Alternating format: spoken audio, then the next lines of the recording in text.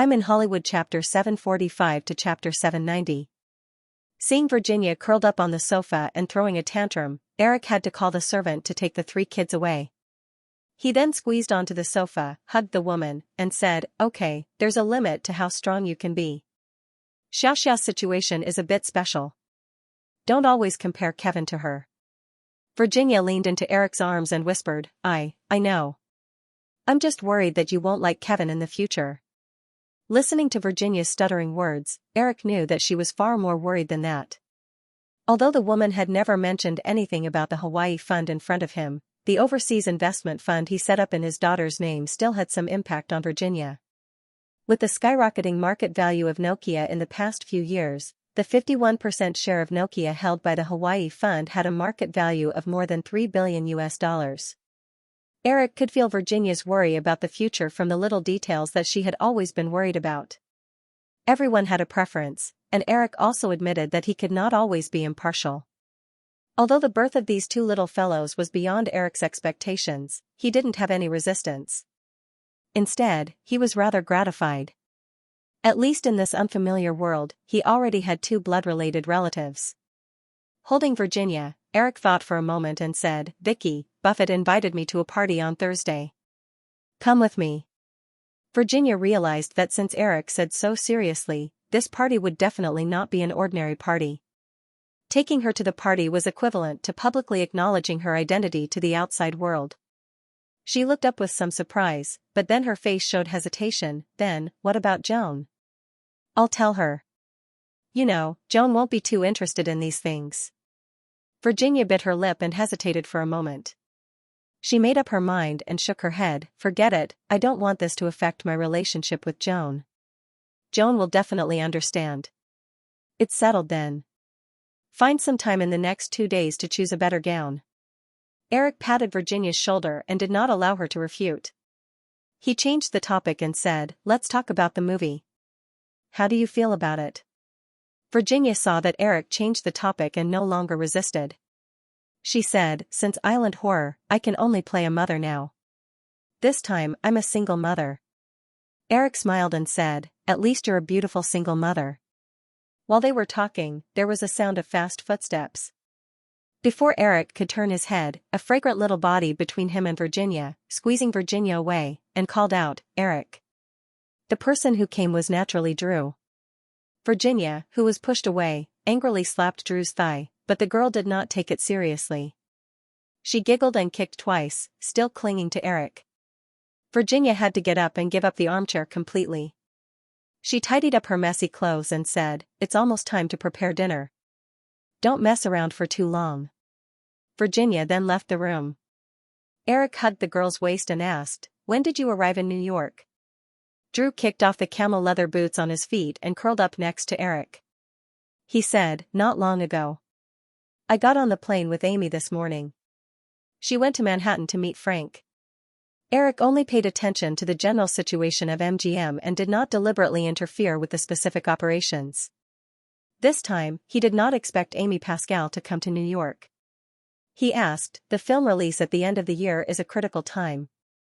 Is it appropriate for the 3 of you to leave Los Angeles? It's a very important matter this time. We have to discuss the adjustment of the price of the additional shares. In the past few months, the Nasdaq has risen 16% and has exceeded 750 points. If we still use the price a few months ago, we will be at a disadvantage. Anyway, we only have Scream and Mean Girls at the end of the year. It's okay to leave for a few days." In his memory, the Nasdaq started to soar in 1995. Eric's rebirth did not change much. Listening to the girl's words, he just pinched her face and smiled. "Not bad. You can say so many professional terms in one breath. It seems that you have worked hard in the past few months." Drew bit Eric's finger and said unhappily, "You're annoying. Was I stupid before?" "You're not stupid. You're just not smart enough." Eric avoided the girl's little white teeth and said, "After the price adjustment, how much can we raise?" "After deducting the various fees, it should be about $1.05 billion, Drew said and said, "By the way, when we came yesterday, the chairman of Morgan Stanley, Seymour Gilbert, invited us to a cocktail party tomorrow night. He also asked if you were free to go.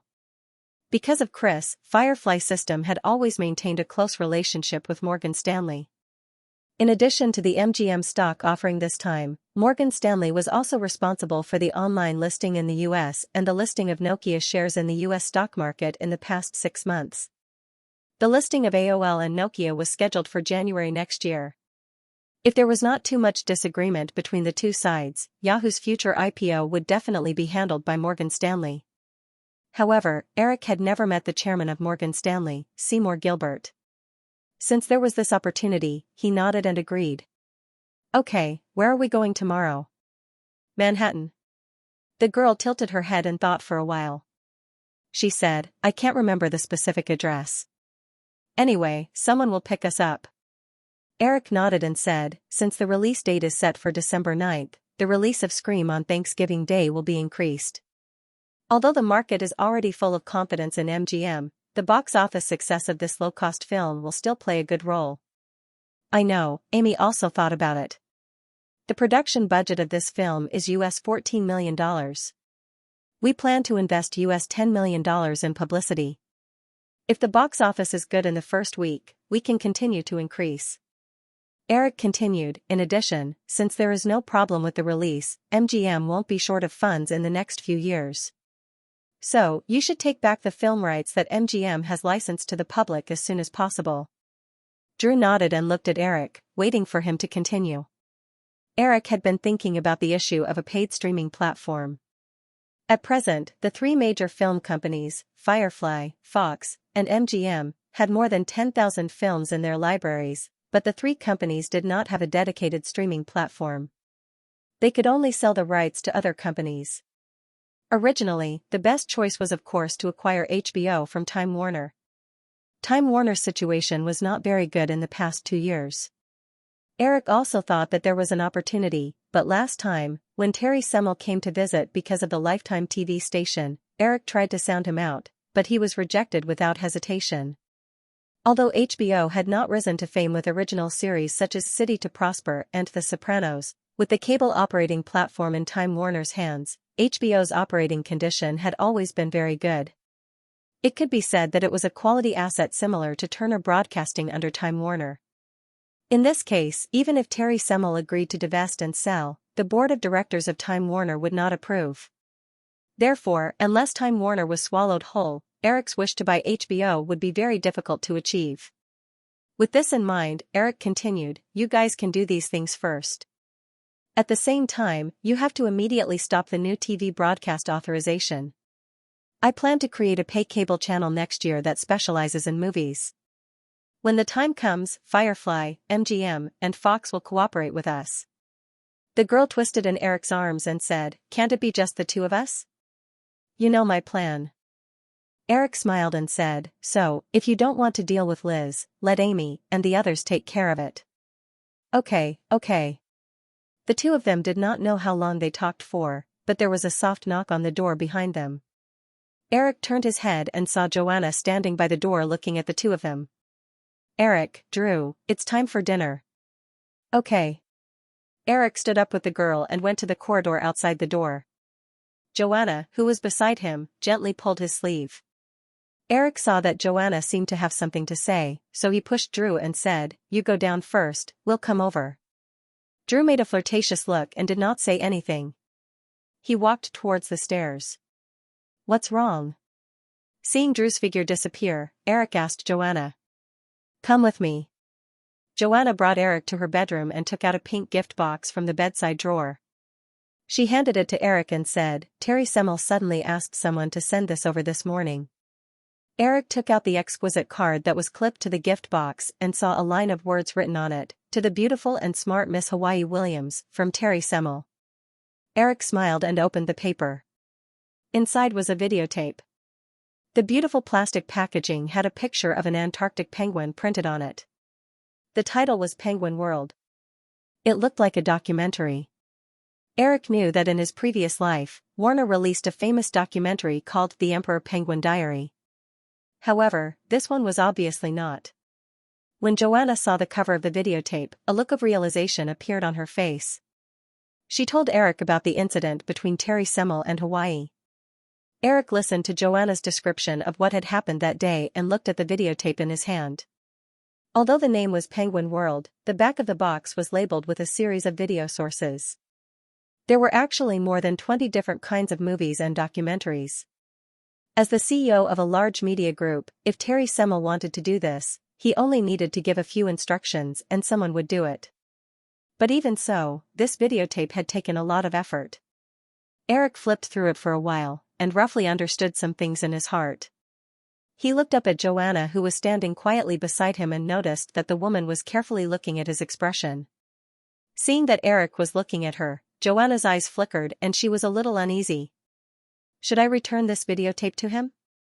Joanna's expression not only confirmed Eric's guess, but also made him understand some more things. At the end of the day, it was still a very sensitive topic in the United States: race. Joanna was Jewish, and according to the Jewish custom, Hawaii was also Jewish. Although for various reasons, the Jewish presence in the United States and even the world seemed to be very strong, people who knew more about the truth knew that the Jewish people had been strongly excluded and discriminated against for hundreds of years. As for the claim that the Jewish people controlled the United States, it was even more ridiculous. Take the economic crisis that swept the world in 2008 as an example. If the Jewish people really controlled the American economy, then the old investment banks such as Lehman Brothers and Bear Stearns would not have successively failed. The collapse of these large investment banks with over 100 years of history and assets totaling more than $1 trillion was definitely a huge blow to the Jewish people's economic power. In history, there were countless claims that the Jewish people caused economic crises and wars, but they were basically scapegoats. The history of exclusion and persecution for hundreds of years made the Jewish people have a strong sense of community, almost ingrained in their instincts. On the other hand, the Jewish people were very intelligent. A few days ago, Hawaii's extraordinary intelligence had undoubtedly left a deep impression on Terry Semmel. The little girl's Jewish heritage made Terry Semmel instinctively feel close to her. Coupled with the fact that she was Eric's daughter, today's small gift came about. After all, Firefly and Time Warner had a competitive relationship. Terry Semmel definitely didn't do this for any benefits. He just wanted to form a good relationship with them. Eric even thought that in the past few years, whether it was festivals or birthdays of the little ones, in addition to close friends, some executives of the Firefly Group and even other companies with good relationships in Hollywood would specially send gifts to the two little ones. It was probably for this reason. Moreover, without checking, he could probably imagine that the gifts in Hawaii must be more generous. Although the shareholders of the 7 major film companies had changed owners repeatedly over the years, and many of them had been out of the control of the Jews, most of the executives of the Hollywood film companies were still Jewish. Just like Fireflies, except for Frank Wells, Jeffrey Katzenberg, and Robert Iger, among the 3 giants, were all Jews.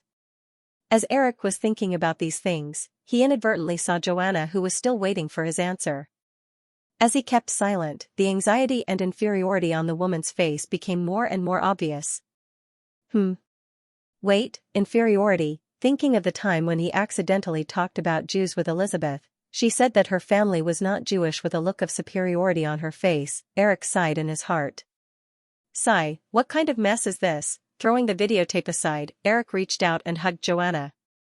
He kissed the woman's cheek and said softly, after being together for so many years, you should know that I don't care about things like race or bloodline at all.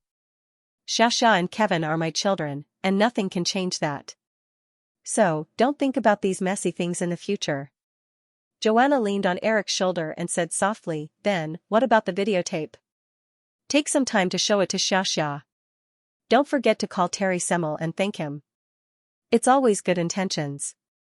Eric thought for a while and added, in the future, there's no need to reject such good intentions. Generally speaking, the recognition and closeness of the race won't do you and Xianxia any harm. I know. Joanna leaned on Eric for a moment and let go of the burden in her heart. She gently pushed Eric away and helped him tidy up his collar. Let's go down and eat. They're probably waiting for us. Don't worry, there's one more thing. Eric pulled Joanna and told her about Virginia. So, in 2 days, I want to bring Vicky to Buffett's party. Well, although I don't mind bringing the two of you along, I have to be considerate of the feelings of those old men who can only watch but not eat. So, if there's a chance, I'll bring you along next time. Joanna was amused by the double meaning in Eric's words. She patted him on the shoulder and shook her head. It's okay, I'm really not interested in these things. You can just bring Vicky along. It turns out that the two of us are quite similar. Actually, I'm not very interested either. However, these things can't always be pushed away, Eric joked with Joanna and left the room together and walked downstairs. Although there was a small interlude, the Halloween dinner was still going on in a lively atmosphere. After dinner, Eric was forced to do a Halloween costume by the women. His costume was exactly the same as Emma's and the other two little ones. It was too simple. They only had two beautiful fluorescent antennae on their heads. The antennae for the men were sky blue and the antennae for the girls were pink. There was no doubt that he was cosplaying as he was immersed in Men in Black. At this time, the sky was completely dark. However, the streets of Southampton were already decorated with lanterns and streamers. Many children had already started to ask for candy. It was said that there was a Halloween parade in the city center. Eric stood in the changing room, looking after the three little ones with puzzled faces. Drew, Virginia, and Eva were putting on all kinds of weird costumes with the help of the twins. Joanna was downstairs dealing with the children who came to ask for candy. Looking at Virginia, who had dressed herself up as Bloody Mary, Eric asked, Joanna has to stay at home, and the three of you have to go to the Halloween parade. Can I take care of the three of them alone? Virginia said in a strange voice with red lips, this is a good opportunity for you to improve your relationship with the little ones. I'm worried about the little ones' safety. The streets are quite chaotic. Which one of you should accompany me? At least two people, right? Drew, who was putting on a clown costume on his head, pointed at the twins. Then let Natasha accompany you? Them? Eva also chimed in. Oh, Eric, you're so long-winded. It's not easy for us to have fun for a while. Virginia also impatiently began to chase them away. Yeah, get out, get out. I still have to change. With that, Eric was kicked out of the door. The twins had a pair of pink fluorescent antennae in their hands. They had prepared a lot of props. Although they had already been asked for candy once last year, Emma obviously did not remember. The two little ones were even more confused. They did not know what their father was going to take them to do. It seemed to be very scary. Downstairs, Joanna was holding a box full of candy. She smiled and handed out candy to the little ones outside the door who were shouting about trick-or-treating. After getting rid of the little troublemakers, Joanna opened the door, indicating that Eric could leave with the children. Eric carefully touched the pair of soft things on his head and said to Joanna, "Why do I feel a little strange?" Joanna bent over to help Emma tidy up her beautiful little dress. She smiled at Eric and said, "Why do you feel strange? Don't tell me you haven't celebrated Halloween before?" Eric suspected that the women were in cahoots tonight. Usually, it was the mother who took the children out to ask for candy from door to door. What was a big man like him doing with three little ones? Emma seemed to be eager to give it a try after seeing the actions of the group of children. She tugged at Eric's sleeve and wanted to walk out while yelling, Okay, let's go." Eric didn't want to think too much. He took Emma's little hand and let Emma take Kevin and Hawaii. Natasha and her sister were quietly behind them as they walked out together. This was a small district in the south of Southampton. Walking out of the manor, the streets were decorated with lanterns and colored banners. Jack-o'-lanterns were hung everywhere, and groups of children were shuttling between houses under the care of adults. Although it had been more than a year since the release of Men in Black, the sky blue antennae costume was still very popular. Children with fluorescent antennae on their heads could be seen everywhere on the streets. However, adults with such costumes were very rare. The twins were actually a little shy. They did not wear the antennae that Drew gave them when they left. Therefore, the sky blue antennae on Eric's head were particularly eye-catching. After all, compared to the movie, his likeness was simply too high. At first, they were a little timid, but after visiting a few shops, the three little guys became bold. They skillfully shouted trick or treat and got a lot of candy. Even in Hawaii, they showed a rare look of interest, as if they were wondering why someone would give them candy when they shouted a sentence. Along the way, they did not forget to point out the Halloween costumes of the passers-by and ask all sorts of questions.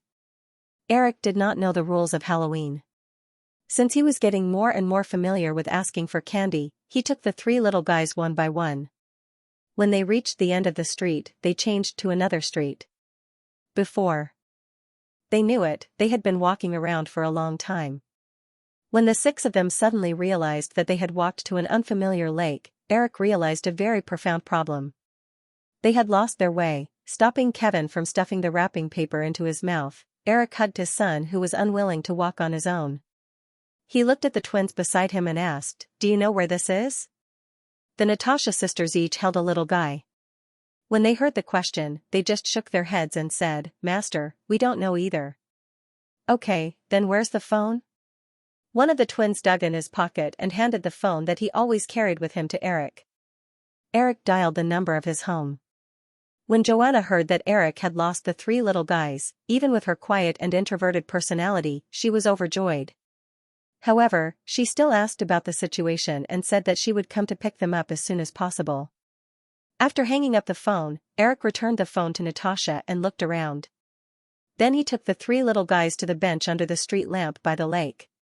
Sitting down on the bench with Kevin in his arms, Eric casually asked the Natasha sisters to sit next to him. Then he lowered his head and counted the spoils in the small bamboo basket with his son in his arms. After chatting with the little guy for a while, a gust of night wind blew, and a faint fragrance floated in the cold air.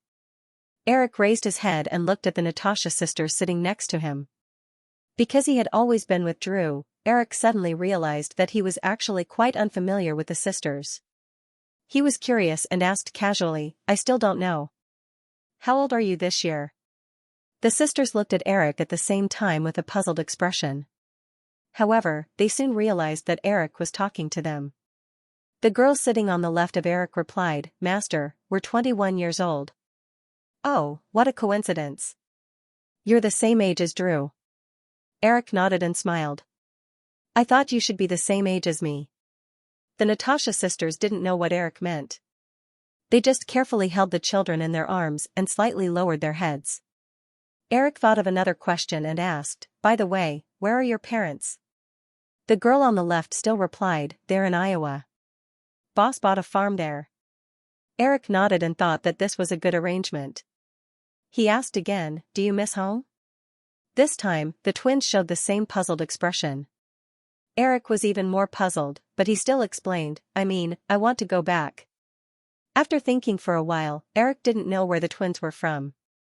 He could only use his previous address and said, "Do you want to go back to the Soviet Union?" After this sentence, Eric saw the girl on the left turn slightly pale. She hurriedly shook her head and said, "No, I don't want to." Eric knew that the collapse of the Soviet Union had a deep impact on them. However, he didn't realize that the fear was so deep.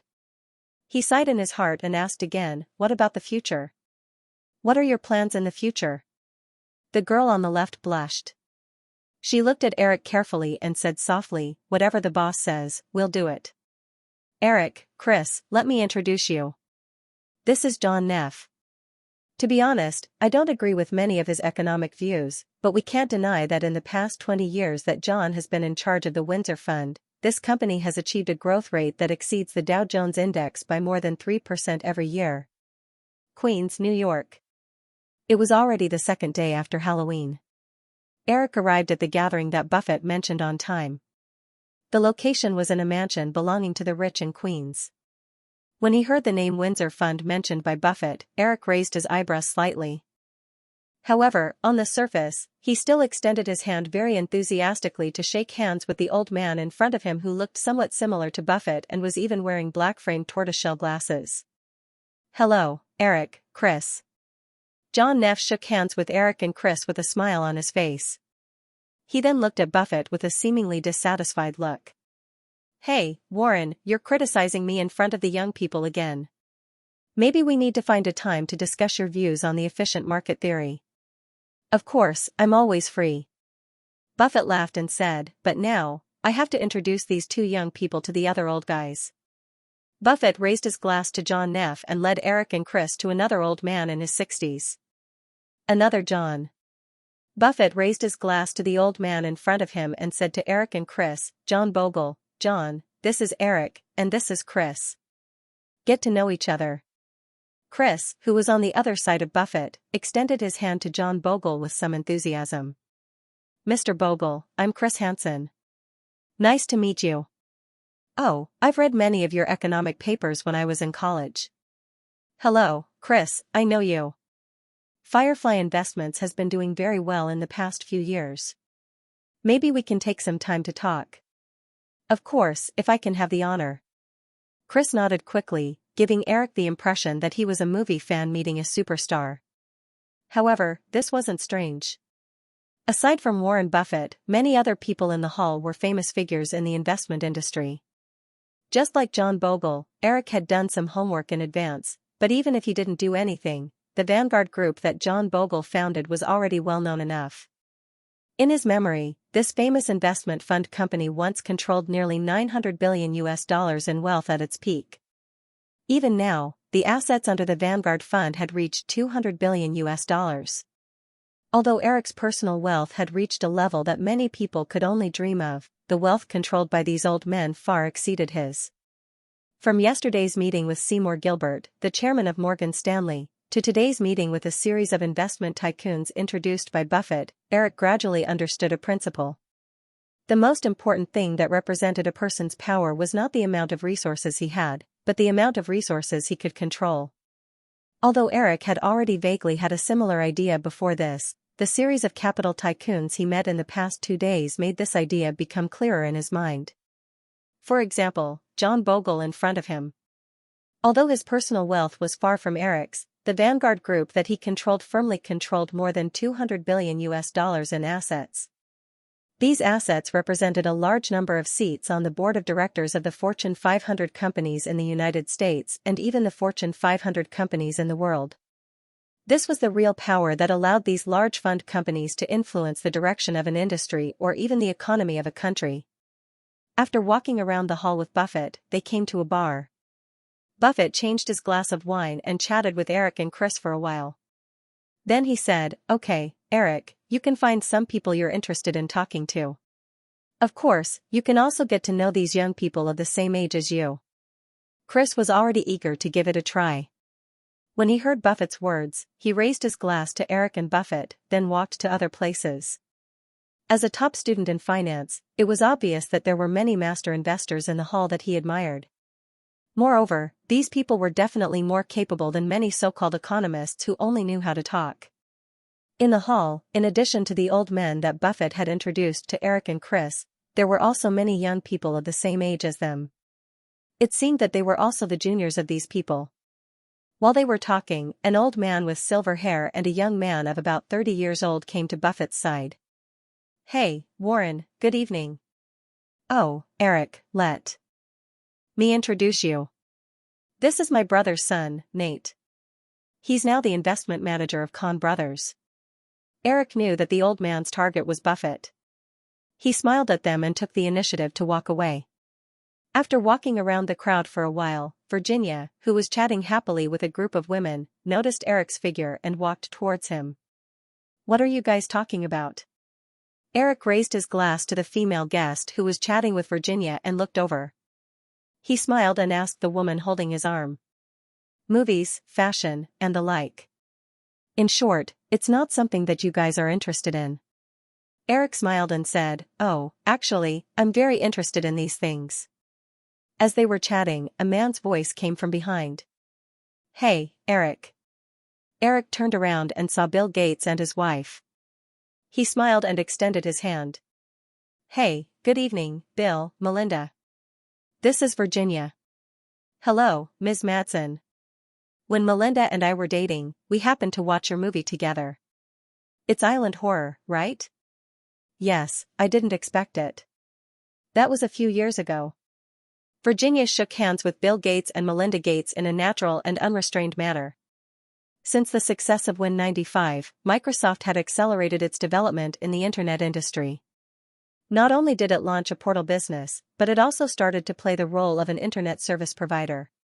It was exactly the same strategy as Fengyu in Fengyu's previous life. Now, it could be said that Microsoft had started to compete with Yahoo and AOL. Eric had been paying close attention to Microsoft's businesses. Therefore, from the results of Microsoft's modest expansion over the past few months, Eric was wary of Microsoft's threat, but he did not feel like he was facing a formidable enemy. After losing the browser, an important internet resource, Eric was not optimistic about Microsoft's internet business. Also, after the success of Windows 95, Microsoft's monopoly in the operating system market was set. The problems of a large company started to show. The company's system had become bloated, and it had lost its flexibility. Even with powerful resources, it was not easy to enter a fast-growing industry. Although they had already started a life-and-death competition in private, neither side would show it. After exchanging greetings, Eric thought of what had happened not long ago and asked, "Bill, I heard that you went to Zhongyuan not long ago. How did it feel?" Bill Gates shrugged his shoulders and said, "The market there is terrible. But it is still a huge market. Maybe I will go there a few more times in the next few years." Eric smiled. Bill Gates's purpose of going to China was the same as many tech tycoons in his memory. They were all there to explore the Chinese market. However, Eric believed that if Bill Gates made a few more trips, he would know that the market environment there was not just bad, but very bad. Windows 95 standard pricing is almost 2,000 renminbi. Even if the Chinese version's pricing is lowered, it is still not affordable for the Chinese users. The only market Microsoft can explore is the enterprise market, where users can buy the original operating system without spending their own money. Eric really wanted to go back and take a look, but his identity was not as simple as Bill Gates and Warren Buffett. Bill Gates and Warren Buffett were just pure entrepreneurs, but Eric was in charge of the largest media group in North America.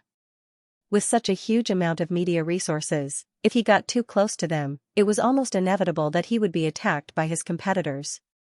Eric could not act like a politician who had just received a warm reception and then turned hostile in the blink of an eye, so he might as well not ask for trouble. After chatting with Bill Gates for a while, Eric said, "Let's go. Since Warren brought me here, I can't let him down.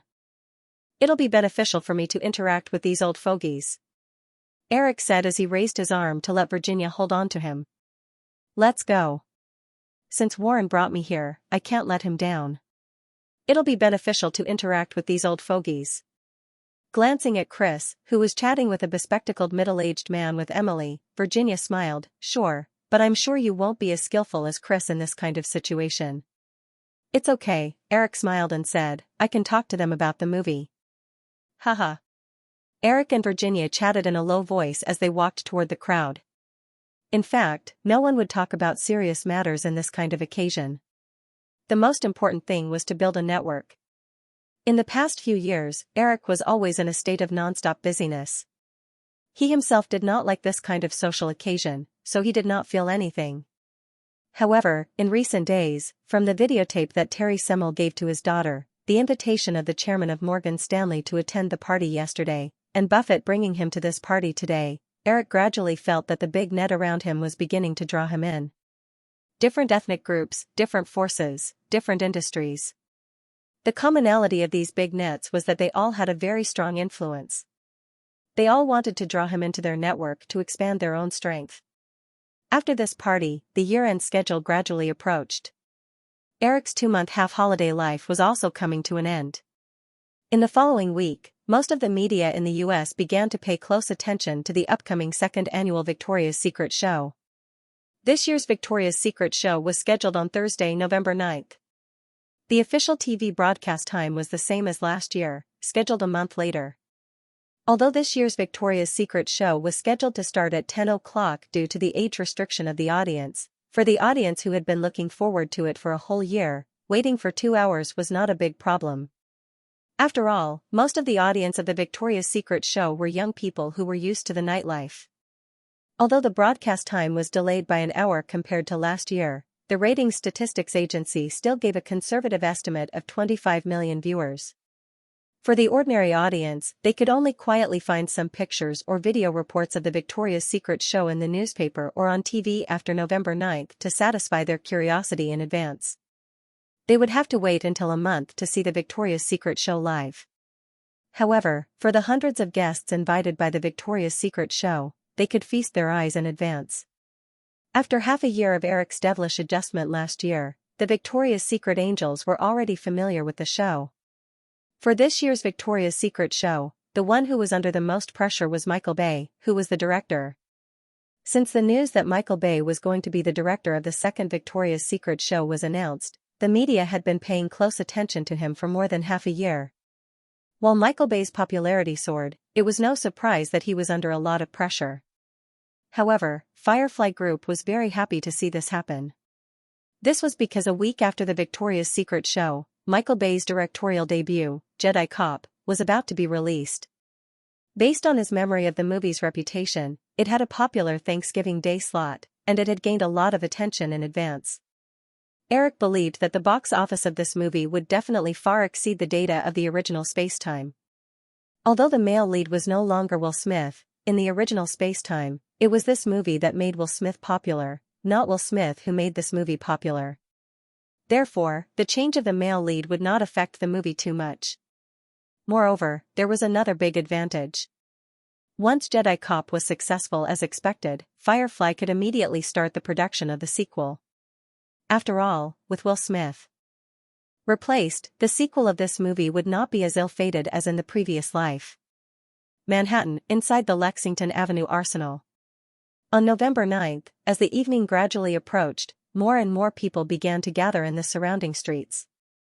Luxury cars stopped at the end of the red carpet one after another. The guests who came out of the cars caused waves of screams and cheers from time to time. Compared to last year when Eric gave all the spotlight to the Victoria's Secret angels, this year's project team slightly changed the strategy and invited more well-known celebrities as guests. With the influence of the Victoria's Secret show, these people were happy to attend.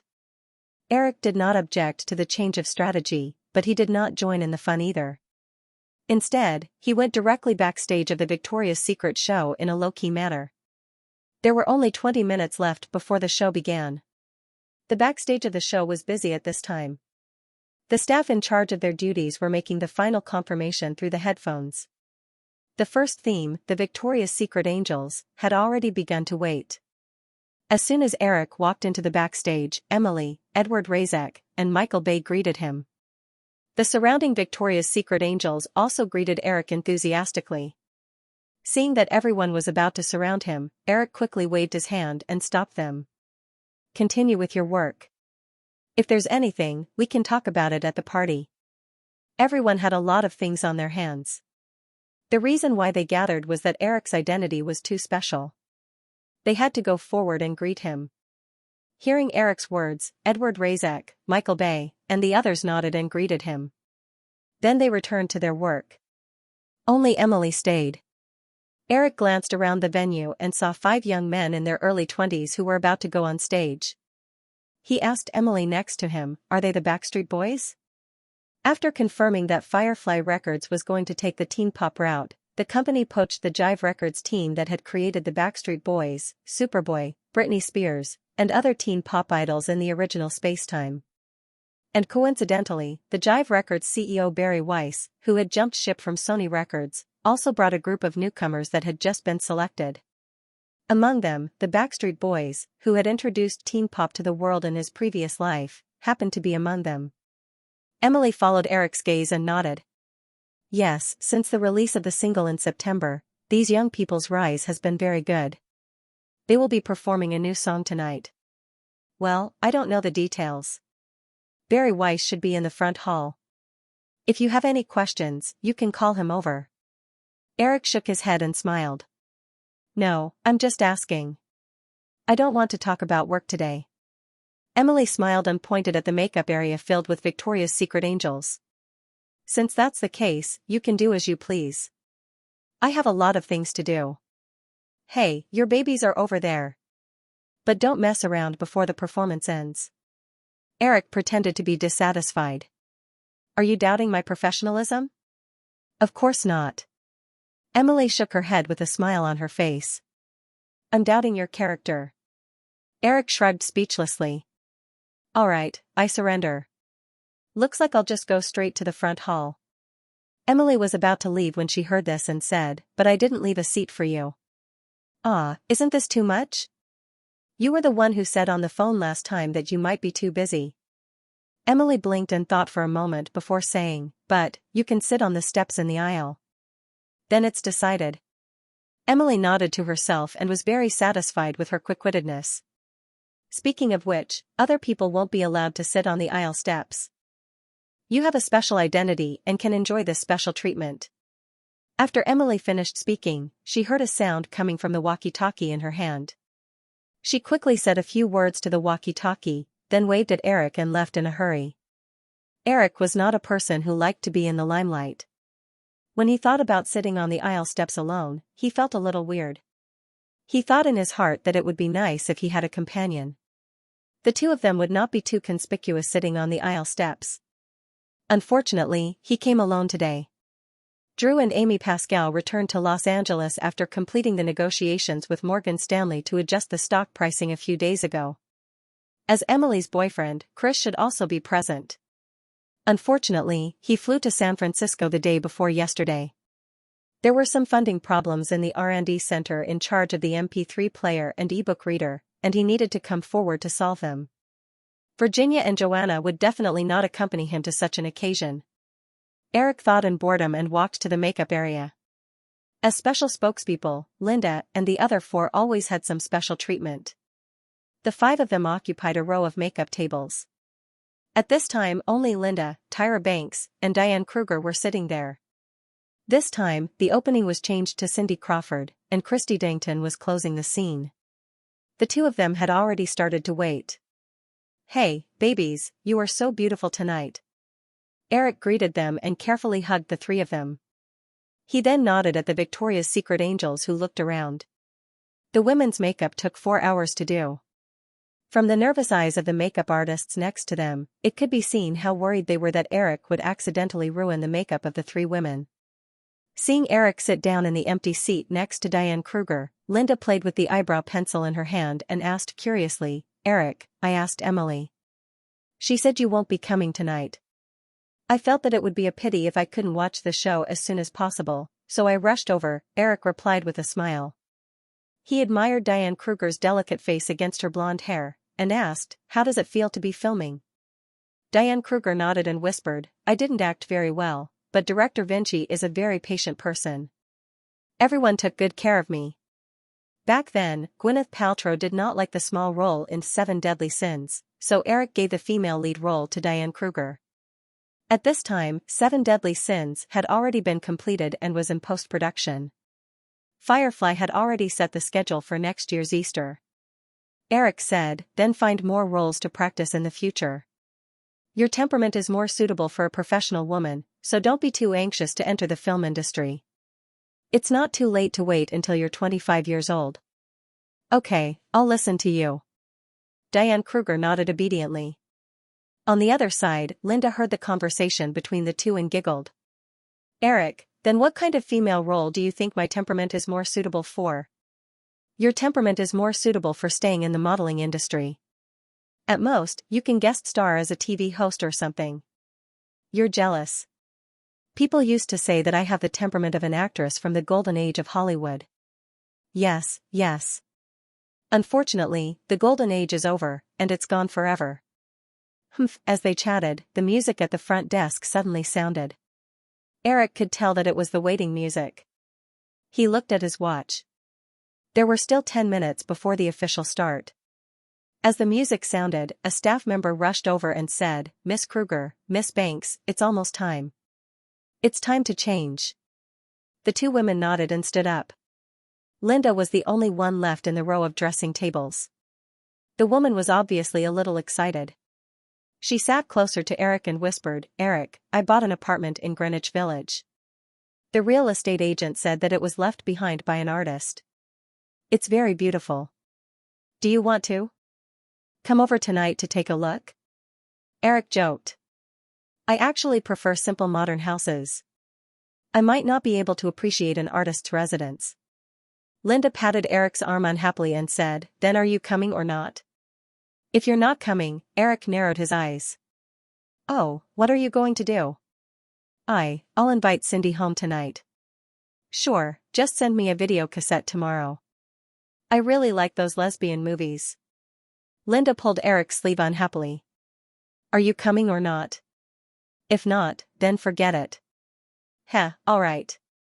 Eric only gave Linda a small nudge before nodding. Then it's a deal. You're not allowed to ask other women out tonight. Okay, I promise. Just as they were talking, the music on the stage stopped. It seemed that the official performance was about to start. Linda looked at Eric, who was sitting there indifferently, and said, aren't you going to the front? It's like this. Emily didn't leave a seat for me. Haha. Linda laughed in surprise. She felt that everyone around her seemed to be moving again. At the same time, the music started. She waved her hand and called the makeup artist over to check her makeup. She said to Eric, I'm about to change. I have 2 pairs of big wings tonight. It's very beautiful. It's a pity that you won't be able to see it. Eric smiled and said, it's okay. I can find time to see it in private. Humph, bad guy. You must be thinking of something bad. After touching up her makeup, the staff started to call for her. Linda also got up and walked to the dressing room. At this time, the music on the stage had already started. Eric listened to the familiar voice and tune. The 5 members of the Backstreet Boys were not very good-looking, but their voices were the kind of magnetic voice that little girls liked very much. In addition to all kinds of makeup tools on the makeup table, there were some boxes of fruit salad or chocolate. For tonight's show, the Victoria's Secret Angels had to undergo more than 2 months of physical training and had been on a diet for the past few days. Not to mention the angel wings that weighed more than 5 kilograms, the long-term excitement at the show was also very tiring. Therefore, since last year, Eric had asked people to prepare these snacks for the angels. It was the same this year. Eric picked up a chocolate bean and threw it into his mouth. Just as he was considering if he could find a place to watch the live performance at the end of the runway, a woman wearing a special pink nightgown for the Victoria's Secret Angels sat down next to Eric. Hi, Eric. Eric turned his head and recalled. He smiled and reached out to the woman. Hi, Stephanie. You're very beautiful tonight. The woman in front of him was Stephanie Seymour, who had accidentally replaced Heidi Klum last year. Eric remembered that this woman should be married to publishing tycoon Peter Grant by now. He just didn't expect her to still participate in the Victoria's Secret fashion show this year. Thank you for your compliment, Eric. Stephanie Seymour nodded with a smile and looked at Eric. Eric felt a little uncomfortable under the woman's gaze.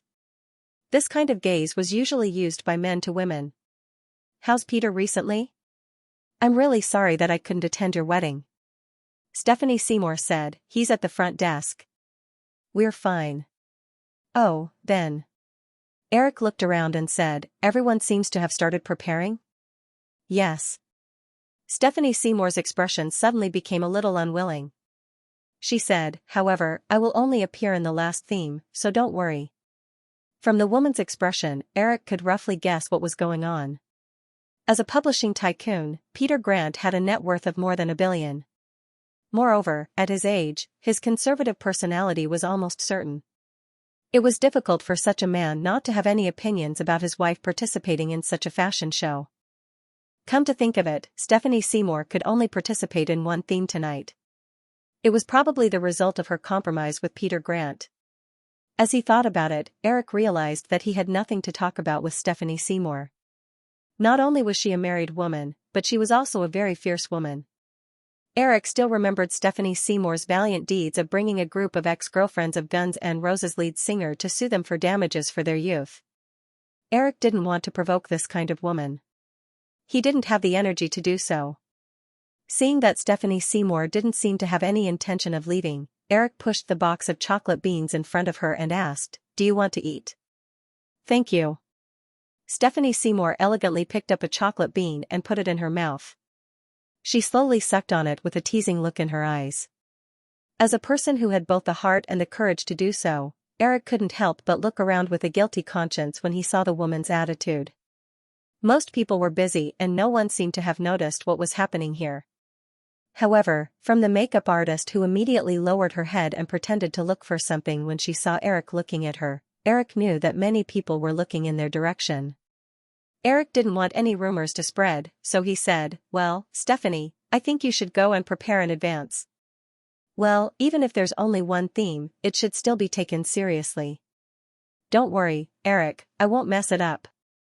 Stephanie Seymour swallowed the chocolate bean in her mouth and said, "It's like this, Eric. Peter and I are planning to have a family gathering tomorrow. I wonder if you can come?" Eric shook his head. "It's a pity, Stephanie. I'm going back to Los Angeles tomorrow." "Oh, that's a pity." Stephanie Seymour's face showed just the right amount of regret. After thinking about it, she knew that it would be difficult for her to find another opportunity. Even if it was the after party in an hour, Eric would definitely be surrounded by all kinds of people. After organizing her words a little, Stephanie Seymour said, "It's like this, Eric. I heard that Lifetime TV is preparing a TV series. It said that there are 4 female leads. Do you think there's a role suitable for me?" Eric wasn't surprised to hear Stephanie Seymour's request for a role in City to Desire. With the dazzling results of America's Top Model and Project Runway, Lifetime's upcoming TV series, which was also personally produced by Eric, had attracted a lot of attention from actresses in the TV and film industry. City to Desire had 4 female leads, and the selection criteria for the 4 female leads were all around 30 years old. Only a handful of actresses in this age group had already achieved success and could steadily continue their acting careers. Most actresses in their 30s would gradually disappear from the big and small screens as their opportunities dwindled. Although City to Desire was only a TV series, it was very attractive to actresses in their 30s due to the strong support of Lifetime and Eric himself. Seeing Stephanie Seymour's expectant expression, Eric asked, "Stephanie, may I ask a slightly abrupt question? How old are you this year?" Stephanie Seymour didn't put on a pretense like most Western women who were asked about their age. She replied, 28 years old, Eric. I know that the age requirement for the 4 female leads in City to Desire is around 30, but I don't think the requirement is that strict, right?" Stephanie Seymour said as she inched closer to Eric. She nonchalantly picked up a chocolate bean and put it in her mouth again as she looked over with her beautiful eyes. Eric could feel the unique and rich charm of Chanel No. 5 on the woman. He shook his head gently and said, "I'm afraid that won't do, Stephanie. Also, age isn't the most important issue. The key is that you're too beautiful. You should know that I originally recommended another British actress to be the female lead, but she was rejected by the scriptwriter because she was too beautiful. The scriptwriter hoped that the character's appearance would be relatively ordinary." "Oh, Eric, you must be patronizing me, right?" Stephanie Seymour's expression was a little bitter as she said, "This is the first time I've heard that the scriptwriter has the right to reject the boss's decision."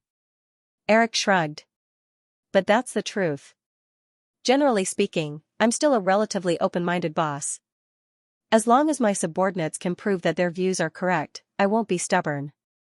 Stephanie Seymour was obviously not satisfied. She wanted to say something, but there was a flurry of footsteps around her. It turned out that the first theme had ended.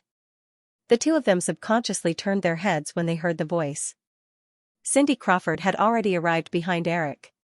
She was wearing a seductive black bra and had a pair of large fiery red wings on her back. Cindy extended her arms so that the workers could remove her large red wings. She then greeted Eric, "Hey, Eric, what are you guys talking about?" "It's nothing, Cindy. You look beautiful tonight." "Thank you, Eric, but how many times have you said that tonight?" "It's the first time for you." "Hee hee." Cindy smiled and took off her wings. She took the pink nightgown from her assistant and put it on. She said to Stephanie Seymour, "Sorry, Stephanie, this is my seat. Can you move aside?" "Oh, of course." Stephanie Seymour nodded but did not immediately get up. Instead, she pulled out a business card from somewhere and gave it to Eric.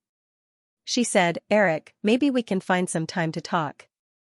If you want, call me anytime." After saying this, Stephanie Seymour got up and walked towards the changing room without waiting for Eric's reply. Cindy saw everything and sat down in Stephanie Seymour's seat. She smiled and said, "There are so many fairies, aren't there?" Eric fiddled with the business card that Stephanie Seymour had just given him and said, "According to the rules of your circle, shouldn't she be considered a success? Wouldn't it be better for her to focus on being a rich man's wife?" "Oh, her? Not at all." Cindy seemed to be gloating. She said she found an old man who was more than 20 years older than her. How is that considered a success? Also, guess how many children Peter Brent has? Eric shrugged. Does it matter? Of course. Cindy lowered her voice and gossiped. Peter Brent and his ex-wife have a total of 5 children. Before Stephanie, the two had been married for almost 20 years. According to federal law, if Peter Brent wanted to divorce his ex-wife, he would have to give her half of his assets. However, his ex-wife did not do so. Eric was also a little curious. Why not? Cindy said, she is also a smart woman. She knew very well that Peter Brent could not withstand the blow of being given half of his assets. This would almost cause him to lose control of his own business. Therefore, when they divorced, Peter Brent's ex-wife did not ask for a share of his assets. Instead, she let Peter Brent determine his inheritance rights in advance. In the future, her 5 children will receive most of Peter Brent's assets. Although the specific details have not been announced, you can imagine that the half that originally belonged to Peter Brent's ex-wife will definitely belong to the 5 children in the future. In order to satisfy his ex-wife, Peter Brent will definitely give most of his own to the 5 children. Therefore, even if Stephanie marries him, even if the marriage continues, she and her children will not be able to receive much of his assets in the future. If they divorce, she will not receive any compensation. After hearing this, Eric could not help but laugh. Why do I feel that you are making Stephanie sound so pitiful? In any case, I will never do that. It's not worth it. Cindy looked at Eric as if she wanted to ask something, but she did not say it. Instead, she asked casually, "By the way, what were you guys talking about just now?" "Oh, she asked me if the host of America's Top Model was going to change. She said she really wanted this opportunity." Cindy's eyes widened in surprise. Then, she realized from the smile on Eric's face that he was joking. She reached out and slapped the man's arm. "You bad guy, you only know how to tease me." However, Cindy looked at the business card in Eric's hand and said, "Well, you have to be careful. After all, she is married. If the media finds out, it will be very interesting." Eric casually tore open the business card in his hand and threw it into the trash can next to him. He smiled and said, "I am a decent person. I will not do such a thing." "Humph, as if I believe you. At the beginning of the year at Sharp Corner Manor, didn't you still act recklessly when you thought that Linda was married?" Cindy recalled the chaotic scene at that time. Even though half a year had passed, her face still turned red. "I had no choice." Eric laughed and looked around at the busy crowd. He said, "Are you very free? Why don't you go change your clothes? Also, Christy should be with you for the first round, right?" "Where is she?" Cindy explained, "My next round is the 4th and 6th theme, so I can rest for a while. Christy has wings for the 3rd round, so she needs to prepare in advance." "Oh, let's eat something then," Eric said as he took the boxes in front of him. "I am a little hungry." Cindy held a bamboo stick and ate a fruit salad. Suddenly, she thought of something and said, "By the way, Eric, can you come to my place tonight?" Eric smiled and shook his head. "You are so direct. But, sorry, I have already been booked." "Ah, who is it, Stephanie?" "That's impossible." "Of course not. Didn't you just say that there are too many vixens?" Cindy rolled her eyes and said, "Then it must be Linda." "Did she say that she bought an apartment in Greenwich Village and asked you to check it out?" Eric asked in surprise, "Did she tell someone else about it?" Cindy pointed at herself and said in disdain, "It's an old house from 100 years ago. Only she would foolishly spend $2.8 million to buy it. She said it was the former residence of some pop art master. I think it's called something. I can't even remember the name. It's very unpopular." Anyway, I have a feeling that she was fooled by the real estate agent. Eric did not care. He smiled and said, "Who cares? As long as she lives comfortably." "Oh, only you can talk about buying a house so casually. It's 2.8 million. If it can hold its value, it'll be fine. If it fails, she can only support herself. Although she has paid the full amount, it's not cheap to maintain a house in Manhattan. No, at least for the next 20 years, the housing prices in Manhattan will only go up. If you have spare money, you can invest in a few houses." "Okay, then I will think about it." Cindy nodded. When she heard the staff behind her calling her, she quickly got up and said, "I have to go." "Eric, see you at the party later." "See you then." Eric waved at her. After Cindy left, Eric also got up. During the performance break, he found an inconspicuous spot on the stage and watched the whole show. The next day, with the media's overwhelming coverage of the second Victoria's Secret show, Eric left Linda's apartment in Greenwich Village early in the morning and flew back to Los Angeles. On November 10, the day Eric flew back to Los Angeles, the year-end schedule of 1995 had already begun. Compared to the hot summer season with a bunch of big-budget movies, the year-end schedule seemed a little quiet. Take Firefly for example. The company only planned to release Jedi Cop and 101 Dalmatians on Thanksgiving and Christmas, respectively. The cost of both movies was about $20 million. If it was a few years ago, $20 million would be considered a medium production. However, in recent years, with the explosion of the film market, any movie that cost less than $2,000 could only be considered a low-budget movie. Other than Firefly, most of the films released by the other film companies were similar to low-budget films. For example, MGM's Scream and Mean Girls had lower production costs than Firefly's two movies. Originally, Sony had the capability to release at least one big movie, Men in Black 2 or Brave Game 2. According to the production schedule, at least one of the two movies could be released in time for Christmas.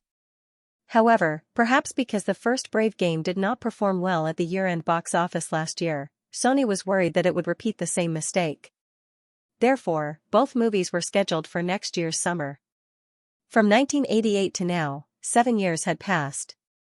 As Eric's influence in Hollywood grew, under the strong influence of his personal butterfly effect, the production and distribution of movies in Hollywood became unrecognizable compared to the original time and space. In recent years, some movies that were supposed to appear did not appear. Some blockbuster movies changed their lead actors.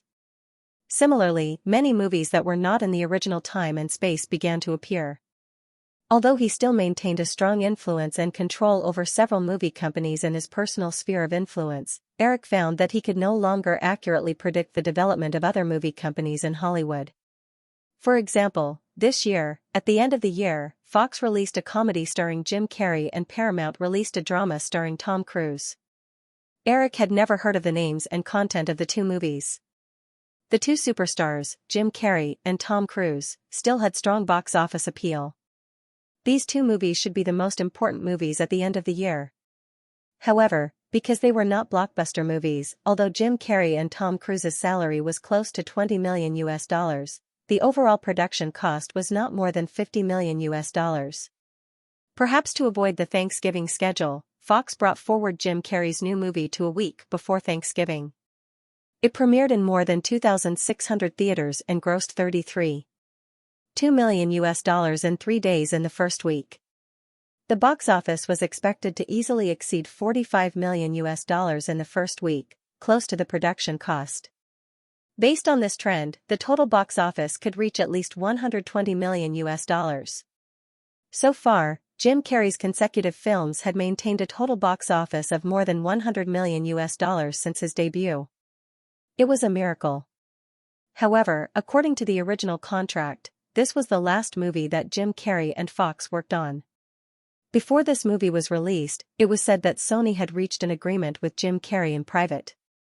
They would sign a contract with him for $20 million. After the box office of the last movie with Fox was released, Jim Carrey did not hesitate to announce the news. This was the first time in Hollywood that a movie would be paid $2,000. It immediately caused a heated discussion in the entertainment industry.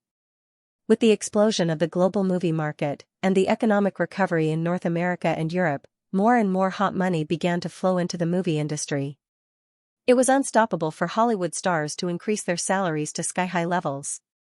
Eric remembered that in his previous life, even after the 2008 economic crisis and the global movie market entered a cold winter, the salaries of Hollywood stars did not decrease. It was just that those second and third-tier movie stars were having a hard time. Thanksgiving Day in 1995 happened to fall on November 23. A week after Eric returned to Los Angeles, the year-end schedule officially entered Thanksgiving Day. On November 17, in addition to the Jim Carrey comedy that was still in theaters, Firefly's Jedi Cop and MGM's Scream were officially released.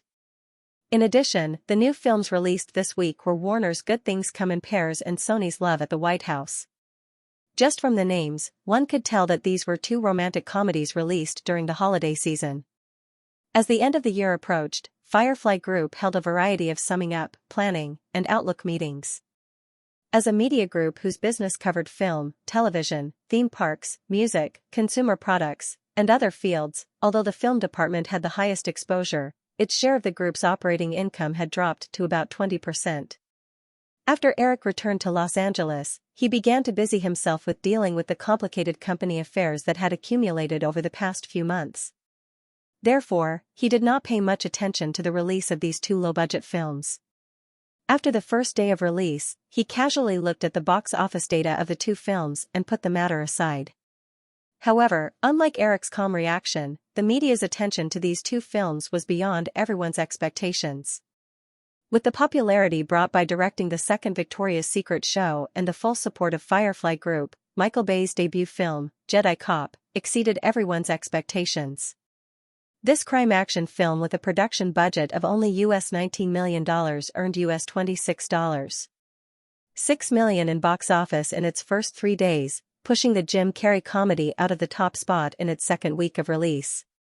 Crime-action movies with two male leads had been made too many times in recent years. Not to mention popular series such as Beverly Hills Detective and Lethal Weapon, there were countless similar movies that were unknown. The ideas that could be used in this genre had basically been exhausted, and it was difficult to come up with anything new. However, while it achieved outstanding box office results, Jedi Cop also received a lot of praise from the media, which was out of the ordinary. Although the plot of the two male leads with contrasting personalities swapping identities was a small innovation, the media and film critics focused on Michael Bay's shooting style. Dazzling car chase scenes, sharp editing style, and hot action scenes. Michael Bay is indeed the director of MTV who wins with visuals. He turned a $19 million low-budget crime-action film into a $50 million production with a visual impact. Although the plot is not out of the box of genre films, it is still a popcorn film that can satisfy the audience's visual enjoyment. The perfect slow motion, the wide-angle scenes that are full of visual shock, and there is a special sense of beauty everywhere. As a director, Michael Bay has undoubtedly given the producers and the audience a satisfactory answer. It had to be said that Michael Bay had excellent control over the camera. However, when Eric saw the comments on the media, he couldn't help but laugh. As someone who had experienced it before, Eric remembered Michael Bay's three-axis shooting style that was repeatedly criticized by film critics in his previous life. Most of the points that the media praised Michael Bay for were exactly the points that they repeatedly used to criticize Michael Bay later on. Most directors had a strong personal style. For film critics, they often liked or hated the shooting style of many directors from the beginning. It was rare to see a director like Michael Bay, who went from liking to hating, and then to being extremely disgusted. However, as long as it could bring in a lot of profits for the producers, who cared about the opinions of film critics, this was because one of the protagonists of Jedi Cop was no longer Will Smith, but another black rap singer. Therefore, this time, there was no awkward situation where the sequel could not be launched because of Will Smith's fame in other movies after Jedi Cop. After the 3-day box office of Jedi Cop was released, the production department of Firefly began to discuss the development plan of the sequel with Michael Bay. On the other hand, Scream, which was produced by Flower Pictures and distributed by MGM, had a 3-day box office of $15 million due to MGM's unrelenting promotion and support. However, this figure only ranked third on the weekly box office rankings, almost $8 million behind Jim Carrey's comedy of 21.35 million. As a horror film that was inserted into the Thanksgiving holiday schedule, this result was very good, but there didn't seem to be anything special about it. Film critics' comments on Scream were also polarized. Some people thought that the film's suspenseful atmosphere was very fascinating, but at the same time, many people thought that the film was a hodgepodge of many horror films. Although Eric privately hinted to Drew that he could let go of the distribution of Scream, he wasn't sure why the film was so successful. After the $15 million box office of the first weekend, Scream again earned more than $6 million on the following weekday, bringing the total box office of the first week to $18.63 million. Therefore, after the first week of screening, the film company made a rough estimate of the total box office of several new films based on the first week's box office data and the film's reputation. After all, it was just a popcorn film and a black comedy. Although directing the second Victoria's Secret show made Michael Bay famous, most agencies predicted that Jedi Cop would gross $100 million at the North American box office. Compared to the production and promotion costs of about $30 million, there was no doubt that Firefly would make a very rich profit from the North American box office alone. As for Scream, according to the film's first week box office and its polarized reputation, the agency predicted that the total box office data would only be $50 million. They predicted that the box office would drop between 30% to 50% this week. The total box office number was far lower than Eric's memory of more than $100 million. Just as Eric was wondering if this was the butterfly effect brought about by his rebirth, it was the next week. Jim Carrey's comedy, Firefly's Jedi Cop, and even the two romantic comedies released by Sony and Warner that didn't cause much of a stir all showed a corresponding drop in the box office according to the expected box office trend. However, Scream's three-day box office was very surprising. Although there were several new films such as Money Train and Club that didn't stand out in the box office but still occupied a lot of market share, Scream exceeded everyone's expectations. Not only did the box office not drop, it even rebounded.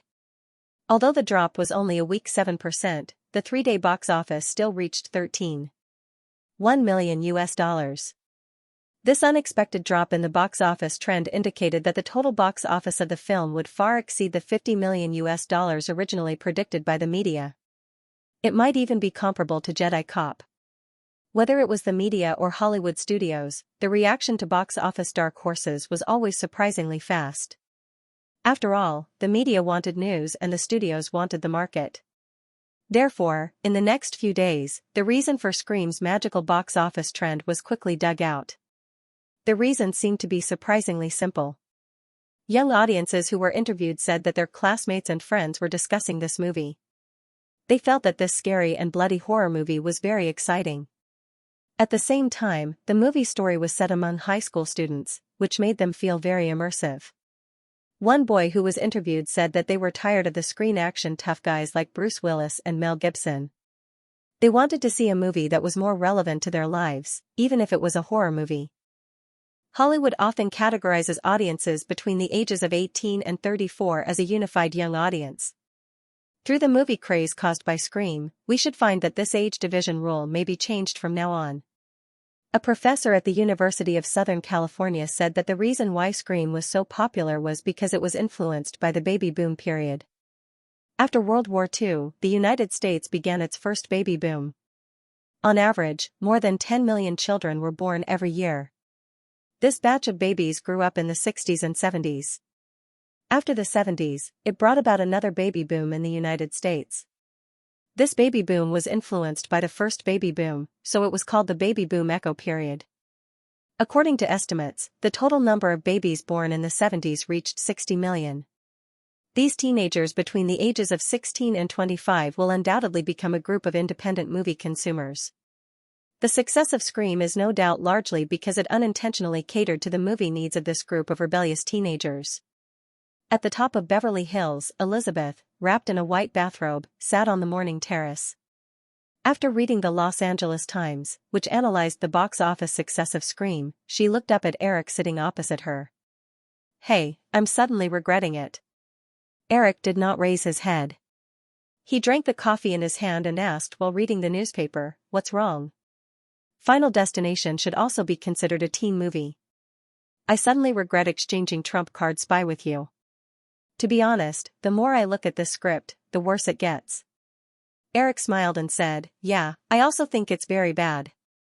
That's why I swapped with you." "You bastard." Elizabeth glared at him and asked tentatively, "Then, have you started production?" "The new line is going to be released during the summer next year. The casting has already started. It's too late for you to switch back now." Eric looked up and smiled. "So, you'd better focus on producing this lousy movie." However, no one said that lousy movies can't make money. "Sigh, you only know how to help her. Any low-budget horror movie can get such a high box office. You didn't even help me pick a few scripts." Eric shook his head and said, "This time, it really has nothing to do with me. Drew picked the scripts himself. I didn't interfere at all." Humph. Elizabeth looked like she did not believe him. Eric shrugged and said, "That's the truth. You can ask around and you'll know. This girl is smarter than you. $500,000 to buy out 5 scripts from that screenwriter. I feel sorry for the screenwriter. If he hadn't signed the contract for the $500,000, he would have been able to buy a nice mansion in Beverly Hills with a random script after the movie. Now, he can only keep the $500,000 and buy a small apartment at the foot of the mountain." Elizabeth had a sly expression on her face. She said, "Eric, are you hinting at me to poach that screenwriter? A $500,000 contract. The penalty for breaking the contract won't be too much." Eric was just joking. If Scream was a big success, Kevin Williamson would naturally receive dividends from MGM. The final income would definitely be far more than $500,000. Moreover, no screenwriter could guarantee that their scripts would always be successful. The probability of a horror movie being a hit at the box office was even lower.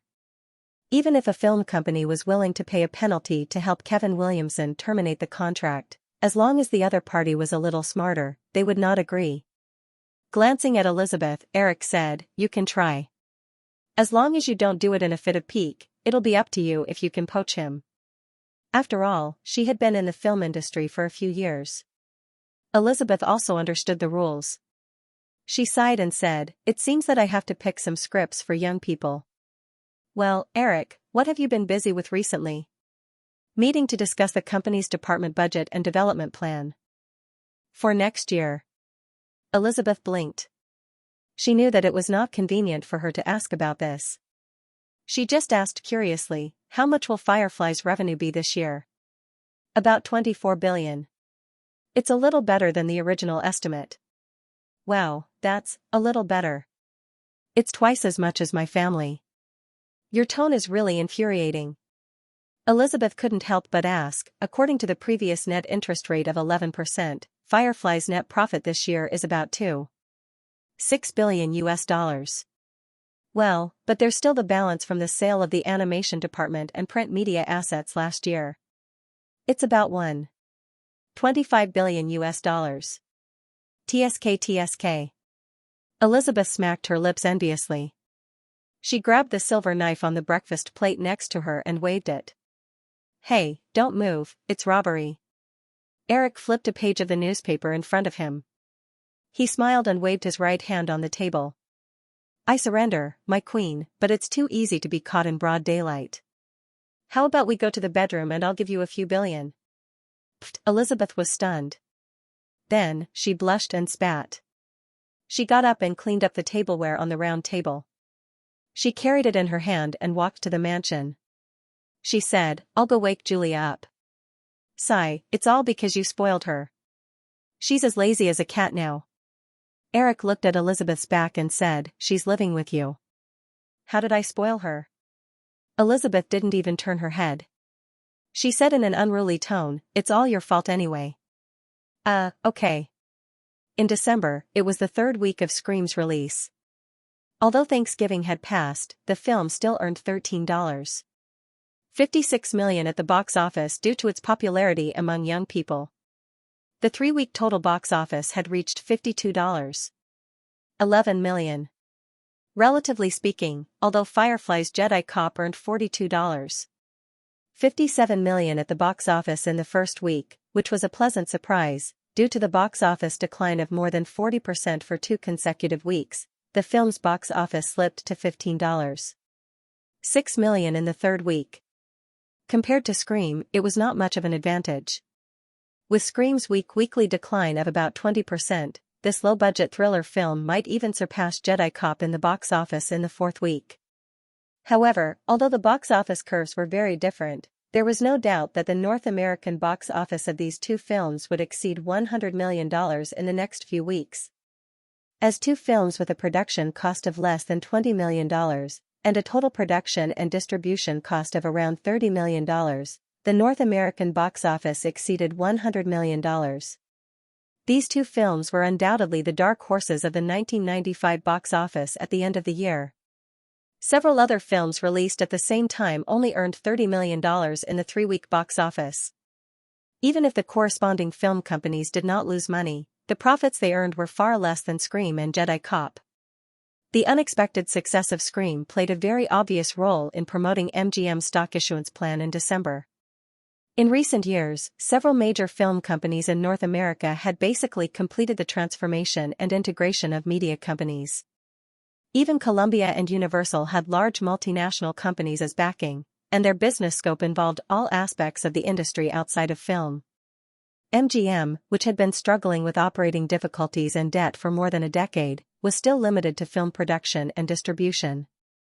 If it was not for the fact that it had greatly increased its strength after integrating several major film series copyrights from Flower Pictures and DreamWorks Productions, MGM would not have been able to find an investment bank to take on the business even if it wanted to increase its stock issuance. However, with a series of blockbuster movie copyrights such as Thunderbolt, 007, Mission Impossible, Night at the Museum, Resident Evil, and Scream, which had just achieved box office success, MGM's stock issuance in December was unusually smooth. A total of 70 million shares were sold out within a week of the official release. Under normal circumstances, a company's stock price would often show a downward trend in the process of stock issuance. However, due to the positive impact of the box office success of Scream, MGM's stock price not only did not fall, but instead rose by 6% within a week, the price per share reaching $15.80. After completing the stock issuance, MGM's total share capital reached 435 million shares, and its market value reached a new high, reaching $873 billion. With the $1 billion that MGM had raised from the IPO, it was no longer short of funds. The huge debt of $1.7 billion could no longer pose a threat to it. The company had officially entered a positive development track. Burbank, Firefly headquarters. Kelly Haynes knocked on Eric's office door and walked in. "Eric, this is the casting information for Desire City that just came from New York. They have narrowed down the candidates to 8. Eric gestured for Kelly to sit down and looked down at the few pieces of information in his hand. After Candace Bushnell did not agree to Elizabeth Hurley being the female lead, Eric delegated the casting rights to the AE Network's program production department. However, during the casting process, Eric added several actresses from the original version to the audition list. At this time, when he opened the audition results from New York, Eric was surprised to find that Sarah Jessica Parker had been selected as one of the 2 candidates for the role of Carrie Bradshaw. The other candidate surprised Eric even more. It was Mary Louise Parker, the toxic single mother in the original Spacetime. Just by looking at the names, people who did not know them might even think that they were sisters. However, Eric knew that the 2 of them were not related at all. On the character evaluation column of the character list, Mary Louise Parker's comments were written, "With many years of Broadway stage experience, her acting skills are skillful, her eyes are shrewd and cunning, but there is no lack of charm." Very suitable for the female lead, Carly Bradshaw's identity as an urban female author. Because of the genre of the series and the era, Eric's impression of Single Poison Mom was much better than Desire City. Mary Louise Parker's character in Single Poison Mom was like a little lamb with no integrity struggling to survive surrounded by wolves, tigers, and leopards. In Eric's memory, more of the character's bright black eyes were the series of innocent little eyes. Kelly, who was sitting opposite Eric, noticed the strange smile on his face. She asked curiously, "Eric, what's wrong?"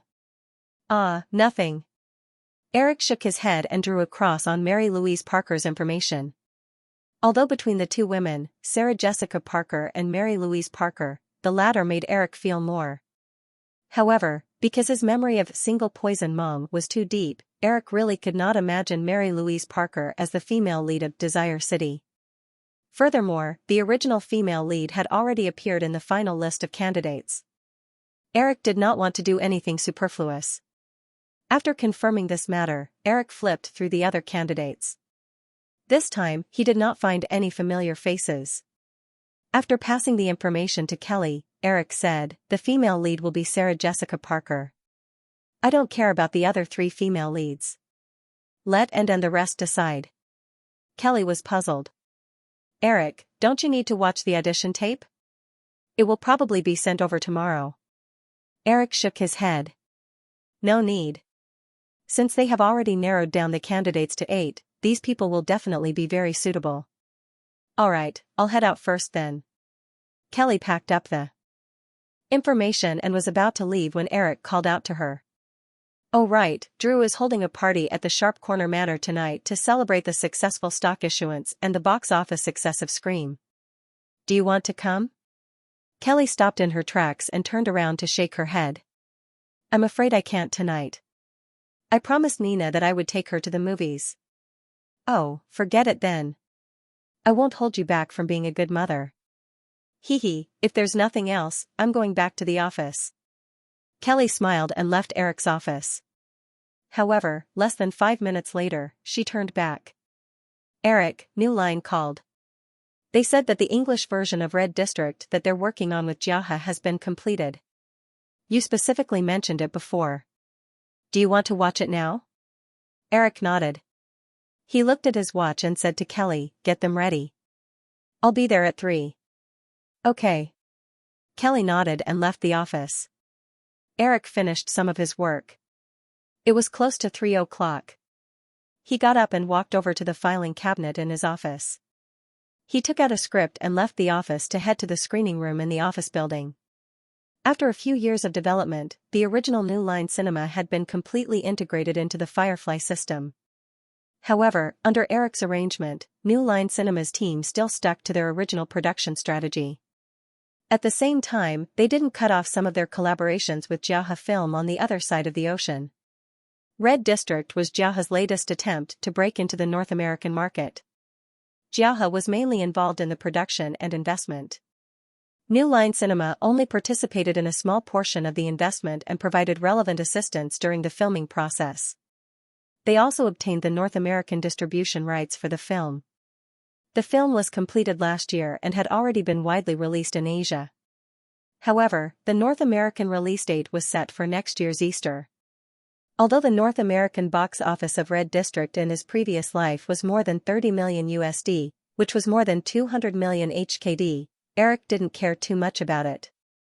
He was only interested in Red District's effect on the male lead's popularity in North America. At this time, the other script in Eric's hands was the main focus of his plan. This was a script written by a screenwriter named Ross Ramana. Although Ross Ramana wasn't famous, this script was famous in the original Spacetime because it was called Rush Hour. At this time, the script for Rush Hour was an old-fashioned and simple double-lead crime action film. It was very similar to the currently released Jedi Cop, Beverly Hills Detective, Lethal Weapon and other series. Even the main lead wasn't 100% Asian. The plot was also quite different from the original. However, Eric was only interested in the general outline of the script. As for the detailed plot, he would modify it according to his own ideas in the future. There was also a small episode worth mentioning. The screenwriter of Rush Hour, Ross Ramana, had written another script called Titanic. It was also a story about the big ship. Of course, this script had nothing to do with Cameron's current project. Originally, there were film companies interested in this script. However, after Firefly released Cameron's version of Titanic, no one was interested in Ross Ramana's script. When he came to the screening room of the headquarters building, In addition to the person in charge of the new line, Eric also saw a few Asian faces, but he didn't see the male lead. "Mr. Williams, let me introduce you. This is Johnny Lee, the producer of Red District, and Jack's agent, Chen." Seeing Eric coming over, the person in charge of the new line introduced them to Eric. "Mr. Lee, Mr. Chen, hello. Welcome to Los Angeles." Eric shook hands with them and said, "Then, let's watch the movie first."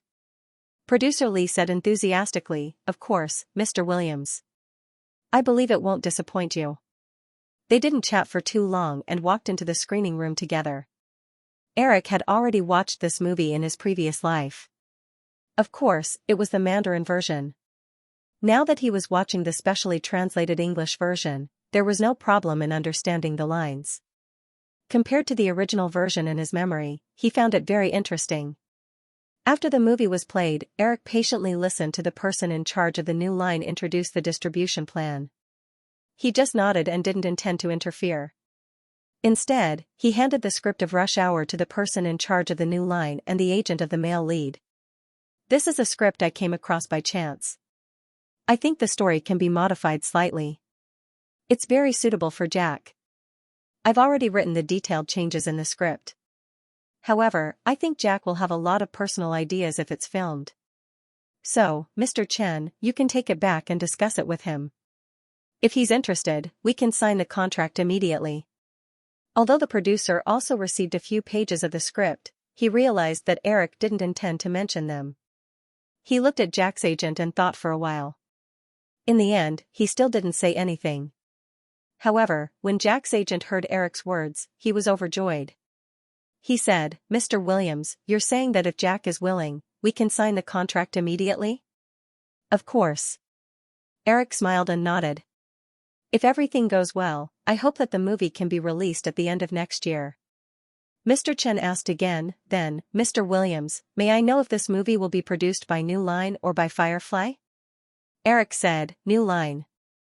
"However, Mr. Chen, the film companies under Firefly, whether it's New Line, Firefly, or Disney, the only difference is the type of movie they produce.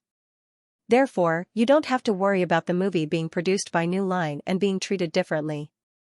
Although Mr. Chen really wanted to cooperate, he still continued to ask, "Mr. Williams, what's Jack's salary?" "Hee, you can discuss it with New Line." Eric smiled and said. Although Eric had thought of asking the other party to sign the contract for 3 low-priced movies, after careful consideration, he felt that there was no need to do such a thing. After all, a win-win situation was the best way to cooperate. By the time they finished watching the movie, it was already close to 5 o'clock. After briefly discussing Rush Hour, Eric handed over the follow-up work to New Line's team and hurriedly took a car back to the Sharp Corner Manor. Scream entered its 4th week and earned another $65 million at the box office. The total box office had reached over $62 million. With the arrival of the Christmas period, the movie's box office would rebound to a certain extent. It was only a matter of time before the North American box office exceeded $100 million. Furthermore, MGM's stock issuance plan was successfully implemented. Hence, after pestering Eric for a while, the girl was allowed to hold a celebration party at the Sharp Corner Manor for MGM's recent good situation. When Eric returned to the Sharp Corner Manor, it was already past 6 o'clock. The guests were already starting to arrive. As soon as Eric walked into Lin Hai Villa, Drew greeted him with Amy Pascal, Frank Marcheso, and others. On the surface, the largest shareholder of MGM was Drew, but almost everyone knew that the film company was actually still controlled by Eric. This could be seen from the fact that MGM's celebration party was held at the Sharp Corner Manor tonight. After greeting Drew and several MGM executives who were in charge of the party tonight, Eric saw Tom Hanks coming over with a woman in her 30s. He greeted them warmly, hugged them, and said, "Tom, nice to see you. I didn't expect you to come so early. I came here in advance to discuss the public relations for the Forrest Gump Awards with Drew and the others." Hanks explained and introduced the woman next to him. "This is my wife, Rita Wilson."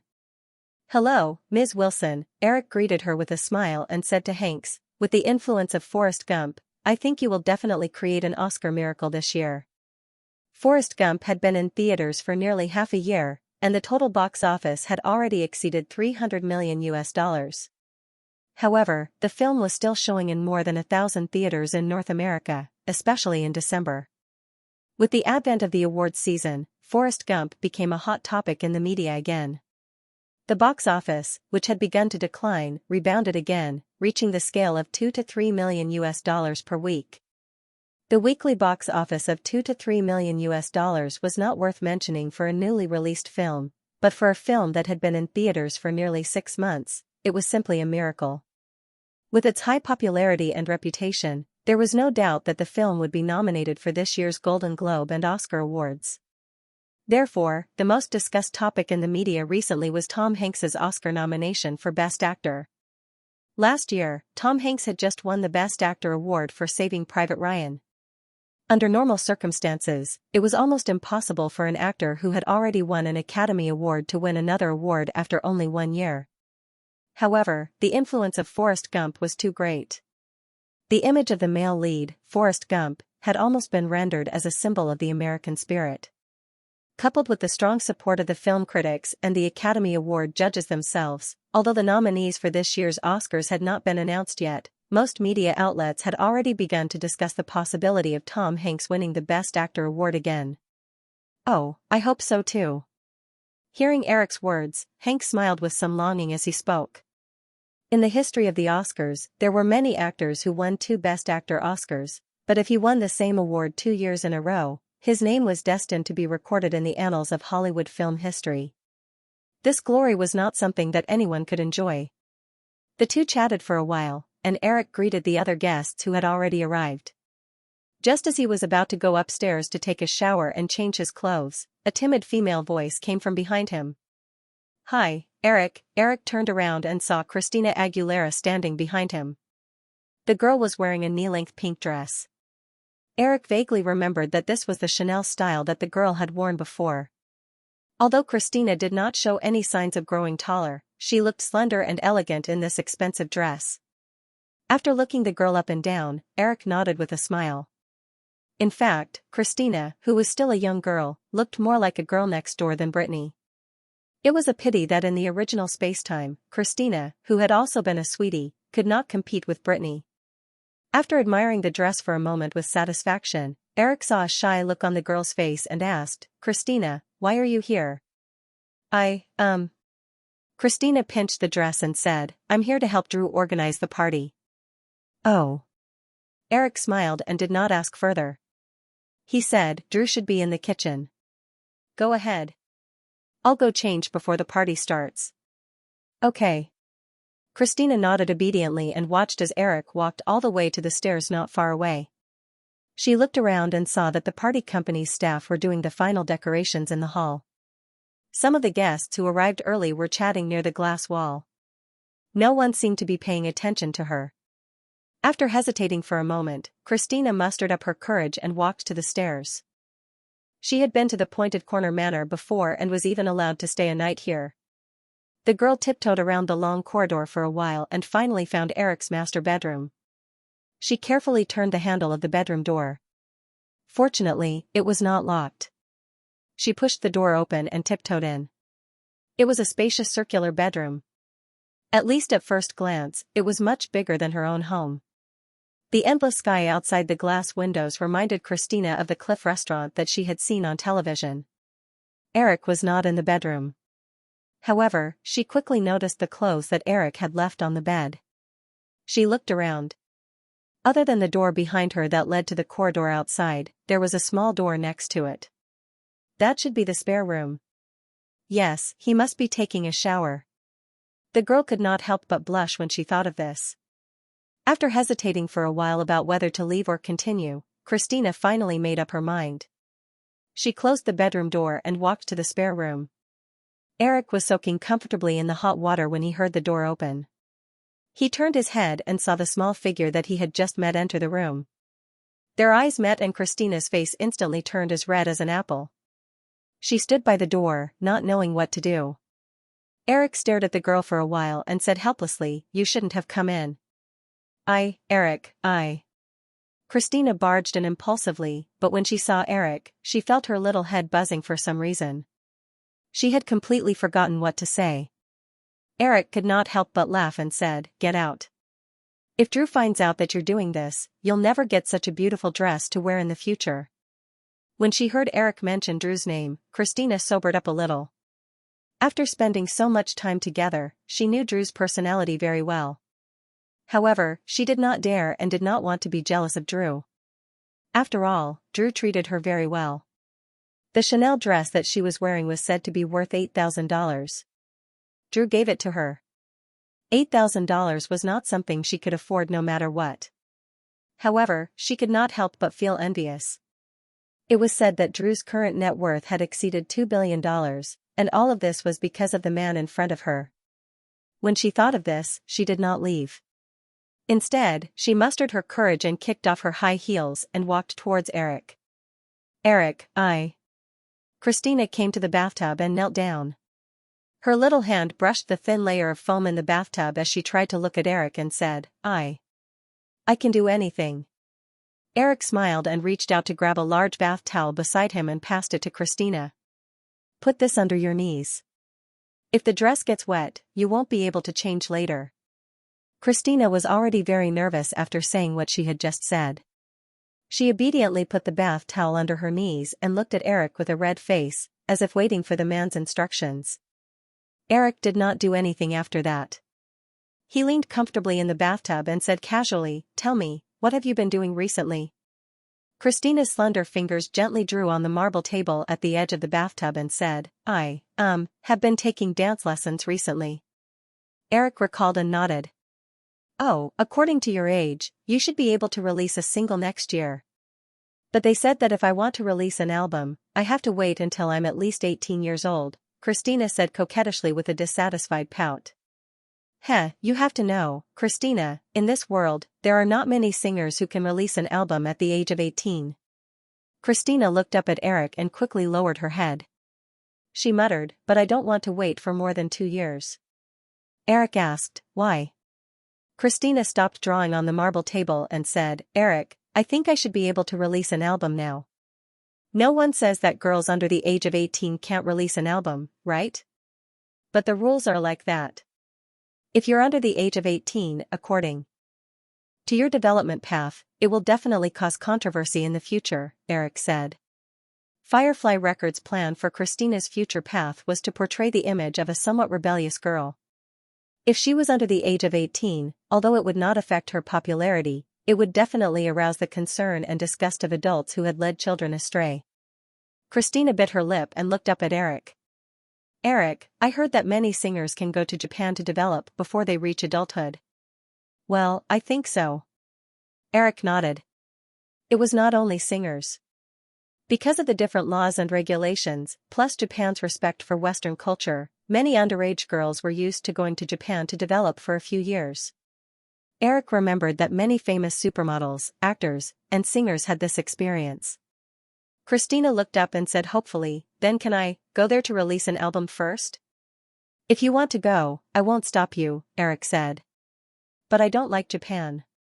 The girl made a puzzled sound. Eric repeated, I don't like Japan." Christina pondered for a while before she understood. Eric did not like Japan.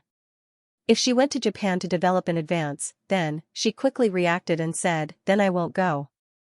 Eric smiled with satisfaction and said, "Christina, for many girls, at your age, they should be in high school. The future is still very far away from them. Your starting point is already very high. I don't think there's any need for you to rush at all, right?" Christina said, "Eric, I don't go to school anymore. I'm very stupid and can't learn anything. I might as well go to work in advance. I remember that the Disney Channel should have arranged some roles for you, right?" Christina nodded. Ever since the members of the Mickey Mouse Club were recalled, in addition to studying and daily training, the Disney Channel often provided some roles for them in their own children's television series in order to maintain their public image. However, the remuneration for these roles was usually only a few $1,000s, and there might not be such an opportunity in a month or two. For Christina, who was used to the upper-class life by Drew's side, this money was not worth mentioning at all.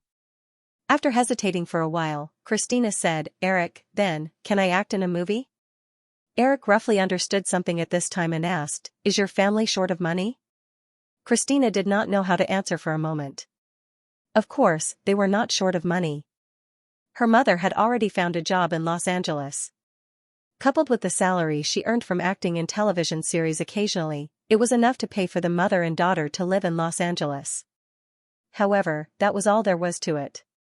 An ordinary middle-class life was not what she wanted, so she desperately wanted to earn more money and live a better life. Noticing the expression on Christina's face, Eric understood and said, "Okay, I got it. You can go out first.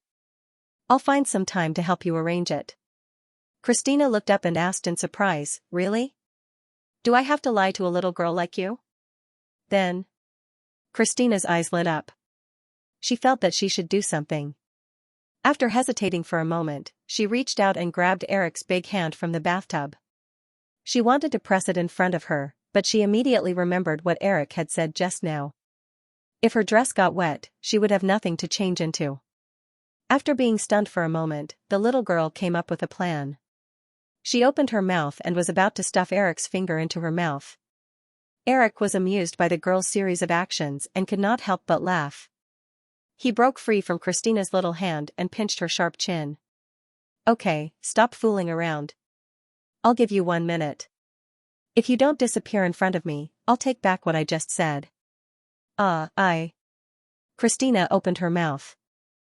Eric did not give the little girl too much time. He stretched out 5 fingers and shook them. 50 seconds left. Christina immediately pouted and retorted, "How can it be so fast?" Eric ignored her and put down another finger. 40 seconds. I'll leave now." Christina quickly jumped up and rushed out of Eric's room.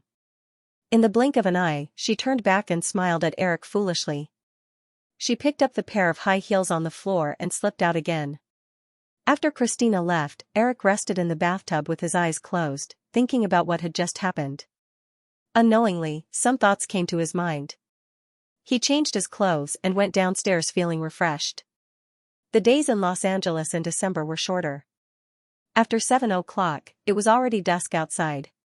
However, the villa hall was brightly lit and filled with people. The party had already begun. Noticing Eric's appearance, many people came up to greet him. Eric responded with a smile. After a while, Drew walked over with a brown-haired woman in her 30s. The few people chatting around Eric recognized Drew and the woman beside her. Knowing that they might have business to discuss, they all left. The brown-haired woman beside Drew was called Barbara Broccoli, the current head of the family behind the 007 series.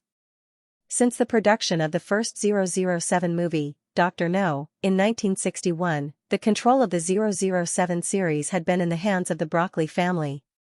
Most audiences were used to associating the 007 series with MGM. However, before the 1980s, 007 had little to do with MGM. The copyright of the series had always been owned by Eon Productions, which was controlled by the Broccoli family. In the 1970s, Eon Productions' partner, Harry Salzman, broke off relations with the Broccoli family and sold half of the company's shares to United Artists. Later, United Artists went bankrupt because of Heaven's Gate and was acquired by MGM. After that, MGM owned half of the 007 series. However, although neither MGM nor Eon Productions had absolute control of the 007 series, MGM had to continuously release the 007 series to maintain the company's operations because of its struggle in business over the years. Therefore, as one of the 7 major film companies, MGM was in a weak position when it came to the 007 series. Over the years, the Broccoli family had firmly controlled all aspects of the movie, from the script to the distribution of the movie. The Broccoli family could be said to rely entirely on the 007 series for a living. Barbara Broccoli was about 35 years old this year. However, since the age of 20, this woman had been working as an assistant director in the production process of the 007 series. Then, from assistant director, assistant producer, all the way to the position of producer. After her father, Kirby Broccoli, retired, she and her half-brother, Michael Wilson, had completely mastered the production of the 007 series. In the past 10 years, she had only done this one movie series. Of course, the Broccoli family's strong position in the 007 series had disappeared with the merger and consolidation of MGM in the past year. In the past 30 years, although the 007 series had many low points, none of the 17 007 movies that had been released so far had lost money. All of them had made money. This also caused MGM's strong dependence on the 007 series and had to make various compromises with the Broccoli family. But now that MGM owned the copyrights to a series of blockbusters, this kind of dependence no longer existed. MGM didn't need to make all kinds of compromises with the Bradbury family in order to start this project. On the contrary, when Eric proposed to integrate James Bond, Mission Impossible, Thunderbolt, and other series to create an MGM agent movie universe, although the Bradbury family was extremely unwilling, they still very sensibly agreed to this plan. Although Eric took back the initiative, he did not intend to kick the Broccoli family out. After all, they could be said to have spent most of their life on creating the 007 series. Their production experience was definitely much richer than using a completely unfamiliar producer. The two women walked in front of him.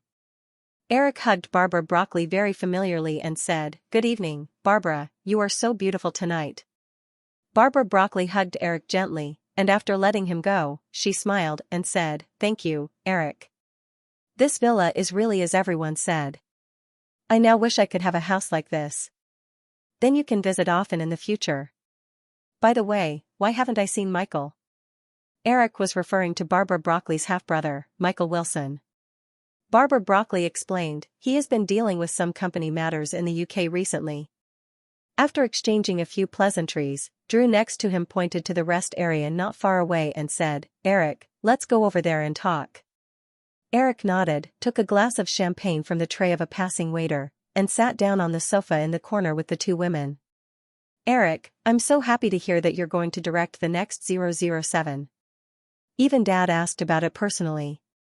After the three of them sat down, Barbara Broccoli immediately changed the topic to the 007 series. "However, I've read the first draft of the script. I think that compared to the past, even the one that was just released during the summer, isn't the style of this 007 a little too different?" Eric asked unhurriedly, "Barbara, can you be more specific?" Barbara Broccoli said, "Just like in this script, I always feel that Bond in this sequel has a tendency to develop in the direction of an action tough guy. Pierce's temperament should be more gentlemanly. Moreover, in recent years, we can all see that the representatives of tough movies like Sylvester Stallone, Bruce Willis, and Arnold Schwarzenegger are all going downhill. It is not a wise choice for the 007 series to take the tough road." "You mean, we should continue to maintain the acting style of Pierce Brosnan in GoldenEye, right?" Barbara Broccoli nodded and said, "GoldenEye was very successful, so I don't think there is anything wrong with this." Eric looked at Barbara Broccoli, who was staring at him without avoiding his eyes.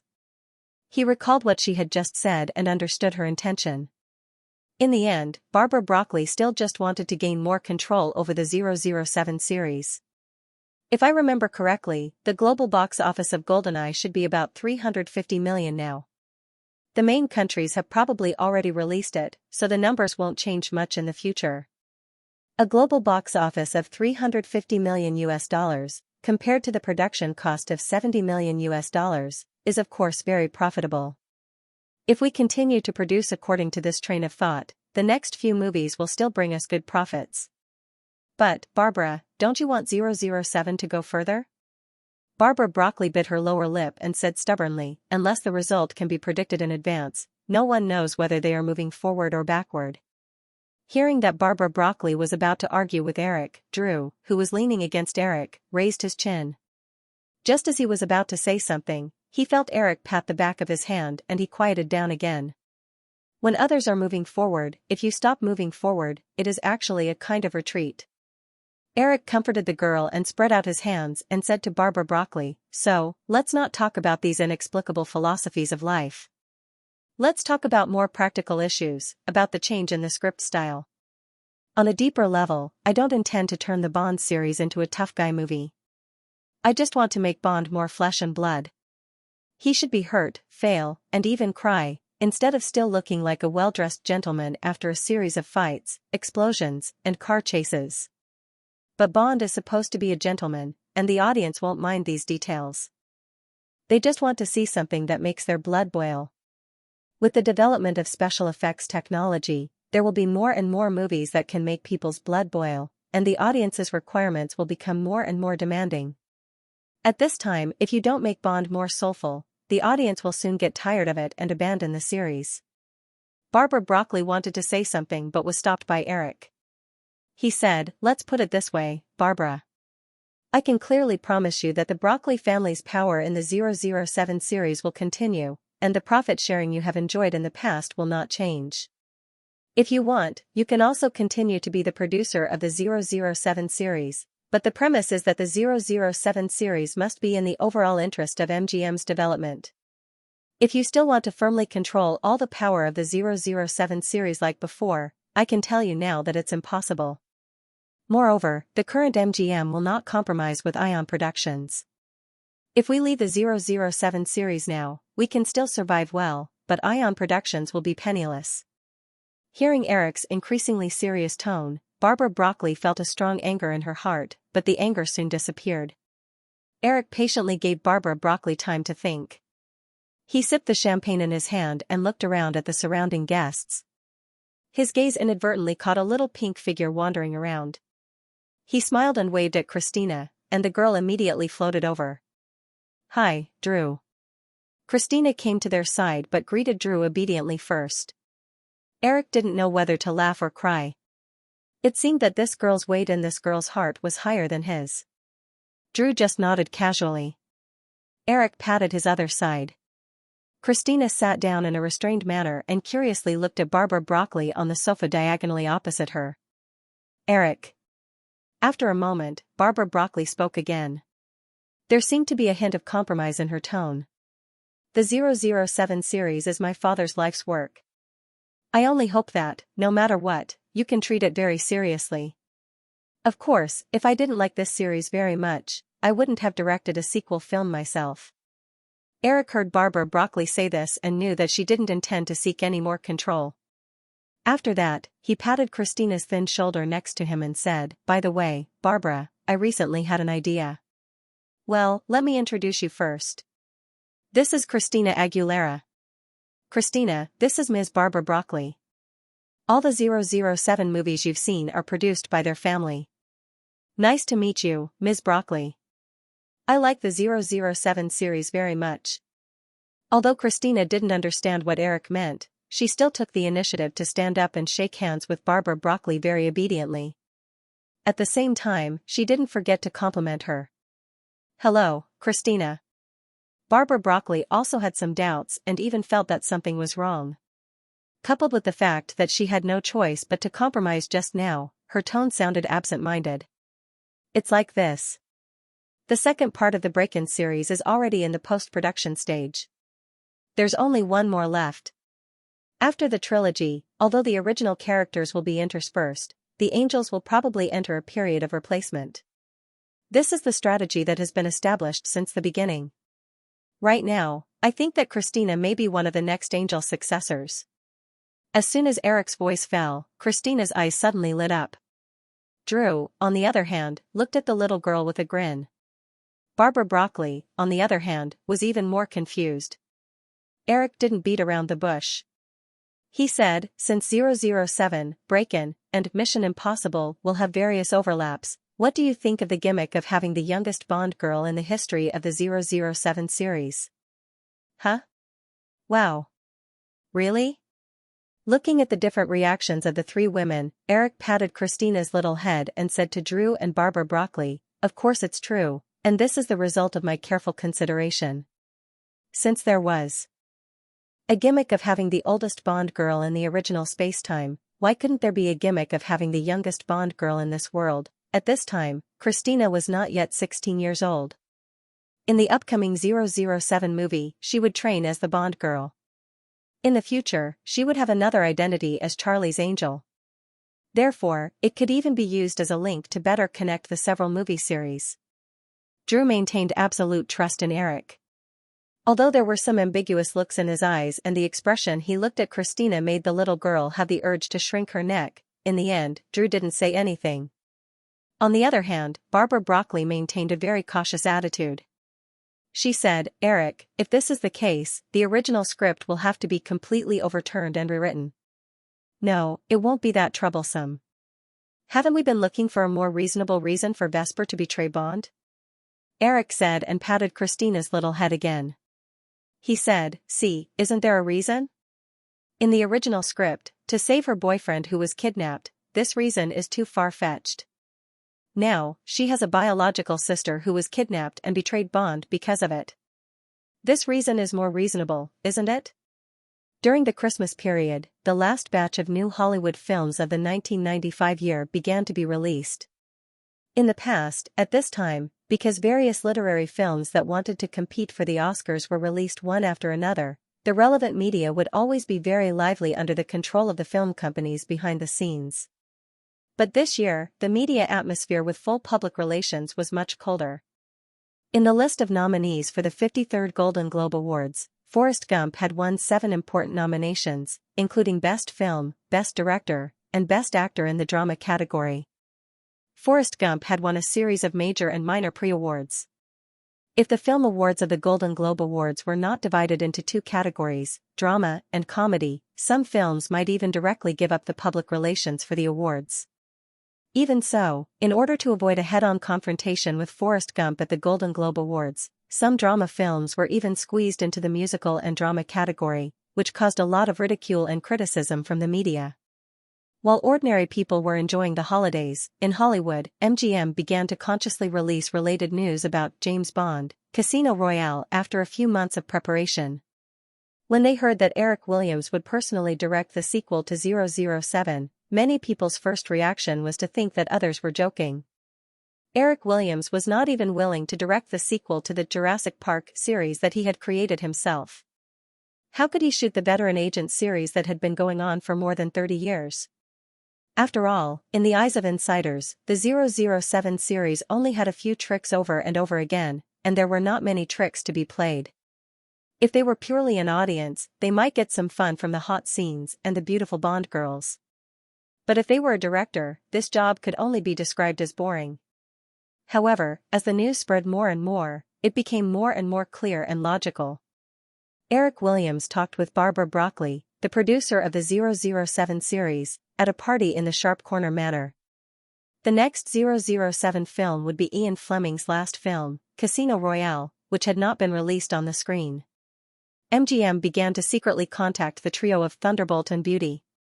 The 18th 007 film would fully open the MGM agent movie universe. The 3 major agencies began to frequently test the progress of MGM's 007 project, trying to get more roles. This series of scattered details gradually proved that perhaps Eric Williams was really going to direct the next 007 movie. Immediately, the sensitive media quickly seized on this piece of news and began to dig deeper. However, James Bond, Casino Royale, was still in the stage of script revision.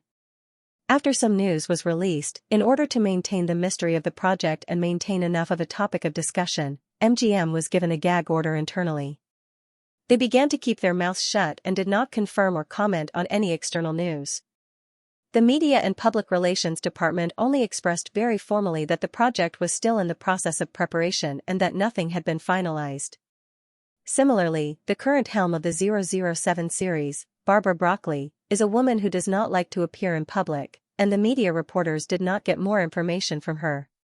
However, Barbara Broccoli's brother, Michael Wilson, who is also a series producer, is the opposite. He is a guy who likes to be in the limelight very much. Soon, the resourceful media reporters in London, England, received confirmation from Michael Wilson that Eric Williams would indeed be the director of James Bond, Casino Royale. The news exploded all of a sudden.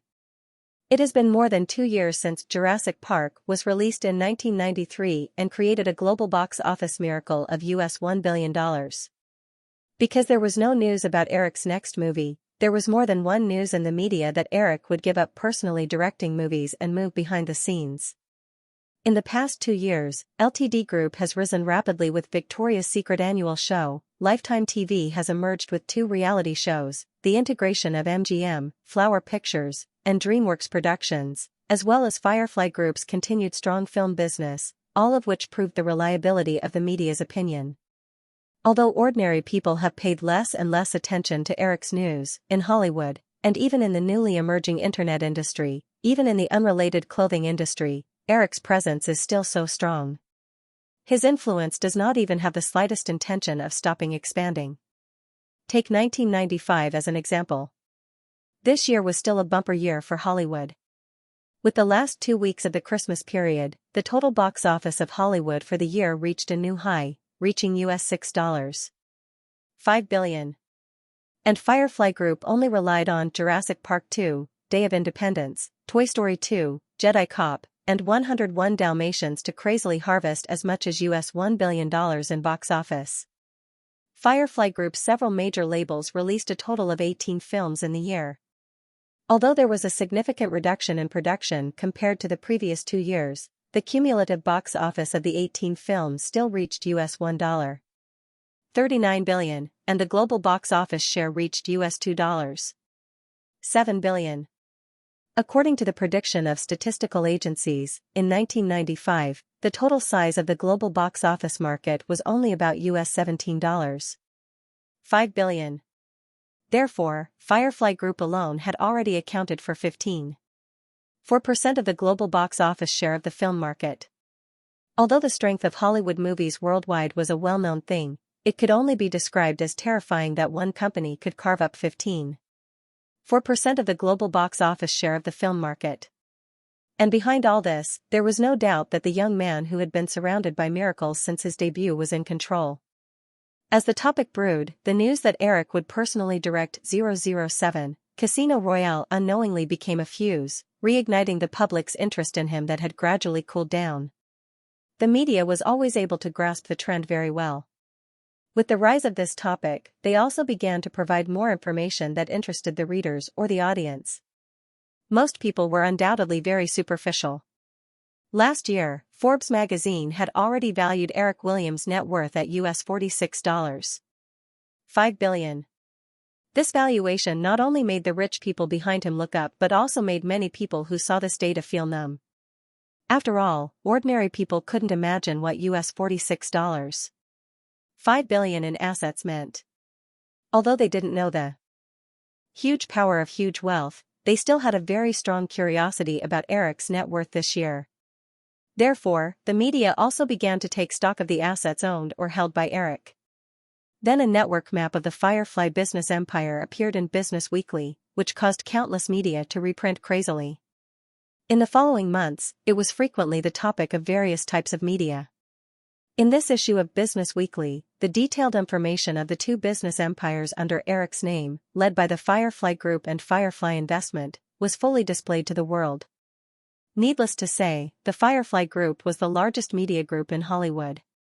It owned a series of high-quality entertainment companies such as the Disney Group, ABC Group, Firefly Films, Pixar Animation, New Line Cinema, Firefly Records, Bowie International Distribution, Digital Domain Special Effects, Marvel Entertainment.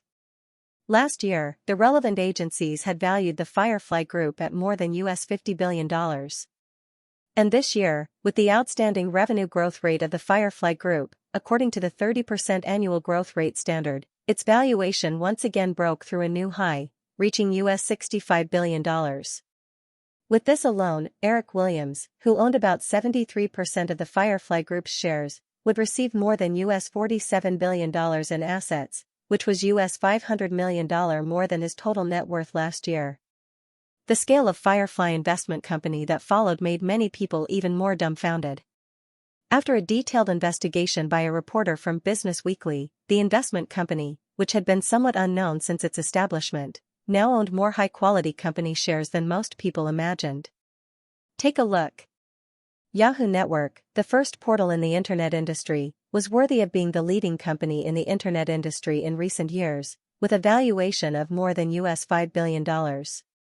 Firefly Investment held 80% of the shares. Cisco, a large network equipment company, with a current market value of US $26 billion. After nearly a year of continuous increase, Firefly Investment held 26% of the shares.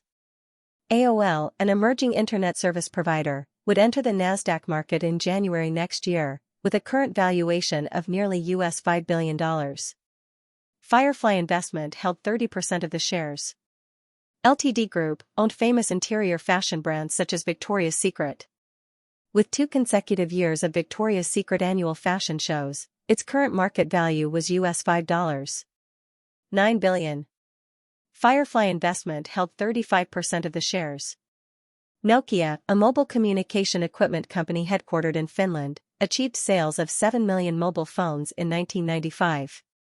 Firefly Investment held 51% of the shares, with absolute control.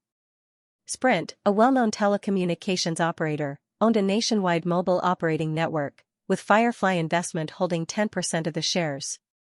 Qualcomm, a newly emerging mobile communication technology company, owned a large number of patents for third-generation digital communication technology, and was supported by mobile operators such as Sprint and Verizon, with Firefly Investment holding 40% of the shares. Most traditional investors thought that investing in high-tech companies was risky, because these companies generally needed to invest a large amount of research and development funds every year to maintain a leading position in technology, and if they were not careful, they could be overtaken by their peers and rapidly decline. But in the past 2 years, with the rapid rise of the Nasdaq index, which was dominated by high-tech stocks, and the rise of the internet and mobile communication technology industries, almost no one doubted the development prospects of these emerging industries. Therefore, the high-tech companies owned by Firefly Investment, in recent years, their valuation or stock prices had doubled. For example, Yahoo Incorporated, a high-tech company that owned Yahoo Portal, Yahoo Mail, and other popular online products.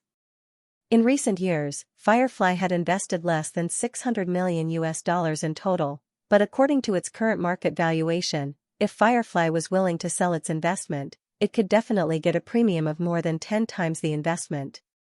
Although the companies held by Firefly Investments could not compete with the huge Firefly Group, they were almost all leaders in the relevant industries without exception. It was conceivable that with the rapid development of the high-tech industry, in the next few years, these companies might even produce a giant with a market value that surpassed the Firefly Group. If this prediction really came true, Eric Williams' net worth would reach an even more jaw-dropping level. Such a business miracle happened to a young man who was less than 30 years old, which made many people feel a strong sense of powerlessness in their hearts.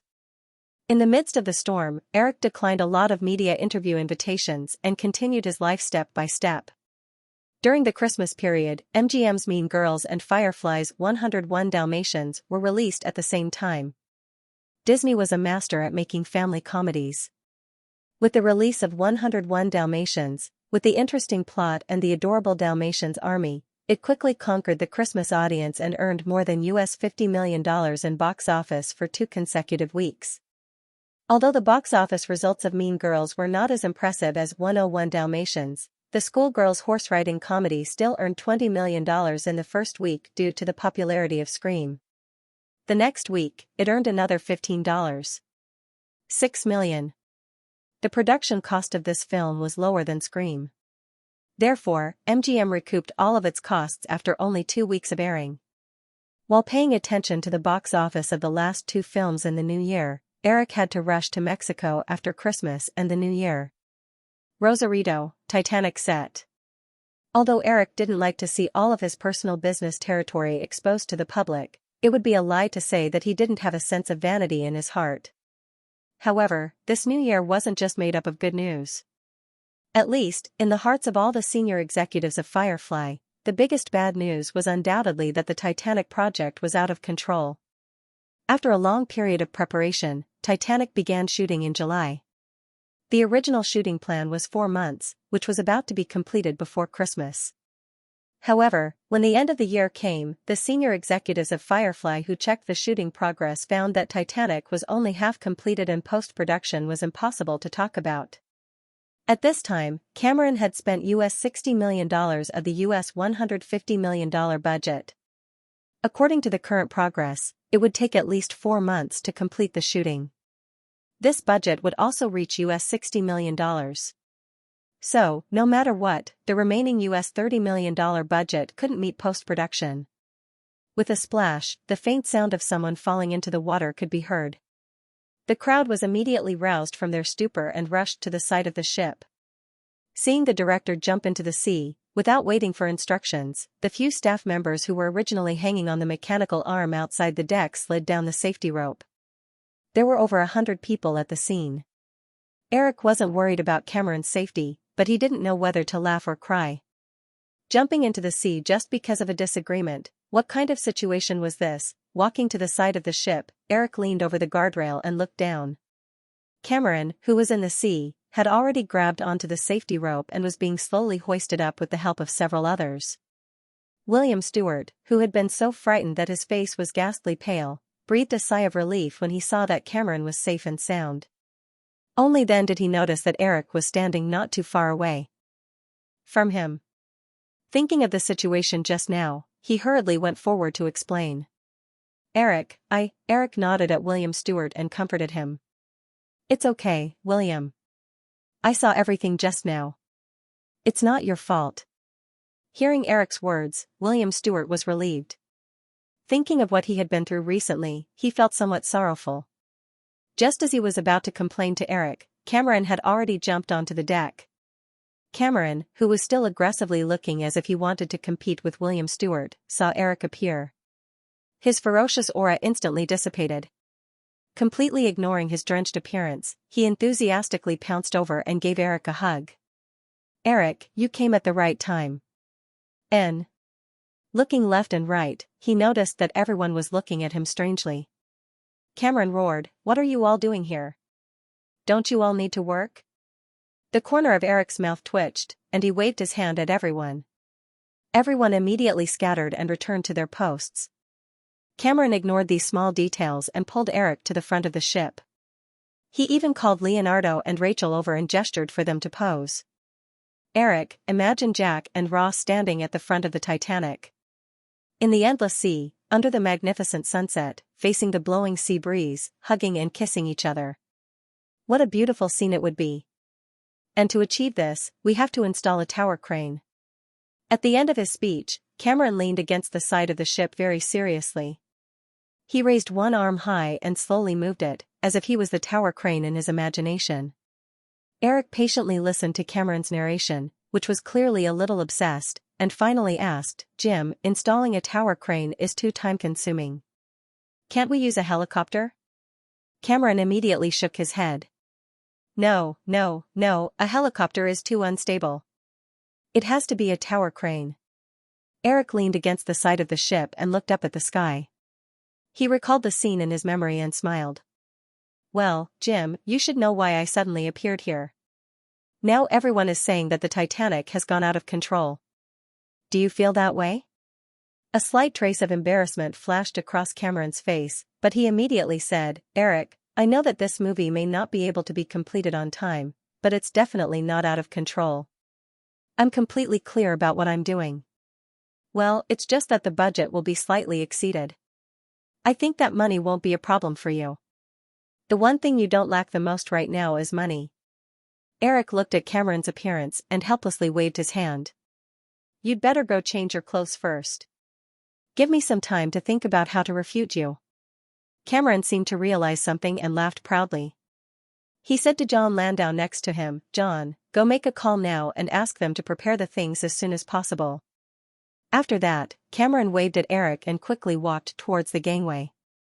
Looking at Cameron's back and waiting for his figure to disappear, John Landau and William Stewart looked at Eric together with a questioning look.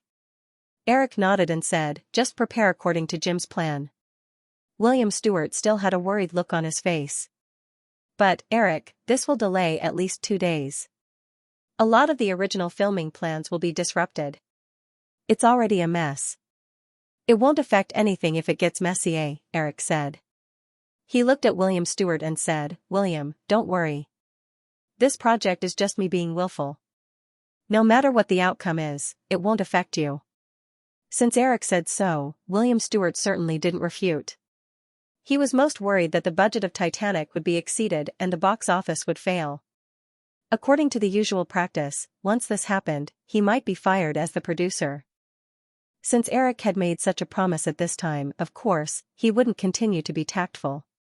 After sending John Landau and William Stewart to prepare together, Eric finally had time to greet the male and female leads who had been ignored by the side. Leon, Rachel, how does it feel to work with Jim? Leonardo smiled a little cautiously. Rachel Wazy, after all, had met Eric a few times, so she wasn't so restrained. She came to Eric's side and leaned against the guardrail together. She said, Jim is usually very kind, but he gets angry too easily. Rachel said, looking at Kelly who was standing not far away. She asked, Eric, didn't Carolyn come with you?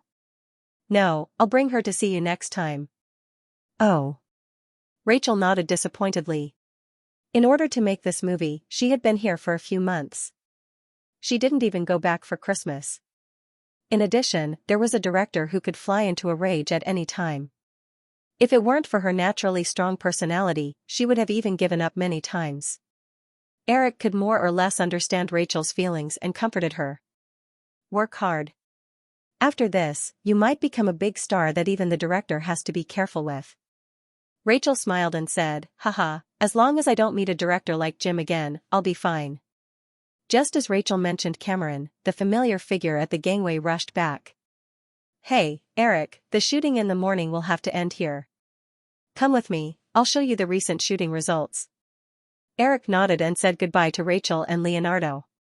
He left the deck with Cameron and went to the simple post-production studio on the set. In the original spacetime, after seeing Titanic, many ordinary people would often have doubts about whether it was a blockbuster with special effects. This was because many people's impression was that the scenes in the movie were basically things that existed in reality. Compared to Jurassic Park, Star Wars, Men in Black, and other standard special effects blockbusters, Titanic didn't seem to have any special effects scenes. But this was not the case at all.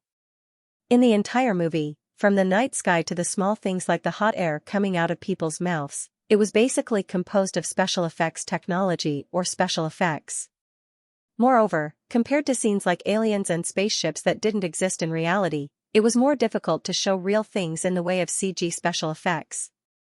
This was because as long as the aliens and spaceships were roughly made, people wouldn't be able to tell the difference because no one had seen them in reality. However, if the real scenes were not made in detail, it would be easy for people to distinguish them.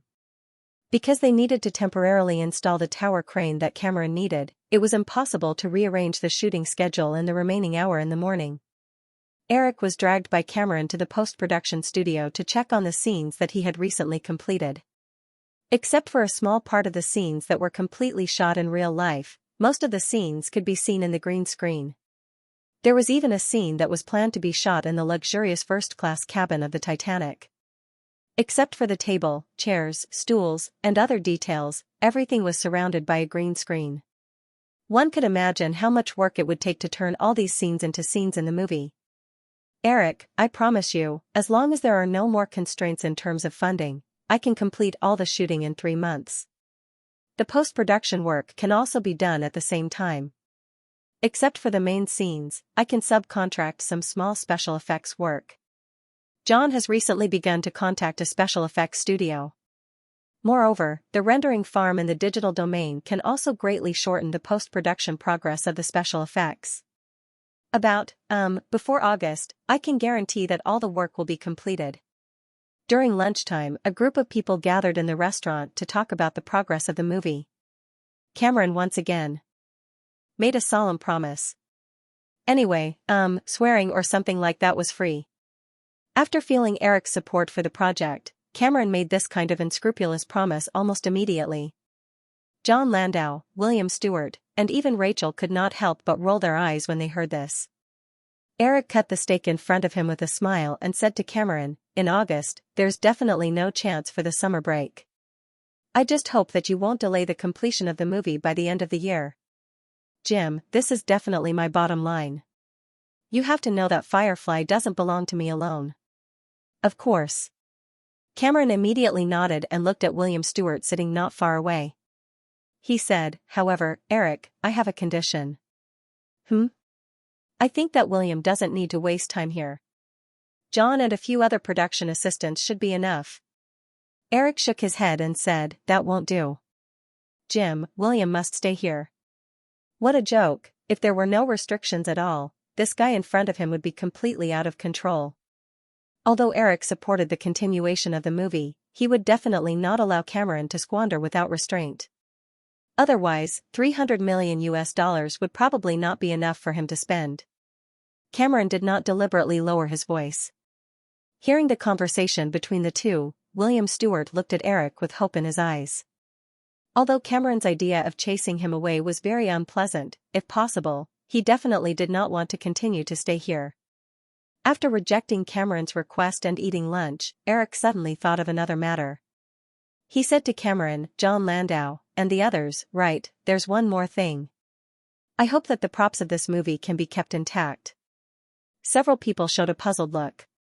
John Landau said, Eric, this doesn't seem necessary. There aren't many Hollywood films from the 20s and 30s. Most of the props are unlikely to be reused. Moreover, I've already discussed with a local factory. After the shooting, we can sell the ship model to them. This way, we can recover some funds for the post-production of the movie. Although the plan was to use a lot of special effects technology for shooting, the degree of detail in the movie still reached an outrageous level. The entire movie spent millions of dollars on tens of thousands of costumes, tableware, bags, and other miscellaneous items, not to mention the ship model that was completely made to a 1:1 scale.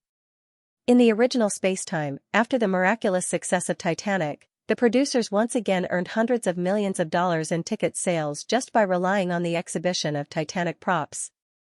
Although Eric was not 100% sure whether the Titanic in this life could achieve the success of the original, since there was such a possibility, Eric would not let go of this opportunity to make money.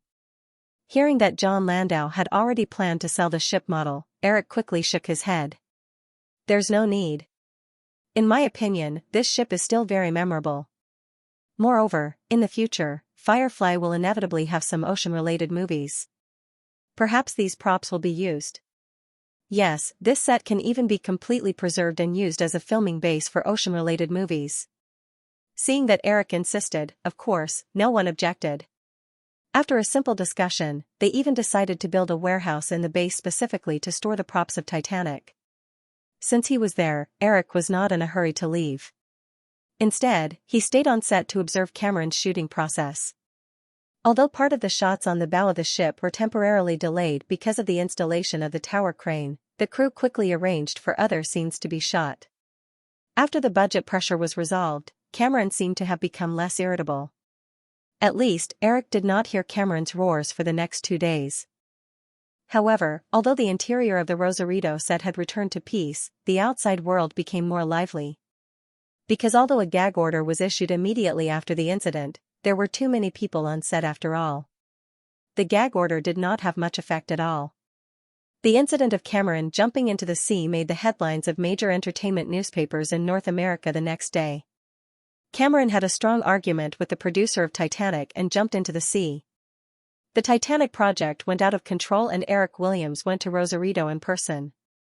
Cameron couldn't bear the pressure and tried to commit suicide by jumping into the sea. Eric Williams and James Cameron had a physical altercation on the set of Rosarito and pushed each other into the sea. The Titanic project may be completely stranded. Due to the lack of any video footage from the scene of the crime, the news of Cameron jumping into the sea became more and more outrageous in the American media over the next few days. The clarification from Firefly Group's public relations department did not curb the rapid spread of the rumor. More and more media reporters began to gather in Rosarito, Mexico.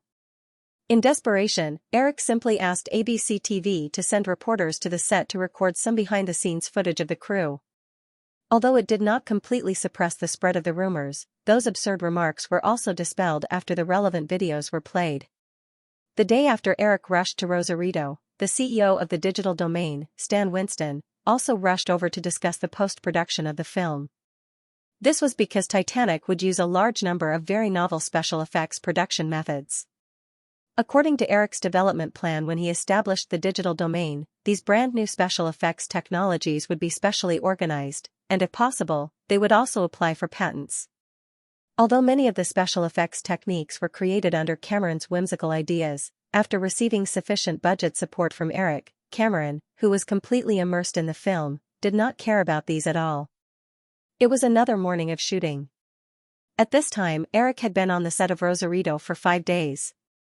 Without the oppressive atmosphere due to the tight budget, although Cameron still occasionally acted a little irritable, the aura that seemed to be on the verge of exploding at any time completely disappeared.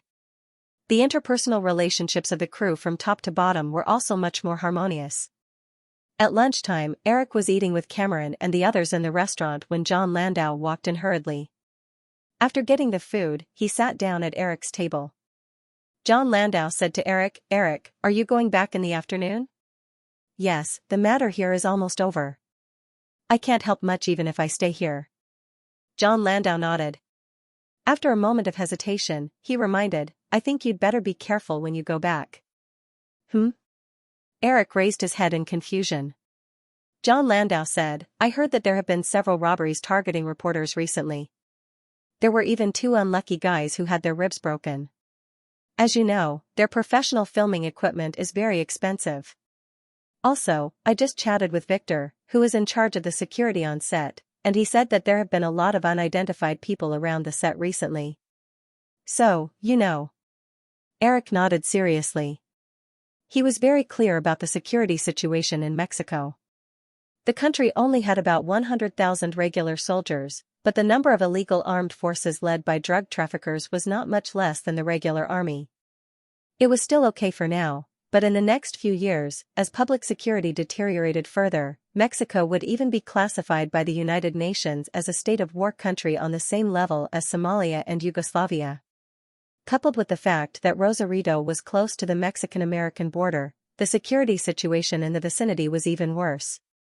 Under the advice of the security team, Eric did not step out of the set. In the few days he had been in Mexico. When Cameron heard John Landau's words, he said with a solemn expression, "Eric, if you really can't do it, you can take a helicopter back. Well, although it's more troublesome, it's definitely safer." Mexico was not like the United States. Helicopters were basically in the hands of the government, and it was difficult for ordinary people to get permission to fly. Eric listened, shook his head with a smile, and said, "There's no need to make such a big fuss. It's only 30 kilometers from here to the border. If you drive fast, you'll be there in half an hour. Also, the helicopter might not be as safe as my fleet."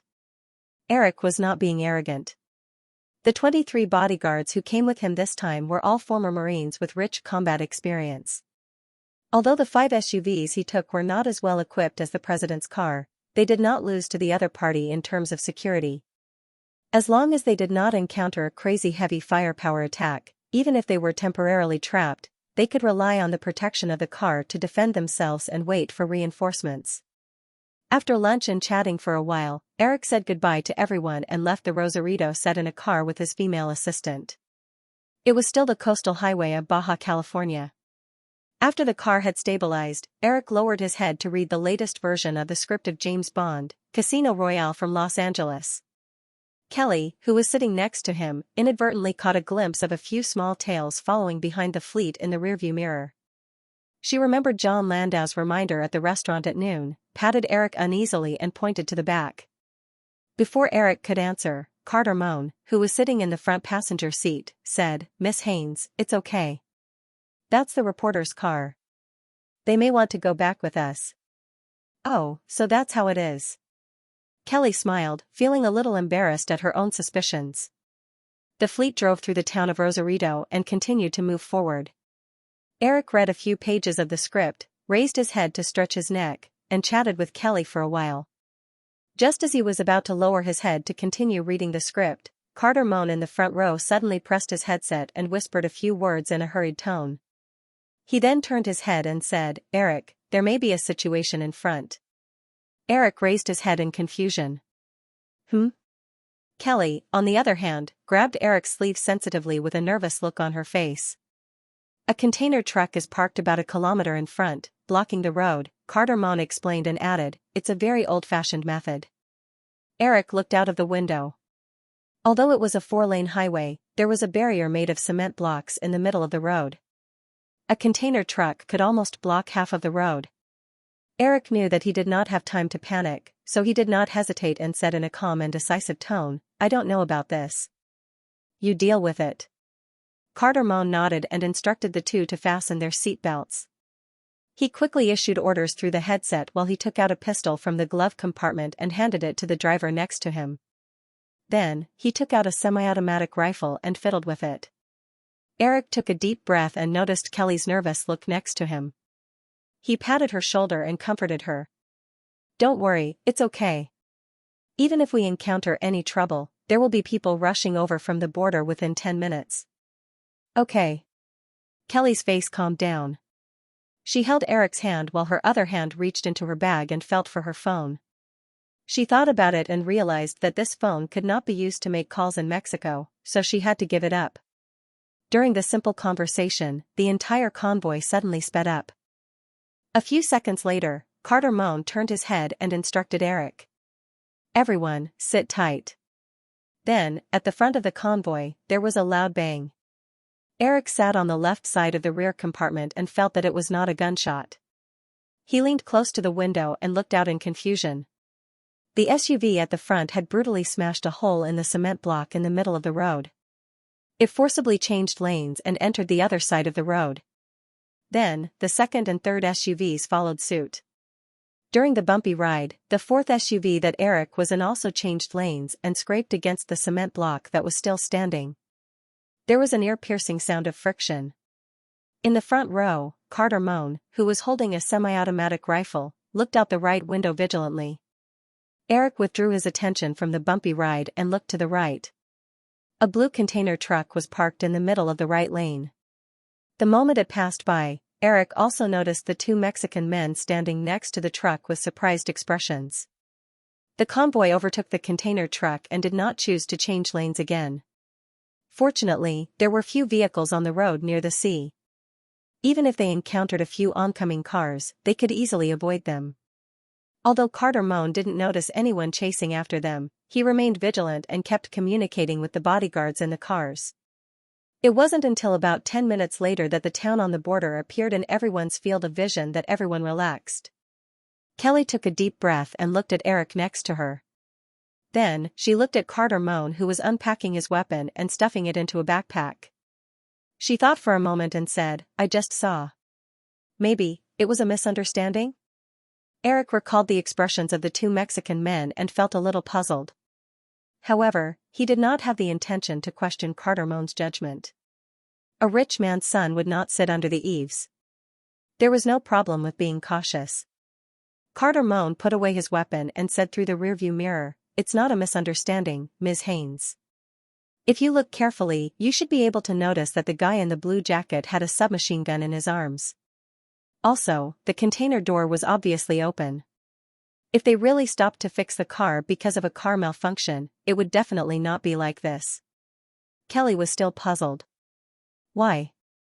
Carter Moan suddenly changed the topic and said to Kelly, "Ms. Haynes, do you know what's the most important thing when driving at night in Mexico?" Carter Moan said, "The most important thing is to run a red light if you can. Don't stop. Because as long as you stop for a few seconds, there will often be armed robbers outside your car window and rob you. The situation we just encountered is similar to this situation. If we stop, I assure you that dozens of armed men will soon jump out of the container. We will be in a lot of trouble then." Kelly looked at Carter Moan's serious expression in the rearview mirror and glanced at Eric. Seeing Eric nod in agreement, she patted her chest with lingering fear and said, "I also heard that Mexico is quite chaotic, but this is too rampant. Aren't they afraid of being suppressed by the government?" Carter Moan said, "To be honest, they are not afraid. This country is rotten to the core. It's difficult to restore normal social order." When Eric heard Carter Moan say so, he also remembered something. In his memory, the later president of Mexico, Catalan, tried to take tough measures to crack down on crime, but the result was the opposite. Not only did he not achieve his goal in the few years he was in power, but it also caused more violent social unrest. More than 20,000 civilians were implicated and died unnatural deaths. Recalling this information, Eric suddenly felt that he was too careless this time. His goal was too big, and it was better not to come to Mexico in the future. After passing through the town next to the border, the customs entrance could be seen in the distance. Eric felt the car suddenly slowing down. He looked up and saw Carter Moan rolling down the window and handing a black backpack to a middle-aged man outside the window. He didn't care. If they wanted to go through customs, they must throw away these contraband. Guns were banned in Mexico, but in reality, due to its proximity to the United States and the social chaos, such a ban was almost non-existent. A few days ago, when they had just entered the country and were preparing these things, Carter Moan had inadvertently revealed to Eric that there were about 200 gun traffickers in this small border town alone. As the motorcade joined the traffic flow at the border, Kelly completely relaxed. She thought of something and suddenly said, "By the way, Eric, didn't you say that there are a few reporters behind us in cars? Will they be okay?" Eric forgot about this and looked at Carter in front. Carter asked a few questions through the headset, turned his head and said, "It's okay, they are all behind." "That's good, but," Kelly glanced at Eric and said, "maybe, after we go back, the media will be lively again." Eric also knew what Kelly meant. In the face of the situation just now, if they were a little smarter, those guys would definitely do something. Sure enough, on the day Eric returned to Los Angeles, some evening newspapers reported that Eric Williams was almost hijacked in Mexico with a lot of illustrations. The container truck in the middle of the road, the cement fence that was smashed into a mess, the eye-catching scratches on the SUV, and so on. Under the clever illustration, the whole incident was exaggerated by the media to be very thrilling. The matter really became lively. As the richest man in the world with a net worth of tens of billions of dollars, Eric's influence was self-evident. The Mexican government certainly didn't want this kind of thing that damaged their international image to spread. They quickly responded, claiming that it was just a misunderstanding. They even condemned Eric's car for destroying public facilities and asked him to compensate for the cement fence that was damaged. However, this refutation and clarification didn't work because the identities of the two Mexican men who appeared next to the container truck at that time were quickly dug up by the resourceful media. Both of them had criminal records and were even wanted by the Mexican government. So, everything became even more lively. The Mexican government naturally didn't mention anything about compensation. They just stammered for a while and announced that they would arrest the criminals as soon as possible. Then, they stopped. Compared to the excitement in the outside world, Eric didn't have time to pay attention to this little episode. At least, this incident covered up the storm caused by Cameron jumping into the sea. He just left the matter of dealing with the media to Firefly's public relations team and continued to busy himself with his work. Where was the capital of Australia? Probably 80% of people's first reaction was Sydney. The simpler the question, the easier it was to answer wrongly.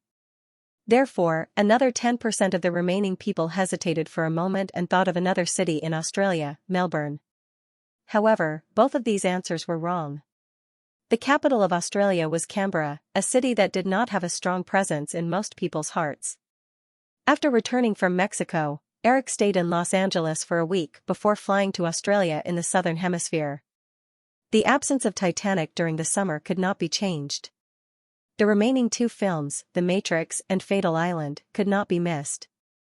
Fatal Island was directed by John Woo, and the filming location was in San Francisco, not far from Los Angeles. It was very convenient for the company to follow up on this film, and there was not much of a problem. However, The Matrix was different. Although he believed in the abilities of the Wachowskis, they were still new directors after all. What's more, the film was shot in Sydney and the Australian branch of Digital Domain was fully responsible for the post-production effects. The entire production process of the film was far away from Los Angeles. Eric decided to go there personally to check on the progress of the film. Compared to the trip to Mexico, Eric's trip to Sydney was much simpler. In addition to The Matrix, Eric had some other things to deal with and might have to stay in Australia for a week or two. As a single mother, it was not suitable for Kelly to come along. Eric transferred 2 assistants from the assistant office and 4 bodyguards to Australia. The filming of The Matrix was completed at the end of last year. The Wachowskis had already produced a rough 3.5-hour version and the main post-production effects work had already begun. The Australian branch of Digital Domain was headquartered in Camperdown, in the heart of Sydney, near the University of Sydney. Because of the sufficient technical support from the headquarters in the United States and the cooperation of the powerful News Corporation in Australia, the Australian branch of Digital Domain had developed very quickly. At this time, there were more than 200 employees who were mainly responsible for the post-production effects of The Matrix.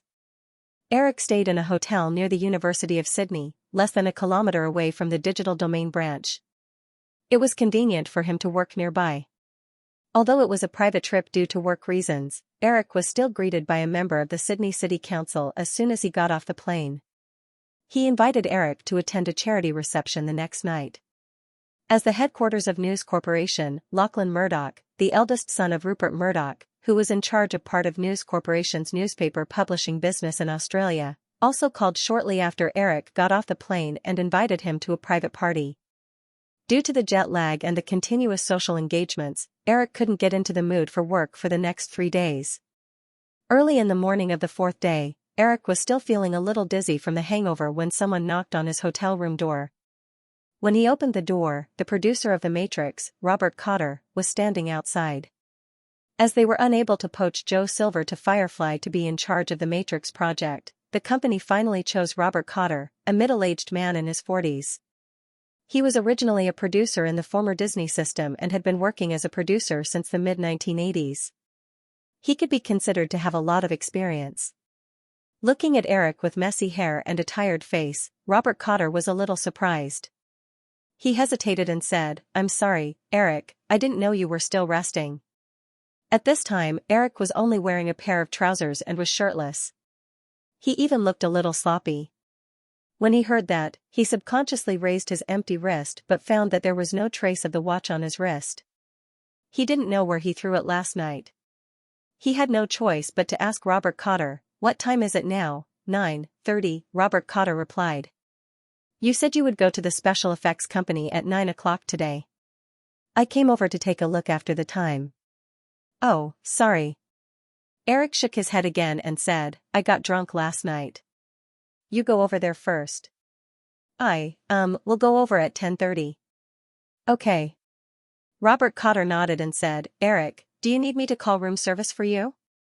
Eric refused and said, "No, I'll probably take a shower and have some breakfast."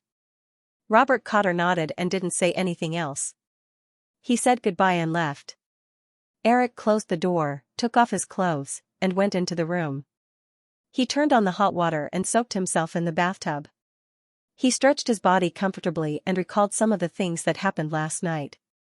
Last night, he was invited to Lachlan Murdoch's party at the Murdoch family estate in the suburbs of Sydney. Eric had met Rupert Murdoch's 2 sons, Lachlan and James, a few times. Perhaps Rupert Murdoch was too busy with work and neglected to discipline them, but the two could be said to be standard playboys. Last year, Lachlan Murdoch was arranged by Rupert Murdoch to be in charge of the News Corporation's publishing business in Australia. However, at his first press conference, Lachlan Murdoch was speechless and had no ability to respond to a few questions from the reporters. This was Australia, where more than 70% of the media channels were controlled by the News Corporation. No matter how tricky the reporters were, it was impossible for them not to give face to the News Corporation's young master. This showed how terrible Lachlan Murdoch's performance was. This matter also disappointed old Murdoch. In addition, Eric could also clearly feel that these 2 guys didn't like him. This was because the 2 of them were about the same age as him, and old Murdoch had high expectations for his 2 sons. As a father who wanted his sons to succeed in life, he would definitely use people of the same age to motivate his 2 lazy children. Eric was undoubtedly the best target, and it was easy to imagine how much resentment they had for Eric, the other family's child, when they often heard their old man talking about him. It was obvious that old Murdoch had instructed him to hold a reception party. However, last night, Lachlan Murdoch had invited a large group of people of the same age. At least on the surface, they were very enthusiastic. Regardless of gender, they seemed to have been specially instructed to take turns toasting Eric. In the end, Eric only remembered that he was helped into the car by the bodyguard. Recalling the situation last night, Eric shook his head with a smile. He wasn't too angry. After all, the more useless Murdoch's 2 sons were, the greater the chance of Elizabeth inheriting the entire News Corporation in the future. Eric couldn't wait for them to be more mischievous. After taking a shower, Eric put on his clothes and went downstairs to the restaurant. One of the two assistants he brought to Australia, Peter Ritchie, was already waiting there. Eric ordered breakfast. When the waiter left, Peter Ritchie came over and reported his work for the past 2 days. "Mr. Williams, I've contacted Kate Blanchett's agent, but I didn't see her in person. Her agent said that Miss Blanchett is filming a TV series in Brisbane."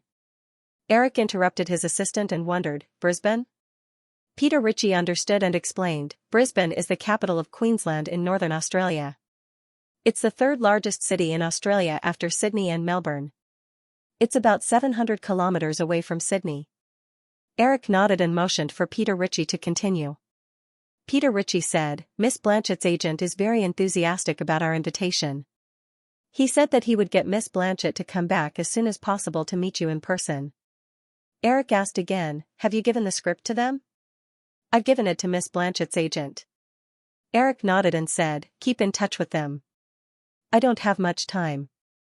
If I don't see her in a week, then forget it." Peter Ritchie said, "I understand, Mr. Williams. Is there anything else?" "No, How's Sean?" Eric asked again. Sean was the name of the other assistant he had brought. Peter Ritchie said, "He's already contacted the Australian Federal Scientific and Industrial Research Organisation, CSIRO. However, we just found out that the Wi-Fi technology developed by the CSIRO hasn't been patented in North America yet. Perhaps we don't need to buy it from them." Eric had come to Australia not only for the movie, but also for another important matter, which was to buy the patent rights for the Wi-Fi technology that had just appeared. This patent was held by a technology research organization with a very long name in Australia. In the original spacetime, the Australian government could earn nearly $1 billion a year just by collecting patent licensing fees from billions of electronic devices using Wi-Fi technology around the world. However, at this time, the internet had just emerged, and not many people realized the true value of Wi-Fi technology. This gave Eric the opportunity to pick up the slack. As long as he could get the patent for Wi-Fi technology, in addition to the foreseeable huge patent licensing fees in the future, more importantly, it would allow his companies such as Cisco, Yahoo, and AOL to have the initiative and priority in wireless network technology. Eric also understood what Peter Ritchie meant. The Wi-Fi technology hadn't been patented in North America, so Firefly didn't have to spend a single cent. As long as they had the relevant technical information, they could apply for a patent in North America in advance and claim the technology as their own. This method of stealing other people's technology was common in all walks of life. However, Eric shook his head without hesitation. It wasn't because of a sense of morality or anything like that. It was because the future application of Wi-Fi technology would definitely be worldwide. Now, even if they obtained the patent in North America in advance, they would definitely have to argue with the CSIRO in court, let alone overseas. There's no need for that. It won't cost much to buy the Wi-Fi patent rights. It would take at least 10 years for Wi-Fi technology to become popular. Right now, other than Eric, no one else could see the broad prospects of this technology. If they wanted to buy out the patent right now, they wouldn't even need to spend $10 million. The waiter quickly served Eric's breakfast. After Eric sent Peter Ritchie away, he left the hotel and took a car to the headquarters of the Australian branch of Digital Domain. From the beginning of the filming of The Matrix, Eric had been paying close attention to the Wachowski brothers' progress through email and other means. Because of the help of an experienced producer like Robert Coate, the brothers didn't encounter too much trouble during the entire filming process. Over the next few days, Eric discussed the post-production and further editing of the movie with several of the main creators of The Matrix. Although they had Eric's remote guidance and Robert Coate's close supervision, the Wachowski brothers still sneakily added a lot of their personal will into the film. The reason why the movie in the original spacetime was so successful was not only because of the bold and novel concept of reality and illusion, but also because of the deep philosophical thinking that the Wachowski brothers showed through the movie. Therefore, Eric didn't completely remove the personal goods that the Wachowski brothers added into the movie. He only made appropriate cuts based on his memory of the version that the Wachowski brothers added into the movie to find the right balance between the commercial elements and the philosophical thinking of the movie. The original version of The Matrix, after the first movie's stunning performance, was oversold by Time Warner for the next 2 movies, causing the Wachowski brothers to completely immerse themselves in their own mystifying filming concept. It even made the movie very obscure, which caused the movie's reputation to deteriorate. After the second movie's huge increase in box office sales, the movie also failed at the most important ending. While Eric was busy with the post-production of The Matrix in Sydney, hundreds of kilometers north of the Australian mainland, Cate Blanchett had just finished a day of filming in Brisbane. As she walked out of the set, her agent, Ron Rather, stopped the car in front of her and motioned for her to get in. Cate Blanchett held the purse in her hand and looked around subconsciously. She even got into the car with a guilty conscience. Neither of them spoke immediately. They drove 2 blocks away and stopped outside a cafe. They got out of the car and walked into the cafe. It wasn't until they ordered 2 cups of coffee and sat down by the window that Cate Blanchett suddenly couldn't help but laugh. "Ron, why do I feel like we're planning something bad?" Ron Lassay also couldn't help but laugh. He still felt that it was a little unreal. 3 days ago, a young man who claimed to be Eric Williams' assistant suddenly came to him and said that Eric Williams wanted to invite Cate to play the role of a 007 girl. Ron Lass's first reaction was that the other party was a liar. After all, although he knew that the actress under his name had excellent acting skills, it was impossible for him to associate her with Eric Williams' new movie. "I still feel that it's unbelievable, but this is definitely a good opportunity that everyone dreams of, isn't it? By the way, Cate, you didn't tell anyone about this, right?" Cate Blanchett shook her head and smiled. "Of course not. I don't want to be treated as a daydreaming lunatic." "That's good. If we leak this information without authorization, it's likely that Eric Williams will be unhappy." Ron Lather nodded and said, "However, after tomorrow's meeting, no matter what the result is, we can contact the media. This will definitely be good for your development in the circle. By the way, have you finished reading the original book of Casino Royale?" Cate Blanchett took out a book from her bag and said, "I've finished reading it a long time ago. There are also a few pages of the script. Vesper Lynd should be the only true female character in the history of 007. She's not just a vase with sexy clothes and a hot body. I find that I've fallen in love with this character." Of course, if Casino Royale continues to be produced according to the previous ideas, Eric Williams will not direct it himself. Based on the original book, I think Vesper Lynd may also be the only woman James Bond has ever loved. Ron Lather had obviously done a lot of work in advance. After saying these words, he looked at his watch and said, "It's almost time. The agreed meeting time is at noon tomorrow. We'll fly back to Sydney at 8 o'clock in the evening. There's still some time. Come with me to the city centre. You have to pick a suitable set of clothes. Cate, this is not the time to save money. The most important thing is to leave a good impression on Eric Williams." "Wait, Ron." Cate Blanchett stopped her agent and said, "I don't think clothes are the most important thing. You see, this invitation came so suddenly. There was no normal invitation process. We don't even know how Eric Williams found me. What's more, the meeting time is lunchtime, which means that the other party's schedule is very tight. We may only have 1 or 2 hours to get the other party's approval. In this case, what do you think Eric Williams wants to see the most?" Ron Lather, who was about to get up, sat down again.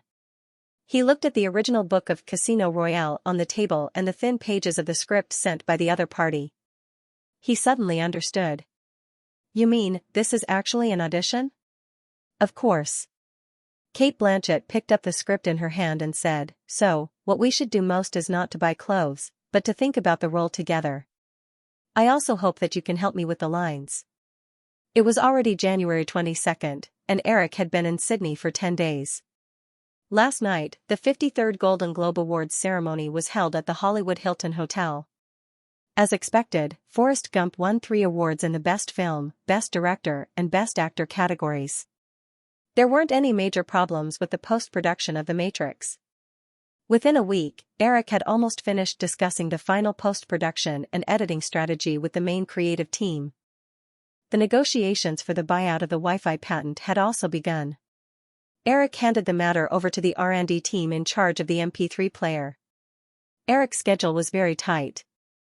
After the meeting at noon, he would set off again in the afternoon and fly to Cairns City in Queensland, Northern Australia. After last year's preparation, the red alert that Catherine Bigelow got from Terrence Malick last year had already started filming in the Daintree Rainforest National Park near Cairns City. Since he had come to Australia, he definitely had to go over to visit. After saying goodbye to the Wachowskis and others, Eric left the 4-story office building where the digital domain branch was located with his assistant. Other than the bustling areas on both sides of the Parramatta River, most of the areas in Sydney were actually similar to ordinary towns. There were very few high-rise buildings. Of course, this was mainly because the population of Australia was too small. The entire population of Australia was only 16 million. Even the largest city in Australia, the urban area of Sydney, had a radius of more than 1,000 square kilometres, and the population was only about 3 million. This number was even less than the 24 million population of the metropolis where Eric lived in his previous life. Although it was close to the University of Sydney, according to common sense, there were always more people around the school. However, after Eric walked out of the digital domain office building, he stood on the street and looked around. At the end of the street was the iron fence of the University of Sydney across the road. However, there were only a few pedestrians on the entire street. Although Eric was a person who liked silence, he was still a little unaccustomed to this kind of empty scene. The bodyguard drove the car over and Eric got in with his assistant. They went straight to a nearby restaurant where he and Cate Blanchett had agreed to meet. Although the script had not been finalized, the 007 crew had already begun to look for the lead actor. Pierce Brosnan would continue to play the role of James Bond. There was no objection to this. Among the remaining roles, the most important one was undoubtedly the new Bond girl, Vesper Lynd. Although Eva Green, who played the role of Vesper Lynd, had a lot of highlights in the movie, she was still a girl who was not even 16 years old. Naturally, she was excluded. In the process of looking for a replacement, the first person Eric thought of was Nicole. Whether it was appearance or acting skills, Nicole was definitely able to support the image of Vesper Lynd, who was proud on the outside but sensitive on the inside. However, because of her exploding popularity in the past few years, Nicole had already confirmed 3 film contracts last year, and her schedule had been scheduled until the end of next year. Moreover, even if Nicole managed to squeeze out her schedule, according to the preliminary budget, the crew wouldn't be able to afford her. After all, Nicole's current salary for commercial films was basically 10 million yuan, while Pierce Brosnan's salary for the second film had only risen to 7 million yuan. Except for Nicole, most of the people recommended by the production crew did not satisfy Eric. When confirming the Australian itinerary, Eric happened to think of Nicole's hometown friend, Cate Blanchett. Eric did not think Cate Blanchett was very beautiful, but in the original Space-Time, her acting was absolutely impeccable, and she had a wide range of acting roles. She could be qualified for almost any film. This could be seen from Cate Blanchett's series of nicknames such as Queen, Young Master, and Stepmother. Behind each nickname, there was a screen image that left a deep impression on the audience. For a person who liked movies, watching Cate Blanchett's performance could almost be said to be a pleasure. The meeting place was in a very casual restaurant. Eric arrived 15 minutes early, and his assistant went to pick him up. He sat alone in the reserved seat, ordered a cup of coffee, and asked the waiter if there was today's newspaper. Although he had already received the general results of the Golden Globe Awards, Eric still wanted to read the detailed report. The young waiter stared at Eric for a few seconds, as if he was not sure of his identity. The news that Eric came to Sydney did not appear in the newspaper with great fanfare, so ordinary people had no way of knowing. After hearing Eric's question, the waiter realized that he was a little rude. He collected his thoughts and pointed to a simple bookshelf by the wall. "Sir, it's over there." "What newspaper do you need?" "I'll get it for you." "No, I'll do it myself." Eric shook his head, got up, and walked over. He picked a weekly related to movies.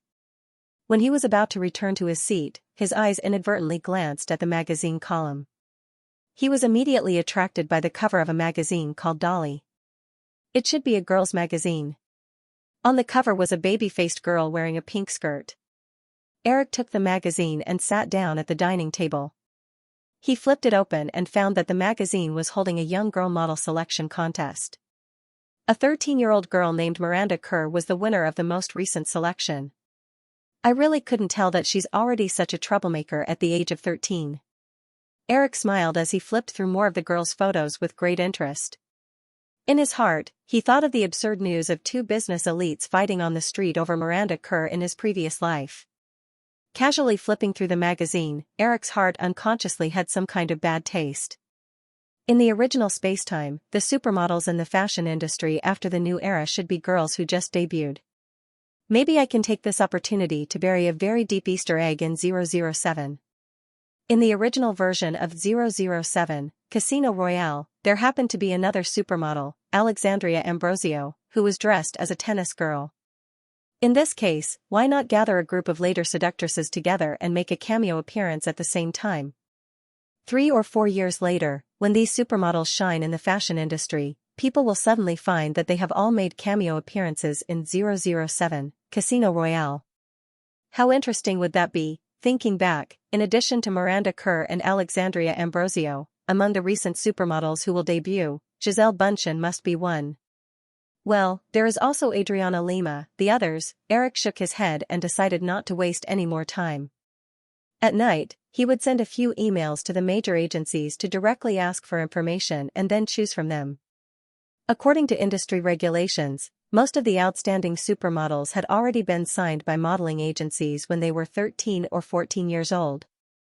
Just as he was thinking about this, Eric heard the sound of high heels and looked up. Dressed in a white shirt and black trousers, with a large female satchel slung over her shoulder, Cate Blanchett's attire looked a little masculine as she walked towards him alone. Although she didn't wear her hair in a bun, the blonde hair that seemed to have been deliberately cut short gave her a shrewd and capable workplace vibe. Eric nodded slightly in satisfaction. It was obvious that the other party had done a lot of preparation. Judging from Cate Blanchett's temperament, Eric could even feel the aura of Vesper Lynd on her. Eric was about to get up and shake her hand, but inadvertently caught the faint examination and provocation in Cate Blanchett's eyes. He smiled and continued to stay in his seat. From the other party's eyes and body language, Cate Blanchett was clearly in character. Sure enough, Cate Blanchett sat down opposite Eric, gently threw her satchel on the chair next to her, and said, "I am that money." As a director, Eric obviously didn't have to memorize the lines, but this wasn't a problem for him at all. After all, Eric had the complete image of the original version in his memory. Although the new version had made a lot of adjustments, the sparks flying when Bond and Vesper met for the first time were basically preserved. Looking Cate up and down with interest, Eric nodded in satisfaction and said, "You really shine."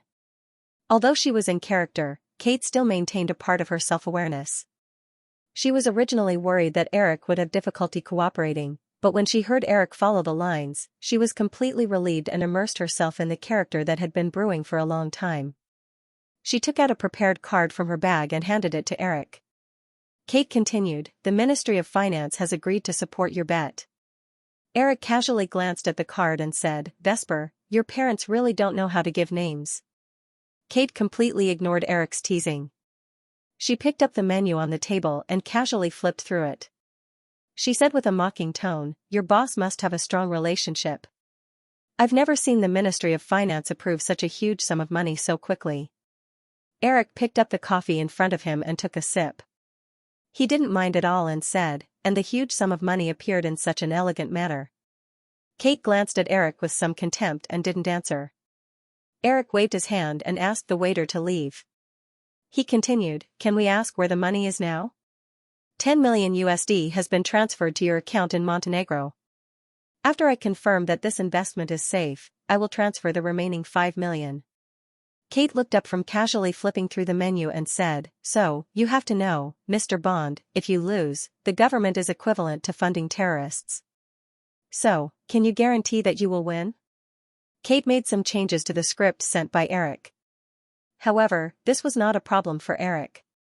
He replied easily, "Unless you can conclude that others will definitely lose."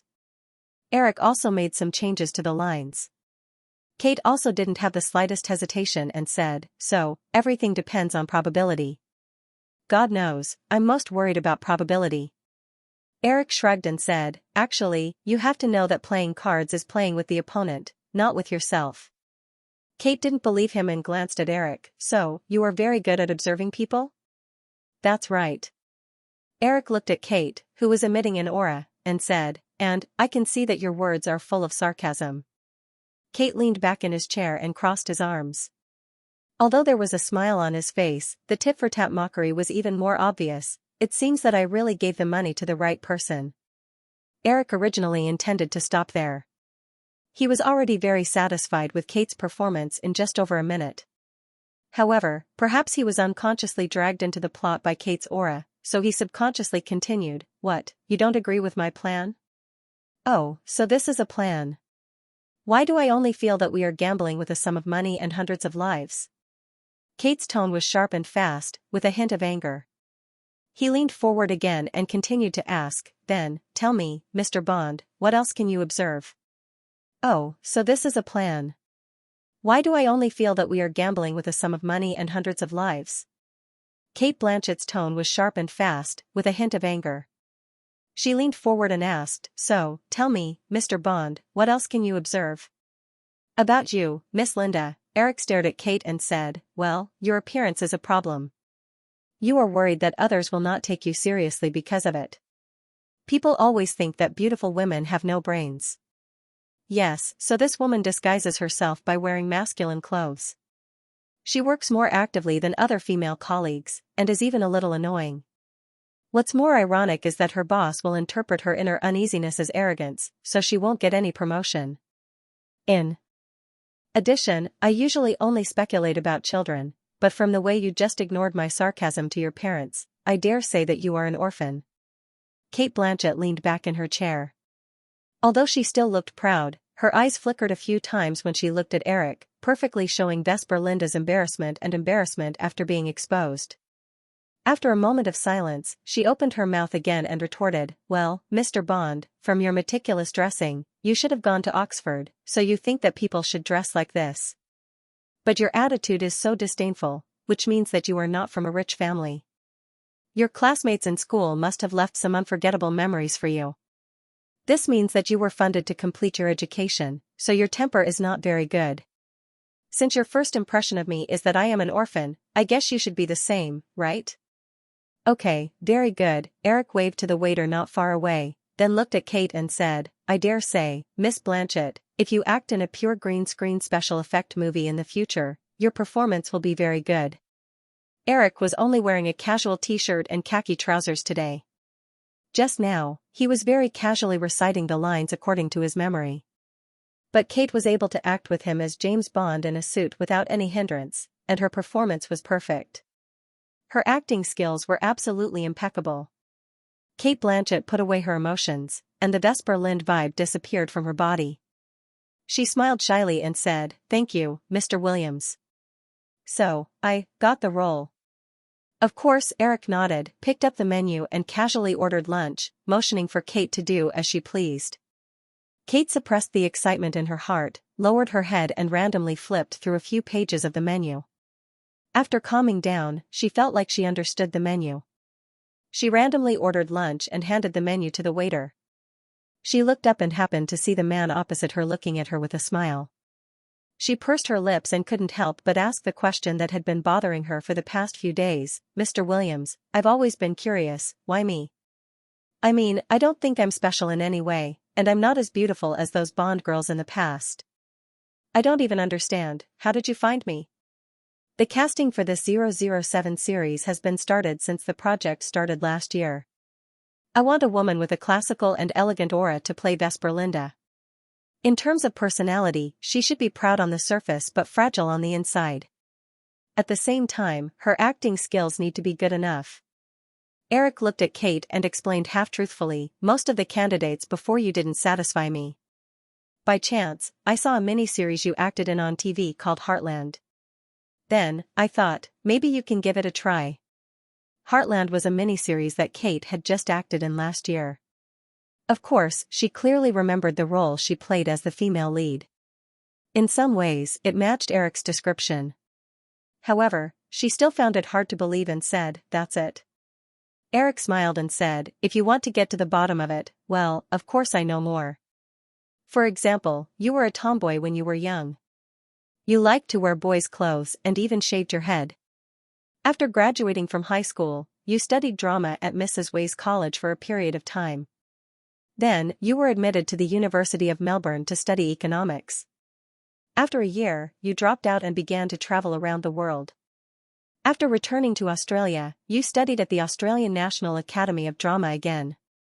Then, you began to perform and won the Sydney Drama Review Committee's Best Newcomer Award for Kafka's Dance. While performing on stage, you also began to get roles in TV dramas and movies. However, I also know that your first screen performance was in Egypt. During your travel around the world, in order to earn money, you acted as a spectator of a boxing match in a local TV movie. At first, Kate was just a little surprised. Then, the more she listened, the more surprised she became. In the end, she was stunned. So, Miss Blanchett, if you think that my sudden approach to you and my offer of the part of Vesper Lynn is somewhat rash and abrupt, you are very much mistaken. I know you far better than you think. The videotapes of the movies and TV dramas you acted in are still in my office. So, do you have any other questions? No. After thinking for a while, Kate's face turned slightly red. She remembered some rumors about the man in front of her. She looked up at Eric and wanted to say something, but she didn't know if she should say it. Eric still had a smile on his face and joked, do you want to say that you are actually a lesbian and I shouldn't have any ideas about you? Kate's face showed a faint panic when her secret was exposed. You know about this? I guessed it based on your information. They are not bored enough to investigate your sexual orientation. Also, don't worry, I won't tell anyone. Also, you are not my cup of tea. The only thing I care about is whether your performance can satisfy me. Eric leaned forward and said, but, Kate, I can guarantee that you are definitely not a lesbian. At most, you are bisexual. Mr. Williams, let's not talk about this topic anymore. Eric felt the waiter coming over with lunch. He straightened up and asked the waiter to put the lunch in front of him. He nodded with a smile and said, okay, back to the topic. This movie will start shooting in June, but I hope you can go to Hollywood in advance to familiarize yourself with the environment and cooperate with the early publicity of the movie. Is there a problem? Although Kate's personality was not strong, she had always been independent. This kind of conversation environment where the initiative was completely controlled by someone else made Kate feel a little uncomfortable. However, she was not the kind of person who liked to be unconventional. She knew how rare this opportunity was. After all, she was just an ordinary little actress now. She did not have the qualifications to be a maverick like those Hollywood superstars. After a slight hesitation, she nodded and said, no problem. The TV series I am acting in will be completed before the 10th of next month. Then, I can rush to Hollywood. Eric nodded and said, then it's settled. Kate nodded and turned to look at her agent, Ron Russell, who was sitting not far away. She mustered the courage to turn to Eric and said, Mr. Williams, my agent is over there. Do you want to talk to him? No need. Eric shook his head and said, as for trivial matters like salary, someone will contact you. Well, when you arrive in Hollywood, if you want to find a more professional agency, you can go to ICM. Tell them that I told them to do it and they will arrange it for you. Kate said weakly, I think Ron is pretty good. I'm just giving you a suggestion. Of course, you can keep your thoughts to yourself. Eric smiled and picked up the red wine that the waiter had poured for him. He said, then, I wish us a happy cooperation, Kate. Happy cooperation, Eric. Hearing that Eric had changed the way he addressed her, Kate also carefully changed to a more intimate form of address. She then brought the red wine to her lips. After lunch, Kate Blanchett took the initiative to leave with her agent. Eric was not in a hurry to leave. He ordered a cup of coffee and finished reading the report on the Golden Globe Awards in the newspaper that he had picked up before the meal. He summoned his assistant, Peter Ritchie, who was standing not far away, and handed the Dolly magazine to him. He said, find the girl on the cover. Peter Ritchie glanced at the baby-faced girl named Miranda Kerr on the cover of the magazine and nodded. As a top student at Stanford University, he was certainly not stupid enough to ask Eric how to find the girl. This would only be regarded as incompetent. Eric's assistant office did not have such a person. However, after hesitating for a moment, Peter Ritchie still asked, "Mr. Williams, and then?" There had to be a reason. "Well, I plan to add a scene of the tennis girl passing by Bond in the film." Peter Ritchie's mouth twitched. Although Eric said it seriously, he still felt that this reason was a bit ridiculous. "Boss, aren't your methods of picking up girls too simple and crude?" Although he was complaining in his heart, Peter Ritchie did not show it at all and respectfully noted it down. In the afternoon, 3 hours later, Eric's private business plane landed in Cairns City in northeastern Queensland, Australia. However, it was still more than 80 kilometers away from the Red Alert crew. Several staff members of the Red Alert crew came to greet them in person. 2 off-road vehicles took them all the way north from Cairns City. The advantage of a sparsely populated place was that the vehicles could drive freely on the open road. They arrived at their destination in less than an hour and a half. The off-road vehicles were parked in a seaside town outside the Dantry Tropical Rainforest National Park. The crew was stationed here. According to the crew members, the main shooting location was in the hills on both sides of the Dantry River not far away. It was midsummer in Australia in January and the sky was very long. Although they set off from Sydney at 2:00 in the afternoon, it was close to 7:00 in the evening. The distant sky was already covered with burning clouds, but the sky did not turn dark. After getting out of the car, Eric looked around. Because of the sparse population, there was not even a decent hotel in the town. The hundreds of crew members could only live in temporary houses. There were also very few people around. As if to show that they did not lack land, the houses of each resident were even far apart. The assistant producer named Nick Carville stood next to him and asked, "Mr. Williams, the crew will finish at about 7:30. Do you want to wait here or go take a look?"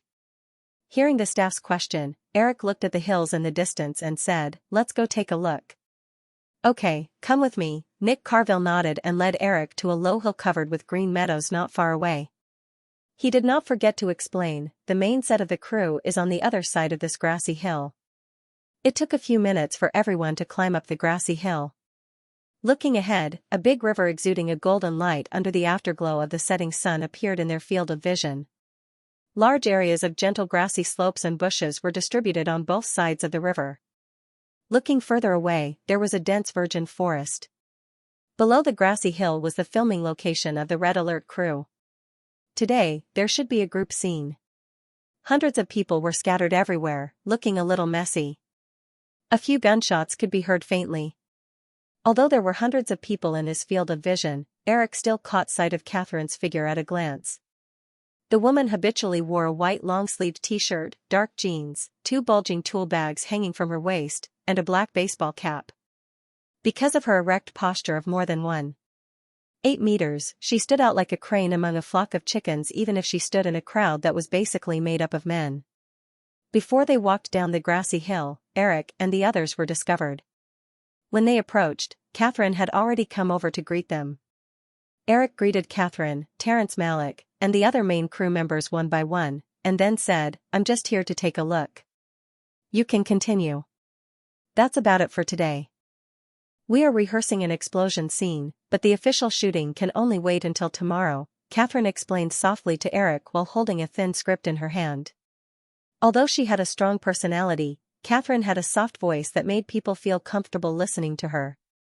Well, at least that was what Eric thought. He had never seen Catherine quarreling with others before. "Oh, is there anything I can help you with?"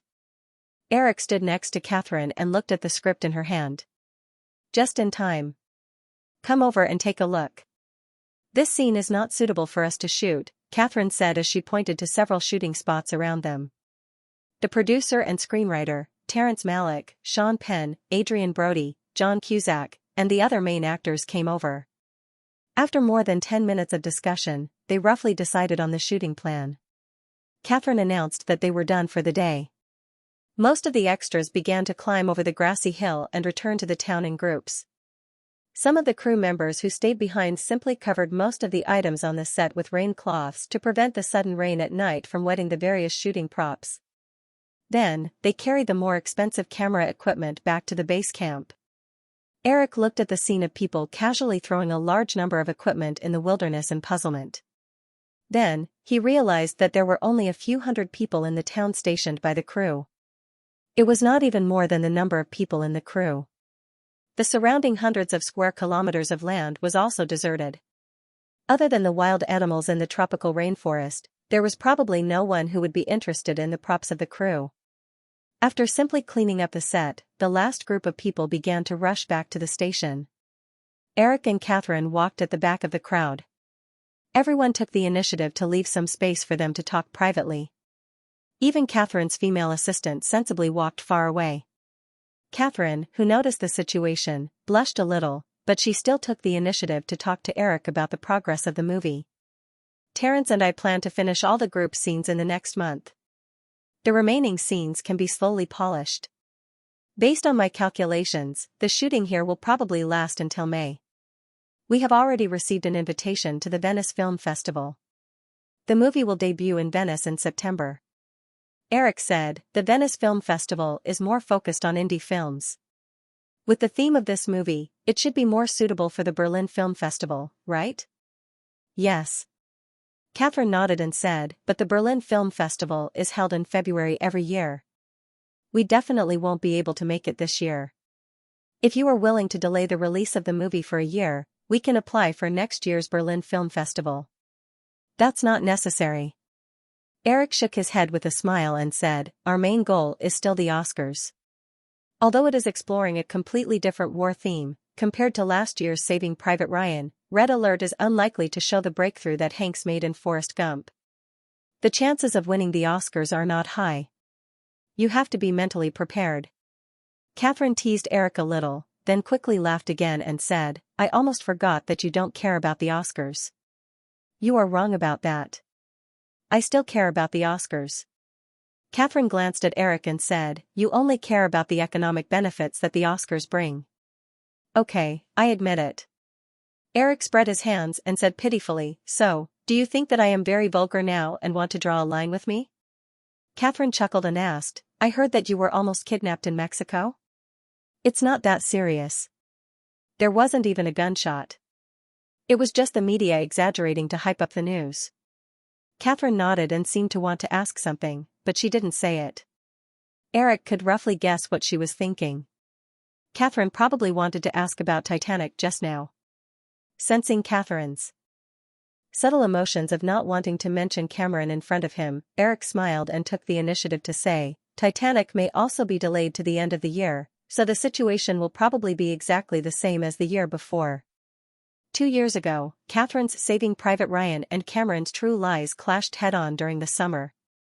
Because the filming of Titanic was seriously delayed, this situation would definitely continue to happen at the end of the year. However, compared to Saving Private Ryan, which had strong commercial elements, Red Alert was a war film, but it was very artistic. It might even be a little boring. It might not perform well at the box office this year. Of course, if the topic of Catherine and Cameron's new film could be hyped up again, the box office of Red Alert would definitely be much higher than the original. I'm only responsible for the film. You guys can arrange the rest, Catherine said faintly. She didn't have any objection to this situation. Artists wanted to pursue the art of film, but they couldn't let the film company not survive because of this. In this regard, as a female director who didn't have a smooth sailing life in Hollywood, Catherine understood very well. When they returned to the cruise station, the sky was already dark. After a simple dinner, Catherine and the others went to the simple post-production studio and began to check today's shooting materials. Eric also helped to organize and check the recent shooting results of the crew. Eric wasn't very good at art films, so he didn't rashly make any comments. He just patiently listened to Catherine and Terrence Malick's explanation and occasionally expressed his own opinions as a bystander. As for whether they would accept or not, Eric wasn't too concerned. They worked in this way until nearly 10 o'clock. When they left the studio, the wind was cool outside. Many crew members gathered outside to drink, chat, and play cards. There was a barbecue grill set up in the open space, and the smell of barbecue came from time to time. After Terrence Malick and Eric greeted each other, they walked towards the crowd with the 2 production assistants who had come out of the post-production studio. Catherine waved at the people who greeted them and asked Eric, "Are you going over?" "What about you?" Eric asked. Catherine shook her head and said, "I'm going back to rest." "Oh, then I'll go and rest too. I took a plane and a car in the afternoon. It's very tiring." Catherine nodded and walked side by side with Eric to the temporary dormitory. When they arrived outside the door of Catherine's wooden house, the woman looked at the little man who didn't seem to have any intention of leaving. She looked a little helpless and a little shy. She said, "Aren't you going back?" "Oh, I heard that there are quite a lot of snakes in Australia. Do you want me to check for you?" Catherine shook her head. "I'm not afraid of snakes." Eric looked dissatisfied. "How can that be? How can a woman not be afraid of snakes?" Catherine raised her eyebrows. "Why should a woman be afraid of snakes?" "I mean," Eric spread out his hands. "Even if you're really not afraid of snakes, you should at least show that you're afraid in front of a man. This is a normal social principle. You have a lot of fallacies." Catherine rolled her eyes at Eric. She took out the key to open the door and walked in. Eric smiled. Since Catherine didn't obviously refuse, he also walked in. The small room was only about 10 square meters. The decoration was very simple. There was a foldable bed, a set of table and chairs, and 2 large suitcases in the corner.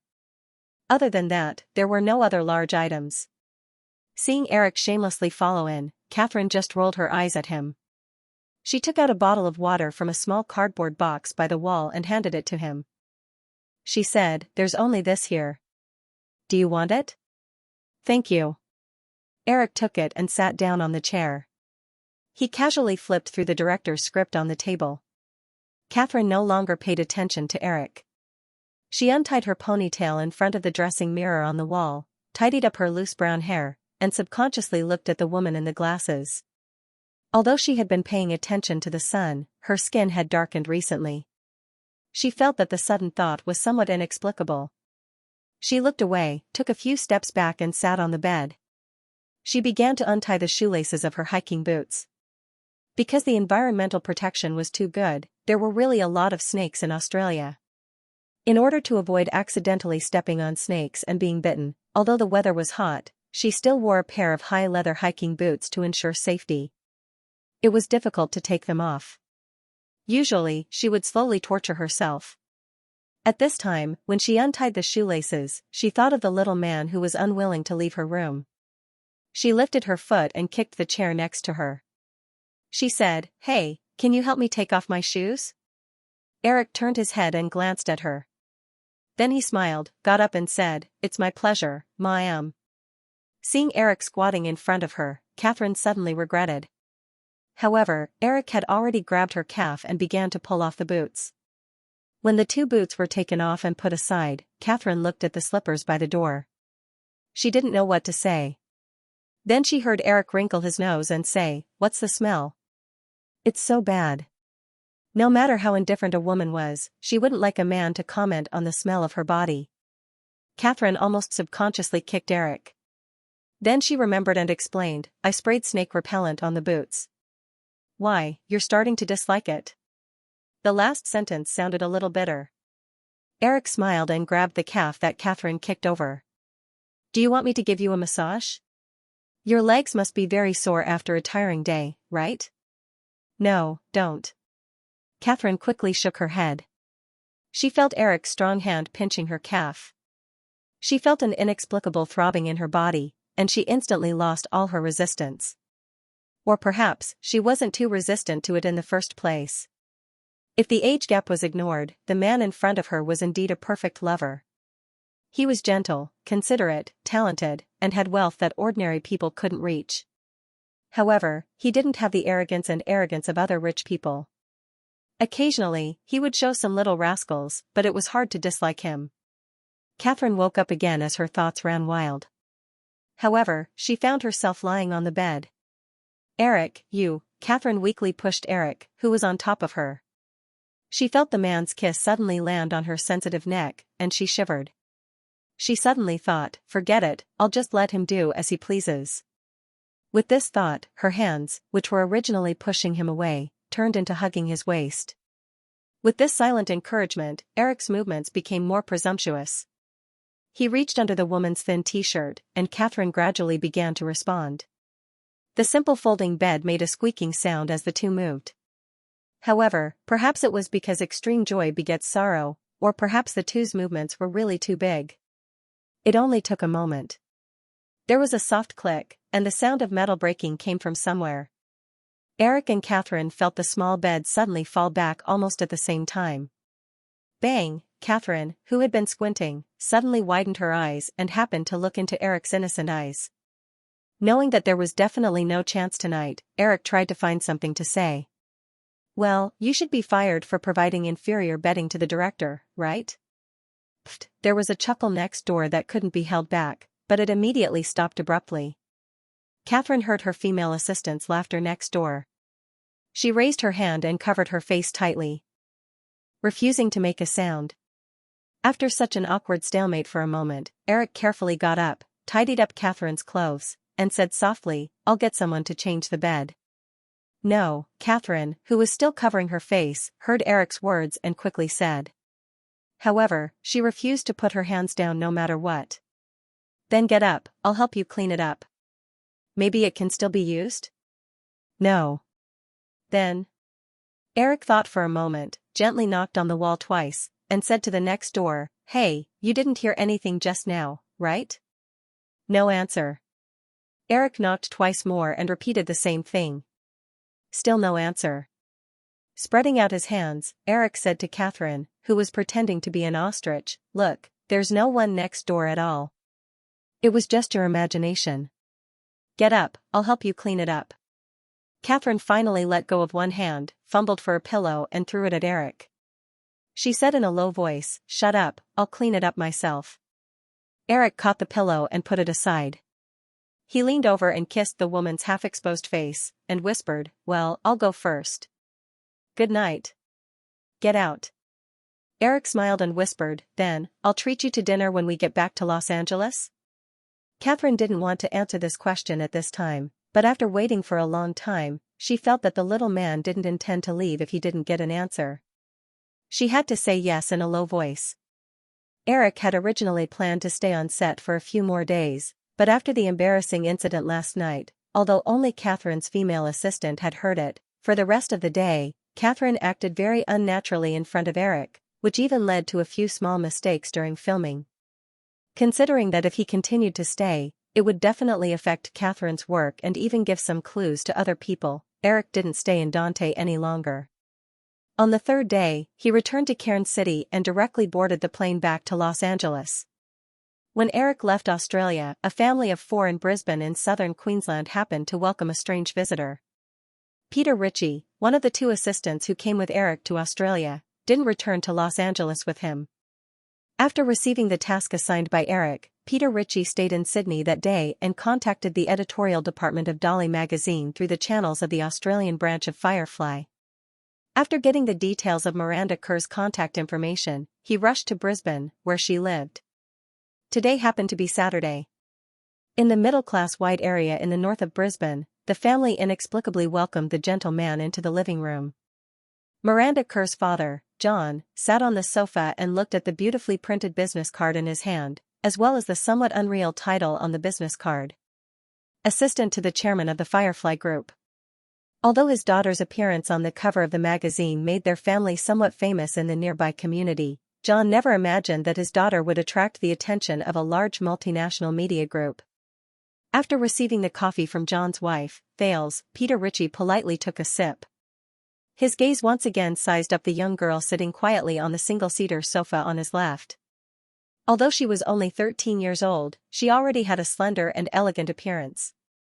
Well, her skin was slightly darker, so she didn't look as cute as she did in the photo. Then, "Mr. Ritchie," John finally said, "may I ask why you're here this time?"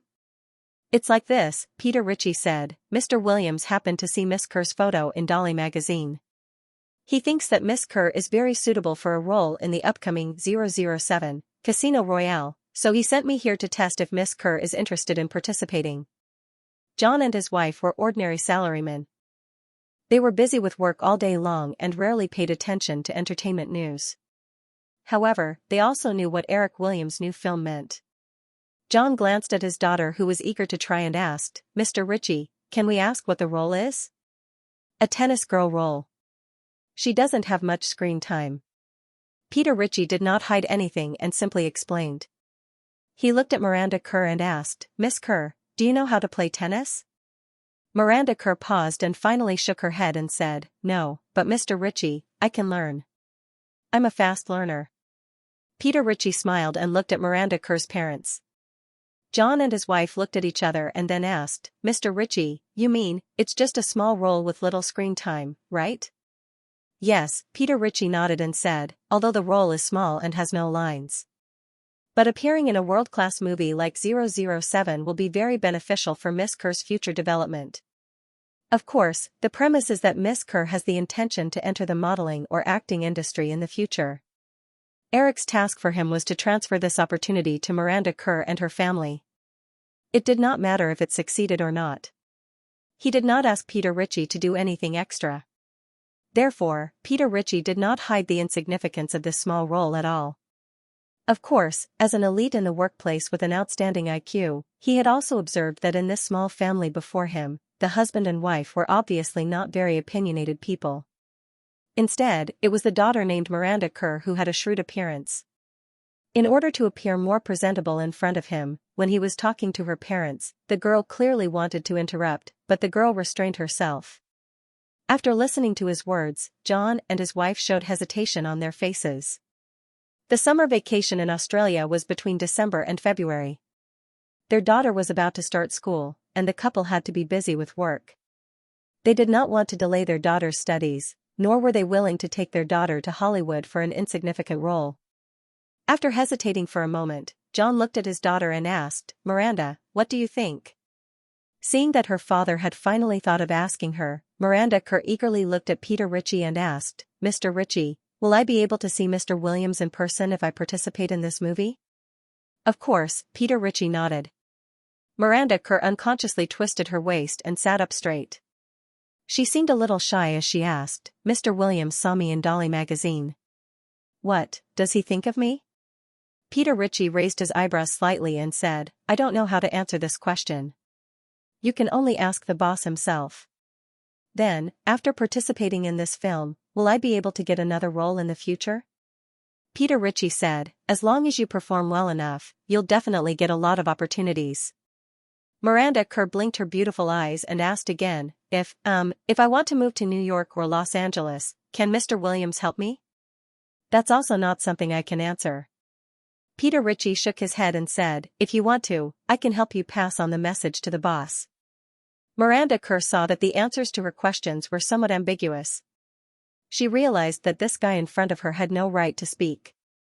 She thought for a moment and said, "Since Mr. Williams saw me in Dolly magazine, he should be in Australia recently. Can I see him?" "The boss has already returned to the United States," Peter Ritchie said truthfully.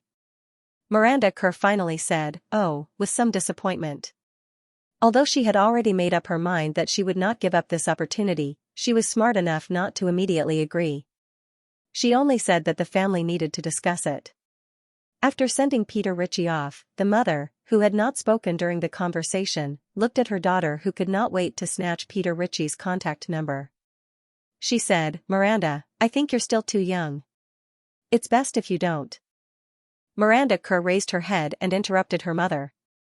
She said, "No, Mom, I've already decided. I want to play this role." John seemed to be helpless with this somewhat precocious daughter of his who was full of her own ideas. He said, "But, this is different from being in a magazine. You still have to go to school. Isn't the purpose of going to school to find a job in the future? Since I can have a very good job now, why would I give up what's near at hand for what's far away?" Miranda Kerr immediately retorted. John was a little speechless by his daughter's rebuttal. He could only look at his wife. Thales thought more carefully. She said, "It's not that easy to be an actress. You haven't even been to an acting class. You can play some small roles, but it's not easy to be a professional actress." "Hey, Mom." Miranda Kerr waved the card in her hand that had an email and a long-distance number written on it. She said, "Do you know who Eric Williams is?" He's the owner of the world's largest media company. As long as he helps me, I can get any role. John heard his daughter's words and frowned. He switched to a purely male perspective and said, then, why do you think Eric Williams wants to help you? Miranda Kerr hugged a cushion on the sofa in her arms. She rolled her eyes and giggled. She said, what else could it be? He's just like those boys in my school who always peek at me. Humph, those little brats, I can't be bothered with them. Every father wouldn't be in a good mood when they heard that a man was eyeing their daughter. Hardadef immediately raised his brows and said, then all the more I can't let you act in this movie. You're still a child. I'm not a child. Miranda Kerr straightened her back. And, I've already decided.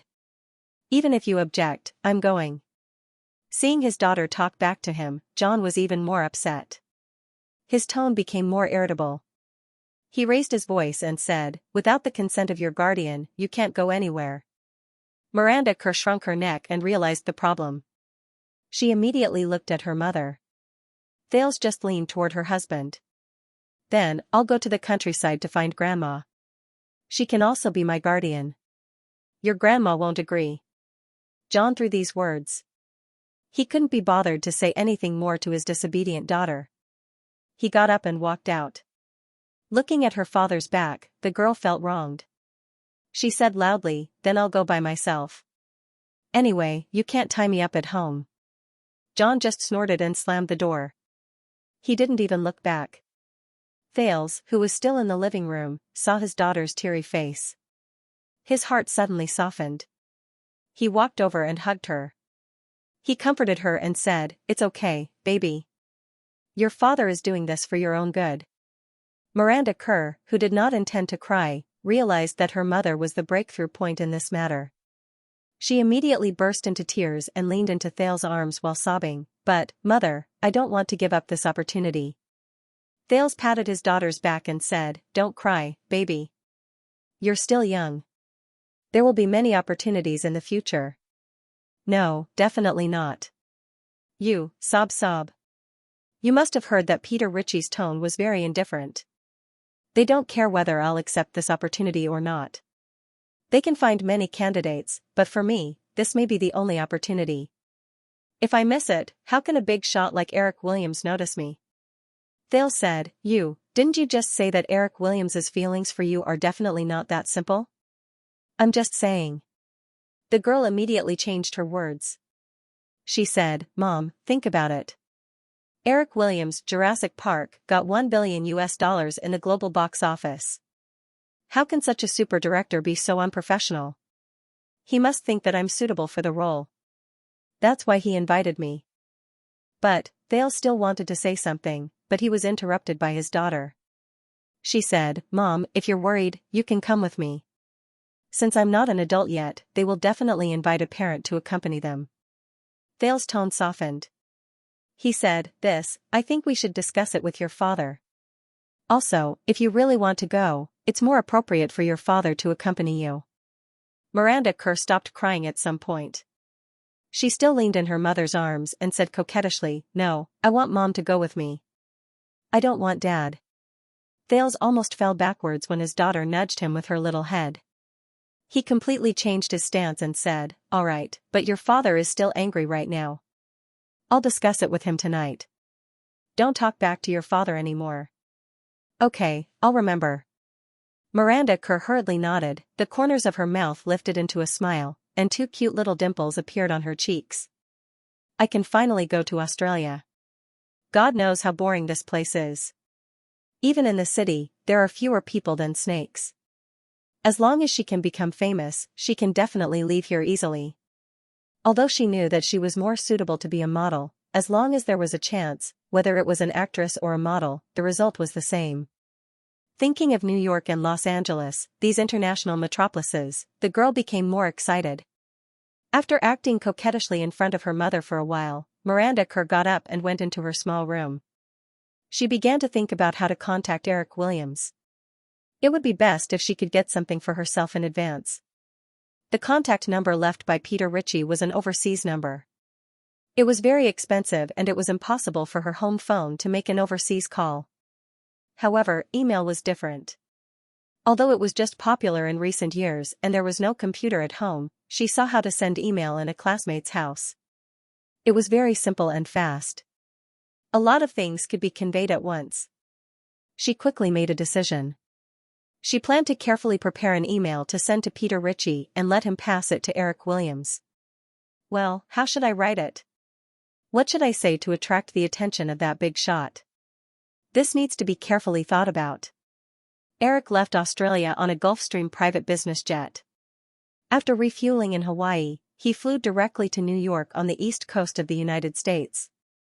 In addition to the tedious work in Hollywood, there were two other things that Eric needed to pay close attention to in January.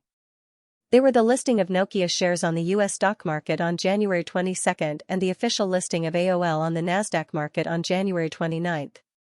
In 1995, Nokia achieved the sales of 7 million mobile phones and 600,000 sets of mobile communication base stations. The annual turnover was equivalent to $3.6 billion US. Compared to 1994, Nokia achieved a 130% increase in performance. Even though most of the profits were immediately invested into the company's expansion, Nokia still achieved a net profit of $60 million US in 1995. Therefore, Nokia was only listed on the U.S. stock market this time to realize the circulation of the company's shares in the U.S. market and to plan for further financing in the future. For the time being, there were no plans to issue new shares. Although Nokia's mobile phone sales were still in the millions a few years ago, Eric clearly remembered that in the next few years, with the rapid development of mobile communication and the popularization of communication costs, Nokia's mobile phone business would show explosive growth. In the original spacetime, in 1998, Nokia not only successfully surpassed Motorola but also achieved the feat of producing 100 million mobile phones. Therefore, if Nokia needed to carry out the next financing plan, the best time would be after 1998. Until then, Firefly Investment still had absolute control of Nokia's shares. Even if it was time for the next round of financing, with Nokia's outstanding performance, they would have enough capital to issue new shares with low voting rights to prevent the loss of control of the company. Although Nokia's listing was very low-key, and even Eric only made a few phone calls in Australia to congratulate him and did not attend in person, the market was still very enthusiastic about Nokia's listing in the US. Based on the generally high performance expectations of Nokia in 1996, the day of the listing, Nokia's share price skyrocketed by 8.1% and its market value easily reached $6.8 billion US. This also made Eric's investment of $420 million US 3 years ago appreciate by more than 8 times. On the other hand, AOL was also a very important chess piece in Eric's industrial layout. Although he did not attend Nokia's listing ceremony, since he returned early from Australia, Eric directly flew to New York to participate in the AOL IPO event. Since the establishment of the Alliance Plan in 1993, after close cooperation for nearly 3 years, with the help of Cisco's hardware technology support and Yahoo's platform promotion resources, AOL was the first to provide high-speed ADSL broadband access service to users. With the civilian price and stable network service, AOL's subscriber base had risen to 7.6 million in the past 3 years, occupying nearly 30% of the market share in the U.S. Internet access service industry. The strong expansion momentum made the slow traditional telecommunications operators lose ground. Therefore, unlike the relatively low-key listing of Nokia, AOL's IPO plan attracted a lot of attention from the day it was announced. In the past few days, in addition to Eric himself, Cisco's CEO John Chambers, Yahoo's CEO Ian Neer, and other AOL Allies executives also came to New York to support the stock offering ceremony. As a result, Eric was too busy with various social engagements to care about anything else. This continued until January 29. Since the night before, company executives, guests, media reporters, stock traders, and all kinds of people who participated in the AOL IPO ceremony filled the Nasdaq stock trading floor. AOL issued 15 million shares, accounting for 10% of the total share capital. The offering price of each share was $33 US, and the plan was to raise $495 million US.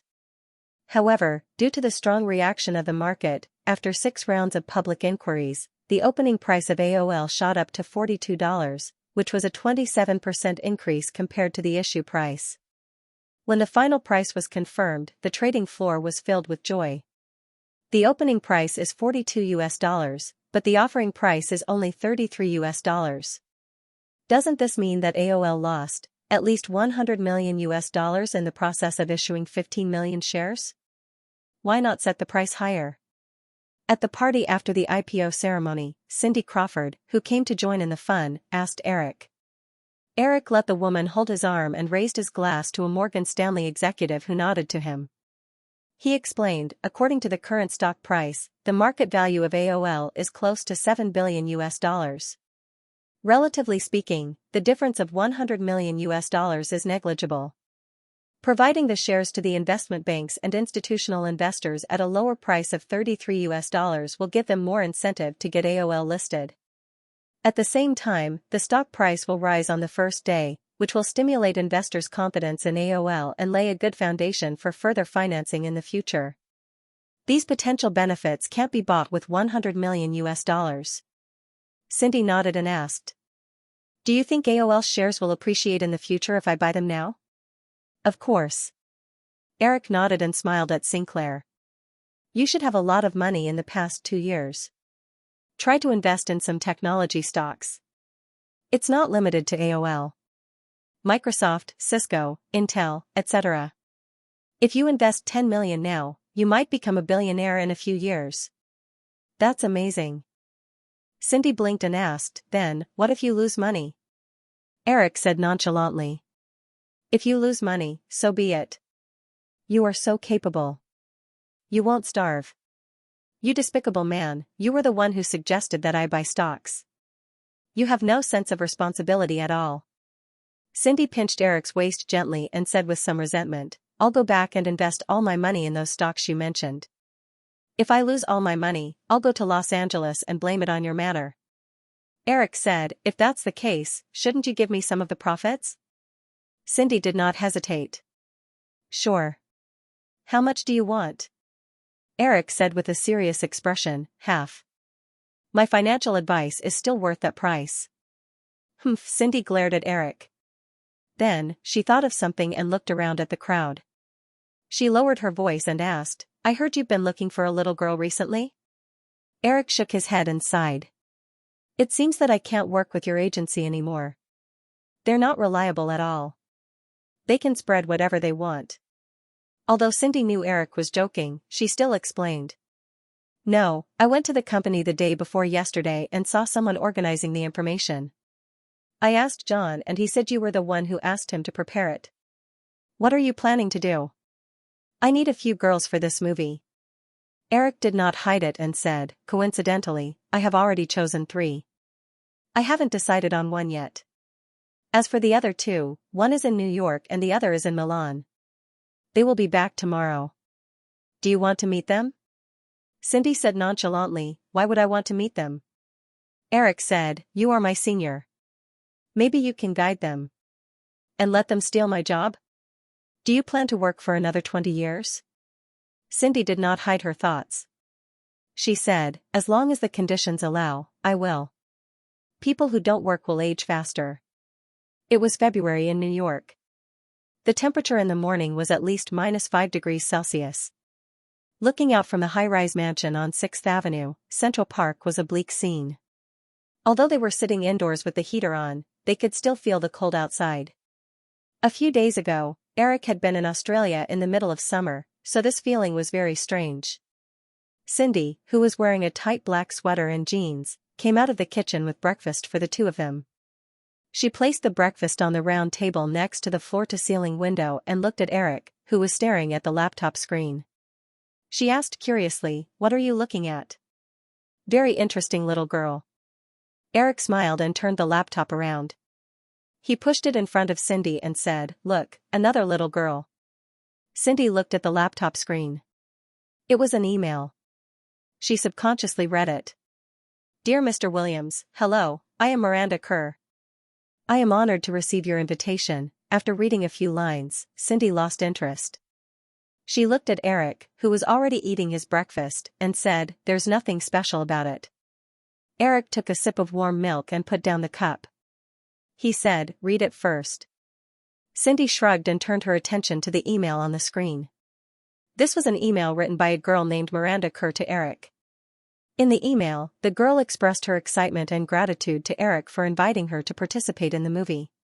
She then tactfully expressed her hope that after this cooperation, she would be able to get more job opportunities to pay for her education and living expenses after she moved to the United States. After reading this email, Cindy did not feel anything special. If she were in Lu Zhou's shoes, she would probably say the same thing. However, Cindy quickly realized something. She looked up and asked Eric, this little girl, how old is she? 13 years old. Cindy immediately laughed. She was already so good at playing tricks at the age of 13. She really was a little vixen. This girl hoped that after this cooperation, she would be able to get more job opportunities. Then, she would be able to contact Eric's super powerful connections. Haha, if you agree, this little girl will rely on you in the future. Eric shrugged and said, for a man, this is a happy problem. Well, you said yesterday that you were going to meet the other two girls today. Are they also like this? I haven't met them yet. I will know when I meet them, Eric said. But you know my taste. The people I pick will definitely be good. Cindy said, I'm suddenly curious. I have an appointment at noon. I will treat them to lunch. You can come back then. Okay, Cindy nodded. She had recently been rushing the production of the second season of America's Top Model. However, the filming was in Manhattan, which was not far from Eric's residence. After breakfast and seeing Cindy off, Eric read the email again with great interest. After thinking for a while, he replied with an email and agreed to Miranda Kerr's request. He was quite curious. He wanted to see what level this little girl could evolve to in the future. After being busy for a few days, Eric finally had some free time. He did not go anywhere in the morning. He stayed at home and read the newly revised script for Rush Hour. Although Red Flower District had not been released yet, Rush Hour had been officially launched. The budget for the first film was $30 million. The two male leads, Jack Ching and Chris Tucker, had already signed the contract. The plot of Rush Hour was very simple. The main selling point of the film was actually the strong personal performances of the two leads. This was also the reason why the two leads in the original Spacetime had ridiculously high salaries and even caused the sequels to be delayed many times. In order to prevent this situation from happening again, Eric also asked the new line to sign an option contract with the two male leads in advance. The contract also stipulated the salary standards for the sequels. This was to prevent the company from completely losing the initiative in the negotiations for the sequels in the future. After reading the script, he sent his comments back to Los Angeles via email. Before he knew it, it was already noon. Eric was too lazy to make lunch. He was about to call a nearby restaurant and ask them to send some lunch when he heard the doorbell ring. He looked at his watch. It was only 11:30. There was still half an hour before the appointment. Westerners were very particular about the concept of time. It was not always better to be early. Eric thought that Cindy had returned early. He turned on the intercom and asked with a smile, "You're back so early?" The other party hesitated for a moment. A girl with a hoarse voice asked nervously, "Is this Mr. Williams?" "Yes. It's me. We're Giselle Bundchen and Alexander Ambrosio." Eric was silent for a moment. He opened the door and said, "Come in." A few minutes later, Eric opened the door and looked at the two young girls outside helplessly. From the list of newcomers sent by the major modeling agencies, Eric only found Giselle Bundchen and Alexander Ambrosio. There was no sign of Victoria's Secret's other top actress, Adriana Lima, in the original Spacetime. So, he only picked these two. However, he had originally asked the two girls and their agents to come together. The situation now was obvious. The agency must have left after sending the two girls here. Sigh, do they really think I'm a good person? Do they really think I'm a bad person? Eric sighed with mixed feelings. He turned to the two girls and said, "Come in." The two girls were like obedient kittens. They quietly and obediently walked into the entrance. Looking at the spotless living room, they hesitated. Eric closed the door and said, "You don't have to change your shoes." The two girls then stepped into the living room. After receiving Eric's signal, they sat down on the sofa together. Eric poured 2 glasses of juice and handed them to them. He looked at the two girls again. Although she had put on a lot of makeup, it was still difficult to hide the youthfulness on her face. However, the two girls already had tall figures, especially Giselle Bündchen. If the pair of high-heeled leather boots on her feet were included, her height was about the same as Eric's. It was cold outside in New York, but the heater in the room was on full blast. Although girls who liked to look beautiful would definitely not wear too much, at this moment, the two girls who were also wearing short trench coats had a faint sweat on their foreheads. Eric pointed to the clothes rack at the entrance and said, "If it's hot, you can take off your trench coat and hang it there." The two girls nodded together. They got up, took off their trench coats, hung them on the clothes rack, and then came back and sat down quietly. Eric almost did not know whether to laugh or cry. In the original spacetime, Giselle Bündchen and Alexandria Ambrosius' achievements in the fashion industry were definitely much higher than Miranda Kerr's.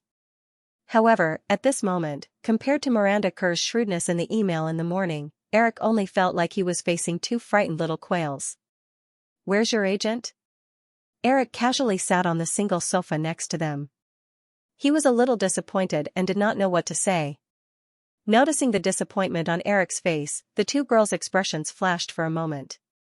Although Giselle and Alexandria were newbies recruited by IMG and Elite respectively, before they came, they had received similar instructions from the bosses of the 2 agencies. In this meeting, they would either rise to the top in one step, or continue to endure like many newbies.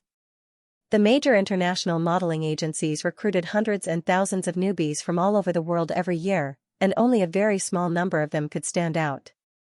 The two girls were born in Brazil, which was the most competitive country in the industry. Brazil had a very common model training system. For Brazilian girls, if they wanted to leave Latin America, becoming a model was the only way. As for many famous models who were used to claiming in their personal resumes that they were accidentally discovered by a talent scout while shopping one day, and then quickly rose to the top, that was basically nonsense. Take the two girls in front of him for example. Although they did not know each other before, their life trajectory was similar to most Brazilian girls who held the dream of being a model. They began professional modeling training when they were about 10 years old. At the age of 13 or 14, they submitted photos to major agencies, or participated in various modeling competitions. In the end, only a small number of them were lucky enough to be signed. And the chances of this small number of them becoming famous models or even supermodels were even slimmer. This was also the reason why the two girls were so cautious in front of Eric. They were not transmigrators like Eric who knew the future, and it was even more impossible for them to know where they had gone in the other time and space.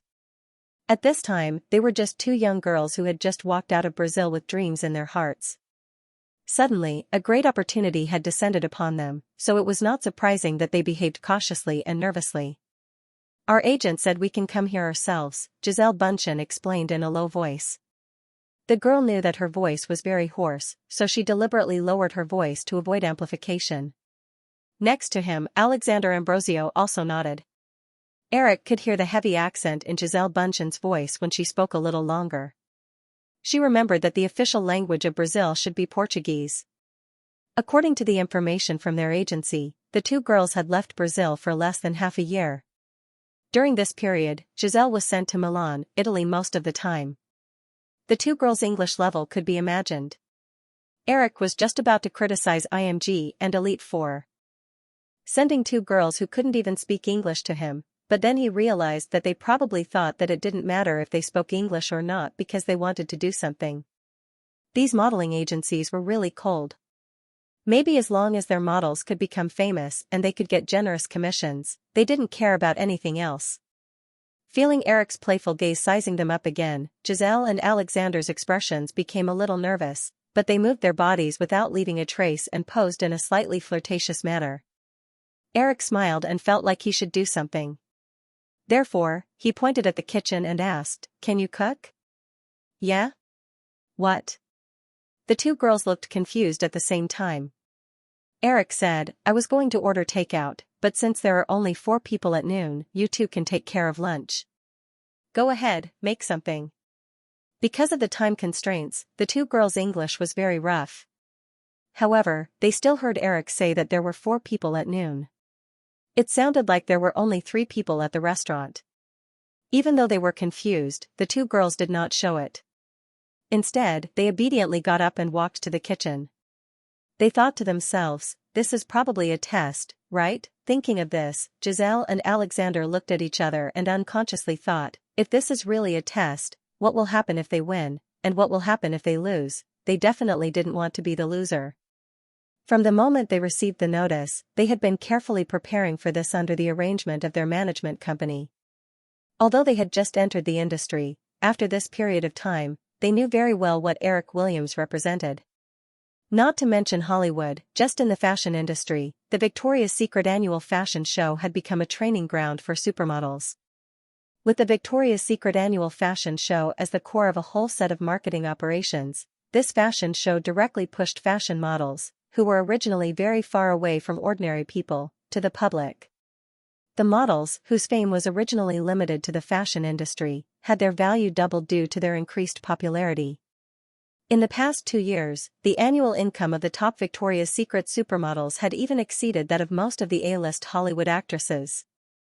If they could gain the favor of such a big shot, just like what the boss of the management company had personally told them, they would reach the sky in a single bound.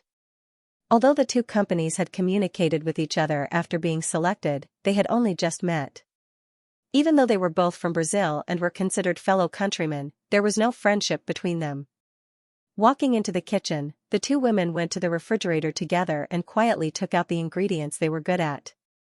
They had no intention of cooperating, let alone helping each other. It was past noon when Cindy returned from the set of America's Top Model. Seeing Eric alone in the living room, she asked, "Where is everyone?" Eric pointed to the kitchen. Cindy curiously looked at the 2 girls who were busy in the kitchen with a strange smile on her face. She turned to Eric and said, "Your interests are really strange." Seeing Cindy's eyes looking at him as if he was a monkey that had stopped the 7 fairies from running away to pick the peaches, Eric shrugged helplessly and said, "Am I that impatient in your eyes? Besides, it's daytime now." Cindy's expression immediately turned bitter and she said, "Oh, looks like I'm going to be kicked out tonight." "No, because of your groundless doubts about my character, I've decided to teach you a lesson tonight." Giselle and Alessandra quickly finished preparing lunch. Eric and Cindy walked into the dining room together. The 2 women had just heard Cindy's voice. When they saw her, their expressions were obviously more enthusiastic than when they saw Eric.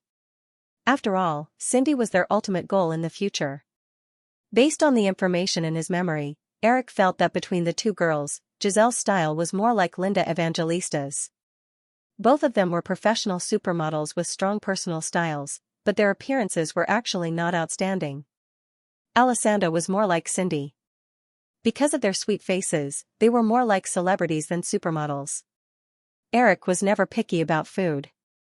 Eating lunch with satisfaction, he did not avoid the 2 girls and asked Cindy, "What do you think of him?" Giselle and Alessandra, who were eating like cats, stopped eating at the same time and looked at Cindy hopefully. Although Cindy would not personally teach these juniors like Eric said in the morning and let them steal her job in the future, as a woman with high EQ, Cindy would never say anything offensive. Sizing up the 2 girls for a moment, she said to Eric, "They have a good foundation. If you want, they can immediately step onto the stage of Victoria's Secret when they reach adulthood." Cindy then looked at Giselle. As a veteran supermodel who had been in the circle for more than 10 years, she naturally could tell at a glance that Alessandra's body was not well proportioned. Her legs were a little short. If it were not for her beautiful face, it would be difficult for her to walk far. Giselle, on the other hand, was very talented. "You're Giselle Bündchen, right? How did your company plan for you?" Giselle revealed a flattered expression and said, "The company originally planned for me to participate in the Spanish beauty contest." Cindy nodded. "It seems that your company still thinks highly of you. If you get a place in the beauty contest, there will be enough gimmick to package you. With your appearance and talent, you will definitely be very popular in the high street circle." Although Giselle was a little excited by Cindy's evaluation, she still looked at Eric and mustered up her courage. However, my agent told me this morning that I will listen to Mr. Williams' arrangements in the future. If Eric could do it himself, the original career plan would certainly not be considered. With the media resources in Eric's hands, it would be easy for him to turn them into top supermodels. This was evident by looking at Diane Kruger. This young German supermodel's status in the fashion industry was now comparable to several veteran supermodels. However, 2 years ago, she was just an ordinary model. Thinking of Diane Kruger, Giselle looked at Eric with a hint of eagerness in her eyes.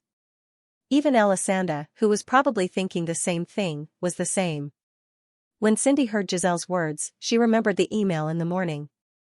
She looked at Eric with a half-smile, as if saying that another girl was planning to rely on him.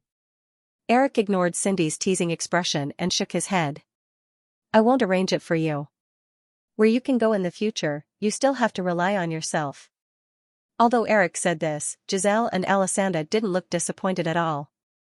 Although they were a little nervous in front of Eric, there was no doubt that they were smart.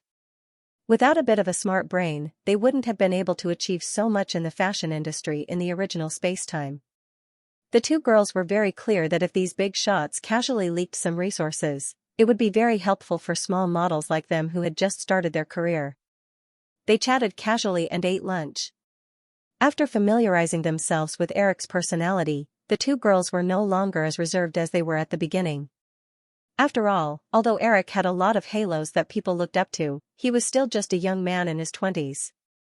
Cindy also came back at noon to join in the fun. The two girls didn't disappoint her, nor did they surprise her. After lunch, they rushed back to the set of America's Top Model. The second season of the reality show was about to return in early March. Compared to Want City, which could be filmed and broadcast at the same time, the reality show had to be completed before the broadcast. Therefore, her schedule was very tight. Giselle and Alessandra consciously washed the dishes and returned to the living room. They saw Eric sitting by the window and typing on his laptop. After hesitating for a moment, Giselle mustered up the courage and walked forward. Mr. Williams, do you need me to make coffee for you? There's no need. Eric shook his head subconsciously. Then, he came to his senses and looked up at the two girls. He gestured for them to sit opposite him and said, the shooting schedule for the movie hasn't been set yet. You can continue to do your own things during this period of time.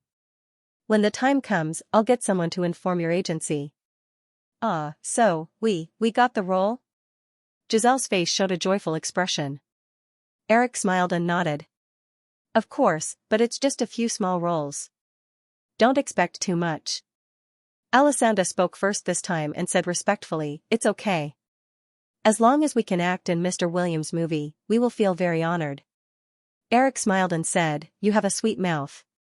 However, we will probably shoot in Panama. The scenery there is very good. You can go there for a few days. Consider it a vacation. Alessandra spoke first again. Thank you. Can we call you Eric? Of course.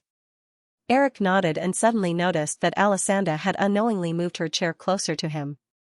He looked up and down at the girl's soft body lying on the round table with one hand supporting her chin. He smiled and asked, what are you going to do in the afternoon? Alessandra stretched out a small hand like a raccoon, but she became timid halfway. She just picked up a pencil on the table and played with it in her hand. She said, we don't know what to do. Although Eric enjoyed the two girls' clumsy seduction, he didn't have such thoughts in his heart. With his current status, the last thing he lacked was women. There was no need to deliberately touch some rules. If he couldn't maintain enough self-discipline, it was easy to fall. How about this? Eric closed the notebook and said, how about I take you to play? Ah? The two girls were a little stunned. I mean, shopping and the like. There are still many fun places in Manhattan, such as... At this point, Eric suddenly paused. He really couldn't think of any fun places in Manhattan for a while, so he had to say, forget it. It seems that I'm not familiar with Manhattan. It's best to find a native of Manhattan. Giselle and Alessandra pretended not to notice Eric's moment of awkwardness just now. They just looked expectant at the same time. Eric quickly thought of a woman who was very familiar with Manhattan. He picked up his phone and searched for a while in his contact list. He dialed a number and said a few words to the other party. He then got up and said, "Let's go." After driving around Manhattan for a while with the two girls, Eric's car stopped at Rockefeller Center in Midtown.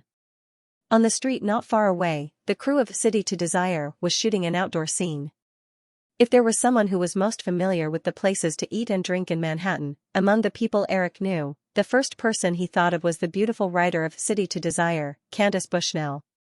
The main reason why City to Desire was able to become the Bible of Manhattan's fashionable life was that this TV series introduced and described a series of well-known restaurants, bars, galleries, nightclubs, and other gathering and entertainment places everywhere in Manhattan.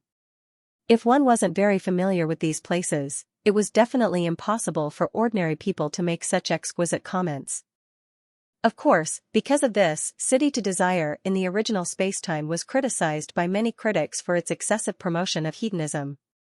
Noticing Eric's figure, the tall Candace Bushnell and another middle-aged man among the crew walked over together. Eric and Candace Bushnell hugged and greeted each other. Then, he looked at the middle-aged man. The middle-aged man respectfully extended his hand to Eric and introduced himself. "Hello, Mr. Williams.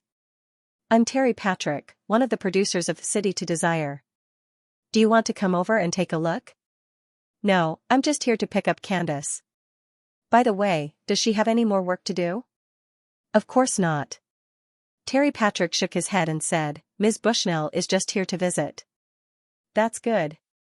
Eric nodded and said, "Then, you can continue with your work." Terry Patrick said goodbye and took the initiative to leave. Eric introduced the two girls beside him to Candace Bushnell, then said, "I happen to be off today.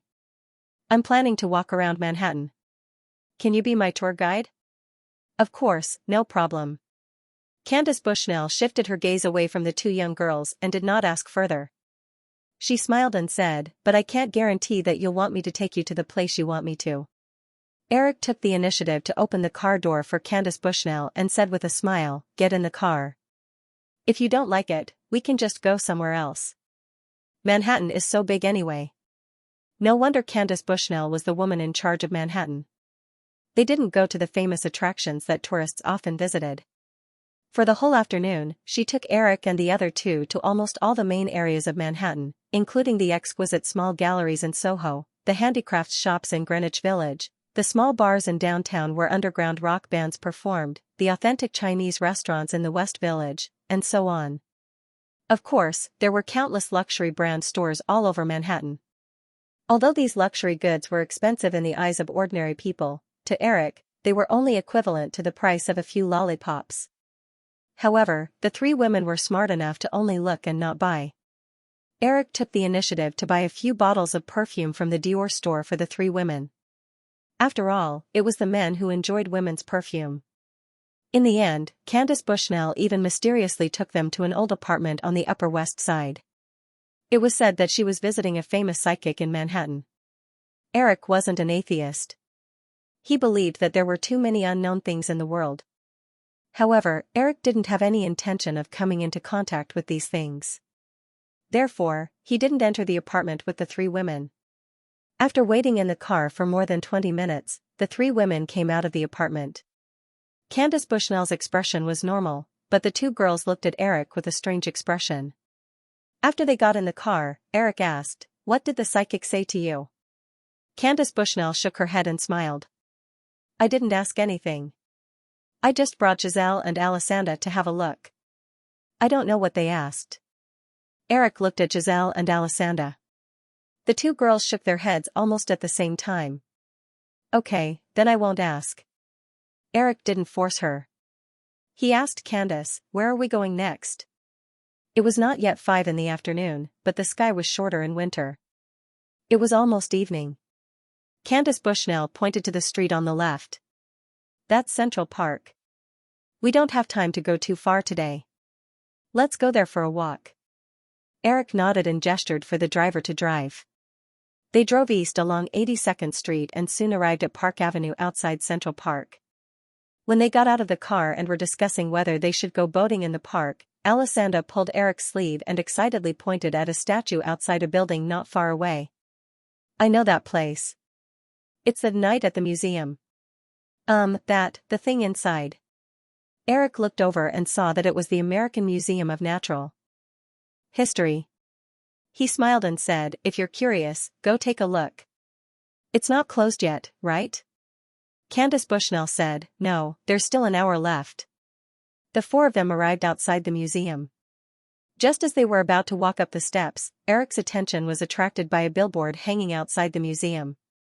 The advertisement read, Amazon Journey, IMAX ESP Visual Experience. Candace Bushnell saw Eric suddenly stop and followed his gaze. She said, this is a documentary that's being played in the IMAX theater. My friend and I have watched it before. It's very impressive. The screen is very big, as high as a 5-story building. Unfortunately, I heard that this technology can only play scientific documentaries of less than 40 minutes. If it could play movies, it would definitely be more shocking. Eric nodded and said, let's go in and take a look.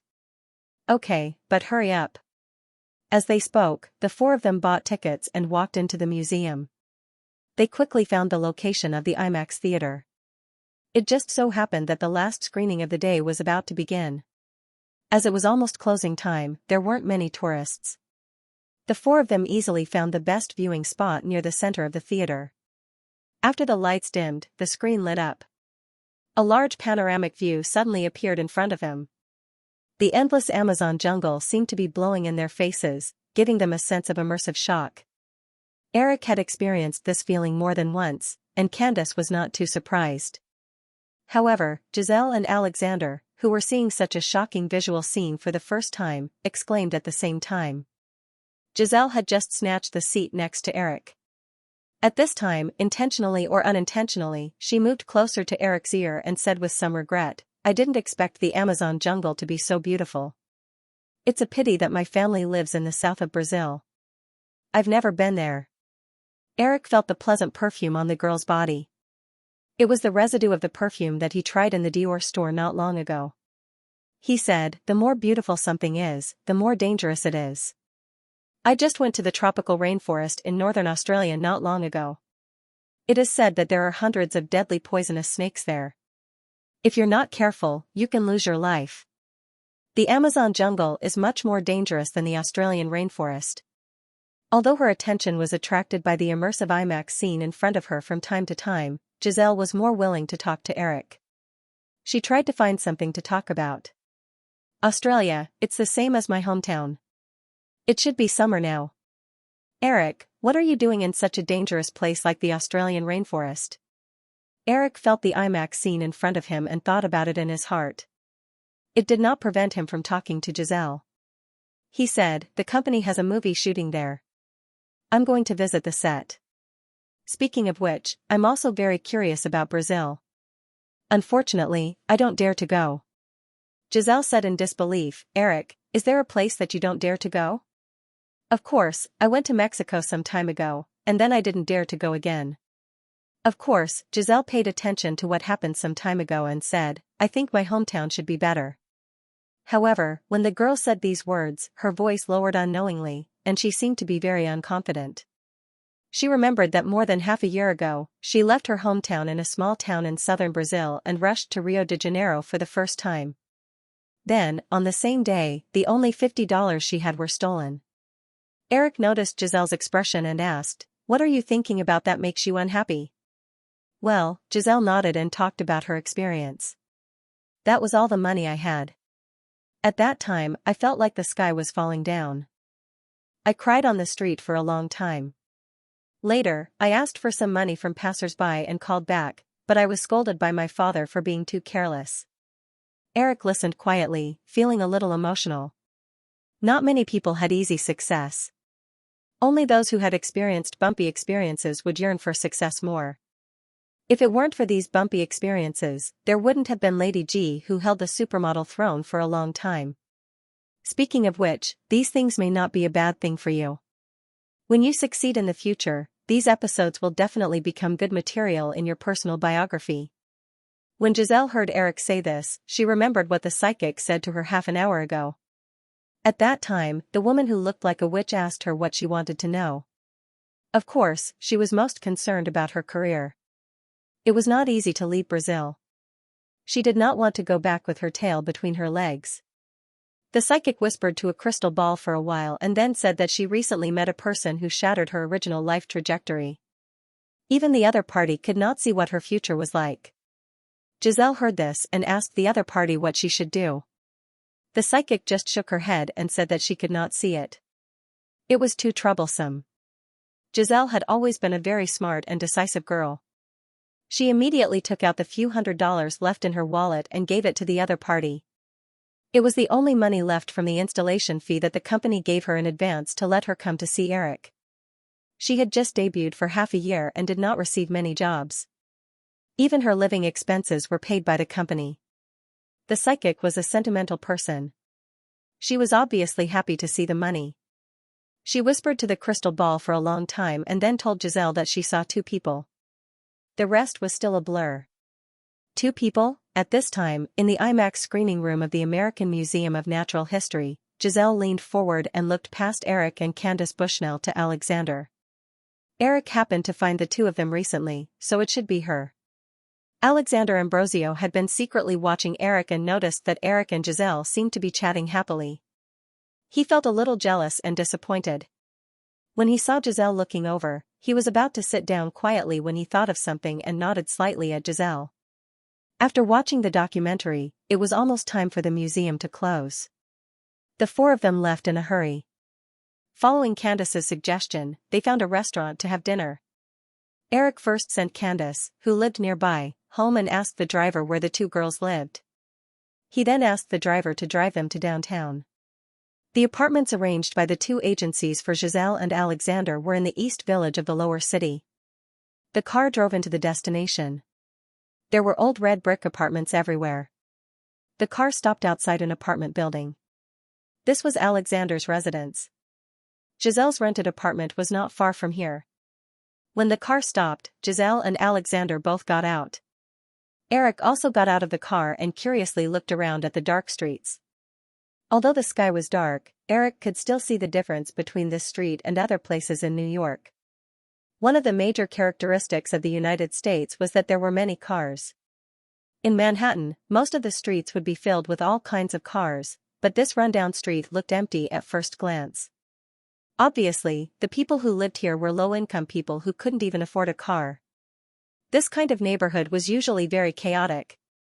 Looking at the few figures under the dim street lights, Eric asked, "Is it safe for you to live here?" Although they had expected it, Giselle and Alexander didn't expect Eric to send them back. After a day of interaction, Eric's mature temperament and gentle and considerate personality made the 2 girls unknowingly develop a good impression of him. Not only did this make them lose their final reservations and apprehension, they even faintly looked forward to something. At this time, standing on the side of the street that they were almost familiar with, the 2 girls were slightly stunned. At the same time, there was a feeling of loss in their hearts. Hearing Eric's words, the girls reacted. Alexander followed Eric's gaze and looked around. She said, "It's okay. The company has already told us not to go out at night." After hesitating, Alexander plucked up the courage and said, "Eric, can you go up and sit?" Eric said, "You should have other roommates, right? The 4 of us live together. But, it's okay. They will definitely welcome you." "Forget it." Eric smiled and said, "I won't disturb you. Go up." Alexander nodded regretfully and reluctantly walked to the apartment. Eric watched the girls enter the door and said to Giselle, "Get in the car." Giselle pointed to the intersection not far away and said, "It's on the street in front. We can walk there." With 2 bodyguards in the car, Eric was not worried about being robbed. He nodded and said, "Okay." The 2 walked forward side by side. Giselle walked closer to Eric. After hesitating for a moment, she carefully reached out and held Eric. Seeing that he just smiled, she was relieved. She whispered, "Eric, I'm alone in the apartment." Eric smiled and said, "Your company is very generous. They are willing to rent an apartment for you alone." "No, my roommates, they are all in Milan." Eric also remembered that several major fashion weeks were held in February. Because of the different laws, the New York Fashion Week would not use models under the age of 16. But in Europe, which was relatively open, models could appear on stage at the age of 14. This was also the reason why most famous models started in Europe. If he guessed correctly, the next Milan Fashion Week should be Giselle's first stage. Unfortunately, she was suddenly recalled to the United States. I just wanted to see the two of you. I didn't expect it to affect your work. Well, the Milan Fashion Week shouldn't have started yet. It's not too late for you to fly back tomorrow, right? It's okay. Giselle shook her head. I want to stay in the United States and concentrate on preparing for the movie. Oh, you don't need to prepare for your role. Eric shook his head and said, so go to Milan. If there are any problems, I can talk to your company's management. Giselle seemed to want to say something, but she nodded obediently.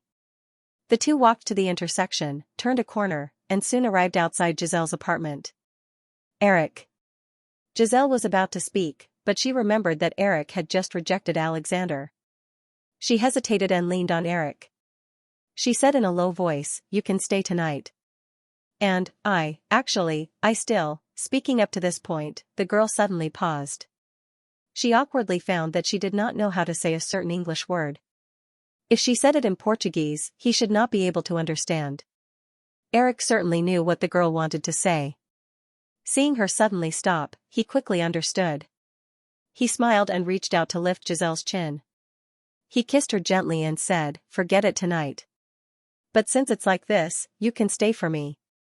Compared to the Golden Globe Awards in January, Eric was most concerned about the Sundance Film Festival, which had become popular in recent years.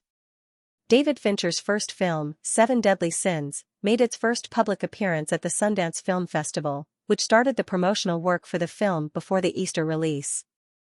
Brad Pitt was still playing the role of Agent Mueller in The X-Files, and the film crew chose Matthew McConaughey, who had begun to emerge in recent years. Eric didn't like the actor very much and always felt that his face was too frivolous. However, this kind of image just happened to fit the young, impetuous, and irritable character of the male lead of 7 Deadly Sins, so it was finally decided. Other than Matthew Mike and Diane Kruger, who was stuffed into the cast by Eric, the other two supporting actors, Morgan Freeman and Kevin Spacey, were unchanged. Compared to the murderous movies that killed all the way to the end and even made the audience tired of the aesthetic of 7 Deadly Sins, the exquisite and shocking crime setting pushed the film to unprecedented heights. The three male characters' impetuous, calm, and crazy personalities also left a deep impression on the media and film critics. After the film was released at the Sundance Film Festival, it immediately attracted a strong response. Most serial crime movies almost always end with a cliché Sherlock Holmes-like character who unravels everything. The plot setting of 7 Deadly Sins that allows criminals to take the initiative to appear and continue to complete their crazy acts is undoubtedly subversive. The ending of the movie is shocking.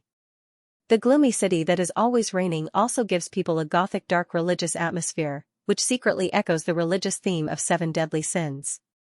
Compared to the chaotic and mediocre Alien 3, 7 Deadly Sins is undoubtedly a rebirth of director David Fincher's work. Kevin Spacey's short appearance is a genius, indifferent, and crazy murderer incisively and vividly, which makes people think of Anthony Hopkins' performance in The Silence of the Lambs. Matthew McConaughey and Morgan Freeman also put in excellent performances.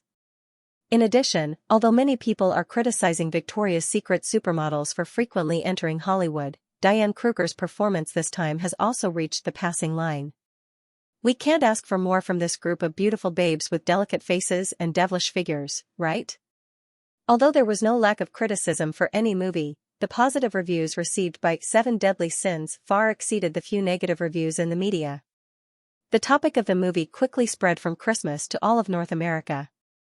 Although the Sundance Film Festival claimed to support independent films, after many years of development, in order to better survive, it also began to compromise with the major Hollywood studios.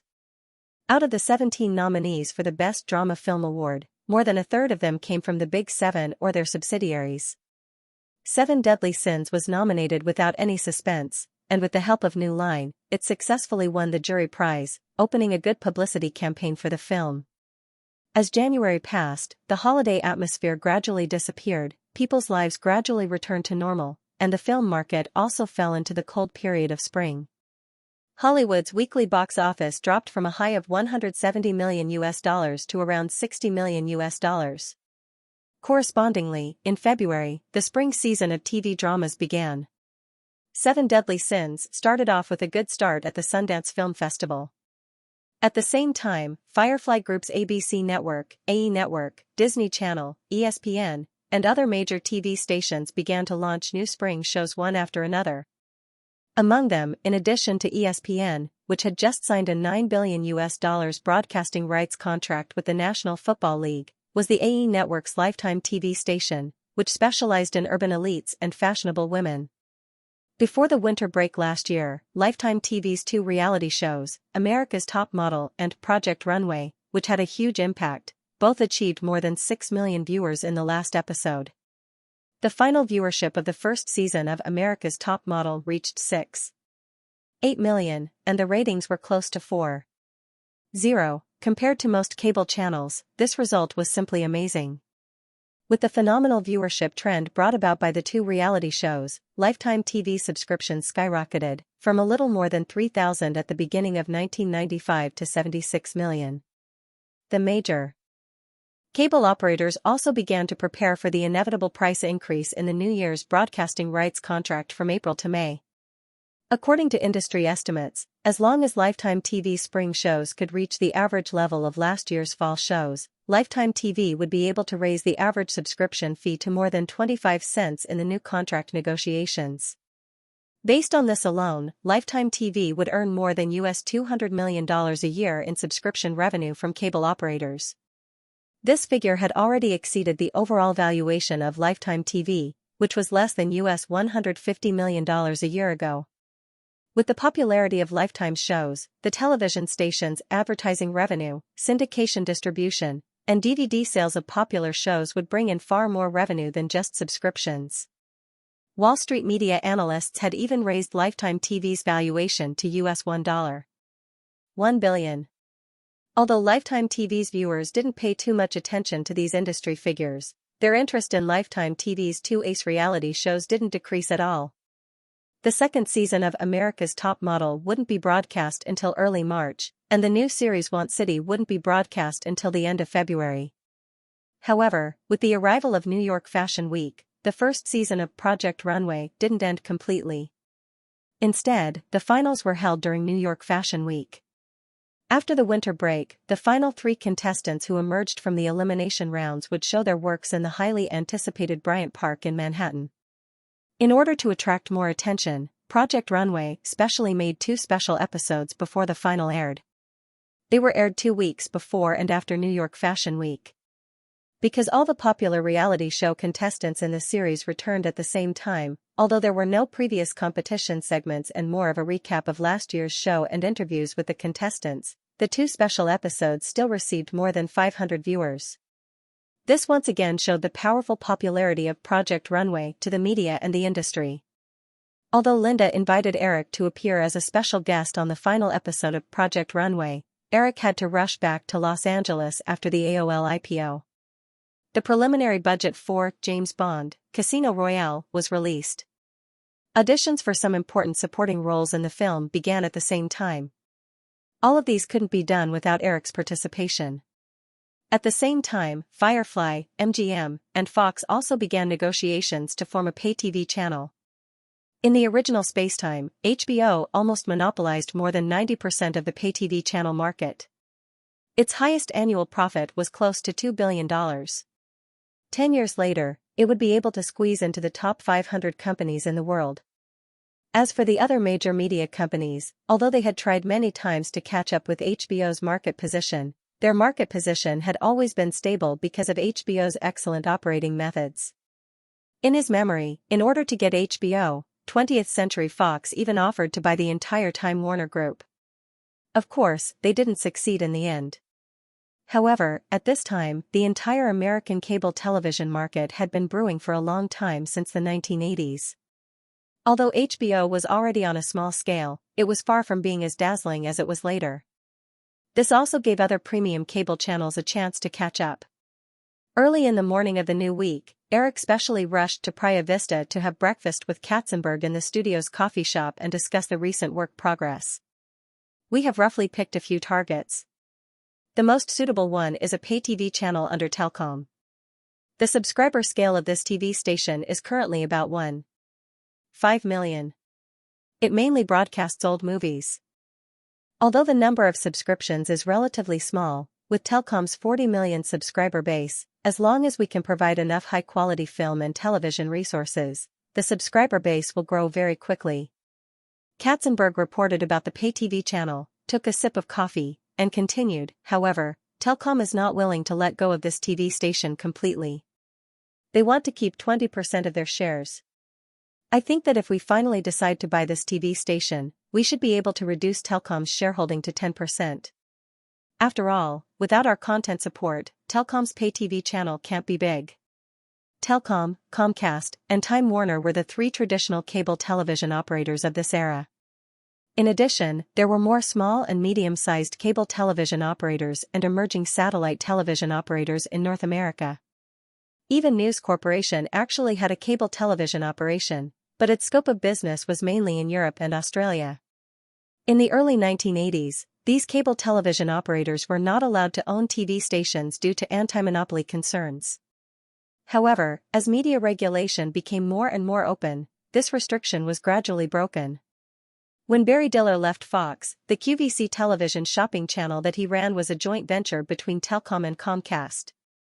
After the new century, the number one cable television operator in the United States changed from Telkom to Comcast. Eric did not know the reason, but he could roughly guess that Telkom either went bankrupt after the dot-com boom, like many high-tech companies, or was acquired. If it was the latter, the acquirer would obviously be Comcast. Try to fight for it. It would be best if we could lower it to 10%. At the same time, we should also strive for more channel resources in advance for Telkom, Eric said after thinking about it. He had never thought of monopolizing this TV station from the beginning. Maintaining a stake in the operator could also allow the other party to provide more resources and convenience for the expansion of the TV station. In addition, Katzenberg suggested that Fox be excluded from the list of partners, but Eric did not accept this suggestion. If it was just North America, of course, there was no need to bring Fox along. After all, Firefly and MGM could already provide enough programs for the TV station. However, looking at it from a long-term perspective, News Corporation's international media channels could help this pay cable TV station go overseas more easily. Just like Firefly's Disney Channel, because of the good relationship between Firefly and Fox, it successfully entered the European and Australian TV market 2 years ago with Sky Media's channel resources. At the end of last year, with the explosive popularity of America's Top Model and Project Runway, Firefly had also begun cooperation with News Corporation to expand Lifetime TV to the overseas market. News Corporation's Australian TV station had even bought the production rights of the Australian version of Top Model. Even if the relationship between Eric and Elizabeth was ignored, the benefits of pulling Fox into this cooperation definitely outweighed the disadvantages. After discussing the pay cable TV station, the two of them slowly finished their breakfast. Eric handed a prepared document to Katzenberg and said, "This is some information about IMAX and 3D film and television technology that I recently asked Kelly to collect. Take a look at it and make a few copies for Frank and the others." Katzenberg was a little unfamiliar with the concept of IMAX, but he knew about 3D technology. He took the document and said, "Eric, are you planning to make 3D movies?" Eric shook his head and said, "I don't have this plan yet. Take a look at the information first. According to Firefly's future production strategy, we are going to take the route of large-scale production. Most of these special effects-based movies pay a lot of attention to the visual experience. You can imagine that if we can popularize 3D film technology in these movies, not only can we improve the competitiveness of the movies themselves, but we can also increase movie ticket prices to a certain extent on the basis of 2D. In recent years, although the size of the movie audience has been increasing and the international movie market has also been expanding, there will be a day when it will be saturated. At that time, 3D film technology may become a very important entry point for us to maintain continuous performance growth. Oh, the same goes for IMAX technology. I don't know if there are any IMAX theaters in Los Angeles. You can look around and experience it first. Katzenberg listened carefully and nodded solemnly. He said, "I will finish reading the information as soon as possible. At the same time, I will ask the Strategic Planning Department to come up with an evaluation." According to the preliminary MGM Secret Agent Movie Universe plan, the entire series would involve 007, The Break-In Girls, Mission Impossible, The Bourne Identity, and more secret agent movie brands that might be discovered in the future. The first stage of the Secret Agent Movie Universe plan would focus on the 3 series that had already been developed. This stage of the plan included at least 10 films. In order to maintain the interest and attention of fans in the series, the intersection of the plots of the 3 film series would be very cautious and gradual. Eventually, it would form a large ensemble like Marvel's The Avengers in the original spacetime. According to MGM's established movie schedule, The Break-In Girls 2, which would be released this summer, would still maintain a separate plot system for the time being because the 3 girls belonged to Charlie Detective Agency, which did not belong to the government. However, there would be an Easter egg related to the Impossible Task Force, IMF, plot related to Ethan Hunt in the movie. Mission Impossible 2, which would be released at the end of the year, would be the official beginning of the entire Secret Agent Movie Universe plan. In the plot of Mission Impossible 2, which had already begun filming, Ethan Hunt would destroy the criminal plan of a Phantom Society organization and thus discover the huge Phantom Society organization hidden behind the scenes. The U.S. government, which had obtained the relevant information, realized the terror of the Phantom Society to global security, so it provided the information to the security departments of its allies in the hope that they would work together to destroy the Phantom Society that had influence all over the world. Therefore, in the established Easter egg of Mission Impossible 2, there would be a scene where Mrs. M would introduce the information about the Phantom Society obtained from the CIA to James Bond. The plot of James Bond, Casino Royale was not only related to Mission Impossible 2, but it could also be regarded as a new beginning. With the collapse of the Soviet Union, James Bond, who had been fighting against it for decades, lost his old enemy. In addition, in the last episode, his good brother 006 unexpectedly betrayed him, causing 007 to become disheartened and even have the idea of retiring. Of course, Mrs. M was unwilling to let her right-hand man leave, so she sent Bond to the Panama Islands for a vacation. In the Panama Islands, Bond's flirtatious nature flared up again. He accidentally seduced a married woman, and the husband of this married woman happened to be an insignificant member of the Spectre group. Because of Bond's accidental intervention, the small member's operation unexpectedly failed. The resourceful Spectre group soon discovered the identity of 007, so the small member and his wife were mistaken as traitors and cruelly executed by the Spectre group. The tragic death of his temporary bedmate touched Bond, and he decided to get to the bottom of it in private. At this time, MI6 also obtained the information of the Spectre Society that Ethan Hunt had in his possession in Mission Impossible 2. During Bond's private investigation, because he illegally used MI6 channel, he was discovered by Mrs. M, and she accidentally discovered that the incident that Bond experienced was also related to the Spectre organization hidden in the shadows. Mrs. M recalled Bond and showed him all the information about the Spectre Society. According to the clues that MI6 had already found, it was determined that an upcoming gambling game in the Royal Casino of Montenegro might be related to the Spectre Society. Therefore, Bond was sent to Montenegro to participate in this shocking gambling game. The new 007 movie could be regarded as a new beginning. At the same time, this sequel would also be a nirvana for James Bond. After experiencing an unforgettable love and finding a new fighting goal, James Bond embarked on a journey again. The filming of the movie was mainly handled by Barbara Broccoli and her sister, while Eric was in Los Angeles and focused on the casting of the new Bond movie. Although the male and female leads had been confirmed, there were still a large number of supporting roles in 007, Casino Royale, that required Eric's personal screening. Then, thank you for coming to the audition today. Mickey, I'll let you know the results as soon as possible. In an audition room at Firefly Studios, Eric got up and shook hands with an actor in his 40s. This middle-aged man, who seemed to always have a smirk on his face, was called Mickey Locke. In the 70s and 80s, he was also a handsome man in Hollywood. In 1986, Mickey Locke shot to fame with an X-rated 9.5 Weeks of Loving You. However, after that, Mickey Locke's path to stardom had not been smooth. Although this guy was handsome, His appearance always had a bit of evil that was very suitable for playing a villain. Therefore, it was difficult for him to get a leading role in a big-budget mainstream movie. Eric's memory of Mickey Locke was probably only the whip in Iron Man 2 in his previous life. Today's audition happened to be the original Casino Royale's Cheriv, who had a gloomy temperament and often had blood dripping from the corners of his eyes. Although the plot had been changed a lot, Cheriv's role in the original was very outstanding, so Eric did not change the general setting of this role. Mickey Locke let go of Eric's hand and said, "I'm also very honored to be able to participate in this audition. Eric, I'm looking forward to working with you." After sending Mickey Locke off, Eric returned to his seat and asked the production assistant next to him, "Are there any more auditions?" The production assistant shook his head and said, "Mr. Williams, it's already 5:30. Mickey Locke is the last audition today." Eric raised his hand and looked at his watch. He nodded and said, "In that case, let's get off work. We'll continue tomorrow." Today's audition didn't meet a suitable candidate. Although Mickey Rourke's acting skills were good enough and his appearance was very suitable for the role of the villain, Eric needed a gloomy villain, not an actor who looked evil on the surface. The original actor, Max Mikkelsen, had just debuted and was not even 30 years old. He did not fit the role either.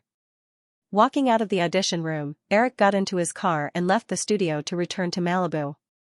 He had another date today. Actually, it was not really a date.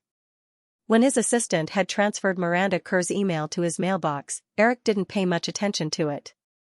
He used his personal mailbox to reply to the girl's email.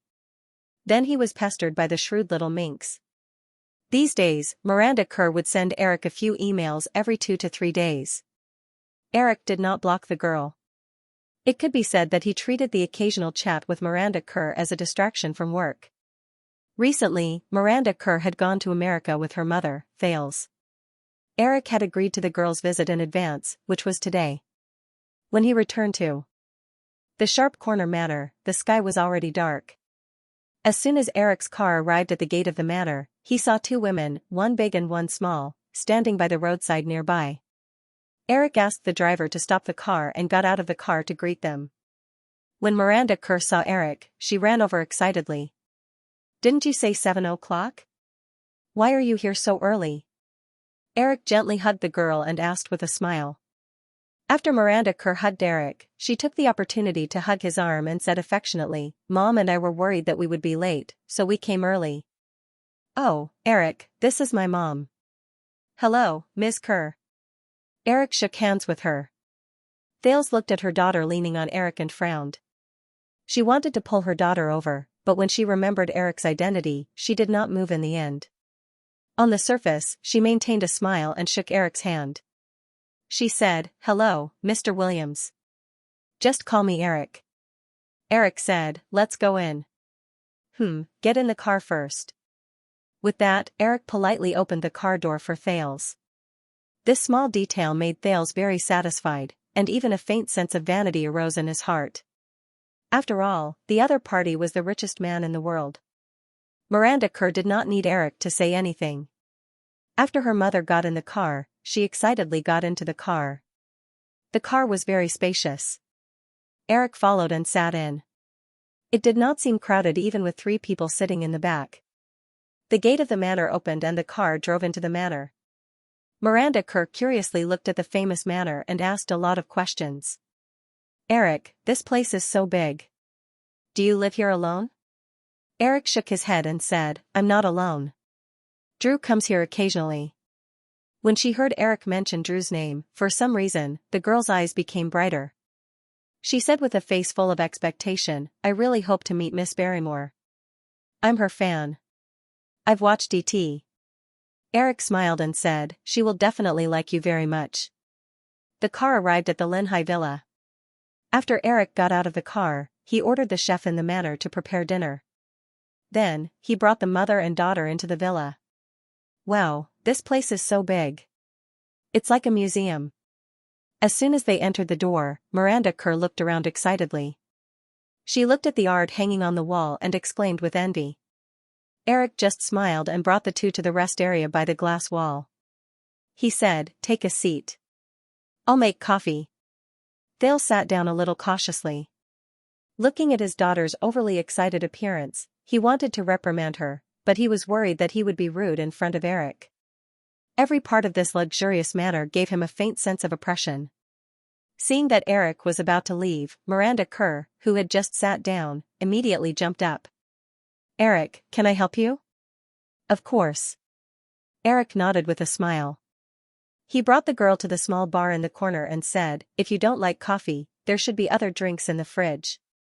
The girl pointed to the red wine in the wine cabinet and asked expectantly, "Can I try those red wine?" Eric shook his head and smiled. "No, your mother is here." Miranda Kerr snatched the coffee pot from Eric's hand and took the initiative to help fill the cup. At the same time, she asked softly with a smile, "Does that mean I can drink when my mother is not here?" Eric said, "Your mother is not here, so I don't dare to let you drink." "Why?" Eric joked. "Drunk women are crazy. I'm afraid you'll take advantage of me." "Haha, I won't." The girl smiled and twisted her slender waist under the thin sweater. At the same time, she did not forget to throw a glance at Eric and change the topic. "Eric, how are your preparations for the movie?" Eric knew that the girl was most concerned about the role. He said, "I'm still casting.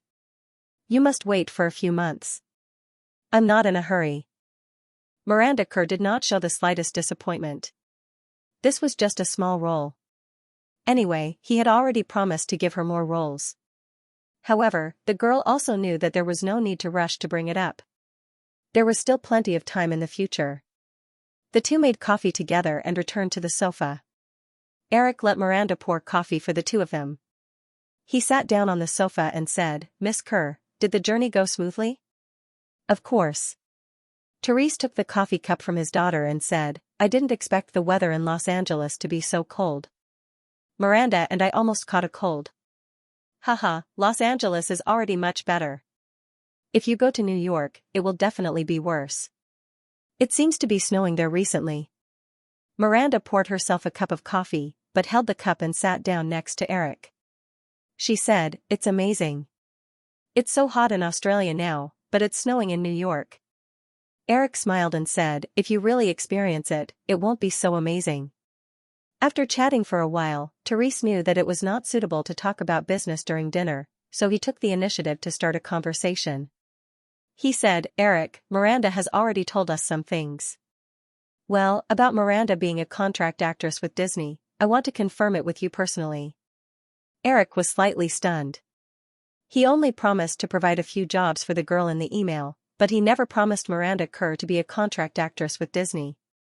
Moreover, the girl in front of him looked at least 16 years old. She did not meet the requirements of most of the Disney actors. Disney's criteria for selecting actors for the Disney Channel were mainly petite and cute. For example, Britney and Christina were only about 1.6 meters tall even after they reached adulthood. Although Miranda Kerr met the criteria of being cute, she was already too tall. He looked at Miranda Kerr in confusion. The girl was blinking her big eyes and looking at him pitifully. Eric suddenly understood why the girl wanted to associate herself with Disney. It was probably to prevent her parents from thinking that she was too mature for her age. After all, when it came to Disney, most people's reaction was basically that of a child's. Moreover, although the girl was already slender and elegant, with her current age, it was more reasonable for her to work with Disney. In the blink of an eye, Eric thought about it and turned his head to Therese. He said, "Other than the small role in James Bond, Casino Royale, I think Miranda is quite suitable for a role in the upcoming Disney Channel TV series." Although it was nonsense, Eric was not worried that this lie would not work. Disney Channel produced many teen TV series or movies every year. If necessary, he could just find a Disney movie and insert Miranda Kerr into it. Although Therese was an ordinary housewife, she was not stupid. From the brief eye contact between Eric and her daughter, she could roughly see some clues. However, since Eric agreed, she felt that such a big shot, well, although a little too young, would not lie to them. Since Eric agreed that Miranda could sign a contract with Disney Channel, Therese asked about another thing she was most concerned about. Then, "Eric, about Miranda staying in the US?" Eric said, "Ms. Keir, if you are worried, you can stay in the US to take care of Miranda." Therese shook her head and said, "I can't do that. I have my own job in Brisbane, and my husband and son can't leave me. John and I hope that Miranda can go to boarding school full-time. As long as she's not filming, she can stay in school. Mom, I don't want to go to boarding school. Eric was about to open his mouth and nod, but Miranda already shouted. Her parents did not discuss this matter with her in advance. And, what kind of joke is this? Going to boarding school is no different than going to jail. Therese was not angry because of her daughter's resistance. She said in a gentle tone, "Baby, you're still underage. If you don't go to boarding school, your dad and I won't be at ease leaving you alone in the US. Can't you find a temporary guardian? Then I can go to a normal middle school," Miranda said and turned her head to look at Eric. Noticing Miranda's gaze, Therese immediately shook her head. No, Therese raised her voice a little, but she felt that this reaction was a little rude. It seemed like she did not trust Eric. Okay, although this was the truth. After a pause, Therese said with a hint of apology, "You're lucky to get the job as an actress. We can't trouble Eric." Eric also shook his head and smiled. "According to federal regulations, I probably don't meet the conditions to be your temporary guardian. I'm still single." Hearing Eric take the initiative to refuse, Therese was relieved and said to her daughter, "Hey, you heard it. But I don't want to go to boarding school. If it has to be like this, I'd rather. Miranda Keir stuttered twice, but in the end, she did not say that she would rather go back to Australia. She turned her head to Eric and said, "Eric, even if you can't be my temporary guardian, you can at least help me find a suitable host family, right?" Eric shrugged and said, "That's not a problem, but your parents have to agree first." Miranda Keir immediately got up from Eric's side and said coquettishly and said, "Mom." Eric looked at Thale's helpless expression. He stood up and said, "I'll go see if dinner is ready. You guys can discuss it." He didn't know how the mother and daughter communicated. During dinner, although Therese still said that she needed her husband's permission, her attitude had completely softened. Miranda Keir was also very excited because of this. Like a little magpie whose wish had been fulfilled, she chatted with Eric about all kinds of irrelevant things at the dinner table. From falling off a horse at her grandmother's farm a few years ago to the interesting story of shooting the cover of Dolly magazine not long ago. Although she was young, her ability to read people's moods was better than her mother's. She could feel that Eric wasn't disgusted by her showing off her lively personality. Instead, he seemed to be interested, so she didn't try to restrain herself. Eric had seen many cases of the strong generation and the weak generation. He had personally experienced it with the Murdoch family. This was the first time he saw a counterexample of the strong generation and the weak generation. Miranda Keir was very mature for her opinions, but her mother, Therese, was very soft and didn't insist on it. He felt it was quite interesting. After dinner, because she heard Eric talking about the private screening room in the villa, the girl pestered Eric to go in and take a look. After Eric agreed, Miranda Keir left her mother alone in the small living room to watch TV and pulled Eric out of the room. After watching a movie, they found that it was already 10 o'clock at night. The hotel that the mother and daughter were staying in was in Burbank, near the headquarters of the Firefly Group. It was more than 40 kilometers away from the Sharp Corner Manor. Although there wouldn't be a traffic jam, it would still take more than an hour. Eric asked them to stay. Although Therese felt that it was very inappropriate, seeing that her daughter immediately agreed, she didn't insist. After arranging a room for the two of them, Eric returned to his bedroom. After taking a shower, he leaned against the headboard and read the latest project plan about the pay cable TV channel that he brought back from the studio today. The pay cable TV channel was temporarily named FFM, which was the acronym of the three companies, Firefly Fox and MGM. If there wasn't a more suitable name, they wouldn't change it. The number of subscribers of HBO was now close to 10 million. Although it didn't reach the peak of 30 million subscribers in Eric's memory, according to the current monthly subscription fee of $9.99, HBO's annual turnover had exceeded $1 billion.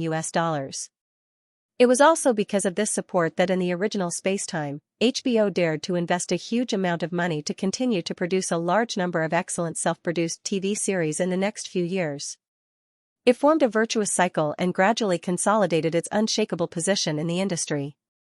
In this case, there wasn't much time left for FFM to catch up.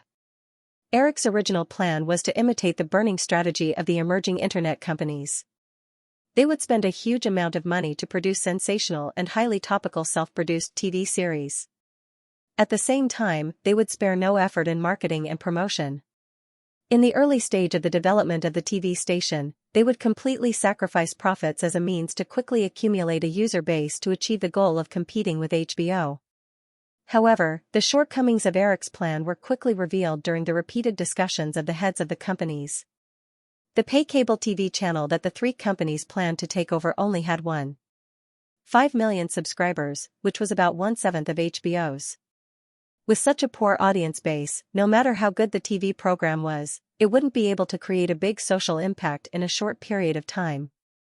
After all, a pay cable TV channel was different from a basic cable TV channel. Take Lifetime for example. Although its ratings were also terrible, most of its programs only had 1 million or even 100,000 viewers. It had a total user base of 30 to 40 million. With the emergence of America's Top Model and Project Runway, if the audience wanted to watch them, they just needed to pick up the remote control and change the channel. Therefore, the ratings immediately soared. Pay cable TV subscribers usually only had a few million subscribers. Even HBO didn't have more than 10 million subscribers. Because of the high subscription fee and hardware limitations, the number of subscribers couldn't increase at will. Under normal circumstances, it required a long-term accumulation process. HBO's current 10 million subscribers were the result of more than 20 years of operation. Since FFM's first goal was to expand the number of subscribers as much as possible, the experienced Murdoch quickly put forward a simple but very practical proposal. Acquisition. The Fox TV network, which had covered the United States, was the result of News Corporation's crazy acquisitions in the 1980s. In addition to HBO, there were many other small pay cable TV channels in North America. These second and third-tier pay cable TV channels were basically subsidiaries of cable TV operators. With the convenient channel resources of the parent company, these pay cable TV channels relied on relatively low subscription prices to get a share of the pay TV market. Although the price was relatively low, these TV channels had high-quality paying subscribers after all. Acquiring a few at once and merging them would definitely be faster than Eric's initial proposal. Eric read the information in his hand and picked up the remote control to turn on the wall-mounted TV opposite the bed. He wanted to see what the Independent Movie Channel, a subsidiary of Cablevision, looked like. Cablevision was interested in selling this pay cable TV channel with 900,000 subscribers, but the price was as high as US $315 million. It would definitely be a tug of war during the negotiation. Finding the Independent Movie Channel, Eric casually glanced at the plot of a movie that was playing and shook his head in boredom. On the TV screen, two blonde girls who weren't too beautiful were running wildly with exaggerated expressions while being chased by murderers. This was obviously an ultra-low-budget thriller movie. With just a few glances, Eric could roughly guess that the plot was in the mode of Scream. The proportion of bad movies in Hollywood was still very high. Because of the huge market, independent production companies would gather millions of USD to follow the trend and shoot some movies. Even if the movies could not be released in theaters, they would first release a round of videotapes, then sell the broadcast rights to independent movie channels and other TV stations. The overseas copyright sales could also recover some of the profits. All in all, the profits were still very good. Eric lost interest and was about to change the channel when he heard a sound. Knock knock knock. Eric paused for a second. He wasn't sure if he was hallucinating until he heard the sound again. Looking at his watch, it was already 11:30. Eric found a pair of beach pants from the closet next to him and put them on. He opened the door and took the initiative to speak, quietly looking at Miranda Kerr, who was fiddling with her fingers in the hallway, pretending to be shy. Looking at Eric, who was only wearing beach pants, the girl's face turned red, but she didn't back down. She gathered her courage and said, "Eric, I can't sleep.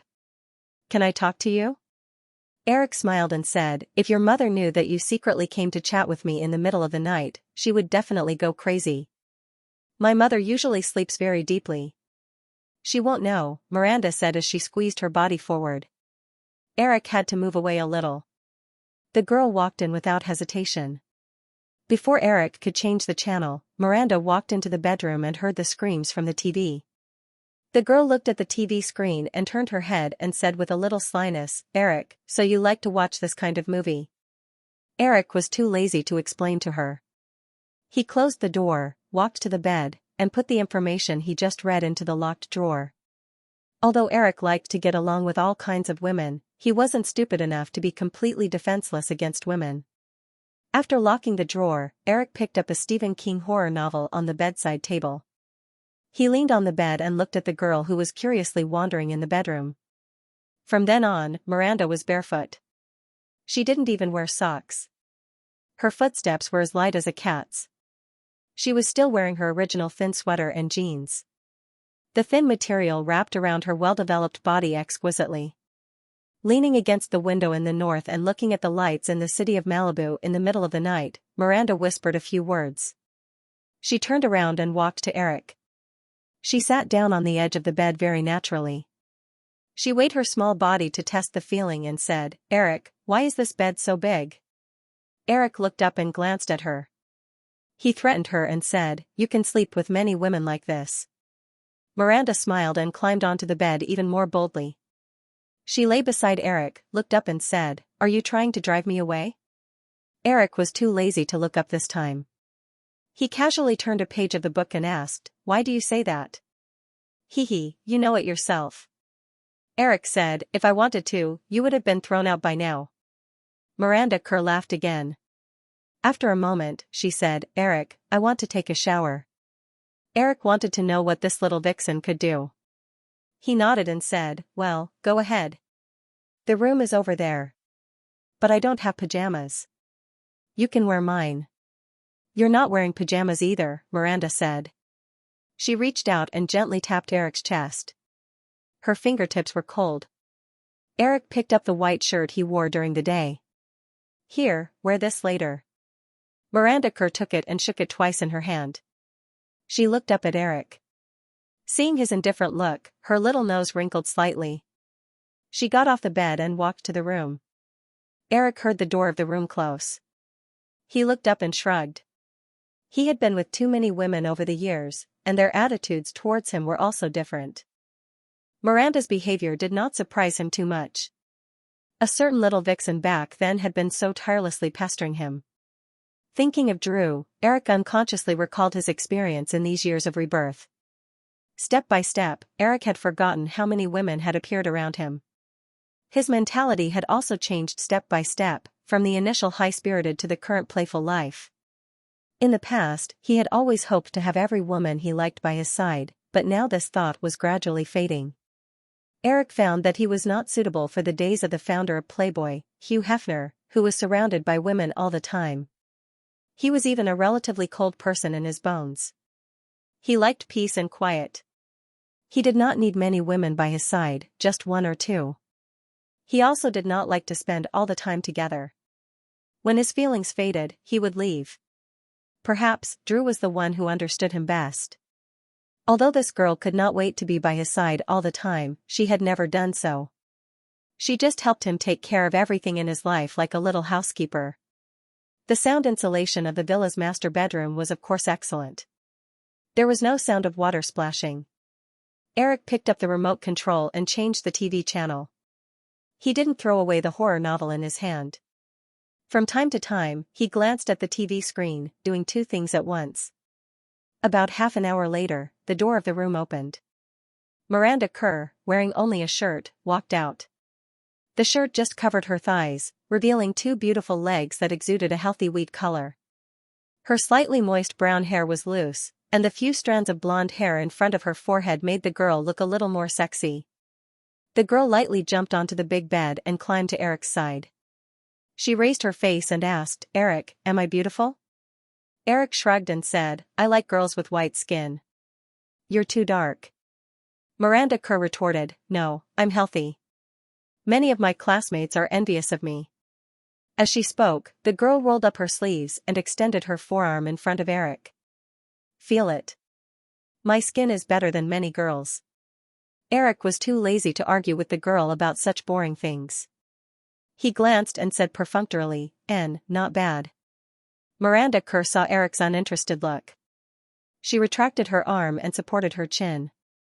She looked at him with a smile and said, "You can touch other places if you want, but you can't do other things." Eric ignored her. He put down the book, picked up the remote control and turned off the TV. He said, "Hey, you've showered and talked. You should go back to sleep." Miranda Kerr snatched the remote control and turned on the TV. She said, "Let me stay a little longer.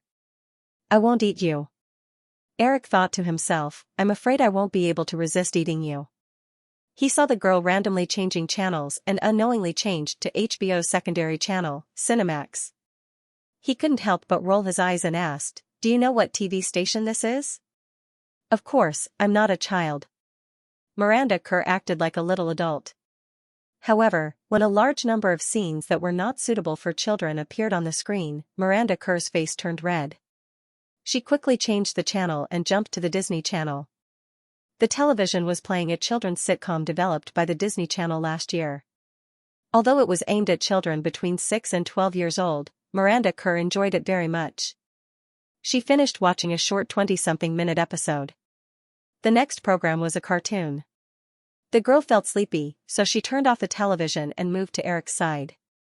"Eric, can I sleep here?" Eric said, "Then we'll probably have to go to the kitchen." "Hide the kitchen knives first, in case your mother attacks me tomorrow." "Hee hee." Miranda Kerr laughed and said, "That won't happen. With my mother's personality, she won't do such a thing. Moreover, I can leave early tomorrow morning." Eric shrugged indifferently. Anyway, this was his territory. He was not worried that this little vixen would cause trouble. He casually turned off the lights, pulled the blanket and lay down. He said, "Go to sleep. Remember to leave early tomorrow morning." The surrounding curtains had been automatically drawn. As Eric turned off the lights, the bedroom immediately became dark. Miranda Kerr, who was still sitting beside Eric, suddenly became a little timid. She groped her way to Eric's side and whispered, "Eric, I'm afraid of the dark. I'm not used to sleeping with the lights on." So boring." "I mean, can't you take the initiative to hug me?" "Oh." Eric turned around and reached out to hug the girl's waist. "Okay, go to sleep." Miranda arched in Eric's arms and giggled in the dark. She carelessly took off her shirt. Her skin is really good." Eric had a thought, but immediately felt something. He said, "Where's your underwear?" "Hee hee, who wears underwear when sleeping?" "I left it in the room." After the girl finished speaking, she said half-jokingly, "You're only allowed to touch it. You're not allowed to do anything else." It was already past 12 o'clock. He still had work tomorrow. Eric was only sleepy at this time. He was not in the mood for anything else. He just treated it as if he was hugging a doll. After a while, seeing that Eric really did not do anything, Miranda Kerr was a little disappointed. Could it be that she was not attractive enough? "Eric, you're completely different from what I imagined." Eric answered vaguely, You don't feel like the super rich person I imagined at all." Eric opened his mouth and said, "Then what did you imagine me to be like?" Miranda Kerr stuttered a few times, but did not answer this question at all. Eric smiled. Ordinary people always imagined the rich to be luxurious and mysterious, but in fact, they were not that cold. Eric could not help but think of the conversation he had with Chris on the phone a few days ago. They talked about Buffett. Because of a few parties at the end of last year, Chris and Buffett gradually became familiar with each other. The old man also favored this outstanding junior in the investment world. The two met a few times and unknowingly became friends. Chris was talking about the first time he visited Buffett in Omaha last month. Although Buffett's simple and even somewhat stingy lifestyle was widely known, Chris still felt that it was a little unbelievable when he saw it for the first time. The Buffett family lived in an ordinary apartment that was no different from most middle-class apartments in the United States. There was a minivan worth less than $20,000 parked in the yard. Buffett invited Chris to eat at an ordinary steakhouse at noon. The two of them spent a total of $16, and that was including the tip. The Berkshire Hathaway Company, which was located near the Cavett Plaza in Omaha, was even more shabby. There were less than 10 employees in the company, including Buffett himself. It did not look like a corporate aircraft carrier with a market value of tens of billions of dollars. Although Buffett's example was a little extreme, from what Eric had seen and heard over the years, except for a small number of rich people who liked to live extravagant lives, most rich people's lives were not as exaggerated as ordinary people imagined. When Eric woke up, he felt a warm little body was still snuggled up against him. He touched the watch on the bedside table and looked at it.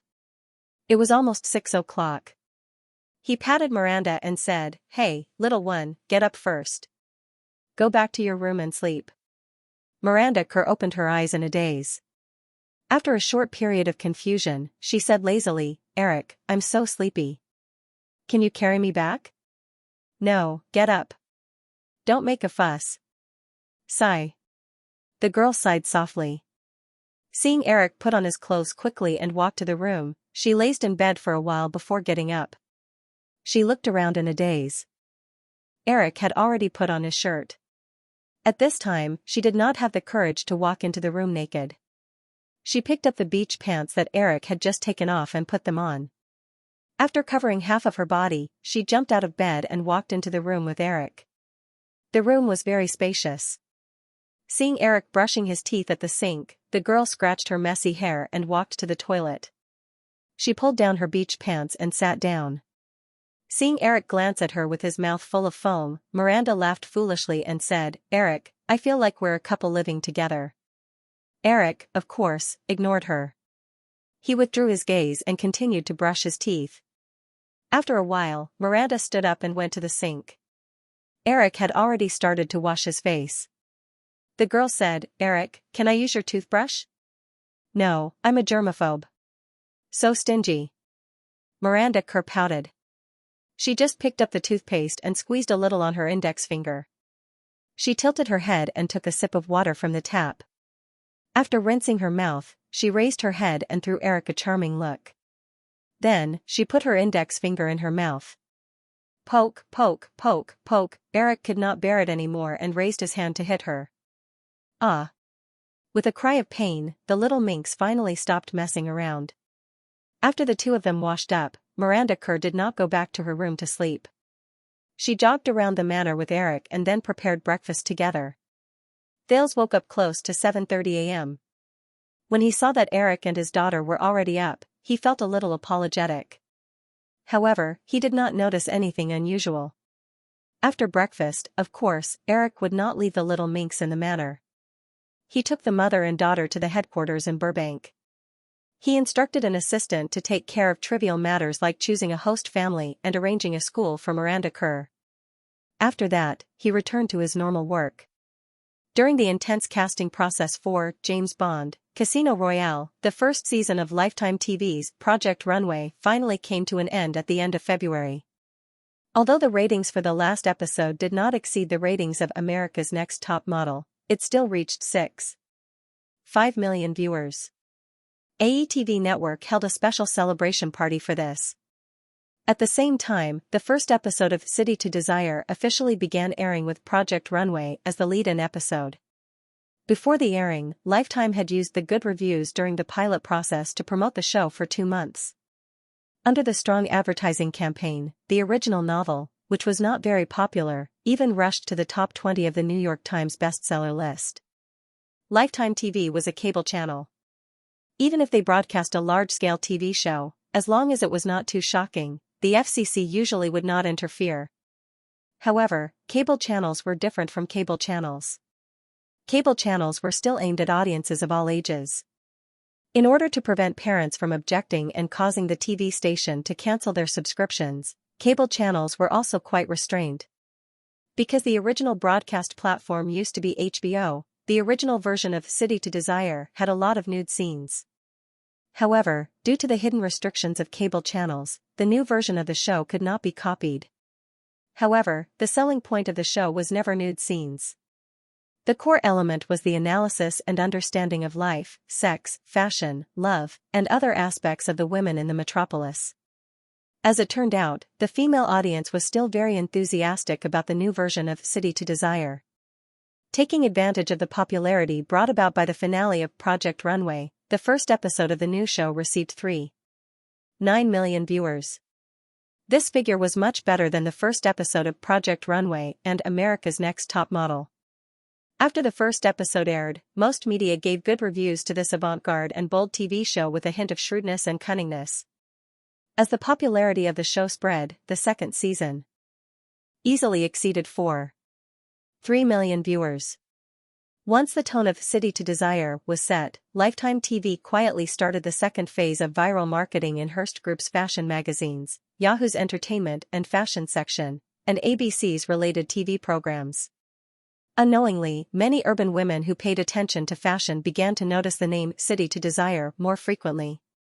Whether it was well-known fashion magazines like ELLE and Bazaar under the Hearst Group, the fashion section of Yahoo, or some fashion interview programs on ABC, there was a lot of analysis and discussion of the clothes, jewelry, makeup, and shoes of the female leads of City to Desire. Most of the articles were full of admiration, as if the clothes of the female leads of City to Desire had become synonymous with fashion. There was a very famous joke in the fashion circle. If you randomly picked out a piece of clothing from a hanger, regardless of whether it was a retro style from decades ago or a strange bohemian style, when an authoritative fashion media took it out and firmly instilled in a million people that it was the next season's fashion item, then it was the new season's fashion item. Although the crew of City to Desire knew the rules, of course, they wouldn't be so simple and crude. During the production of the show, the crew specially hired a few well-known fashion bigwigs as consultants to guide the style of the female lead's clothes. Coupled with the pervasive viral marketing methods, the female leads of City to Desire quickly became the trendsetter of urban fashion. The series quickly gained a large number of female fans. Some of the fashion brands that were not too eye-catching in the series began to be revered by a large number of urban women. As a result, their sales increased greatly. At its peak, City to Desire once brought in more than 40% of HBO's female audience, which showed how powerful its influence was among women. Lifetime TV's viewership threshold was much lower than that of the expensive HBO. As the popularity of the show soared, the number of viewers exceeded 5 million by the fourth episode. At the same time, the second season of America's Top Model, which Cindy Crawford was in charge of, made a strong return the week of the fourth episode of City to Desire. Although the viewership of the first episode didn't break the record of 6.8 million set by the final episode of last year, the 6.5 million viewers for the premiere episode was still a pleasant surprise. After all, the final episode of a competition-type reality show would often set a viewership record when the winner was announced. It was just like the 56 million viewership miracle of the final episode of Survivor. The final average viewership of the first season of America's Top Model was 4.96 million. Unfortunately, it didn't exceed 5 million viewers. The 6.5 million viewership of the second season was basically confirmed that the second season of this popular reality show would maintain an average viewership of more than 6 million. Now that the four major public TV stations still monopolized the majority of the television audience, there were only a handful of shows in North America that could maintain a viewership of more than 6 million. Thanks to the popularity of The City is Prosperous and the second season of America's Top Model, Lifetime took the opportunity to launch several other original series. Although the results couldn't compare to the two viewership leaders, it was enough to fill up the rest of Lifetime's viewership slots. It wasn't like last fall, when Project Runway and America's Top Model were left in the dust, while the rest of the viewership slots were still empty. As Lifetime began to discuss the new annual revenue-sharing contract with cable operators, other media groups that had been paying attention to Lifetime also began to study the reason for the rise of this television station. Yes, they were planning to follow the trend. This wasn't just happening in the film industry. Even Firefly and the other two companies were preparing to launch FFM, which was also planning to follow the trend of HBO. However, although the cable television industry was in the stage of a boom, Eric wasn't worried about these latecomers. After all, in this country where all industries were firmly controlled by capital, there weren't many people who would decisively invest without hesitation before the situation was clear. By the time they reacted, Lifetime would have already established its position in the industry. Similarly, in this country of capital, the first few months of every year were the time when major corporate giants handed in their report cards to investors, the media, and the public. Among the 7 big Hollywood companies, after last year's ocean strategy coupled with the natural growth brought about by the strong recovery of the American economy, Time Warner's revenue for 1995 reached US $11 billion. However, among the 25 films released by Time Warner that year, except for Batman Forever, which earned US $330 million at the global box office with a US $100 million investment, and with the lucrative peripherals, which barely made a profit, the other big-budget films with a budget of more than US $50 million all ended poorly. In particular, Future Waterworld, which had a production cost of $175 million only grossed more than $80 million at the North American box office. Although the global box office reached $260 million, Warner Pictures only managed to recoup more than $90 million from the global box office share due to the generally low profits and high taxes in the overseas market. This project alone brought Time Warner a loss of more than $100 million. Although Time Warner's Turner Broadcasting and HBO cable television businesses were highly profitable, they couldn't afford to lose money from the film business. In the end, the entire group's annual loss reached US $280 million, more than 3 times the previous year's. After the financial results were released, Time Warner was once again in turmoil. As the founder of Turner Broadcasting and a major shareholder of Time Warner, Ted Turner even proposed to break up Time Warner at the board meeting. Although the trend in recent years was to consolidate resources, this proposal still received the support of many board members. Viacom Group, which was firmly controlled by Sam Redstone, relied on the strong revenue performance of the blockbuster video rental chain. Its annual revenue exceeded US $10 billion, closely following Time Warner's annual revenue of US $107. However, compared to Time Warner's huge loss, Paramount achieved a net profit of $760 million for the year. In terms of overall strength, News Corporation, whose business scope spanned the entire Western world, was comparable to Time Warner. However, News Corporation, whose business scope spanned the entire world, was too complicated in terms of its financial system and ownership structure. In some countries, their business was even settled separately. Therefore, 20th Century Fox, the subsidiary responsible for the film and television business in America, became the main representative of news worldwide.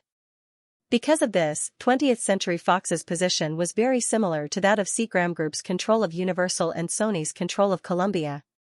Coupled with the rapidly recovering performance of MGM, the subsequent 4 major companies had different profits and losses, and couldn't be compared to the previous 3 giants. In the first few months of the year, the American media successively listed the performance of the 6 Hollywood giants, but they still didn't get to see the most anticipated annual financial report of Firefly Group. Although the media were all scratching their heads in anticipation, after several low-key board meetings and discussions with the group's main creditors, the group of senior executives finally decided not to release Firefly Group's financial report. For non-listed companies, the release of financial report data had a very clear purpose. For example, last year, because of the issuance of US $8 billion worth of bonds, the integration of ABC Group had not been completely completed.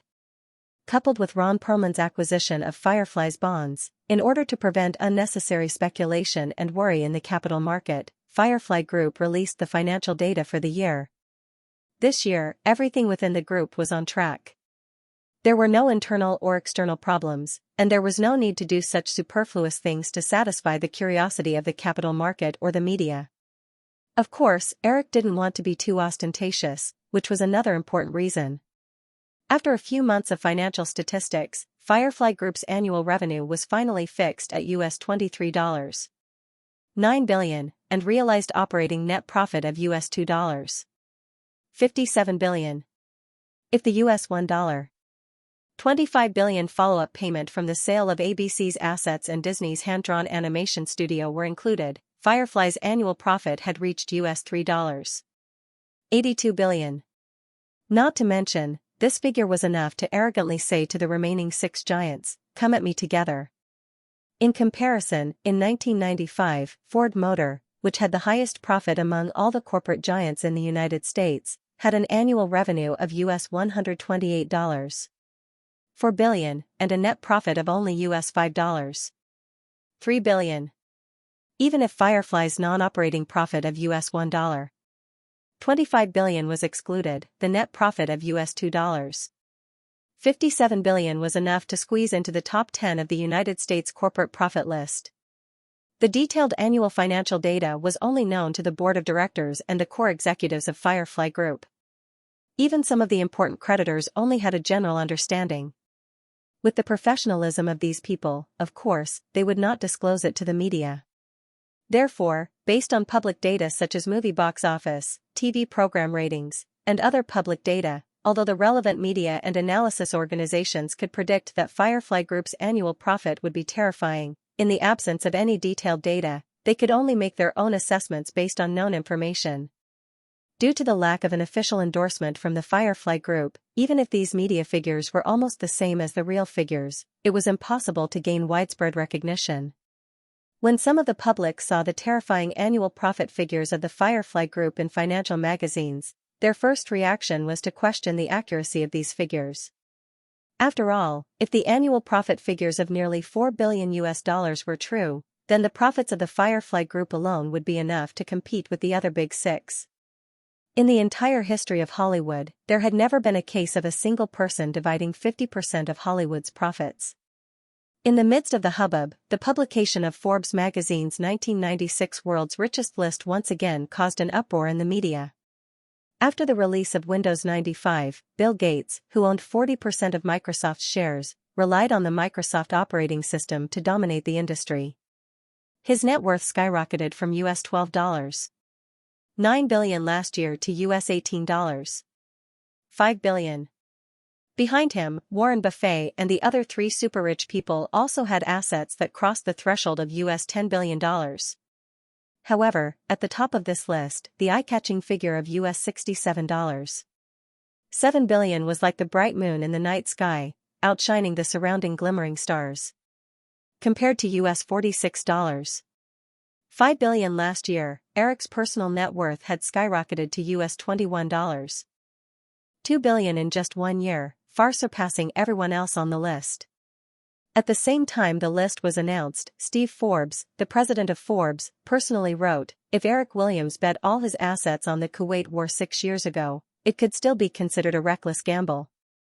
Over the years, Eric Williams has proven with facts that not only does he have amazing talent in film and television, but as a pure investor, he also has a keen vision that ordinary people can't reach.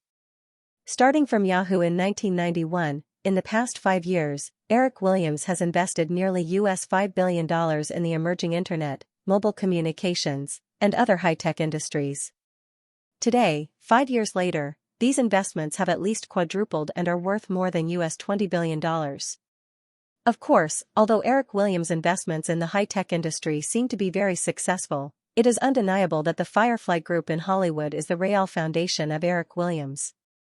It is precisely because Firefly Group has brought in a steady stream of profits for Eric Williams that he was able to show his skills in the investment industry. Compared to publicly held companies such as Time Warner and Viacom, Firefly Group did not announce its annual financial data for 1995, but according to publicly available information, Firefly Group's annual turnover for 1995 should be around $24 billion. This figure even exceeds the total annual revenue of Time Warner and Viacom.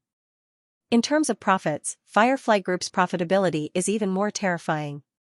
Compared to Time Warner's annual loss of $280 million and Viacom's annual net profit of $760 million, Firefly Group's operating net profit for 1995 should be between $3 billion and $2.6 billion, which is 4 times that of Viacom and even close to the total profit of the 6 major film companies: Time Warner, Viacom, 20th Century Fox, Sony Pictures, Universal, and MGM. This kind of breathtaking profitability makes me feel that perhaps the federal IRS should really consider levying an alien immigration management tax on someone. Okay, this is a joke. The release of the new Forbes Rich list set off a frenzy of discussion in the media, but the most direct impact was on the day of the release of the latest issue of Forbes magazine. Because the magazine detailed Eric's investment and returns in the high-tech industry, the Nasdaq index was directly stimulated and rose by 5% that day. Many high-tech star stocks, including Cisco, AOL, and Microsoft, rose by more than 10%. The credibility of Forbes magazine was still very strong. Compared to other financial magazines' exaggerated or conservative profit estimates of Firefly Group, the data published by Forbes magazine was clearly more recognized. The fact that the global film market continued to explode and Hollywood's conquest of territories around the world was almost well known. But after seeing the terrifying profitability of Firefly Group, although there were negative examples of the losses of Warner Brothers and Sony Pictures, it still did not stop a large number of capital forces from once again flocking to Hollywood. Under such circumstances, on March 25, the 68th Academy Awards ceremony was held as scheduled at the Sacred Civic Auditorium in Los Angeles. Although Eric was invited as usual, he was absent again. It was not because he was too busy or anything else. The main reason was that sitting motionless at the Oscar ceremony for 3 hours was really not a pleasant thing. What's more, Firefly's films still only received some marginal nominations this year, so Eric had no need to attend. Eric did not want to go, and Drew, who had already begun to look for a dress, also declined the invitation. The two stayed in the girls' Beverly Hills mansion to watch the live broadcast together. The script for The Shawshank Redemption was still lying in the corner. There was no Oscar tragedy this year. In addition to the popular award winner Forrest Gump, several other nominated films such as Apollo 13 and Baby Pig did not show. The popularity and influence of Forrest Gump. In the end, Forrest Gump successfully won 6 awards including Best Film and Best Director with 13 nominations. Tom Hanks also successfully won Best Actor for a second time, creating a new milestone in Oscar history. Although they did not attend the Oscar ceremony, they definitely had to have a celebration party. Because Forrest Gump was the only major nominated film this year, together with Firefly and MGM, there was really no need to hold a celebration party alone. In addition, as the former editor-in-chief of Vanity Fair, Tina Brown, personally called to ask him to do so, Eric decided to hold the celebration party tonight at the Oscar party held by Vanity Fair. Tonight's Vanity Fair party was held at an art center at the foot of Beverly Hills, which was less than 5 kilometers away from Drew's mansion in Trousdale Manor. Eric and the girl were not in a hurry at all. They did not leave for the party until the live broadcast of the awards ceremony was over. It was just past 9 o'clock in the evening in the Western Time. The car stopped in the parking lot outside the art center. As soon as Eric and Drew got out of the car, the reporters who were squatting outside swarmed over, and the dazzling magnesium lights flashed crazily. The opportunity to interview inside the Vanity Fair party was definitely not open to the public, but outside the party, the organizer could not control. Eric, do you think the number published by Forbes magazine is accurate? Mr. Williams, what do you think about Tom Hanks winning the Best Actor Oscar for a second time? Is there a public relations factor in this? Eric, how's the preparation for your new film going? Drew, do you and Eric plan to get married? When do you plan to have children? Eric and the girl just smiled at the camera. In a series of messy questions, several bodyguards and the organizer's security quickly surrounded them and escorted them into the party venue. After coming to the photo wall and posing for a while, Eric and Drew walked along the long corridor to the party site under the guidance of the staff. Glancing at the people around them, the girl suddenly whispered in Eric's ear, "Eric, someone just asked us when we're going to have a baby." The people chatting by the glass windows in the corridor saw Eric and Selena and greeted them politely. Eric nodded in response and whispered in confusion, "Huh?" Drew suddenly seemed to be in high spirits. "What do you say? Let's have a baby?" Eric did not object. Although his biological age was not yet 26, his mental age had long passed the age where he would be resistant to children. Back in New York, Eric had even sensed that Cindy was trying to get pregnant with his child so that she could rise in status. After all, there were so many signs, and Linda was even involved in it. If he could not detect it, he would be stupid. Eric did not want to take the initiative to promote this matter, but he did not deliberately alienate Cindy. If they really had a child, it was not like he could not raise it.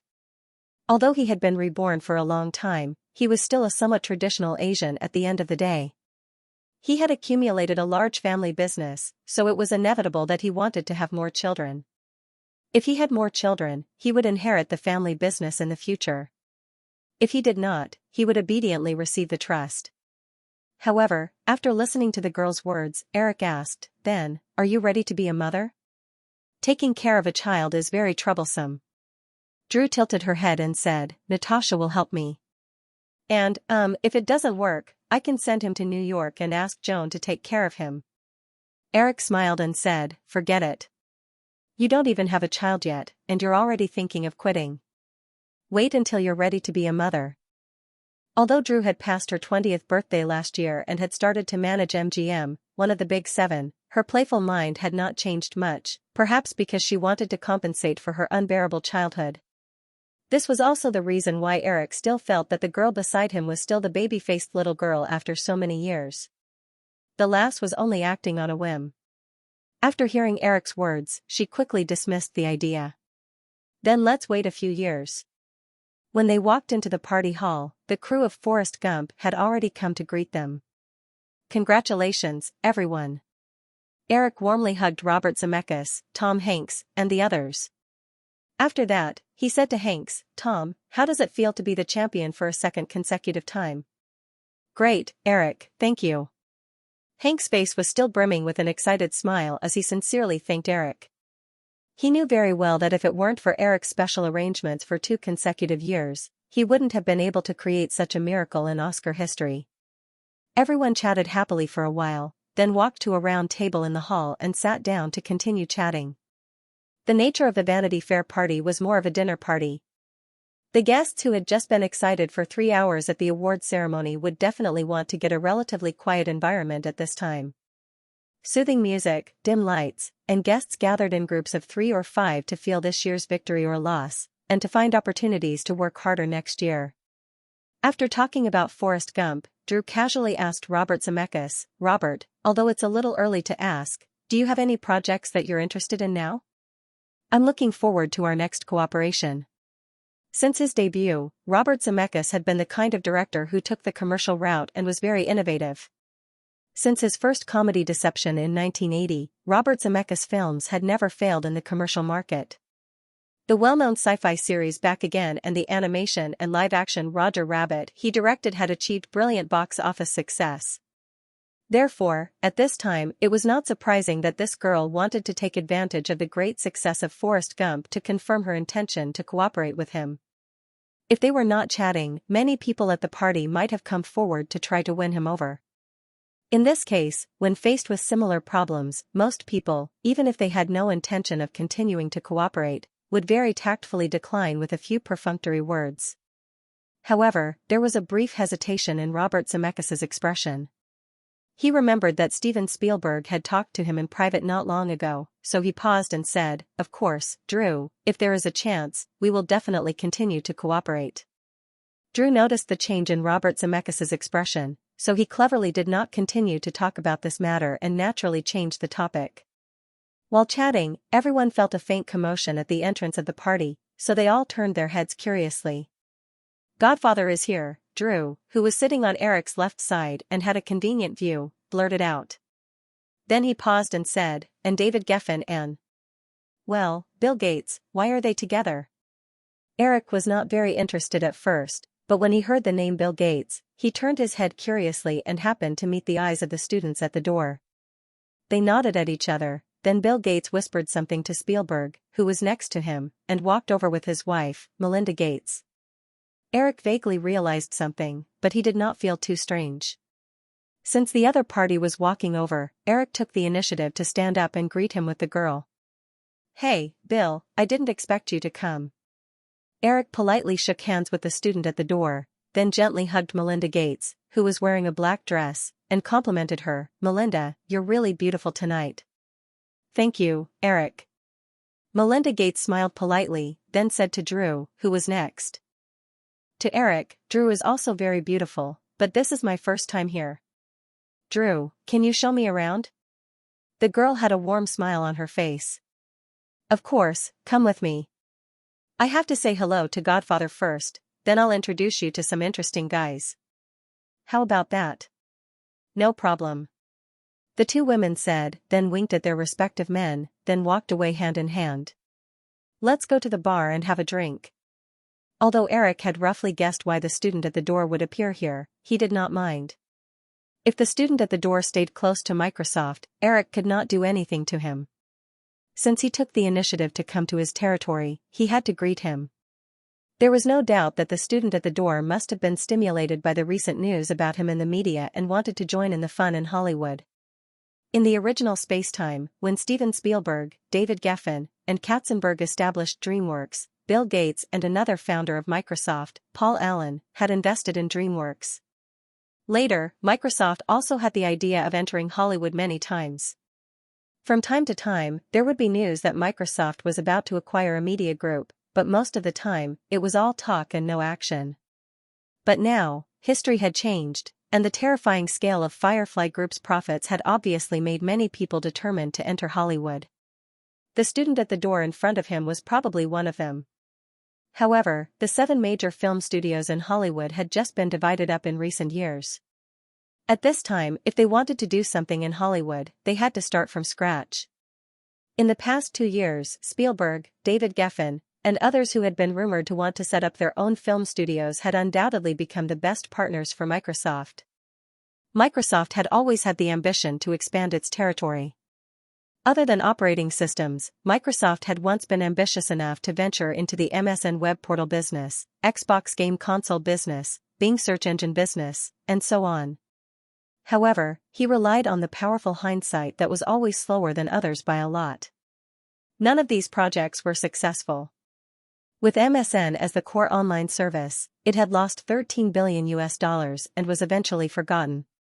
The Xbox game console had lost $3 billion in 10 years and had barely made it out of the gaming ecosystem. However, it was still far from catching up with PS. The Bing search engine had lost $10 billion and was completely insignificant in front of the mighty Google.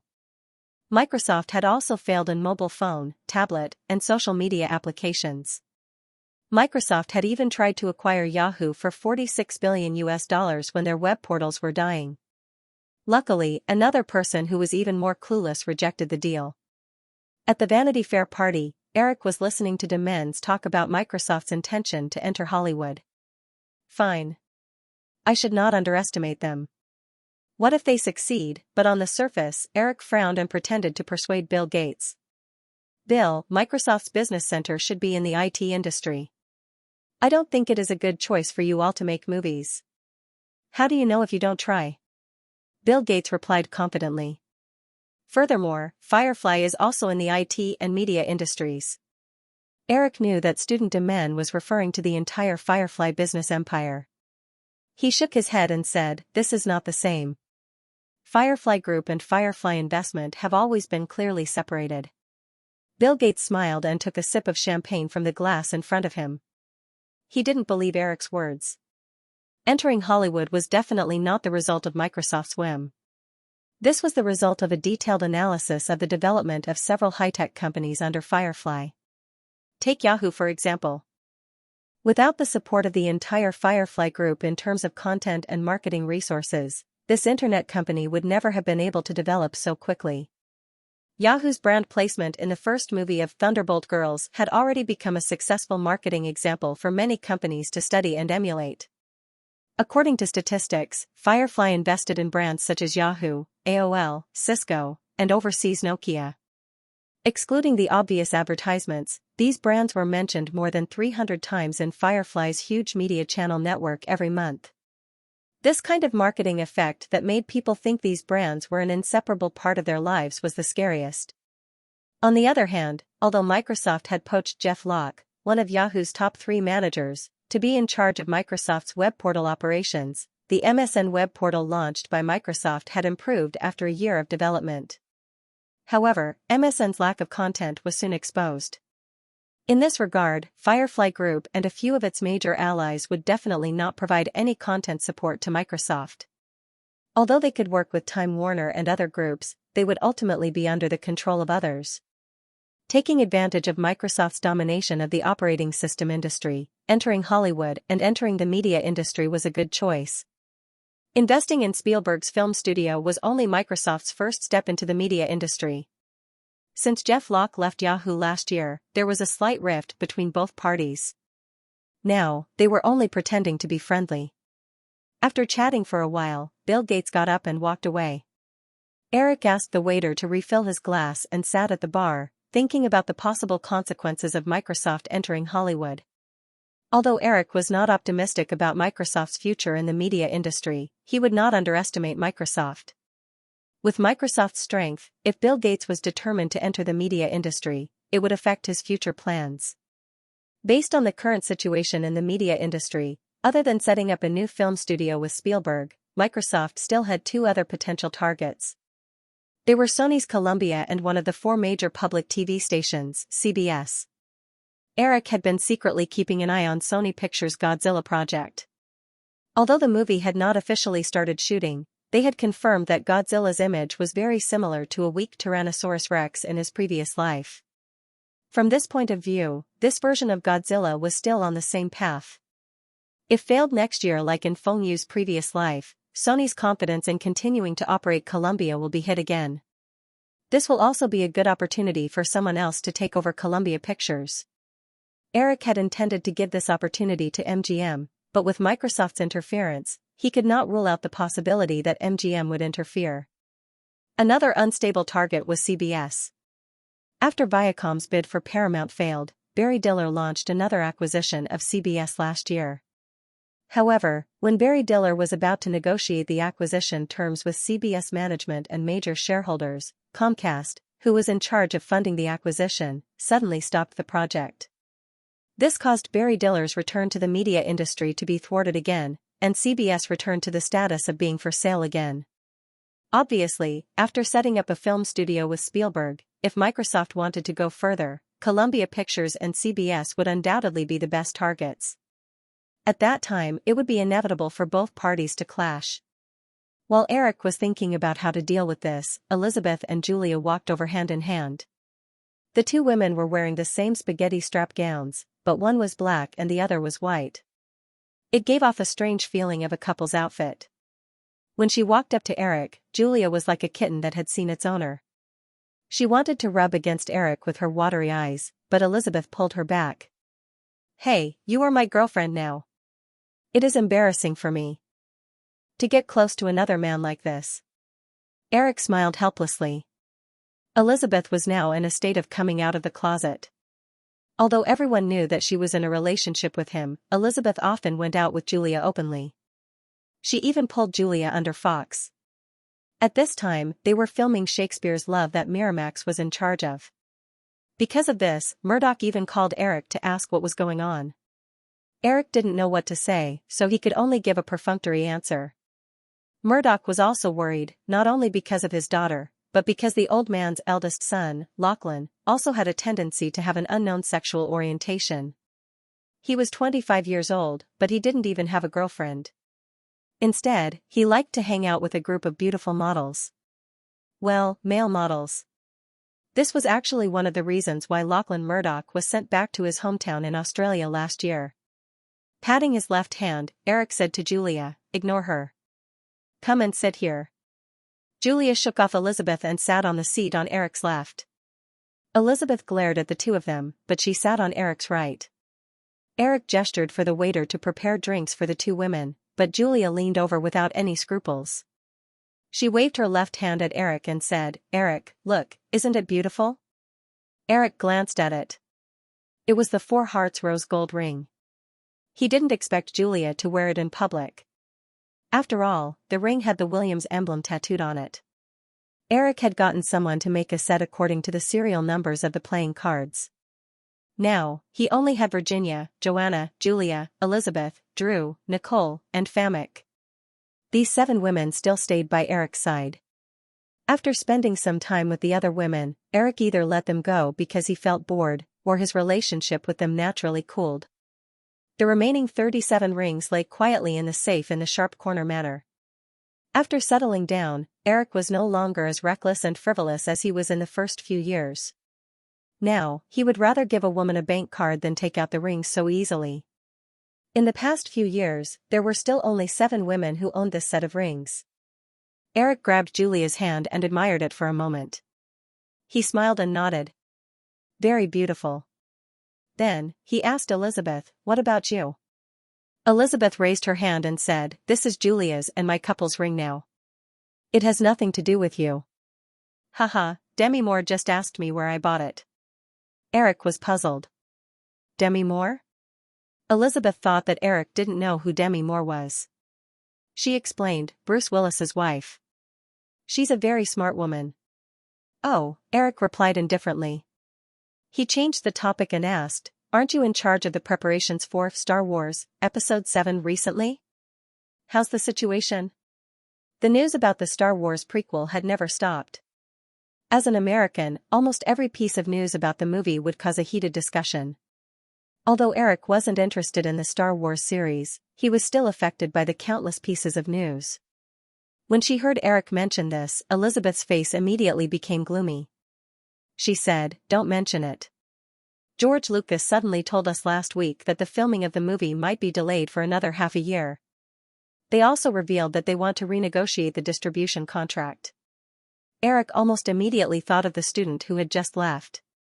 The timing was too coincidental. "Do you know the reason?" Elizabeth turned her head and scanned the hall for a moment. Perhaps she didn't find anyone, so she turned back and said, "Weren't you chatting with Bill Gates just now?" "It's him." "So, Spielberg still wants to pull George Lucas into the upcoming film studio?" Elizabeth had obviously heard the news as well, perhaps even more than Eric. She nodded and said, "Yes, I'm guessing that their target should be Industrial Light and Magic. Because the movie originally planned to cooperate with the digital domain in the special effects department, I even brought another producer to talk to Stan. In the end, last week, when Lucas told me that the filming might be delayed, he also cancelled the cooperation with the digital domain." Eric took a sip of wine and frowned slightly.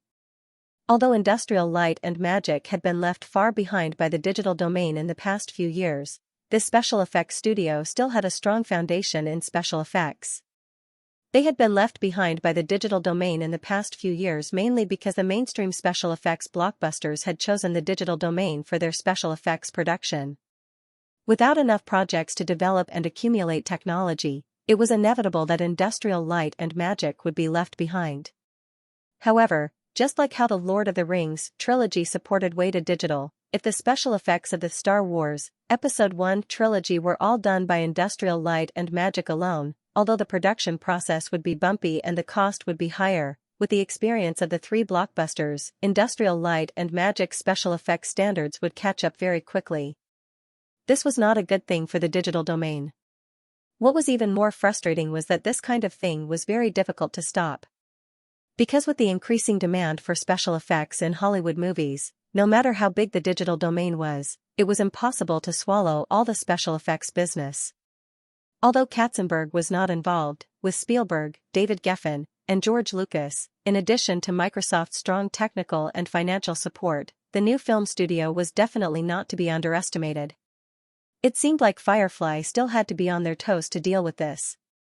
"Eric, how's the situation with Titanic?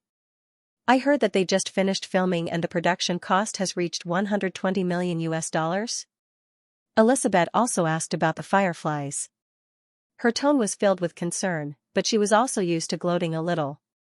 "Probably, to complete the post-production, the total cost will be $200 million. Eric shrugged. Fortunately, after receiving Eric's promise of sufficient financial support, Cameron did not procrastinate this time. Recently, he had completely completed the filming of the film, and the post-production was quickly underway. $200 million US, TSK, with the post-production publicity costs, it will need at least $700 million US to break even. Elizabeth shook her head and said, "Cameron's box office is at best $500 to $600 million US. Yes, I'm very worried too." Eric smiled and looked at Elizabeth. "How about Fox help me share some of the cost? Our production budget is $150 million, you can give me another $50 million. Elizabeth was stunned. She looked at Eric and saw that the man's expression was a little strange. He seemed to be joking but also serious. She thought for a while and said, if you really need it, of course I don't mind investing. But, my father will definitely not agree." But Eric had some mischief in his heart. He said, "How about this, you talk to your father about this tomorrow and see if he is willing." my father will definitely not be willing. The possibility of this project being profitable is almost zero. Elizabeth said. She felt that Eric's smile was a little naughty. She subconsciously hit him and said, if you want to talk to him yourself. Elizabeth was only one step away from the CEO position at Fox. Coupled with her special identity as Murdoch's daughter, she had a lot of real power. However, if the company invested more than $50 million in a big project, it must be approved by the board of directors. The chairman of Fox was, of course, her old man. Eric proposed to let Fox participate in part of the investment of Titanic. In fact, he wanted to control Murdoch and secretly fight for more power for Elizabeth. He knew that as a standard businessman, Murdoch would never agree to throw money into a bottomless pit like Titanic. In his previous life, Fox was too shrewd. In order to avoid risks, they sold the North American distribution rights to Paramount for only $60 million. As a result, the box office of Titanic in North America was $600 million, and Fox almost fainted. This time, if Titanic was not a big success, it would be fine. However, if the movie exploded in the box office like the original, Murdoch would definitely pay more attention to Elizabeth's suggestion in the future. Correspondingly, Elizabeth had more decision-making power in the company. The next day, Eric received a call from Elizabeth in his office. The outcome was completely as he had expected. After the Oscar ceremony, Forrest Gump won 6 major awards, including Best Film and Best Director, from 13 nominations. Tom Hanks' consecutive wins became a hot topic in the media. The box office of the movie, which was still screened in hundreds of theaters in North America, rebounded significantly. In the 9th month of the movie's release, it still earned more than $3 million in box office in a single week. Firefly, which had obtained the distribution rights of Forrest Gump in North America, also began the next stage of the movie's release plan. It was Friday at Firefly Studios. After a period of research, Katzenberg presented the evaluation plan of 3D and IMAX technology. According to the detailed research of the Strategic Planning Department, everyone thinks that the current 3D technology may be possible to promote, but IMAX is not. This technology has too many restrictions, and it is impossible to promote it on a large scale. The two were still sitting in a coffee shop in the studio. Eric pushed the coffee aside, flipped through the information compiled by Katzenberg, and asked, "What's the main reason?" Between 3D and IMAX, Eric actually preferred the latter. Perhaps this was the result of too many fake 3D movies in his previous life. The main thing is still the cost. Katzenberg had obviously done a lot of homework. He did not need to flip through the information before he blurted out, "Just take the cost of the renovation of the cinema as an example. For 3D, most cinemas only need to change a projection system. The current most advanced polarized 3D movie projector costs only about $100,000.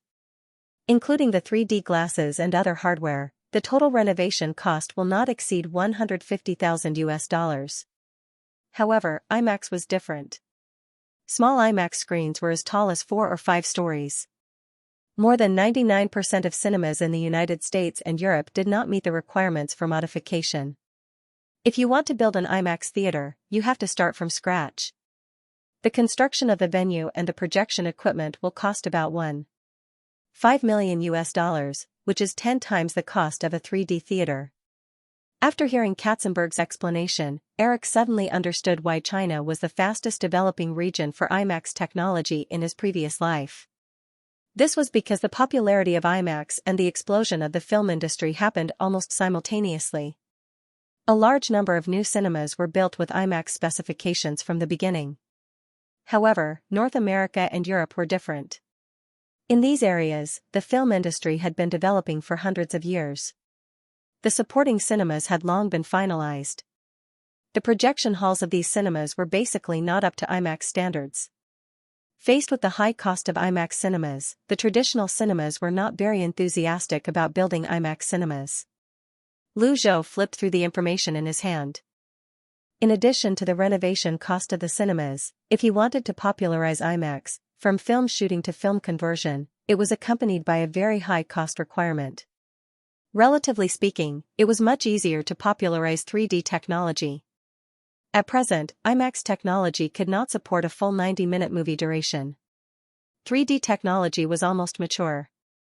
The main reason it could not be popularized was the lack of 3D film sources and 3D cinemas. Even the current reputation of 3D technology was not very good. This was because many cinemas with 3D equipment showed pornographic films that gave people a sense of novelty.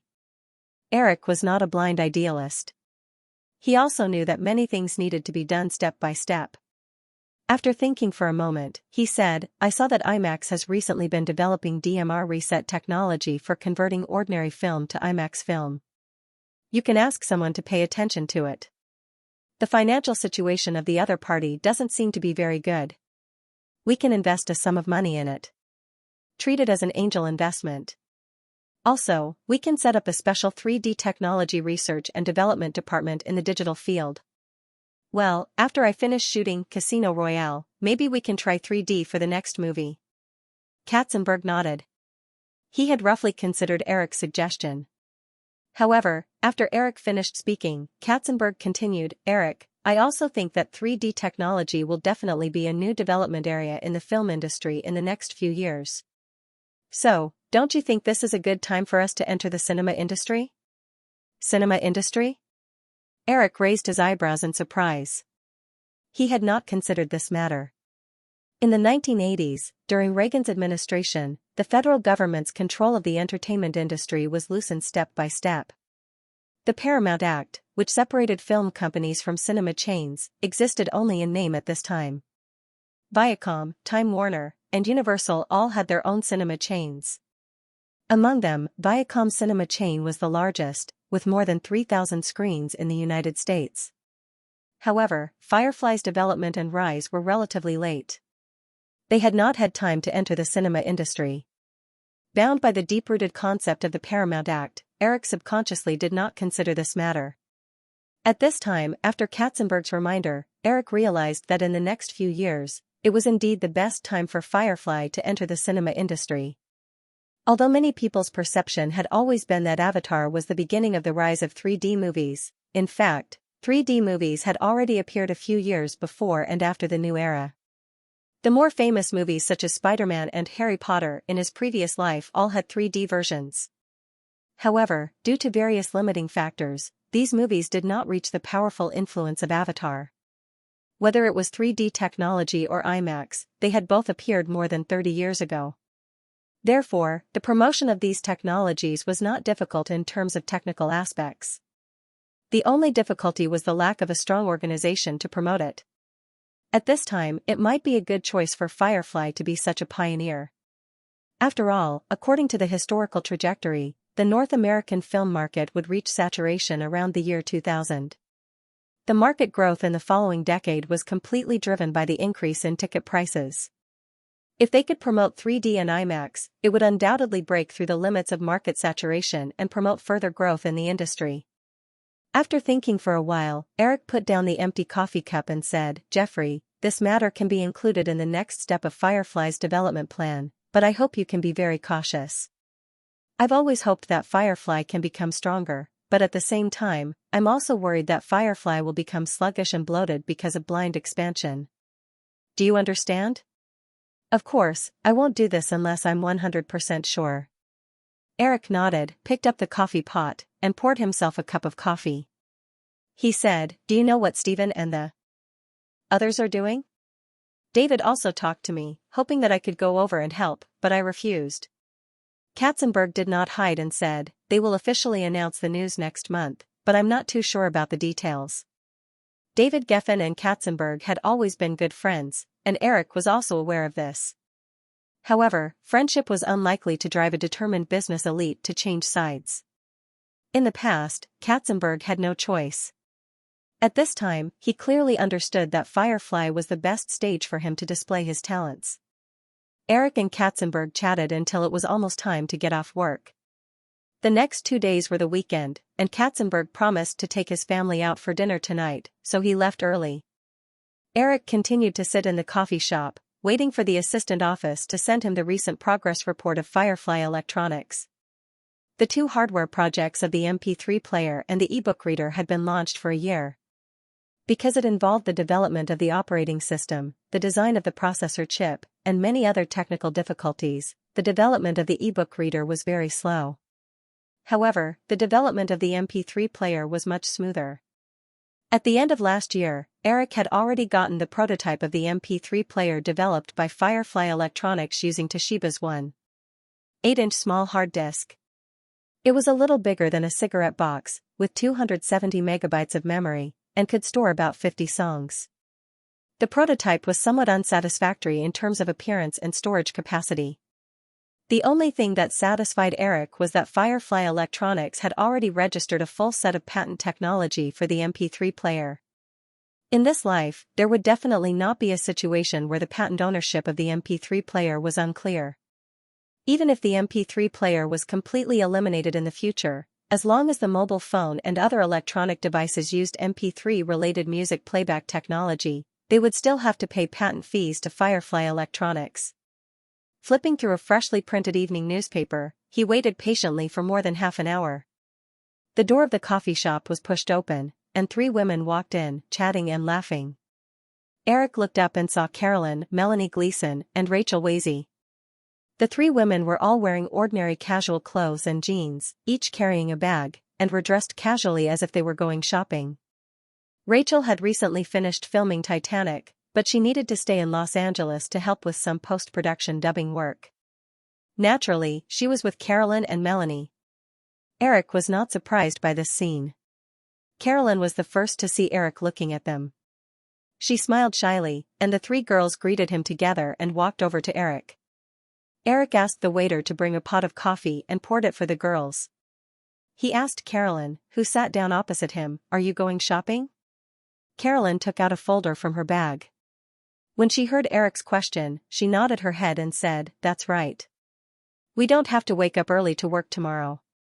We're planning to watch a movie together tonight." Eric said, "Oh, I don't have any plans tonight. Do you want to bring me along?" Before Carolyn could reply, Melanie and Rachel, who were sitting beside her, said in unison, "No." Carolyn blinked her large, innocent eyes. Looking left and right, she didn't know what to say for a moment. She was very clear about the thoughts of her 2 best friends. They didn't want her to have too much contact with Eric, this playboy. However, these 2 guys, Eric was obviously just joking. "Why did you react so much?" Eric just shrugged and said with a smile, "Okay, but why do I suddenly feel like I have 2 more rivals in love?" When she heard Eric say the words rivals in love, Carolyn's small face immediately turned red. Rachel had a bold personality. Coupled with the fact that she didn't have much contact with Eric, she didn't have much reverence for him. She hugged Carolyn and kissed her on the cheek. She said in a show of force, "Eric, Carolyn is already mine. You can't casually destroy other people's feelings. Rachel, let go of me." "It's not like that." Carolyn knew that they were all joking, but she still shyly pushed Rachel away. She didn't forget to explain. Eric took the folder from Carolyn and waved his hand, saying, "It's fine as long as the information is delivered. You can go now. I won't disturb your gathering." Carolyn pulled Rachel, who was about to get up. Opening her bag, she took out a palm-sized box and said, "Eric, there's more. This was sent over from San Francisco this morning." Eric took the box and looked at the Seagate logo printed on the box. He could roughly guess what was inside. After opening the box, there was indeed a postage stamp-sized micro hard drive. Watching Eric rubbing the micro hard drive, Carolyn explained, "This is a 256 megabyte sample that Seagate has just developed. According to the information provided by Seagate, they will be able to produce a 512 megabyte new product by the end of the year. The electronics company has already started to design the control chip according to the sample provided by Seagate. It is estimated that they will be able to produce the finished product in the second half of the year." Yahoo's music store has also started the internal testing phase. Mr. Victor Mike Nelly, who is in charge of the electronics company, said in a meeting memo that the company can already consider the next stage of product sales and promotion. Eric played with the micro hard drive for a moment, put it back into the box, and said, "There's no need to be too anxious about this matter. Wait for them to come up with a stable 512 megabyte product, then we can consider the next stage." Well, after I finish reading this information over the weekend, I will call Victor personally to talk about it. The player's capacity is 512 megabytes, which is about enough to hold 10 albums. Only then can it be considered to have completely widened the gap with traditional players. If the capacity is smaller, it won't be attractive enough to consumers. After Eric finished speaking, he saw Carolyn nodding her head. Her big eyes were looking at him as if she was waiting for him to instruct her on something. He said, "Is there anything else?" No, Carolyn shook her head subconsciously. Eric only felt that adding a strand of hair on Carolyn's small head could invade the two-dimensional world. He couldn't help but chuckle and said, "Then you can go now." Or, "Do you really want me to go to the movies with you tonight?" As soon as Eric's voice fell, Rachel and Melanie got up with a smile. They pulled Carolyn up with a blushing face, said goodbye, and left the cafe. Mission Impossible 2 was also confirmed to be filmed in Australia. Drew recently went to Australia with Amy Pascal to visit the set. After the Oscars, Julia returned to the UK to continue filming Shakespeare's Love, and Elizabeth also followed. Nicole and Famke Jensen were also not in Los Angeles. After Carolyn and the other two left, Eric realized that he would have to spend the weekend alone again. The preliminary preparations for Casino Royale were basically completed. According to the schedule, Eric also needed to leave Los Angeles next month. Before the movie started filming, he had to personally visit the main filming locations that had been confirmed. 007's filming always required him to travel all over the world. This time was no exception. The planned filming locations included the UK, Italy, the Czech Republic, and the Bahamas. Eric's previous films, even Jurassic Park, were all filmed in a very centralized location. Therefore, this movie could be considered a challenge for Eric. Once he got busy in April, he might have to wait until Casino Royale finished filming at the end of the year. As Eric was thinking about how to spend the rest of the weekend, the phone on the table buzzed. A few minutes later, Eric's car stopped on the side of the road outside the studio. The door opened from the inside, and Eric waved to the two tall girls standing on the side of the road. "Get in." Giselle Bundchen and Alexandria Ambrosio got into the car one after another. Alexandria closed the door a little gloomily and looked at Giselle, who was leaning over and hugging Eric. Eric patted Giselle's soft waist and let go of her. He smiled at Alexandria and asked, "Why are you in Los Angeles?" In fact, Eric was more curious about how the two girls got Kapoor to contact him. He was not the kind of person who would easily give his contact information to others. Giselle and Alexandria did not have his phone number. However, after thinking about it, this matter should be pushed by the agencies behind the two girls. Most famous models had individual contracts with Hollywood agencies. The relationship between the modeling agencies and the actors' agencies was very close. Kapoor was probably just doing them a favor. "The company arranged 2 weeks of short-term actor training for us in Santa Monica. We've been here for 5 days. Giselle still suppressed her hoarse voice and whispered. There was some excitement and a hint of bitterness from seeing Eric again. When they came to Los Angeles, they thought it would be easy to see Eric, but they realized that he was so far away from them. They could see his name in countless newspapers and magazines, hear people talking about him everywhere, and feel his influence everywhere in the city. However, if they really wanted to see him, they had nowhere to go. A few days ago, the two girls even secretly went to Malibu to see the Pointy Corner Manor that countless people yearned for. At that time, they wanted to take the initiative to visit, but when they reached the gate of the manor, they did not have the courage in the end. They were worried that it would be too abrupt and make Eric feel disgusted. In the end, the executives of the two agencies took the initiative to ask about it, so they helped arrange it. Eric could sense the faint emotions in Giselle's tone. He smiled and did not say anything. Although the roles of the girls in Casino Royale were just fleeting, he would not object to others treating this matter seriously. Looking at his watch, Eric instructed the driver to go to Venice Beach and said to the two girls, "It's dinner time. Let's have dinner together. Well, maybe you can call Miranda and meet her." Eric hadn't mentioned anything about Miranda Kerr, and Giselle's agency wouldn't have noticed such an insignificant arrangement. Seeing the confusion on the two girls' faces, Eric explained, "Her name is Miranda Kerr. She'll appear with you."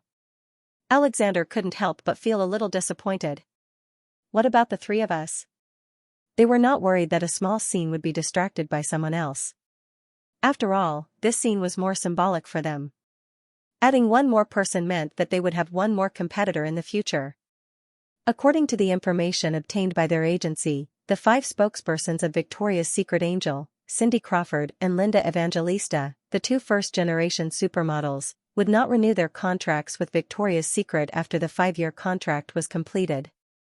In addition to the age factor, the most important thing was that the 2 would focus on the reality show in their hands.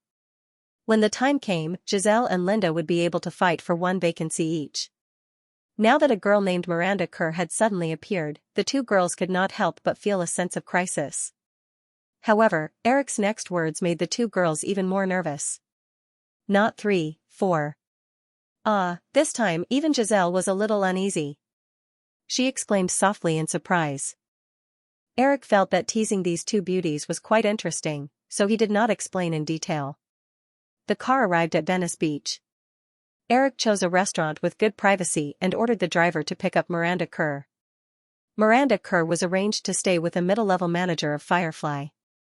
The family lived in Santa Monica and the girl had also been transferred to Santa Monica High School.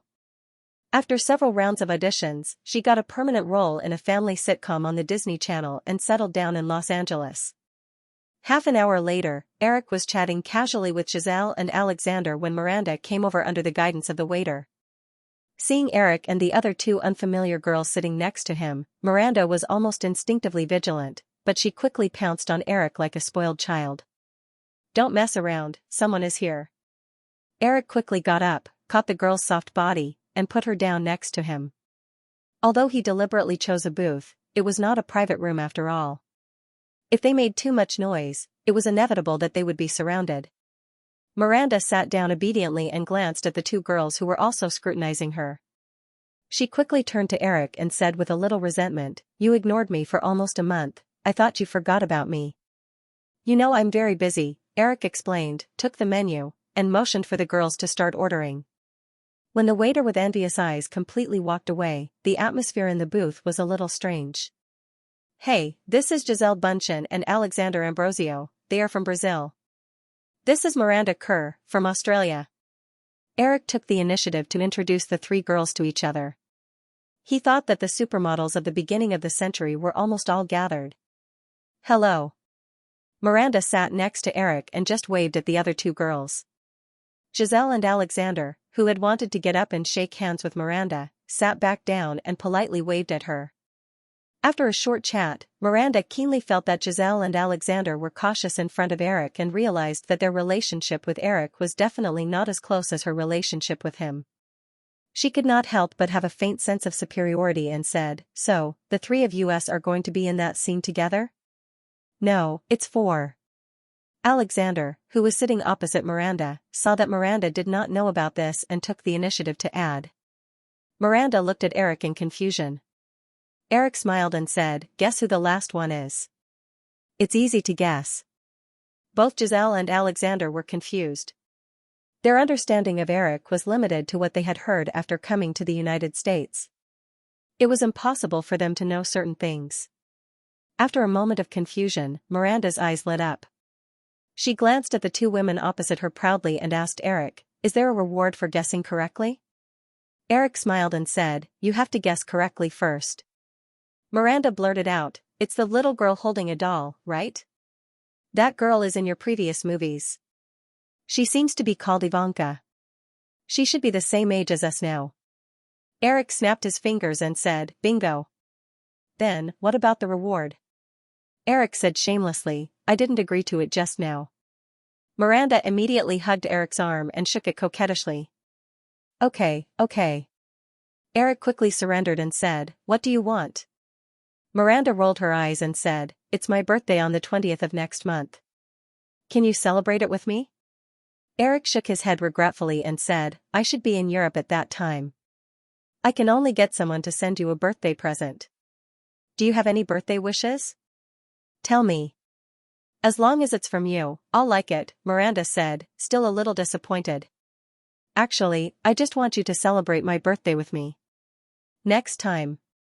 I really don't have time this time. Giselle and Alexander listened to the interaction between Eric and Miranda with some envy. As two girls from a small town in Brazil, they had only watched a few movies since they were young. They did not know what the so-called little girl holding a doll was. In his heart, he was planning to go back and watch all of Eric's movies. When he heard the two talk about birthdays, Alexander hesitated and whispered with some anticipation, "Eric, my birthday is next month, the 11th, no problem." "I'll buy you a gift then," Eric said and looked at Giselle. Giselle smiled and shook her head. Her birthday was on July 14th. She was a little regretful, but she was also looking forward to it. She hoped that she would be able to make it in time for the movie shooting. Miranda was a little depressed by Alessandra's sudden interruption. She rolled her eyes and joked, "Eric, if you know enough girls, will you have to celebrate someone's birthday every day?" Why does the situation you're talking about sound a little scary?" "Hee hee." After dinner, it was only 8 o'clock in the evening. Hearing that Eric was going to send her back, Miranda immediately acted coquettishly. After bargaining for a while, the four of them decided to go to the movies together. It was Easter next week, and Red Flower happened to be released today. Eric chose this movie to see how the movie was received in North America. In order to build momentum for Rush Hour at the end of the year and to make Jack Chan famous in North America, Eric spared no effort in investing in Red Flower. In addition to the $5 million buyout fee that broke the record for Hong Kong films, the new line also invested no less than $5 million in publicity budget. The total cost had exceeded the $7.5 million production cost of the movie. The number of screens for the movie also reached 2,000. It could be said that it was the first time a Hong Kong film was released on such a large scale in North America. Before this, except for Bruce Lee's kung fu movies, most Hong Kong films could only earn millions at the box office in North America. There were very few that could reach tens of millions at the box office. Although Red Cross had achieved very bright box office results in Asia, New Line was still prepared to make a loss with a total investment of more than $10 million. Fortunately, the management was full of confidence in the future of Rush Hour, so the possible loss of Red Cross was within an acceptable range. Eric and the three girls found a theater nearby that was showing Red Flower. They walked into the theater with a bunch of snacks. Although the film was rated R, Giselle and Alexander, who were tall and sexy, didn't encounter any obstacles when they bought the tickets. Although Miranda's baby face was a little conspicuous, with Eric accompanying her, they didn't encounter any obstacles when they entered the theater. After finding a row of seats at the back, the three girls sat down around Eric. Eric looked around. This was a medium-sized theater with a capacity of about 100 people. At this time, there were still more than 10 minutes before the movie started. The screen was playing advertisements and there were about 20 people sitting around.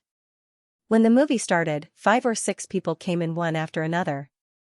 The theater barely reached 30% occupancy. If it was a blockbuster like Jurassic Park, 30% occupancy on the first day would definitely be described as a flop. However, for a Hong Kong film that wasn't popular in North America to begin with, it was already a pleasant surprise that 30% of the seats were occupied. Miranda wasn't interested in the film that Eric had chosen at all, but she was very satisfied with the somewhat empty environment in the screening hall. In this way, even if he did some dirty tricks, no one would be able to notice. Although Giselle and Alexander were both taller than her, and their figures seemed to be better than hers, Miranda still looked down on these two little girls from Brazil. They couldn't even speak English well, so how could they have the strength to compete with her? The lights in the theater dimmed, and the girls in the dark immediately began to get restless. Eric stared at the screen intently and casually took a few mouthfuls of the creamy popcorn that the girl handed over. Soon, he felt that Miranda had moved from the seat next to him to his arms. He had already seen how unscrupulous this little vixen was that night, so he was not surprised. He just reached out and put his arm around the girl's waist to prevent her from moving. He warned with a smile, "If you don't watch the movie properly, I won't bring you here next time." Miranda clung to Eric softly and leaned over to his ear. She whispered, "Eric, your hand is too tight. I can't breathe." "It's okay. If you faint, I'll give you mouth-to-mouth resuscitation." Miranda was still breathing hot air in Eric's ear. "Let's do it now." "Oh, I'm so dizzy." Stop fooling around. Let's watch the movie. Really, she's already so proactive. Giselle and Alessandra did not pay much attention to the movie. At this time, the two girls stared at Miranda, who was in Eric's arms, and the same thought came to their minds at the same time: this can also be done. Under Eric's suppression, Miranda quickly calmed down, and their minds turned to the movie again. Red Patrol was definitely a work of conscience. With a cost of $7.5 million, it could only be regarded as a low-budget film for Hollywood movies. However, there were all kinds of car chases, gunfights, and even hot scenes of houses collapsing in the movie. Although many of the settings were a bit rough, if the same level of production was used by a Hollywood team, the cost would definitely skyrocket to more than $30 million. Giselle and Alessandra were a bit reserved when watching the movie, but Miranda had no scruples. Her mind turned to the movie, and she was soon attracted by the plot. Wow, Kung Fu is so good. Oh, it must be very painful to fall like this. Ha ha ha, it can actually be like this. It's so funny to plunge into a car. Wow, can a hovercraft run on the road? Could there be a car underneath? Although there were only more than 30 people in the screening hall, the girls' comments did not attract any special attention because most people were either amazed or laughing along with the movie's plot. The audience gradually forgot the fact that this was a non-Hollywood movie amidst the various exciting and funny plots. After the movie, Eric patiently waited for the audience to leave before putting on the sunglasses hanging on his collar. He patted Miranda, who was still in his arms, and said, "Okay, let's go." "Okay." Miranda turned her head and whispered in his ear, "Eric, can I go to your place tonight?" "That won't do. You still have to go to school." Eric casually found an excuse. Miranda pursed her lips and said, "You forgot, tomorrow is the weekend. You don't like staying at John's house?" Eric pulled the girl up and said as he got up and walked out. When they came to the aisle, Miranda took Eric's hand and continued, "Of course it's good. You arranged it. How could they not treat me well? It's just that I want to spend the weekend at your place. And, don't worry, they definitely won't tell my parents." Eric wouldn't go along with this little minx's wishes and add some potential trouble to himself. He shook his head firmly and said, "In that case, go back obediently. You're still young and don't know what you're doing." Miranda was very disappointed and said, "I know. It's even worse if you do it knowingly." Miranda shook Eric's arm and said, "Eric, you're so annoying. You're also a coward." Although a little reluctant, Eric then asked the driver to turn to Miranda's place first. After watching the girl enter the door, he ordered the driver to drive. Seeing Miranda leave, Giselle and Alexander, who had been a little quiet, breathed a sigh of relief. To be honest, with this little minx by Eric's side, they found it difficult to get much attention from Eric. However, when they remembered the last time in New York when Eric sent them back, Giselle and Alexander quickly became a little worried. Would Eric send them back to the hotel like last time? If that was the case, they didn't know when they would meet again. The car drove out of Miranda's residential area. Eric asked Giselle next to him, "Do you have classes on the weekend? I mean, the performance training class?" Giselle realized something and shook her head with some joy. "No." "Then come to my place for the weekend. I happen to be alone these 2 days. It's quite boring."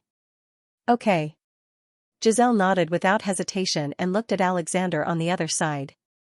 Thinking of the comments she received from the psychic medium in New York last time, her face couldn't help but heat up a little, but she couldn't resist in her heart. Eric didn't have any strong desire for Giselle and Alexander.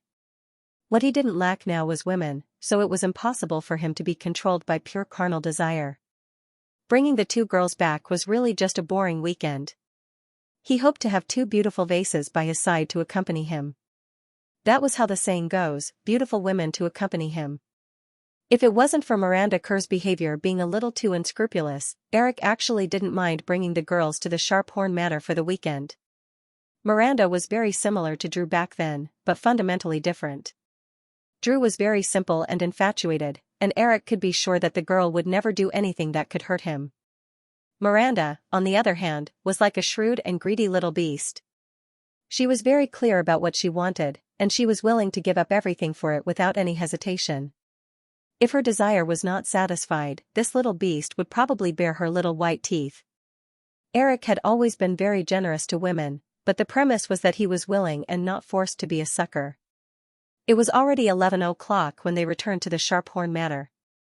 Following Eric into the shell villa that she had yearned for a long time, Giselle looked at the sensor lights in the hall that lit up one by one. The first reaction she had after living a poor life since young was how much electricity she would use in a month. Immediately, the girl felt her cheeks heat up. If Eric or Alessandra could see what she was thinking, they would definitely laugh to death. Eric happened to turn his head at this time and noticed the strange expression on Giselle's face. He asked with concern, "What's wrong?" "No, nothing," Giselle quickly shook her head. Eric saw her holding her bag with both hands and pressing it on her lower abdomen. He smiled and said, "Are you hungry?" A few hours ago, Eric noticed that the two girls didn't eat much in the dining room. Giselle shook her head again and said, "No, Eric, I'm not hungry." Eric thought Giselle was embarrassed, so he took the two girls to the kitchen and said, "Actually, I'm a little hungry too. You guys make some supper. I'm going to take a shower first." Giselle wanted to say something, but Eric waved his hand and turned to leave. Alexander waited for Eric's figure to disappear. With a teasing smile, he asked in Portuguese, "What were you thinking about?" Portuguese was the mother tongue of the two girls. Compared to English, they preferred or were better at Portuguese when chatting in private. Giselle looked guiltily at the direction Eric disappeared. She shook her head and replied in Portuguese, "I didn't." Giselle didn't continue the topic with Alexander. She put her bag aside and walked to the fridge. Alexander also followed and picked out ingredients with Giselle. He still murmured in Portuguese, "I don't know if it will hurt." Giselle, who was absent-minded, looked up and asked, "What?" "I mean, that should be very painful." Giselle finally understood and said, You haven't done it before?" Alexander nodded, blushed, and whispered, "I hope Eric is a gentleman." Eric took a shower and went downstairs. Giselle and Alessandra had already cooked the oatmeal with milk. Perhaps it was because the topic they had just discussed was too sensitive, but the expressions on the two girls' faces were a little uneasy as they ate supper. Their hearts were always a little nervous and expectant, and they were embarrassed because they might have to eat together. Eric looked at the two girls who were eating the porridge like cats, as if they were trying to delay something. Of course, he knew what they were thinking and joked, "Eat more. You might be tired later." Giselle and Alessandra blushed at the same time, but they thought that Eric was getting impatient, so they ate faster. After eating, it was almost 12 o'clock. Eric brought the two girls to a guest room on the second floor. He opened the door and gestured for the two behind him to enter. Giselle and Alessandra walked in and looked around the spacious bedroom. The room was about 50 square meters. There was a big bed on the left side of the wall, surrounded by simple but exquisite furniture and appliances. There was also a door on the innermost side, which should be the bathroom. The south side of the bedroom was a glass wall. Although the lights in the bedroom were bright, they could still see the faint starlight and the dark sea through the glass wall. It was the first time the two girls came to the Sharphorn Manor, so they subconsciously thought that this bedroom was the master bedroom. Walking to the bed, the two girls turned around and looked at Eric cautiously.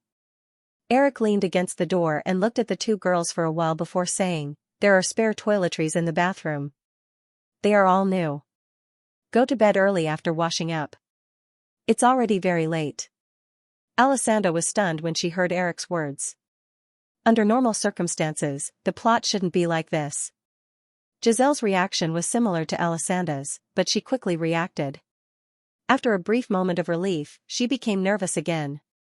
She knew that if they wanted to get Eric's help and support, their bodies were the only bargaining chip they could offer. If Eric didn't want it, then what could they offer? Giselle quickly gathered her courage and walked over. She raised her hand, but put it down helplessly. She whispered, "Eric, aren't you going to sleep here?" Alexander came back to his senses and walked over as well. "Eric, you can stay." Eric smiled and reached out to lift Alessandra's cheeks. His index finger brushed across the girl's pink lips. He felt the girl's gentle tongue lick his fingertip before he retracted his finger and said, "Don't wear pink lips in the future. This color doesn't suit you. It's ugly." When Alessandra heard this, he subconsciously raised his hand to wipe off the lip gloss, but he remembered that it was not appropriate to do so. It would definitely turn the corners of his mouth pink, so he could only put down his hand awkwardly. Well, go to bed early, Eric said. He looked at Giselle and smiled. You two will be mine sooner or later. You can't run away. So, don't think too much. Of course, don't let me down. As soon as Eric closed the door, Alessandra immediately raised her hand impatiently and walked to the bathroom while wiping her lips. Giselle followed into the bathroom and saw Alessandra wiping her lips with a towel in her hand. She couldn't help revealing a gloating smile. Alessandra glanced at Giselle, but there was nothing she could do. She could only mumble as she wiped, I won't let Sandra provide fashion advice for me anymore. Oh my god, Eric must hate my lip gloss. That's why he said that earlier. Giselle walked to the sink and opened the cabinet by the side. She took out a new toothbrush and toothpaste and smiled. I think it looks pretty good. Hee, pink lip gloss makes you look more like a little girl. Alessandra wiped her lip gloss clean. When she heard Giselle's words, she understood something and said, You saw through it long ago? Giselle did not answer. She picked up the cup and started brushing her teeth. She naturally saw through it long ago. Alessandra was younger than her by a year. They were both young and inexperienced. If they did not dress up more mature and wore pink lip gloss instead, it would definitely be inappropriate.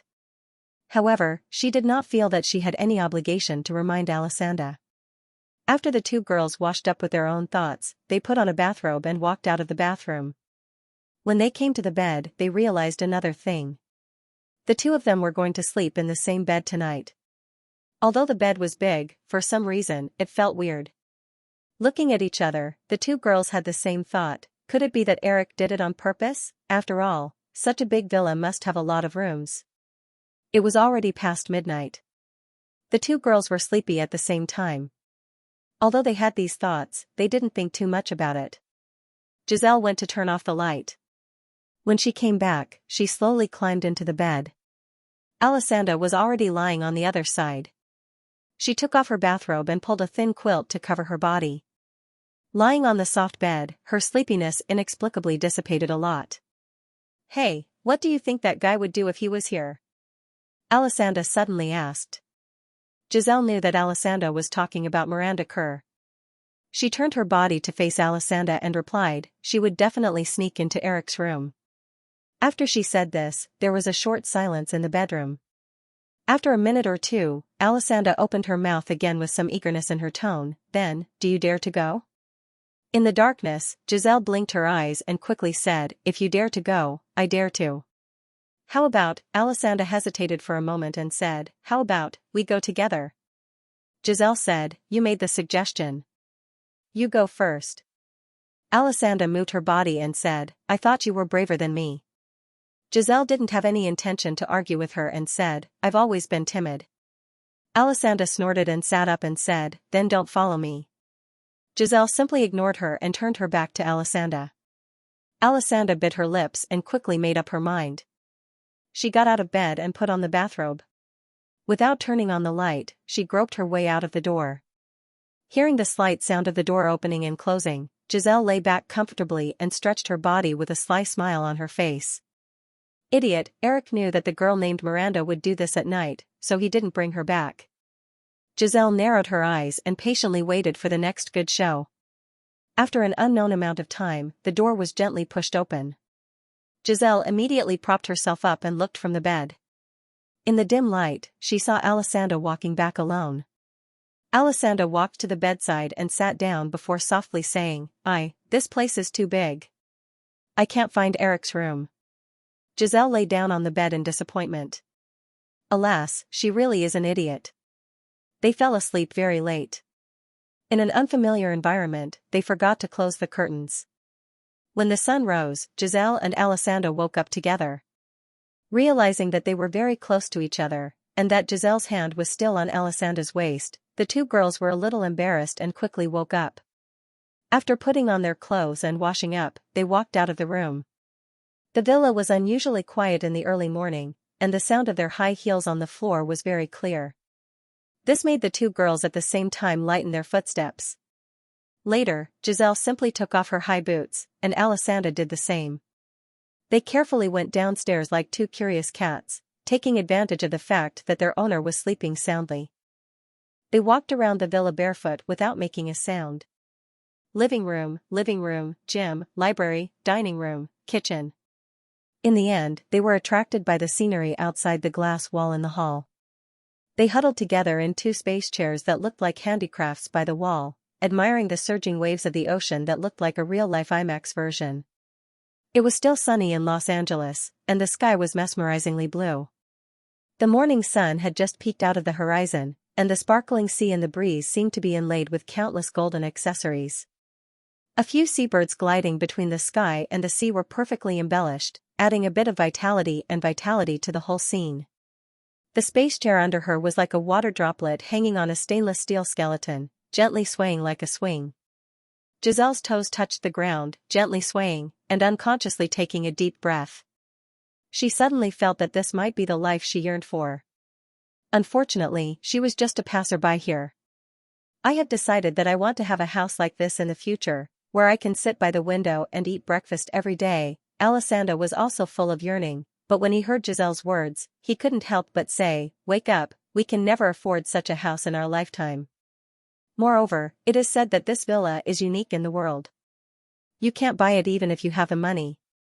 Giselle suddenly had an unyielding momentum and said, "Even if it can't be exactly the same as here, it should be similar. Moreover, even if you don't want such a house in your lifetime, why drag me into it?" "Who said I don't want it?" "You just said it yourself." "I'm just stating a fact. The future hasn't happened yet." "How do you know this is a fact?" Alessandra felt that Giselle was a bit aggressive and retreated. "I'm not going to argue with you about this." Just as they were talking, Eric's voice suddenly came from behind the two girls. "What are you talking about?" Giselle and Alessandra jumped down from the space chair at the same time with a panicked expression. However, when they realized that they had just spoken in Portuguese and Eric couldn't understand, they were relieved. Eric looked at Giselle's and Alessandra's bare feet and smiled. "Where are your shoes?" "Oh, over there." Alessandra pointed to the stairs and subconsciously replied in Portuguese, then quickly repeated it in English. Eric didn't let the two girls wear high boots. He took them to the gym for their routine morning exercise and then made breakfast together. At about 8 o'clock, Eric sat at the round table where he often worked by the curtain wall. On the table was a laptop, a few documents, and a clipboard. Giselle was sent by Eric to get today's newspaper. Alessandra sat opposite Eric curiously and casually chatted. Talking about what happened in the morning, Alessandra told Eric about Giselle's ambition. Eric smiled and said, "Don't you want to?" "Of course, who doesn't want to?" Alessandra leaned on the opposite side of the round table and supported her chin with one hand and said, "I just think that it would be very tiring. I think that people shouldn't live too easily. You should give yourself some pressure." Alessandra slightly pouted her lips. Today, she didn't wear any lip gloss. The color of her lips was natural and her whole face looked sweeter. "I just think," Alessandra thought for a while and said shamelessly with a smile, "I'm a woman. I don't need to be so tired." "Oh." Eric shook his head. He liked ambitious women, but he didn't dislike girls who liked to enjoy. Perhaps, as Alessandra said, they were women, and beautiful women at that. Their tolerance for men would always be higher. Giselle came back with a stack of newspapers and sat down next to Eric. Just as she was about to say something, she looked around and saw that the two of them seemed to have cut off the conversation. She suddenly realized that they might have been talking about her just now. Her expression was a little unnatural. Giselle gathered her courage and asked, "Eric, what were you talking about just now?" "You." Eric took the newspaper, opened it, and smiled casually. "The ambitious girl from Brazil." Giselle understood that Alessandra must have told Eric what she said in the morning. Giselle glared at Alessandra and wanted to explain something, but she didn't know where to start. Eric caught a glimpse of Giselle's expression and took the initiative to help her out. "Actually, I like girls who are ambitious." "Really?" Giselle asked embarrassedly. "Of course," Eric nodded with a smile. He couldn't help but think of Giselle in the original spacetime. that was simply a miracle in the modeling world. Many times, on the annual Forbes supermodel income list, Giselle had an income of tens of millions of dollars, leaving other supermodels who only had an annual income of $1 million far behind. Thinking about it carefully, in addition to her income as a supermodel, Giselle's other income mainly came from her series of keen investments in business. Eric liked miracles. If miracles were associated with women, it would even be more pleasing to the eye. Thinking of this, Eric suddenly felt that why not create a miracle with his own hands? Moreover, there was a very good template in front of him. He could push Giselle to a higher position than in his previous life, just like Drew. Eric had never been a hesitant person. He would do what he thought. Looking at Giselle, Eric said, "If you really want, maybe I can help you achieve this dream." Giselle was a little surprised. After a moment of hesitation, she asked, "Then, what do I need to pay?" "Very good. Too many people like to reap without sowing. Very few people can consciously understand the principle that if you want to get something, you have to pay for it." Eric nodded and continued, "Under normal circumstances, a person often needs to sell their soul to the devil for this type of transaction." Giselle opened her mouth and was a little frightened. "But I'm not a devil, and I'm not interested in your soul." Eric shrugged, but with a devilish smile, he said, "So, I only want your flesh." Giselle suddenly fell into silence. Eric opened the newspaper in front of him and said, "Well, you can think about it." Giselle was not silent for too long. She quickly asked, "Eric, can I ask, what exactly can I get?" Eric thought for a while and said, "You will probably become the second Drew." With the support of Eric and the shares of MGM, Drew had become the world's youngest billionaires, and there was no one else who could compare to her. The women who approached Eric more or less had the idea of becoming the second Drew. Giselle suddenly felt that if she, a small town girl from Brazil, could reach the height of Drew in this life, even if she sold her soul, her flesh to the devil, there was nothing wrong with it. Of course, she also knew that Eric's promise at this time could not appear in any written contract. Perhaps, there was no 100% chance of success, but she had always been a decisive girl. She knew that even so, the promise of the young man in front of her was not something that any woman could easily get. After deliberating for a moment, Giselle looked at the man opposite her and said firmly, "Eric, I'm willing." Eric raised his head again and was a little surprised by Giselle's decisiveness. He smiled and said, "Have you really thought about it?" Then, let's talk about the next thing," Eric continued. "First of all, you need a public partner to facilitate your future media image. Since you are my woman, this partner definitely cannot be a man. So, from today onwards, you are a lesbian." Hearing this, Giselle subconsciously turned her head and looked at Alexander. Alexander originally had an expression of watching the fun, but when he saw Giselle suddenly looking at him, he shrunk his neck and mumbled, What are you looking at me for?" Eric's lips curled into a mischievous smile as he said, "Very good. You've already found your target. I also think that Alexander is quite suitable. So, kiss him for me to see." Without hesitation, Giselle put her arms around Alexander and leaned over to kiss him. When their red lips met, Alessandra quickly blinked a few times and was stunned for a while. When she came to her senses, she wanted to push Giselle away, but Giselle had already pressed her down on the sofa. Her hand even reached into her clothes. "Oh my God!" Alexander, who was pressed down on the sofa, wailed in his heart. What the medium said was true. But why am I the one being bullied? Sigh, is this my fate? Eric enjoyed the pleasing Yuri game of the two girls opposite him. He put down the newspaper, opened the email in his laptop, and sent out an email. Then, he began to check his work email for the day. The box office statistics for the first day of Red Flower released yesterday were out. The relevant data had been sent to Eric's email on time. With the release of nearly 2,000 screens, Red Flower grossed $3.6 million on its first day. This was almost the best opening day result for a Hong Kong film in recent years. Even more than 90% of Hong Kong films that could be released in North American cinemas did not necessarily gross $3.6 million in North American box office. This also showed that Jack Chang's humorous skills were very popular in North America. At the same time, a few weeks before Easter was a period of time when the North American film market was in a slump. The films released at the end of the year were already in the final stage, and the new films that the film companies were very optimistic about would not be released at this time. Therefore, Red Flower easily topped the box office on Friday with its $3.6 million one-day box office. According to the usual three-day weekend box office curve, the box office on Saturday would be higher than the box office on Friday, and the box office on Sunday would be the same as the box office on Friday. Therefore, the box office of Red Flower was expected to be around $11 million. If the box office curve of Red Flower for today and tomorrow could really follow this trend, the 7-day box office in the first week could even gross $16 million. This figure far exceeded the expectations of New Line Distribution.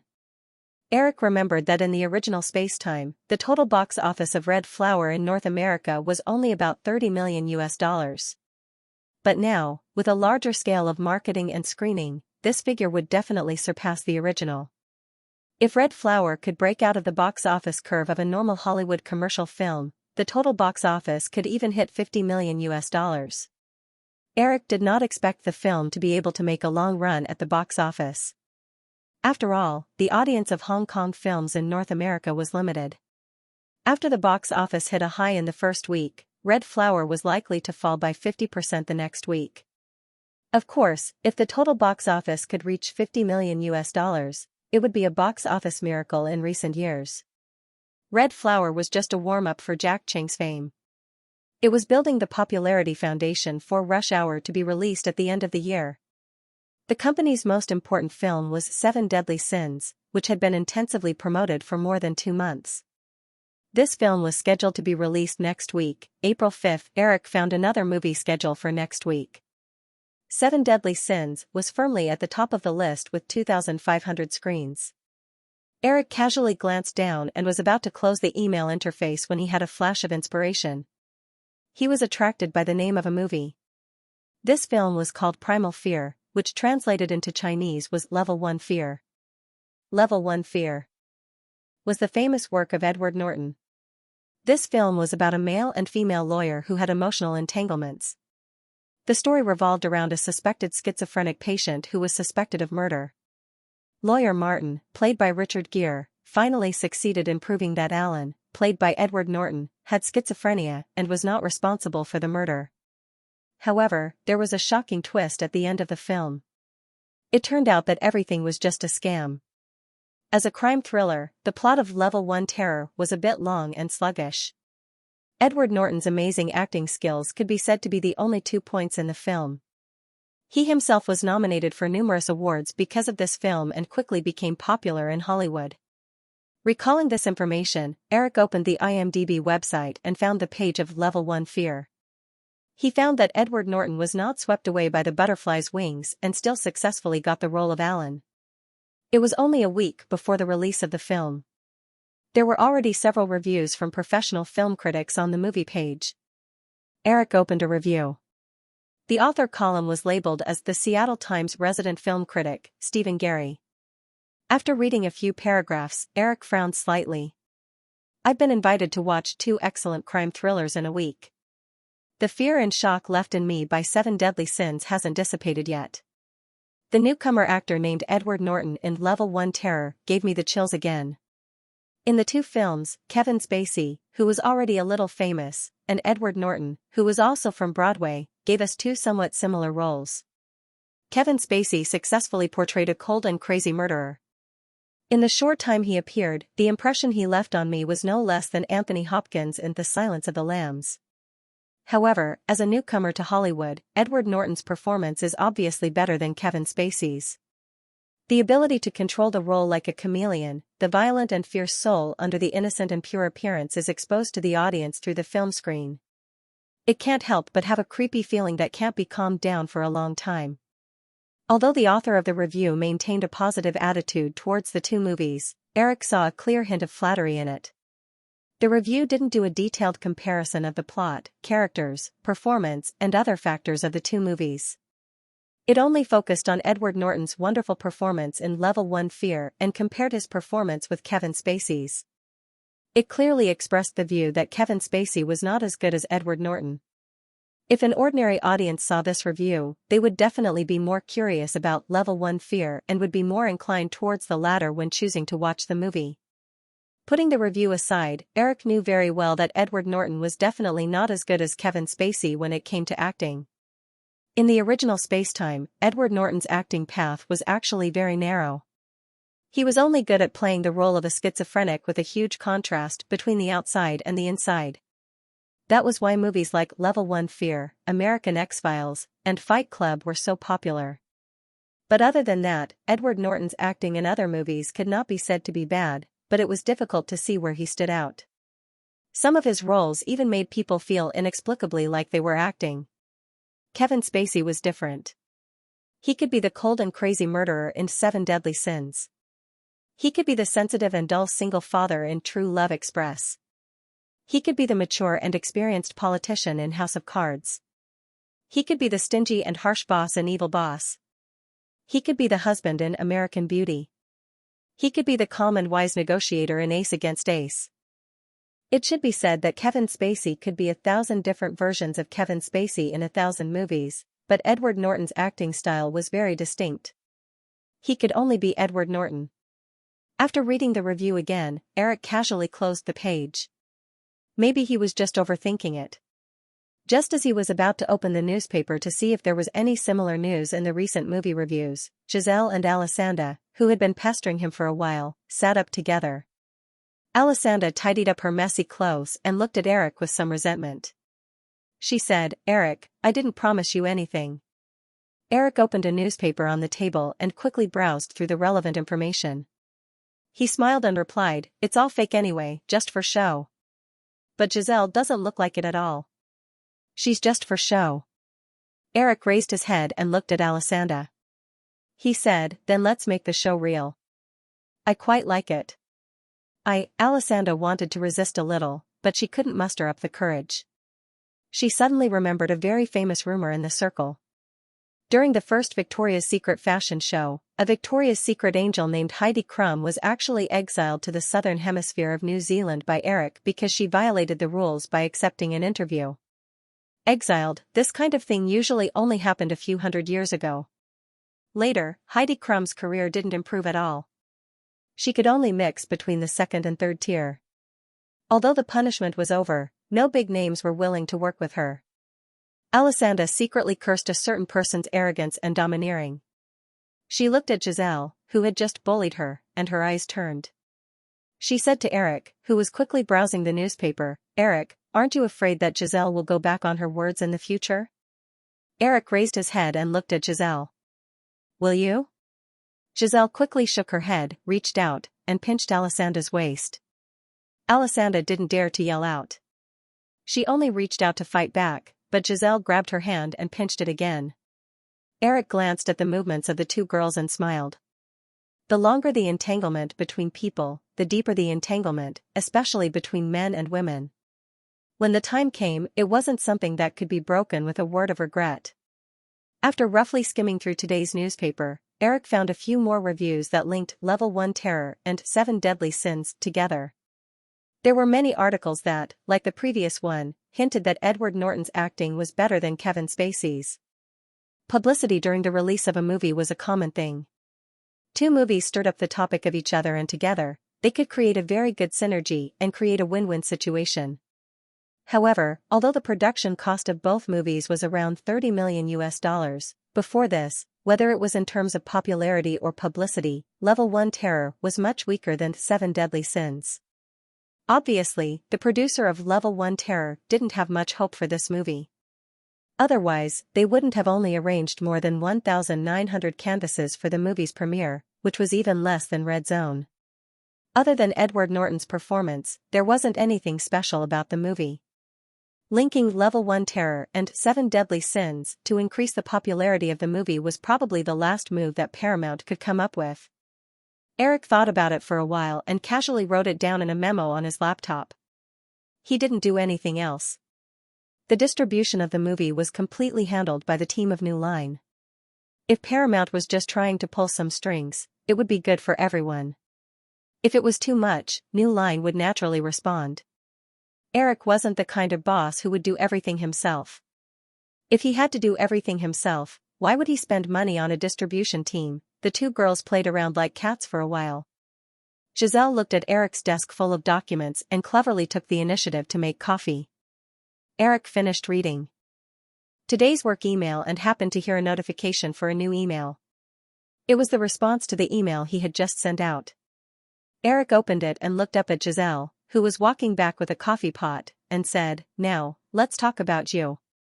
With Eric's detailed understanding of the world's economic trend in the next 20 years, it was easy to let Giselle get a huge amount of wealth.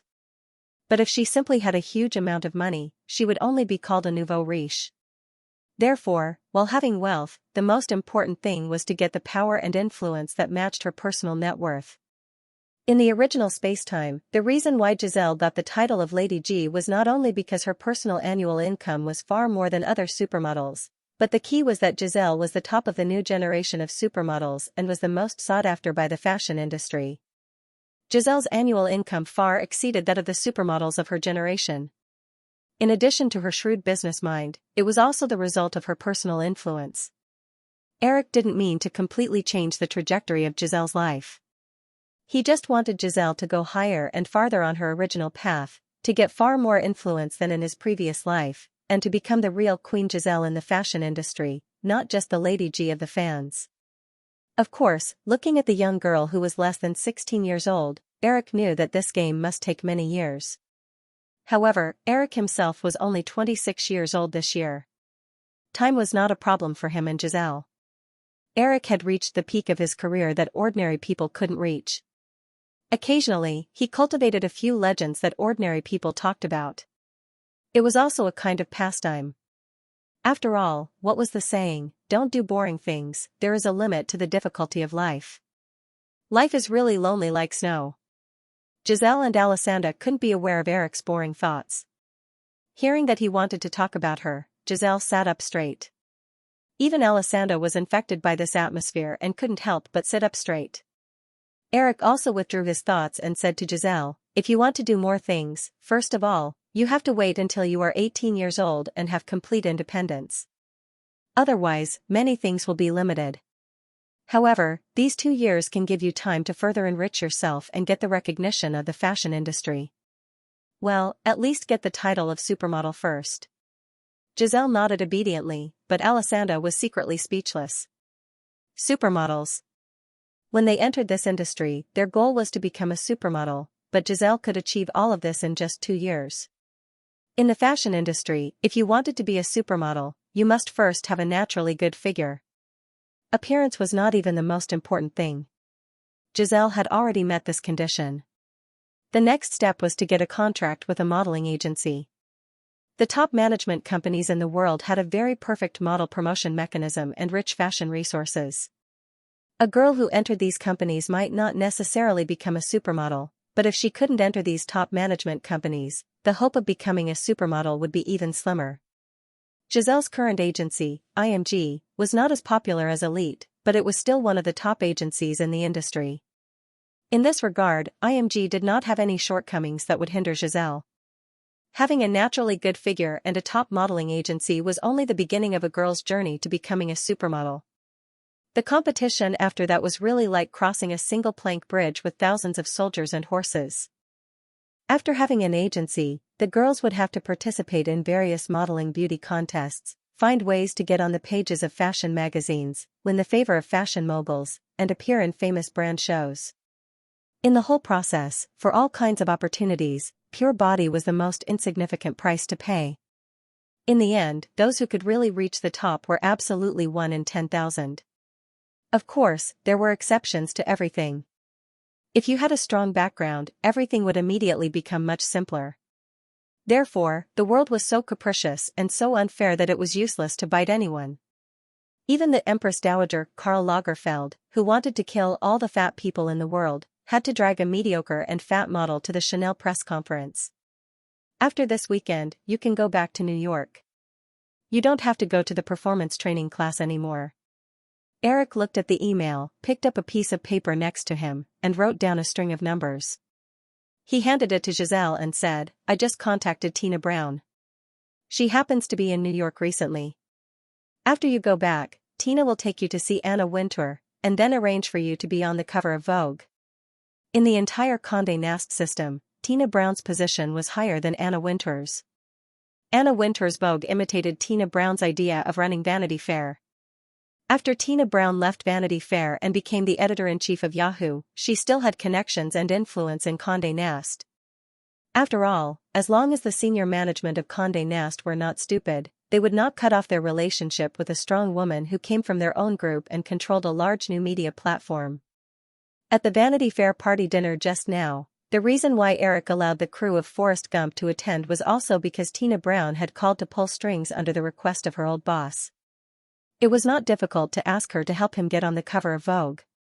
The world's top fashion magazines might be cold and distant in front of ordinary people, but for Eric, it was nothing more than a small favor. The relationship between Firefly Group and Condé Nast was not as close as that of Hearst Group, but the cooperation between them had never been broken.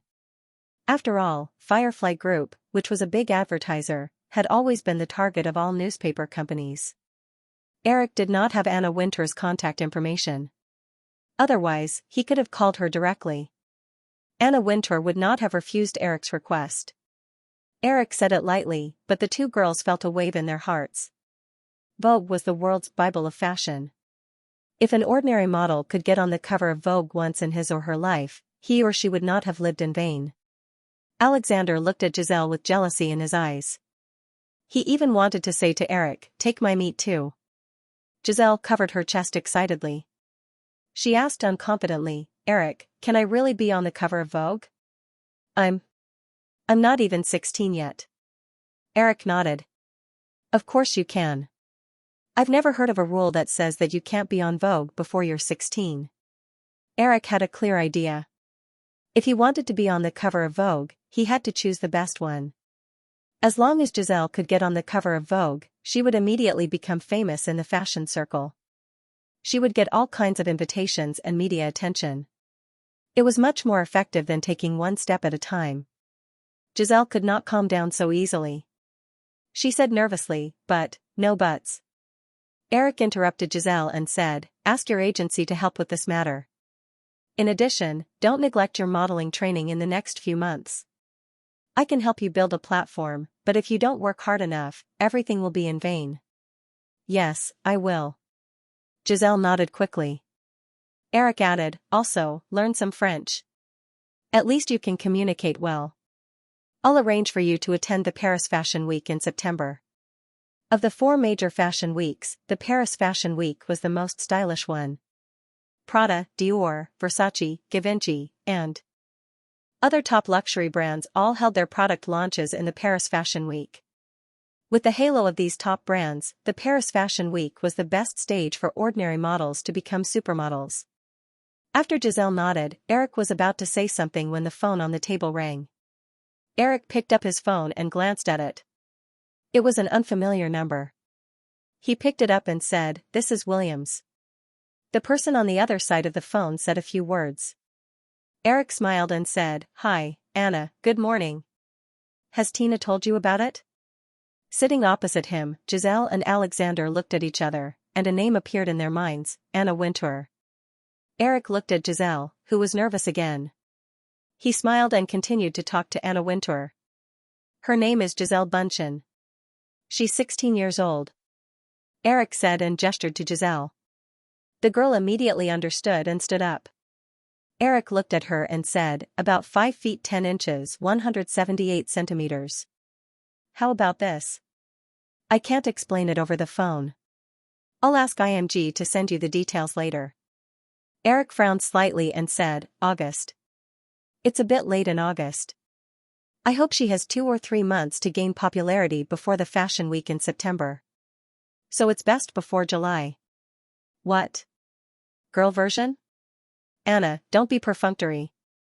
Giselle had been listening to the conversation between the two of them. Seeing that Eric's tone was a little serious, she became nervous and wanted to smooth things over. A teenage version would be fine too. Of course, Giselle was just thinking about it. She didn't dare to interrupt their conversation. Under Eric's insistence, Anna Wintour agreed to arrange for Giselle to appear on the cover of Vogue in June. Eric didn't care about what to do with the girl on the cover. This result was not surprising at all. After all, compared to Eric's influence, the cover of a magazine was just a trivial matter. Anna Wintour would not hesitate to make a choice at all. Among the top 5 female fashion magazines, Vogue belonged to Condé Nast. The other 4 magazines, ELLE, Bazaar, Cosmopolitan and Marie Claire, were less influential than Vogue, but they all belonged to the Hearst Group. They were all ready to replace Vogue at any time. Thanks to the cooperation between ESPN and AETV Network, the Hearst Group and Firefly Group had a close relationship. It would be a major mistake on Anna Wintour's part if she pushed Eric and Firefly Group to the Hearst media camp because of something as trivial as a magazine cover. Of course, Anna Wintour knew that even if she rejected him, the possibility of Eric acting on impulse was very low. However, she wouldn't take the risk on such a small matter. After this matter was settled, the topic immediately became relaxed. With the intention of befriending Eric, Anna Wintour's words were also very friendly. She also promised to help contact the top fashion photographer, Stephen Messi, to personally shoot Giselle's cover. Eric hung up the phone. Giselle asked in a low voice, "Eric, were you talking about Stephen Messi?" Eric nodded.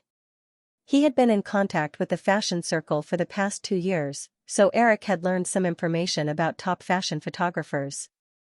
Stephen Messi was the kind of fashion photographer who was very good at photographing women. The women under his lens always gave off a special sense of mystery and charm, like a group of black cats walking in the dark. Giselle got a definite answer. Excitement flashed across her face, but it quickly dimmed. She gestured with her small hands and mumbled, "Eric, inviting Stephen Messi to take photos should be very expensive. The company might not pay for it." "Don't worry. I'll have the bill sent to me," Eric said, and handed the phone to Giselle. "You don't have to contact Tina Brown when you go back to New York. Call your agent and ask him to send your information to the headquarters of Vogue." Giselle nodded and took the phone. She stood up and walked aside to make a call. Alexander, who had been watching everything, finally said, Eric tidied up the newspapers on the table and said casually, "You're still young. Wait for another 2 years." Alexander twirled his intertwined fingers and begged in a low voice, "I can be in the girls' edition of Vogue. Don't be ridiculous. Anna will go crazy if you both get there at the same time." The box office on the first day was $3.6 million. On the weekend, Red District earned $4.16 million and $3.55 million respectively. The total box office was $11.31 million. While successfully topping the box office for the weekend, Red Flower District once again attracted a lot of media attention. While the New Line was working hard to promote the film, they also began to release news that Jack Ching would be working with the company on a new film. After the weekend, Giselle and Alexander returned to New York together. Eric was about to fly to the Bahamas to check out the shooting location of Casino Royale. However, before he left, Eric had to ask about the release of 7 Deadly Sins. Realizing that Paramount was trying to link Level 1 terror with 7 Deadly Sins to hype up the topic, Eric wasn't going to intervene, and the distribution team of the New Line quickly reacted. However, the direction of Paramount's media and public relations was very clear. They wanted to provoke the question of which of the 2 main villains, Kevin Spacey or Edward Norton, was better at acting so as to attract the fans' curiosity about Level 1 terror. Paramount clearly knew that in terms of the overall quality of the movie, Level 1 terror could not compare with the wonderful plot of 7 Deadly Sins. However, New Line Media's counterattack was focused on the overall quality of the film, which was exactly what Paramount wanted.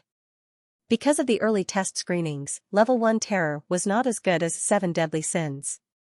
This was a fact that was recognized by the film critics. New Line Media's public relations team repeatedly emphasized this point, but it did not make things worse. In any case, as long as they could make a connection between Level 1 terror and 7 Deadly Sins and make fans compare the 2 films, Paramount's marketing would be a great success. Normally, when 2 films were talked about together, there would be a synergistic effect, which would increase the total box office. However, the situation was different this time. The Easter period in North America hadn't been developed yet, so the weekly number of viewers and the total box office wouldn't fluctuate too much during the Easter period. Before this, Seven Deadly Sins was already very popular due to the strong publicity of the new line. Therefore, even though Seven Deadly Sins and Level 1 Terror were hyped up and had a synergistic effect, the total box office sales of the two movies would be higher than in the original Spacetime, but in the end, Level 1 Terror would be the only one to benefit. Due to Level 1 Terror taking a bigger share of the box office, the total box office of Seven Deadly Sins was likely to be lower than in his previous life. The box office of the original Seven Deadly Sins in North America had exceeded $100 million, which was obviously the result of New Line Entertainment's operation. That was because $100 million was an important milestone for most movies. If the box office exceeded $100 million, the film would enter the ranks of classic films. In this regard, even if a film's box office stopped at $99 million, compared to $100 million, it would give off a completely different feeling. It was conceivable that if Seven Deadly Sins box office didn't exceed $100 million due to the influence of Level 1 Terror, it would only lose a few million USD. However, the film would receive a completely different treatment in the overseas market and the subsequent video releases. If the box office reached $80 or $90 million, but didn't exceed $100 million, the fans would only think that the film was good, and it would be very difficult for them to feel like it was a classic. The original Seven Deadly Sins box office overseas was $220 million, and the video releases made New Line Entertainment even more profitable. It wasn't an exaggeration to say that Seven Deadly Sins box office hit $100 million in North America, which played a very big role. Therefore, if the box office of this version of Seven Deadly Sins didn't exceed $100 million, the final loss would definitely be more than just a few $100 million in the North American box office. Eric watched helplessly for a few days. Before leaving Los Angeles, he finally called Katzenberg. The two of them discussed in detail and decided on a marketing strategy to counter Level 1 Terror. Only then did he board the plane to the Bahamas with peace of mind. After the intense auction 2 years ago, Paramount, which bought Disney's hand-drawn animation department for $2.5 billion, moved the entire team to a new office in Culver City, Los Angeles. At this time, Sherry Lansing, CEO of Paramount Pictures, walked out of the Paramount Animation Studio office building. She said goodbye to Roger Ailes and got into her car. When the car started, Sherry Lansing, who was leaning against the leather seat, gently rubbed her temples as she recalled the discussion she had with Roger Ailes about the release of Stranger in the Wind.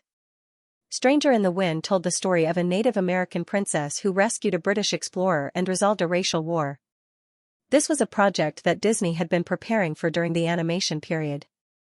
The detailed script, story version, and shots had already been decided during the animation period.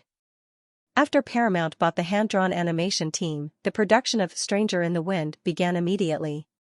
Although the salary of the entire animation team had increased significantly after the change of ownership. However, the resentment of being abandoned by Firefly did not dissipate so easily. Over the past year, the entire hand-drawn animation team had been working hard to create another masterpiece like The Lion King, so that Firefly would regret their decision to abandon the hand-drawn animation department. Therefore, although the usual 2-year animation period was shortened to 1.5 years, the quality of Stranger in the Wind was still very good. During the test screening, even Lei Sherdong himself was full of praise for the animation. In order to realize Viacom's ambition to diversify the entire industry chain, Lei Sherdong spared no effort in supporting Paramount's animation department. However, Sherry Lansing was far less optimistic than Lei Sherdong and the animation team. Although the cost was strictly controlled, the production cost of Stranger in the Wind still reached $80 million because of the skyrocketing salary of the animators. Including the follow-up publicity, the total investment was likely to exceed $120 million, which was equivalent to twice the production cost of The Lion King. The two animations that were being produced, such as the sequel to The Lion King and Mulan, would definitely cost more. It would take at least 5 years to create a diversified industry chain that could fully exploit the commercial potential of animation with Paramount's animation as the engine of content and resources, combined with Viacom's blockbuster chain and Nickelback. Before that, if they wanted to recoup their investment in these expensive animation projects, they would have to rely on the movie box office. It was conceivable that in the long process of opening up the industry chain, as long as one of these huge investment animated films failed at the box office, it would seriously damage the capital chain of Paramount Pictures. They would even have to be like Warner Brothers, where not only could they not provide profits for the parent company, but they also had to obtain financial support from the headquarters. Also, Shirley Lansing had always been suspicious about why Firefly suddenly sold Disney's hand-drawn animation department. After all, that was when the global box office of The Lion King was close to $1 billion USD. Any rational business manager would not have made such an illogical decision. However, if the young man was being impulsive, this reason was even more untenable. Firefly had miraculously risen in less than 10 years and became the largest media group in North America and even the world. How could the person who built such a media empire be impulsive? However, if the sale of the hand-drawn animation department was the result of the other party's careful consideration, then Paramount was very likely to have taken on some very large and hidden risks. The decision to acquire Disney's hand-drawn animation department was made by Lei Sherdong himself. Shirley Lansing knew that even if there were problems in the animation department, she would not bear too much responsibility. However, as the CEO of Paramount Pictures, if something like this happened, her life would definitely not be easy. Everything was a foregone conclusion. Shirley Lansing struggled for a while and quickly put this matter aside. She decided to focus more on live-action movies. Although there were not as many peripherals as animated films, live-action movies would always be the mainstream of Hollywood. "Is there any news from Steven?" Shirley Lansing sat up straight and asked the assistant in the front row. With the support of Microsoft, Spielberg would join forces with David Geffen and George Lucas to set up a new major studio. This was already known to the industry. Although everyone knew that this studio would gradually build their own distribution network, unless they continuously acquired the distribution channels of New Line and Disney like Firefly, at least in the next few years, Spielberg and the others would definitely have to hand over the distribution of their films to the 7 major studios. Because Bill Gates, the main investor behind the scenes, did not have a good relationship with Firefly, the 3 companies under Firefly would definitely not be considered by Spielberg. Sony Pictures was still in a mess, and Warner Brothers already had many affiliated production companies. Spielberg could only choose from Paramount and Universal, and these 2 companies were also trying their best to fight for this project. The assistant replied. Mr. Spielberg's assistant called not long ago and said that Mr. Spielberg can spare some time tonight at 8 o'clock. I have already made a reservation at Morton Restaurant in Beverly Hills. Shirley Lansing nodded with satisfaction and looked at her watch. There was less than an hour left before the end of the day. She was about to instruct the driver to drive home so that she could prepare for dinner in advance when the fax machine in the front row of the car suddenly rang. 5 to 6 pages of information were printed before the fax machine stopped ringing. The assistant skimmed through the information and passed it to Shirley Lansing, who was sitting in the back row. It's about Level 1 terror. Over the past 2 days, there have been some reports on the media. Well, Miss Lansing, take a look at it yourself. Level 1 Terror was a crime thriller film directed by Gregory Hobright, who was the director and producer of LA Law Enforcement Network and New York Major Crimes Unit. The film cost $30 million and was considered a medium-cost production. Perhaps because Gregory Hobright was a TV director, he could not control the pace of the film well. The original film was more than 160 minutes long, and after many changes and edits, it was shortened to 130 minutes. Although it was still long, it could not be changed. Otherwise, it would affect the integrity of the entire story. After the initial internal test, other than the amazing performance of the newcomer, Edward Norton, the management did not think highly of the film. Therefore, the company did not pay much attention to the film's publicity. Until recently, the producer of Level 1 Terror, Gary Lucchesi, thought of a marketing plan to combine the film with Firefly's new film, 7 Deadly Sins, to increase the popularity of Level 1 Terror and promote the box office. Today was Wednesday, and both Level 1 Terror and 7 Deadly Sins would be released on Friday. Based on the feedback from various parties, Shirley Lansing was very satisfied with the results achieved by Gary Lucchese's marketing plan.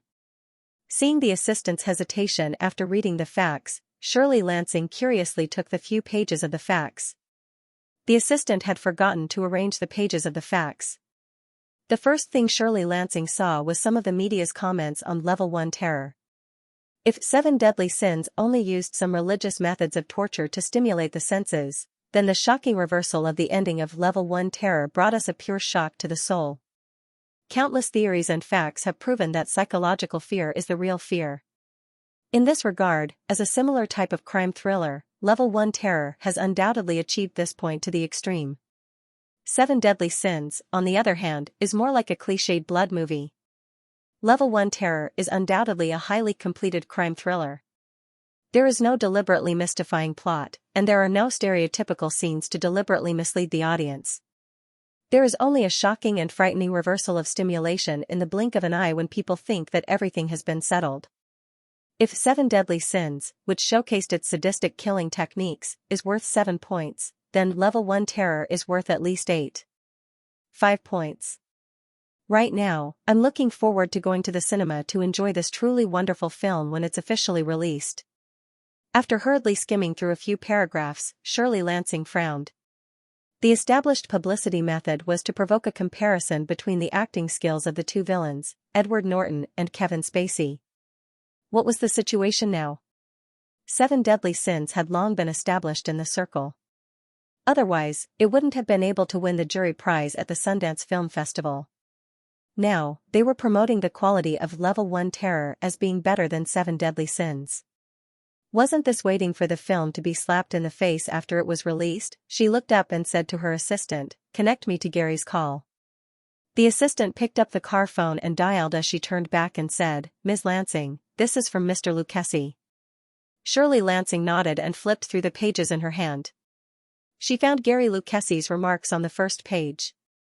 It turned out that these comments were not the result of Paramount's marketing department. Other than Paramount, who else would pay attention to these two films?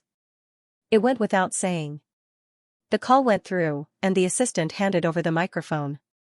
Shirley Lansing discussed with Gary Lucchese, who was in charge of the publicity of Level 1 terror, for a while. She helplessly put down the phone and read the few pages in her hand a few more times. Several ideas flashed through her mind, but she realized that none of them were suitable. These media comments were almost certain to come from Firefly Corporation. Shirley Lansing knew that even she would often make some counterattacks if she encountered such a situation. However, it was unlikely that she would use such a method that would make people feel helpless like Firefly Corporation. After all, these comments were praising Level 1 terror in a positive way. Paramount could not publicly say that their film was not good enough and that it needed to be improved or something like that. However, if they did not do so, they could only allow the idea that Level 1 terror was better than 7 Deadly Sins to spread. Then, when the two films were released on a large scale, the media and the audience would realize that they had been deceived. By then, the outcome would be even more unpredictable. It was obvious that this was a form of flattery. They would raise you up high, and then you would fall and be smashed into pieces. The quality of Level 1 terror did not meet Paramount's expectations, so the publicity for the film was not very strong. However, this did not mean that Shirley Lansing did not care about this film. In the entire Paramount, there were definitely no more than 10 films that cost more than $30 million a year to produce. After thinking for a while, Shirley Lansing said, "Let's go back to the headquarters. Also, call Gary and the others to discuss countermeasures." "What about the meeting with Mr. Spielberg?" "As long as we're not late. Pay attention to the time and remind me when the time comes." The publicity for a film usually started from the moment the film was approved. However, the real reputation of the film was established a few weeks before and after the official release. Before that, you could only try to let the audience know about such a film. It was not until the film started to have small-scale test screenings and was officially released on a large scale that word-of-mouth spread. After winning the jury award at the Sundance Film Festival in January, 7 Deadly Sins had a very strong presence among the media and film fans. Due to Paramount's ingenious joint promotion method, many people suddenly noticed a similar movie called Level 1 Terror as Easter approached. After all, there were not many ordinary people who would seriously study film criticism. They would only vaguely feel the influence of the general trend and gradually feel that perhaps Level 1 terror was really better than Seven Deadly Sins, just as the newspaper said. A few days passed quickly. Easter was not a legal holiday in North America, but it was spring break for American college students. Most American college students would get at least a week of spring break during this period. Although some young people with good family backgrounds would choose to travel, most people did not have the financial ability to do so. However, watching a few movies with family and friends during the holidays was also a very common form of entertainment for Americans. Seven Deadly Sins and Level 1 Terror were undoubtedly the first choices for most people to watch this Easter. On Friday, April 5, the day before Easter, Seven Deadly Sins and Level 1 Terror were released on 2,500 and 1,900 screens, respectively. Due to the lukewarm reception of Alien 3, David Fincher's popularity was not very high.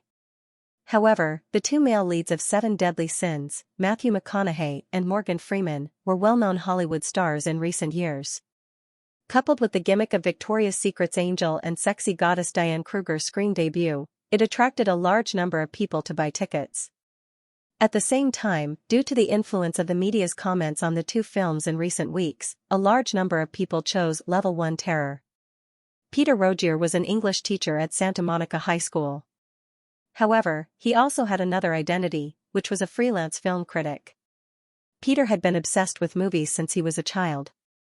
When he was studying at the University of California, he tried to submit some film review articles to several newspapers. Fortunately, they were accepted and published. After graduation, he found out that this extra job allowed him to afford a nice house in the upscale community of Santa Monica, so he persevered. After more than 10 years, he became a little famous in the circle and published several film review collections. Sunday was Easter. Peter had planned to stay at home with his wife and children, but at the last minute, he received an invitation from The Hollywood Reporter to review Level 1 Terror. Level 1 Terror was an R-rated crime thriller, which was not suitable for the whole family to watch together.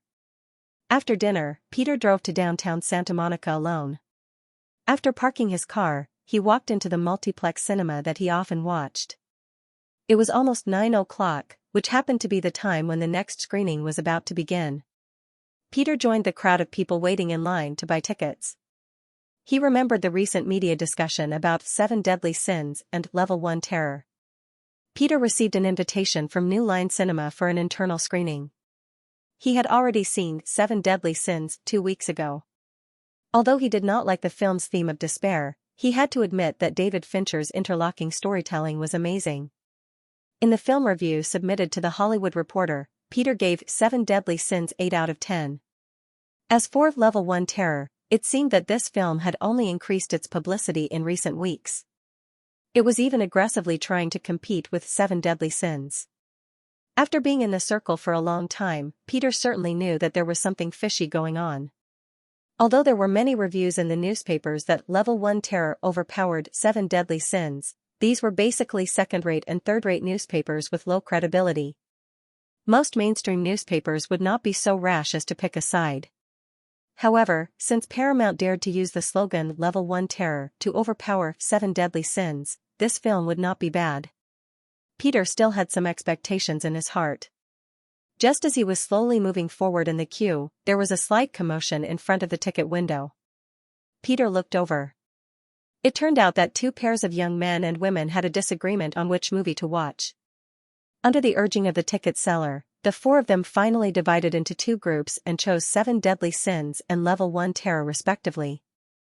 Peter didn't care too much about this little episode. He was just a little envious of the young men and women's exuberant energy.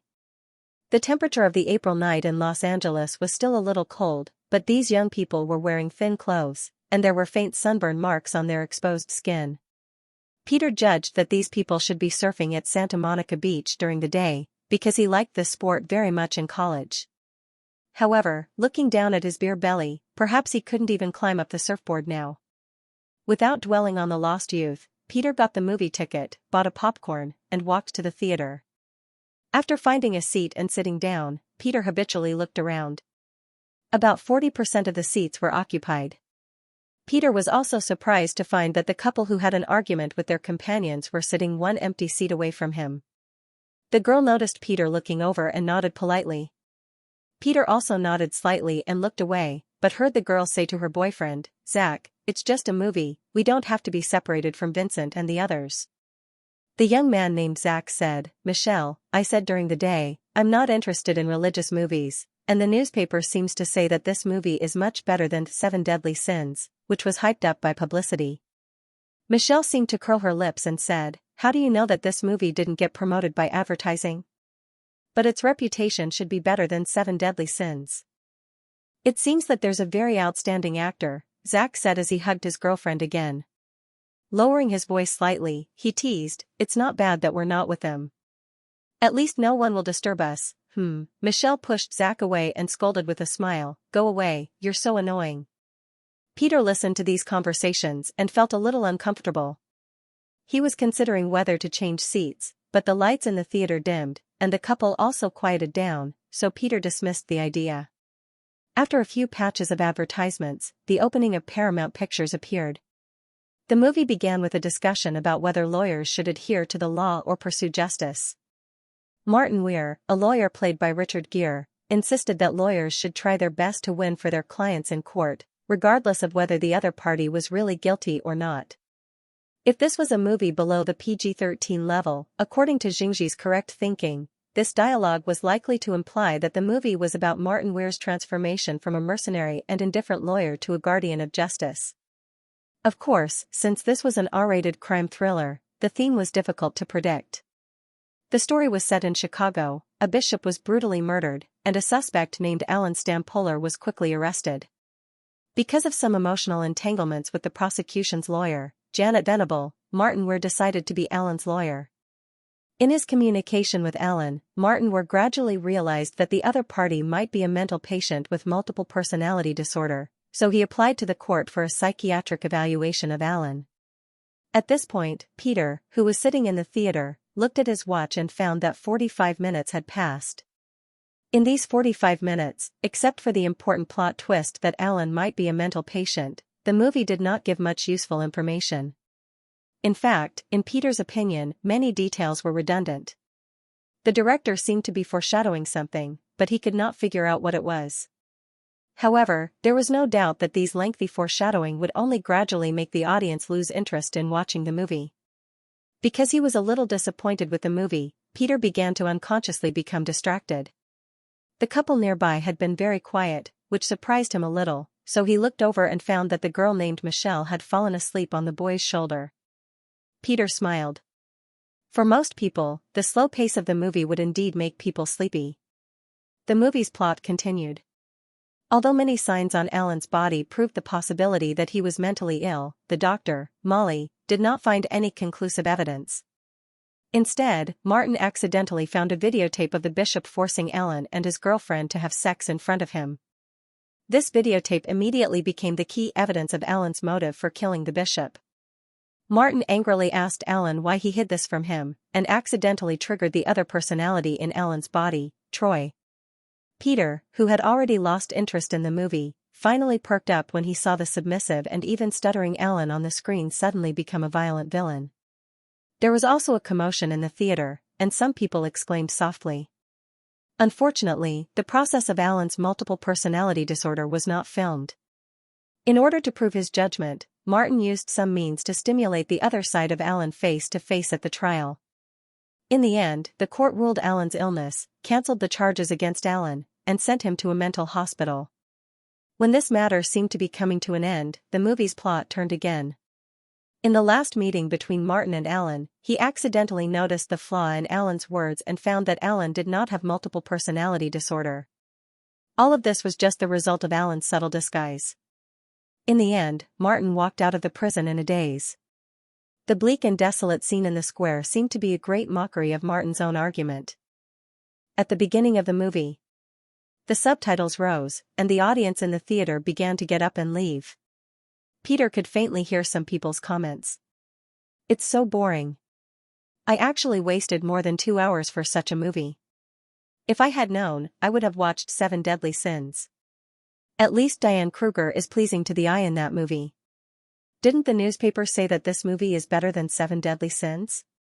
If both movies are at this level, I'd rather stay at home and watch TV this Easter. That guy named Edward Norton's performance is indeed very good, but it's not as good as the media touted it. I almost fell asleep. Peter waited for a while and stood up. The couple on his left also got up and walked out. He could see the girl leaning on her boyfriend sleepily and rubbing her eyes. Following the crowd out of the theater and leaving the theater, Peter was surprised to find that the 4 people he met at the beginning were walking in front of him.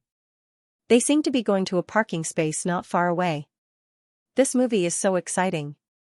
Kevin Spacey used himself to complete the last 2 punishments of the original sin. Also, Diane Kruger is so **keen beautiful. She was killed recently. It's a pity that there's no close-up of her head. A tall and thin young man was excitedly describing his feelings after watching Seven Deadly Sins. The girl holding his arm smiled and interrupted, "Hey, Vincent, your tone when you say this is really too weird." "Okay, baby." Vincent changed the topic and asked his companion, "How was Level 1 Terror?" Zach didn't answer, but his girlfriend Michelle didn't hide it. She smiled and said, "It was very boring. Anyway, I fell asleep." "What do you think, Zach?" Zach hesitated and said, "At least that guy named Edward Norton's acting is very good." Hee hee. Michelle consciously thought that Zach's words were stubborn. She said to her companion, "Let's watch Seven Deadly Sins again tomorrow." Vincent waved his arm and said, "Of course, you should really go watch Level 1 Terror." To hell with it. It was already past 11 o'clock. Peter accidentally eavesdropped on the conversation of the young men and quickly got into his car. Driving on the slightly empty street in the middle of the night, Peter began to think about the film review of Level 1 Terror. He felt that he could only give the film 5 points at most, 0. 5 of which was the bonus of Edward Norton's performance. However, although Edward Norton's performance was amazing, it was not enough to make up for the overall mediocrity of the film. The director deliberately added a lot of unnecessary details in the early stages of the film in order to pursue an unexpected ending like Henry. Although there were a lot of comments on the media these days about the reversal of the film's ending, in Peter's opinion, this deliberate reversal was the film's biggest flaw. If the film had given up on this reversal from the beginning, then the director could have told a more compact thriller based on Aaron's multiple personality disorder, instead of using a lot of space to pave the way for the final reversal of the ending. Due to these redundant foreshadowing, there was only one plot conflict in the movie that could cheer people up after 70 minutes into the movie. However, 70 minutes was enough to make 90% of the people lose their patience with the movie. This could be seen from the way the girl named Michelle fell asleep in the theater. Thinking about the review article, Peter also felt that the media's manipulation of Level 1 Terror was a little too obvious. Peter even had a premonition that Paramount might have shot himself in the foot this time. During the Easter period, only Seven Deadly Sins and Level 1 Terror could attract people's attention in the entire Hollywood film market. Due to the recent media influence, the 2 films were very popular. However, after the film was released on a large scale, many people realized that Level 1 Terror was far from being as good as the media's comments. At least, it was far from being comparable to Seven Deadly Sins, which had a tight plot and interlocking plot. The greater the expectation, the greater the disappointment. The internet had not yet become widespread, so it was difficult for ordinary people to express their opinions. However, after the film was released on a large scale, the media's comments could no longer be controlled. It's a failure with a long plot. Although Edward Norton's performance is wonderful, it can't change the overall mediocrity of the film. Compared to the tight plot of Seven Deadly Sins, I don't see what's so good about this film. The director is addicted to creating an unexpected ending like Henry's, but he has neglected whether the audience has enough patience to wait for 2 hours for an ending that won't bring them many surprises. It's hard to imagine that some people would compare this mediocre film with Seven Deadly Sins. Seven Deadly Sins is undoubtedly the best thriller in recent years since The Silence of the Lambs. Level 1 Terror, on the other hand, does not bring any surprises to the audience except for Edward Norton's remarkable performance. At the same time as the media's comments exploded, Firefly stopped all of their little tricks to manipulate the reputation of Level 1 Terror. Without the support of a large number of positive reviews, the reputation of Level 1 Terror, which had been faintly suppressing Seven Deadly Sins, quickly fell off a cliff. Even some of the media, who were originally optimistic about Edward Norton's performance, had a backlash due to the hype of Level 1 Terror before the film was released, and their comments on the film became even more harsh. The two films were released on April 5 at the same time. In the first 3 days, Seven Deadly Sins easily won the box office title for the week with a box office of $13.9 million. Although Level 1 Terror's reputation fell quickly, it still managed to achieve a box office of $11.2 million in its first weekend due to the fact that it was on par with Seven Deadly Sins. After that, the box office of Seven Deadly Sins reached a total of $18.4 million. Although the reputation of Level 1 Terror began to collapse, the box office of Level 1 Terror still reached $15.5 million in its first week. Compared to the difference of 600 screens between the two films, the average attendance of Level 1 Terror was not much worse than that of Seven Deadly Sins. Paramount was originally worried that the collapse of the reputation of Level 1 Terror would affect the box office of Level 1 Terror. However, after seeing the box office figures of $11.2 million in its first weekend and $15.5 million in its first week, they were immediately relieved. At the very least, the hype in the early stages played a very important role. Paramount originally estimated that the box office of the film would only be around $12 million in its first week. Most filmmakers understood that the scale of a film's marketing determined the starting point of its box office, but the reputation of a film determined the length of its box office curve. Although the box office of Level 1 Terror was not much worse than that of Seven Deadly Sins due to the joint promotion of Level 1 Terror and Seven Deadly Sins, as the reputation of the two films began to diverge rapidly, the subsequent box office curves of the two films began to diverge. Relying on the strong reputation of the film, Seven Deadly Sins' box office only dropped by a very weak 9.7% in its second week, reaching $16.6 million. The collapse of Level 1 Terror caused the box office of the same genre to drop by 46% in its second week. Compared to the $16.6 million box office of Seven Deadly Sins, Level 1 Terror only earned $8.37 million, which was only half of Seven Deadly Sins. In the third week, Seven Deadly Sins' box office drop was still only a miraculous 15%, reaching $14.11 million. At this time, the weekly box office of Level 1 Terror had been left far behind. The reverse psychology of the fans' expectations turned into disappointment, causing the movie's attendance to drop significantly once again. It only earned $4.77 million in its third week, which was almost a fraction of what Seven Deadly Sins had earned.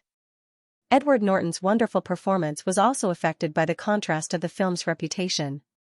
In May, the box office of Seven Deadly Sins remained in the tens of millions, reaching $11.32 million in its fourth week. Although the drop in the box office of Level 1 Terror had begun to decrease, the $3.19 million weekly box office also indicated that the film was on the verge of dropping out of the picture.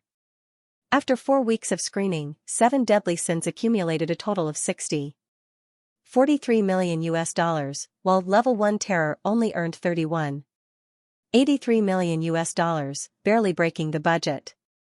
Based on the current box office curve, Seven Deadly Sins was destined to last until the hot summer. It would not be difficult for the box office to break the 100 million mark, but Level 1 Terror could only stay in theaters for 2 weeks at most. At this point, there was no longer any doubt as to who was better between the two films. It was worth mentioning that while Seven Deadly Sins and Level 1 Terror were going against each other, Red Zone quietly stayed in theaters in North America for 6 weeks. In the end, it accumulated a total of $43 million, but unfortunately, it was not close to $50 million. However, the box office data was very satisfactory to the company. New Line had only invested $10 million in the film, so the company would earn more than 100% of the profits from the box office alone. Red Zone also received good reviews from the media, and Jack Ching even received the title of the cutest action actor. Then, New Line also applied for a nomination for Xianxia for Best Fighting Scene at the upcoming MTV Movie Awards in June.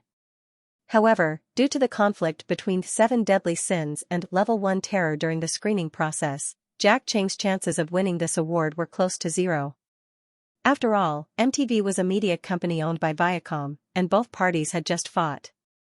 How could they give you the award? What, fairness? Stop messing around. Casino Royale was shot in the UK, Italy, the Czech Republic, and the Bahamas. There were more than 60 detailed locations, which was where the James Bond series had always spent a lot of money. Eric left in early April and surveyed all the filming locations.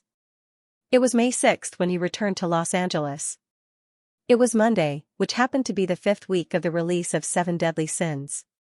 Seven Deadly Sins accumulated a box office of $43 million in 4 weeks, and earned $12 million in 3 days at the end of the 5th week.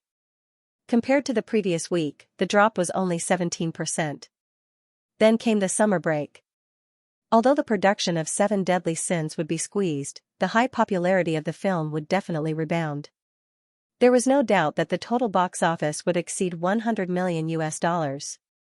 As for Level 1 Terror, with its box office of $63 million in 3 days at the end of the 5th week, it would probably be completely removed from North America after next week. Level 1 Terror was not a film that Paramount was focusing on, and neither of the two films was a popular genre. That was why Firefly won so easily this time. In the following summer blockbusters, it would not be so easy for a company to manipulate the public's reputation. They could only do the publicity work that they could and then sit down and wait for the market's reaction. In fact, at this time even reputation was not the most important thing. Some movies had terrible reviews from film critics, but it could not stop the audience from buying tickets enthusiastically to enter the movie. Titanic was still in post-production and was expected to be completed by the end of July. Firefly only had 2 major films in the summer break this year, The Matrix, which was released on May 31st, and Fatal Island, which was released on June 14th. Due to the absence of Titanic, New Line inserted the already completed Final Destination into the original schedule of Titanic, which was scheduled to be released on June 28th. Casino Royale was scheduled to officially start shooting on June 2nd. However, Eric could not be on set on that day. To accommodate his schedule, the premiere of The Matrix was moved forward to May 27th. As for the premiere of Fatal Island, Eric could only regretfully miss it. After returning to Los Angeles, Eric didn't even have time to rest due to the jet lag. He had to once again immerse himself in the construction of the FFM toll booth. After a few months of work, in addition to the original cable station in Telcom's hands, the 3 companies had acquired a few smaller cable stations from Cablevision and other operators. In total, they had about 4 million users. Eric originally wanted to take over Showtime from Viacom. In his previous life, this fee-paying cable TV station was second only to HBO in terms of scale and popularity. Now, the subscriber scale was only about 500,000. Because it was still very small, this TV station was considered a dispensable business in Viacom's system. However, after Katzenberg called to express his interest in the acquisition, Sam Lei Sherdong did not hesitate to refuse. Eric estimated that Lei Sherdong would definitely study why Firefly was interested in Showtime in private. However, this kind of behavior was destined to be useless. The only thing that Eric was interested in at this time was the hundreds of thousands of users of Showtime. Since Lei Sherdong refused to sell Showtime, Eric focused on the other TV stations that he had already acquired. According to the original trajectory of history, other than HBO, the other major media companies missed out on the opportunity of premium streaming platforms. Later, when Showtime, Starz, and other premium streaming platforms caught up, the era of online streaming had already arrived. At that time, in order to compete with Time Warner's old cable station business and the new online streaming business, Fox, Disney, and Comcast cooperated to set up an online streaming platform called Hulu. However, the 3 companies had always had differences in the development of Hulu. None of them had absolute control of the platform, so in the end, they parted on bad terms.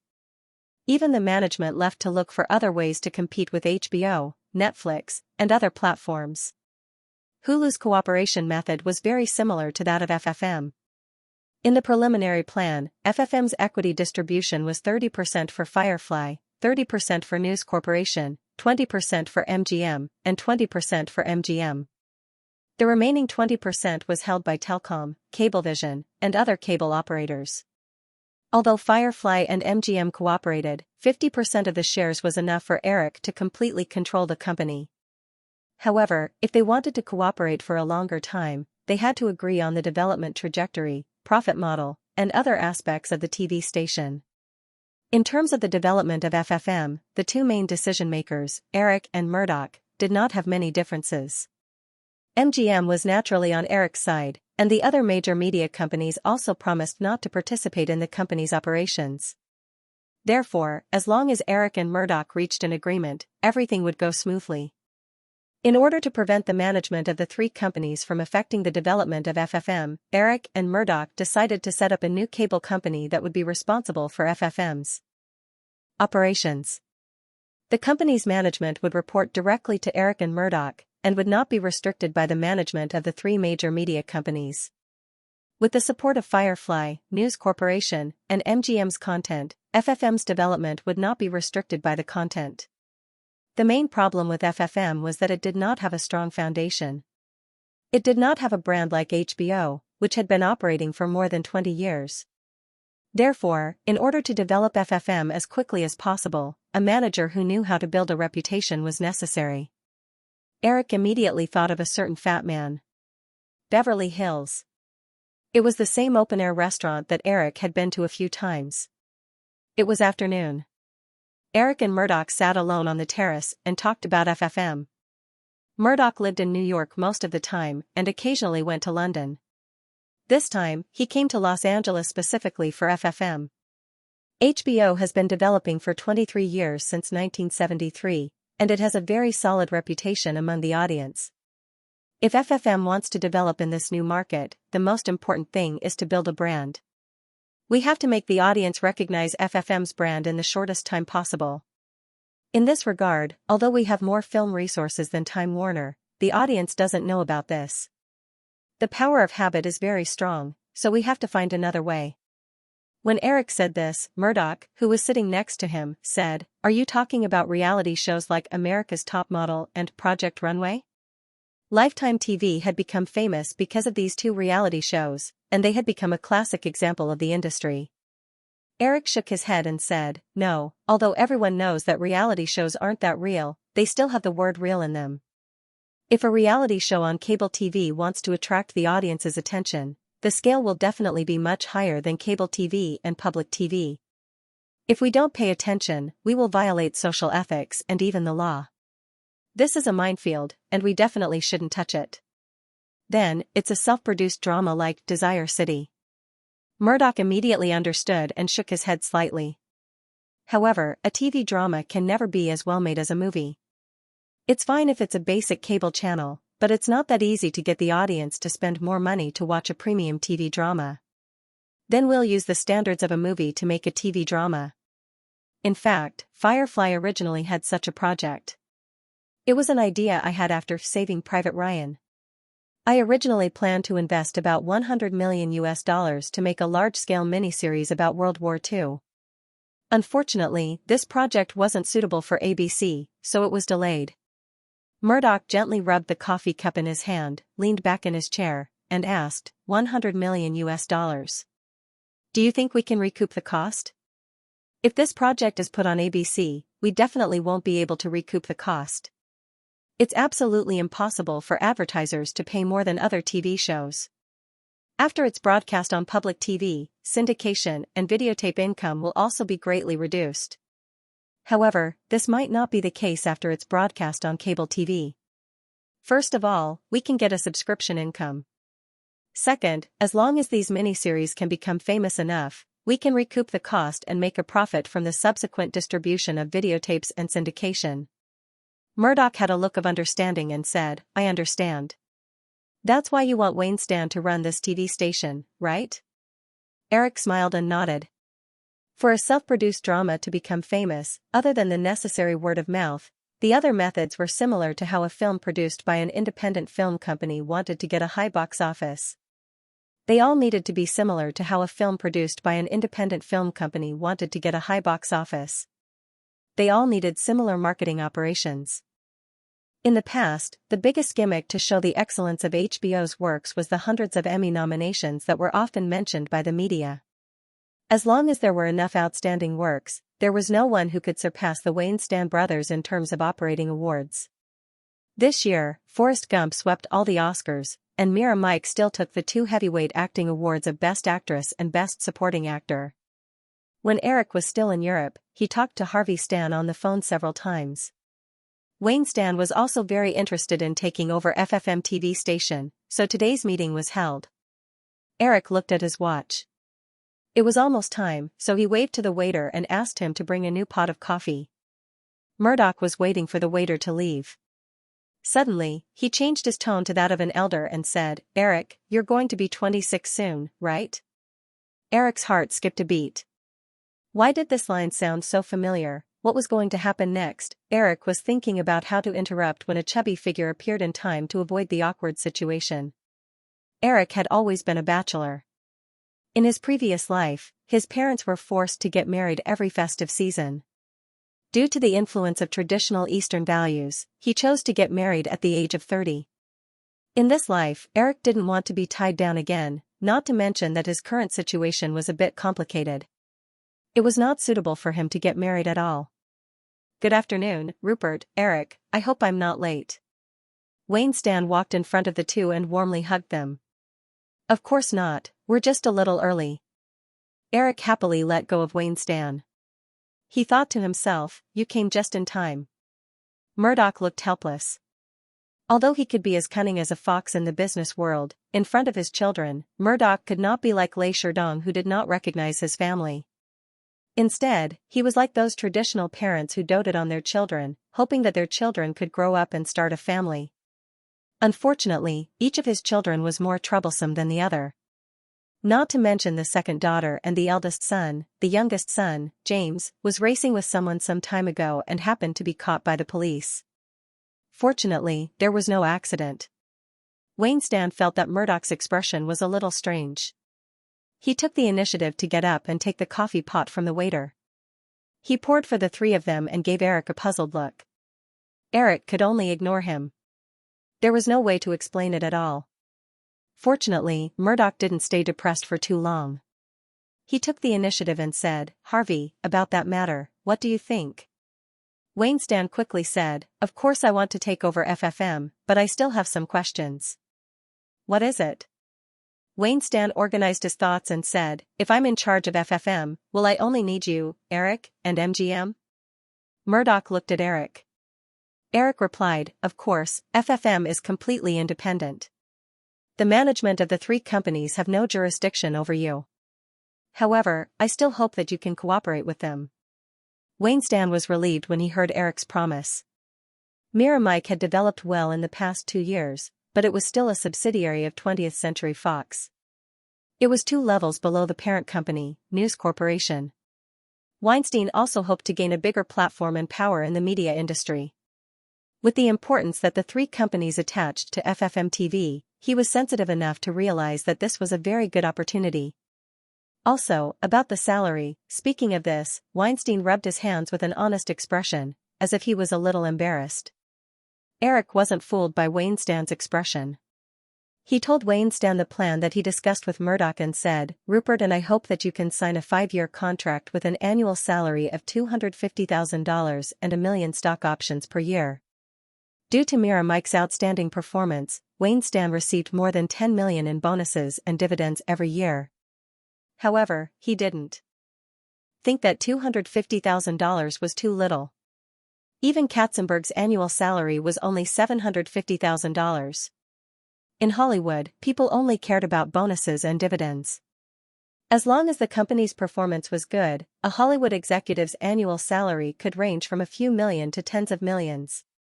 Weinstein also knew that the focus of this salary was the 1 million stock options, so he asked, "Eric, how much is FFM's total share capital?" Eric thought for a bit and said, "After the company is integrated, it will have about 400 million shares." The so-called stock options were set by shareholders to the management at a lower price.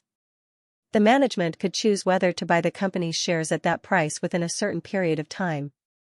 If the company's performance and market value didn't increase, or even fell, the management wouldn't be willing to buy out the options at a high price. But if the company's share price doubled or even higher, the management could buy the shares at half price. This was actually a reward mechanism. Wayne Stan had read some materials before. FFM's current market value was about $1 billion. The 5 million stock options were equivalent to 1.25% of the total share capital. It would only cost about $10 million to buy out all of them, which he could afford. However, even if FFM's market value doubled in 5 years, he would only get about $10 million from the options. This was far less than what he expected. In the mid-1990s, the U.S. cable television industry was on the verge of exploding because of the new technology. If FFM was managed properly, the company's valuation would increase by more than double 5 years later. Even 5 or 10 times was a conservative estimate. Eric had promised Wayne Stan more than $10 million worth of stock options. When the time comes, the company might even get more than $100 million in return. If FFM's growth reached its expectations, Eric will not be stingy with the remuneration. But Harvey Weinstein did not think so. After all, not everyone could see the future. He shook his head and said, "Eric, I can accept $250,000 per year. But 1 million shares of stock options is too little." Eric said, "Harvey, after you take over this company, the company's annual growth rate will be 30%. In 5 years, the company's market value will be 4 times of its current value. Your final salary will be more than $40 million. This is already very generous. No matter if it is Firefly or News Corporation, there are less than 10 people with an annual salary of more than $10 million. Harvey Weinstein opened his mouth and wanted to refute. But he could not say anything. He could not say that he did not have the confidence to achieve a 30% annual growth rate. It was not easy for companies that had passed their rapid growth period to achieve a 30% annual growth rate. But for a newly established company like FFM, if it could not achieve a 30% annual growth rate, it would not be considered a success. Seeing Weinstein hesitating, Eric thought for a while and said, "If you think the stock options are too risky, we can use another method. We can set up a bonus. As long as you achieve the annual target, you will get the bonus. But I can only give you a maximum of $5 million per year." When Sony hired Peter Guber to manage Columbia, they had used this method. Peter Guber's contract was also 5 years, and Sony set a bonus of $50 million. In the end, Peter Cup took the prize money and left Sony with a mess. Sony was an outsider, and Firefly and News Corporation would not make the same mistake. However, as the CEO of Peter Guber Film Company, the bonus limit is only $50 million. Of course, Eric can't set too high a bonus limit for Weinstein. Otherwise, the executives of the two companies at the same level as Weinstein will definitely be dissatisfied. Harvey knew the rules, and he hesitated. Choosing the bonus was the safest option. Although he had received a lot of money from Miramax in the past 2 years, it was also during the good years. The film industry had always been very unpredictable. Perhaps next year, he would not receive a single cent of dividends because of the loss. However, the high rate of return of options was also very attractive, but at the same time, it also came with a very high risk.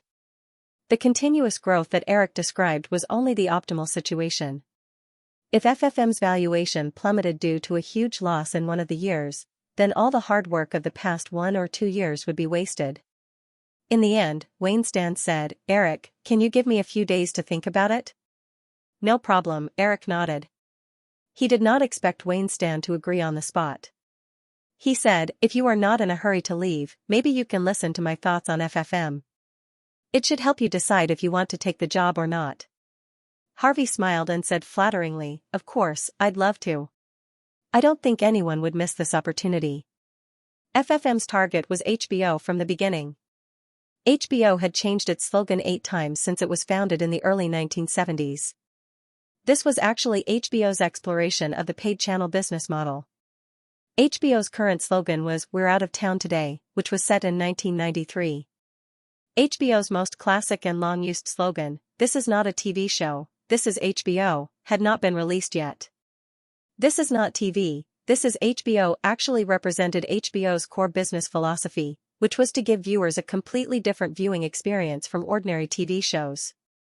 Around this core, while introducing hundreds of excellent movies every year, HBO persistently invested in producing a large number of excellent TV series with a production standard and concept that didn't lose to movies. Since HBO had not released its classic slogan yet, Eric did not hesitate to change it to "This is not TV, this is FFM." Combining his memories from his previous life and the information he recently read, Liu Zhou discussed his development plan for FFM with Murdoch and Wayne Stan in detail. Since they decided to use the slogan, "This is not TV, this is FFM," the paid channel had to be completely different from TV. They had to completely eliminate the traditional TV station's revenue model of advertising. Instead, they had to make profits from user subscriptions and copyright operations. While introducing high-quality content, FFM also needed to produce more high-quality TV series. Of course, this didn't mean that FFM would blindly spend money on big productions. Instead, FFM's audience was mostly made up of the elites of society, so FFM could produce more open-minded, thoughtful, and artistic works that fit their tastes. The three of them then discussed other details such as branding, paying attention to user satisfaction, and so on. Eric also talked about some big data concepts that would appear more than 10 years later. This continued until 8 o'clock in the evening. After dinner, the three of them left. After a busy day, Eric was a little tired. He did not rush back to the Pointy Corner Manor. Instead, he went to Drew's place in the Trousdale Manor. He didn't know where the girl had gone. There was no one in the villa. Eric sent the driver away and took out the key to open the door. He took a quick shower and went to the living room in a bathrobe. He turned on the TV and sat on the sofa with his laptop. He checked today's email while watching TV. Judging from Wayne Stan's reaction when he left, he had basically decided to accept the job. At most, he would fight for the salary. After he found a suitable manager, Eric began to think about the next step of his plan. In the media industry, the core of the competition was still content. If he wanted FFM to quickly become famous and establish a brand, it was not enough to introduce external film and TV series. Content with enough popularity was essential. Other than Want City, which was already taken over by Lifetime, the first thing Eric thought of was Machida Family. In the original space-time, due to the rise of the internet, Chinese audiences were much more familiar with House of Cards from Netflix than Machida Family. With the strong influence of House of Cards, Netflix surpassed HBO in terms of subscribers. In the following few years, HBO was left far behind. The status of The Sopranos in HBO was equivalent to Netflix's House of Cards.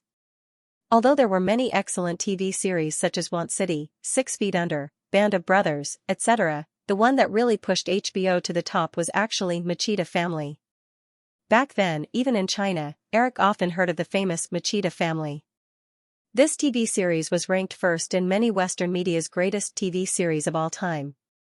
In the past, although City to Desire was very influential, it was only limited to women. On the other hand, Ji Dao Clan was able to become the focus of everyone's attention. Under normal circumstances, for episodes of the same quality, the viewership ratings would usually be higher on public channels than on basic cable channels, and the basic cable channels would be higher on premium cable channels. Due to the innate disadvantage of the audience base, very few paid TV shows could squeeze into the top few positions in the ratings rankings. However, Mengdao Clan did it. During HBO's peak, this TV series even achieved more than 10 million viewers. Compared to other paid TV channels that only had a few million subscribers, Mengdao Clan's ratings were simply miraculous. It was precisely because of the heaven-defying viewership numbers of the Tao family that HBO was able to ascend to the position of the dominant pay TV channel. There were many reasons for the rise of the Tao family, but in the end, it could not be separated from the excellent quality of the episodes and the fact that it catered to the tastes of the American media and audience. Although Eric's appearance changed the history of Hollywood, the screenwriter of the Tao family, David Chase, still wrote the script. This was because the idea for the script was conceived by David Chase based on some of his personal experiences when he was a teenager. The story had been brewing in David Chase's mind for many years.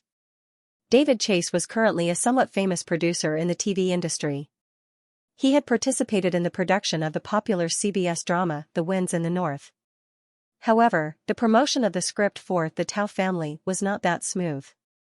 Before Eric paid attention to this matter, several major TV channels, including ABC, had received the script. However, the executives of the 4 major TV channels were not at all interested in this kind of cold and unconventional gangster film, so they all chose to reject it without exception. In the past, the production of The Tao Family was even more bumpy. After failing to promote it to the major TV networks, David Chase turned his target to the smaller cable TV channels. In the end, HBO got the script in 1997, but the desire to produce it was not that strong. Under David Chase's strong request, HBO finally approved the production funds for a pilot episode. David Chase personally directed the pilot episode, but it was held back by HBO for more than a year. It wasn't until 1999 that The Sopranos finally appeared on the television screen, and then it rose to fame miraculously. Eric had only recently asked Firefly's copyright department to contact David Chase again, wanting to get the script. There was another more coincidental thing. David Chase's agent for the script was called Brad Gray, who used to be Wayne Stan's assistant. Now, he had established a production company on his own. Of course, Eric would not personally deal with this matter. Otherwise, it would be obvious that he was telling others to come and fight for it. Eric specifically asked the person in charge of the copyright department to report the progress of the negotiations for The Tao Family to him. He opened his email and quickly found a related email. Perhaps David Chase felt the change in Firefly's attitude towards The Tao Family, so he requested to be the director and producer himself. He also wanted to participate in the casting of the characters. Brad Gray also refused to completely let go of the production of the series. Compared to the size of Firefly, Brad Gray's production company was like an inconspicuous small workshop. As long as the other party was not insatiable and wanted to share the copyright, Eric did not mind giving the other party a little benefit. As for David Chase wanting to participate in the production of the series, that was what Eric wanted to see. Eric wrote a reply and closed the email interface. He opened the Yahoo portal and browsed the latest news. After some time, when Eric was about to fall asleep on the sofa, Drew came back in wearing a blue evening gown with the twins. Eric. The girl came in and jumped into Eric's arms and kissed him. Eric pushed away the laptop that was sandwiched between the two of them. He hugged the girl's waist and asked, "Where did you go crazy? Why are you back so late?" "I'm not crazy. It's Godfather's party. I can't not go, right?" the girl said as she twisted her body and pressed closer to Eric. She even raised her legs and shook them. The twins quietly went forward and helped the girl take off her high heels. They also took the initiative to put away the laptop. One of them asked softly, "Boss, do you want to take a shower?" "Yeah, I'll shower with Eric later." Eric smiled and said, "I've already showered." "Then shower again." The girl hugged Eric's neck and acted coquettishly. Eric could not take it anymore and nodded. After the twins left to prepare the hot water, he asked, "What party did Steven invite you to this time?" "It's still some business cooperation." The girl was obviously not in the mood to talk about these. She only said, "Anyway, I have a feeling that Godfather's party will not be big this time." Eric smiled. At the end of last month, with the support of Microsoft, Steven Spielberg, David Geffen, George Lucas, and the rest officially announced the plan for a big film studio. Perhaps Eric had taken the name of DreamWorks in advance. The new film studio did not have a new name. Instead, all the resources of several parties were integrated into Amblin Pictures under Spielberg's name. Microsoft's initial investment of $500 million and promised to provide technical support for special effects and computer animation. They also received 25% of Amblin's shares. George Lucas also merged Lucasfilm and Industrial Light and Magic under his name into the company. Amblin also received 25% of the shares. Amblin also received the rights to produce Star Wars. Spielberg held 30% of the remaining 50% of the shares. As the earliest sponsor of the big film studio, David Geffen only received 20% of the shares this time. There were signs that he was going to be excluded from the core circle. It was conceivable that if Microsoft continued with the second or third round of investment, the first company whose shares would be diluted would be David Geffen. At the same time, Amblin also signed a distribution agreement with Paramount for 8 films for the next 5 years. Eric had been paying attention to these matters. Just like the girl, Eric also felt that the possibility of Spielberg and the rest making the film studio big this time was not high. Putting aside the lack of distribution channels and the fact that the original 7 major film studios were secretly suppressing them, Spielberg and George Lucas were not ambitious people. Although many people called Spielberg a film businessman, he was indecisive and was not suitable to run a big film studio. Just like this time, during the cooperation negotiations, Spielberg told the other partners that he would do his best to run the company, but at the same time, he would maintain the right to cooperate with other film studios. Did this sound like something an ambitious person would say? There was no doubt that Spielberg was talented in the film industry, but he was not a time traveler like Eric, who had the advantage of foresight. In the original spacetime, DreamWorks Animation had been established for many years, but the live-action film business did not make much profit. The only stable company was DreamWorks Animation, which was personally controlled by Katzenberg. Later, DreamWorks Animation chose to leave DreamWorks Animation and go into the market alone. The other companies also went their separate ways. P.S. This book is free for the next few days on PC. Unless Spielberg and the rest can acquire a major Hollywood film studio with Microsoft's support and improve their distribution channels. Otherwise, the new and Bolan Films' chances of gaining a foothold in Hollywood were very low. At least for the past few years, Eric didn't care about this studio at all. After a deep discussion with Harvey Stan, and several discussions, Harvey Wayne finally decided to take over FFM TV. Eric also successfully got the script for Machida. After Harvey Weinstein signed his name on the contract, he began to integrate the paid cable TV stations that the 3 companies had acquired. At this time, FFM TV station only existed in the planning process. It would take at least a few months to integrate the staff and broadcasting channels of the TV stations. The best estimate was that FFM TV station could be officially launched in the autumn of September under this name. After FFM was released, it would definitely take a period of adaptation before it could form a stable user base. In this turbulent period, it was definitely not wise to release Machida in a hurry.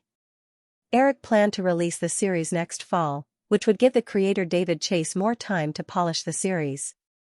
Eric worked around the clock to deal with FFM TV, Titanic, Rush Hour, Jedi Cop 2, and other projects. In late May, Hollywood studios began to release new movies, indicating the official arrival of the 1996 summer. The release date of The Matrix was May 31st. Before that, only Time Warner's Moment of Slaughter had a decent box office.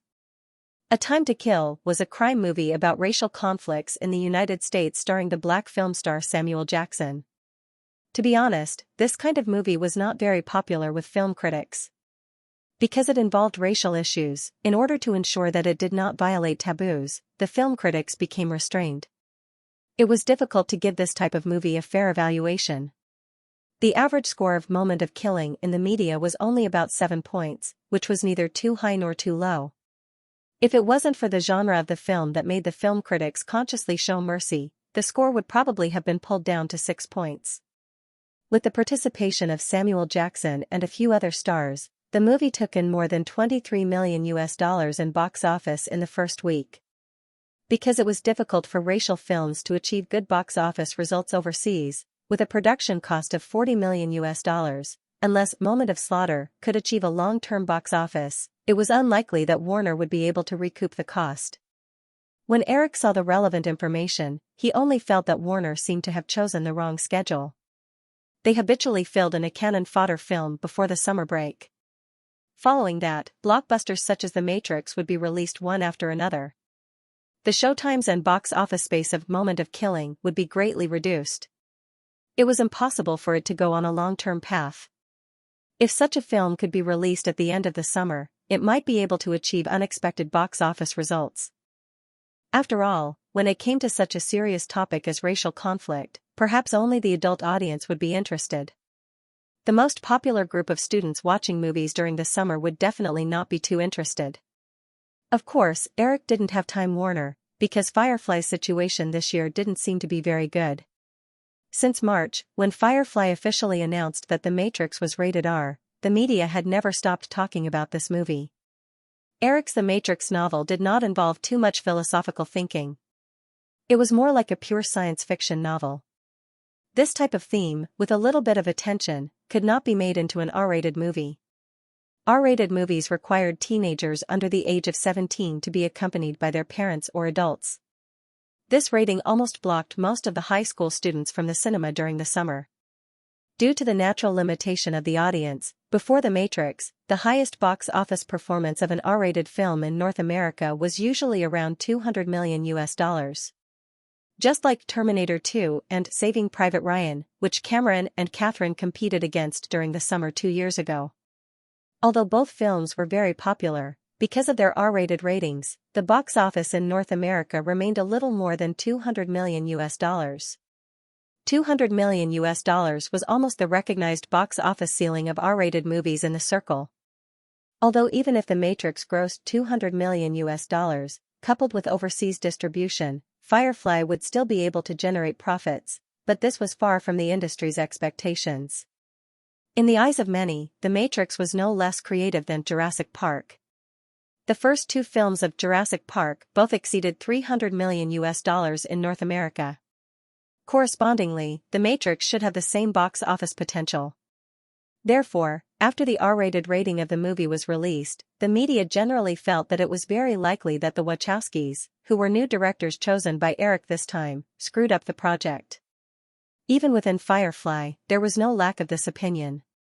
Katzenberg couldn't help but suggest that Eric personally intervene in the editing of The Matrix and modify it to a PG-13 rating.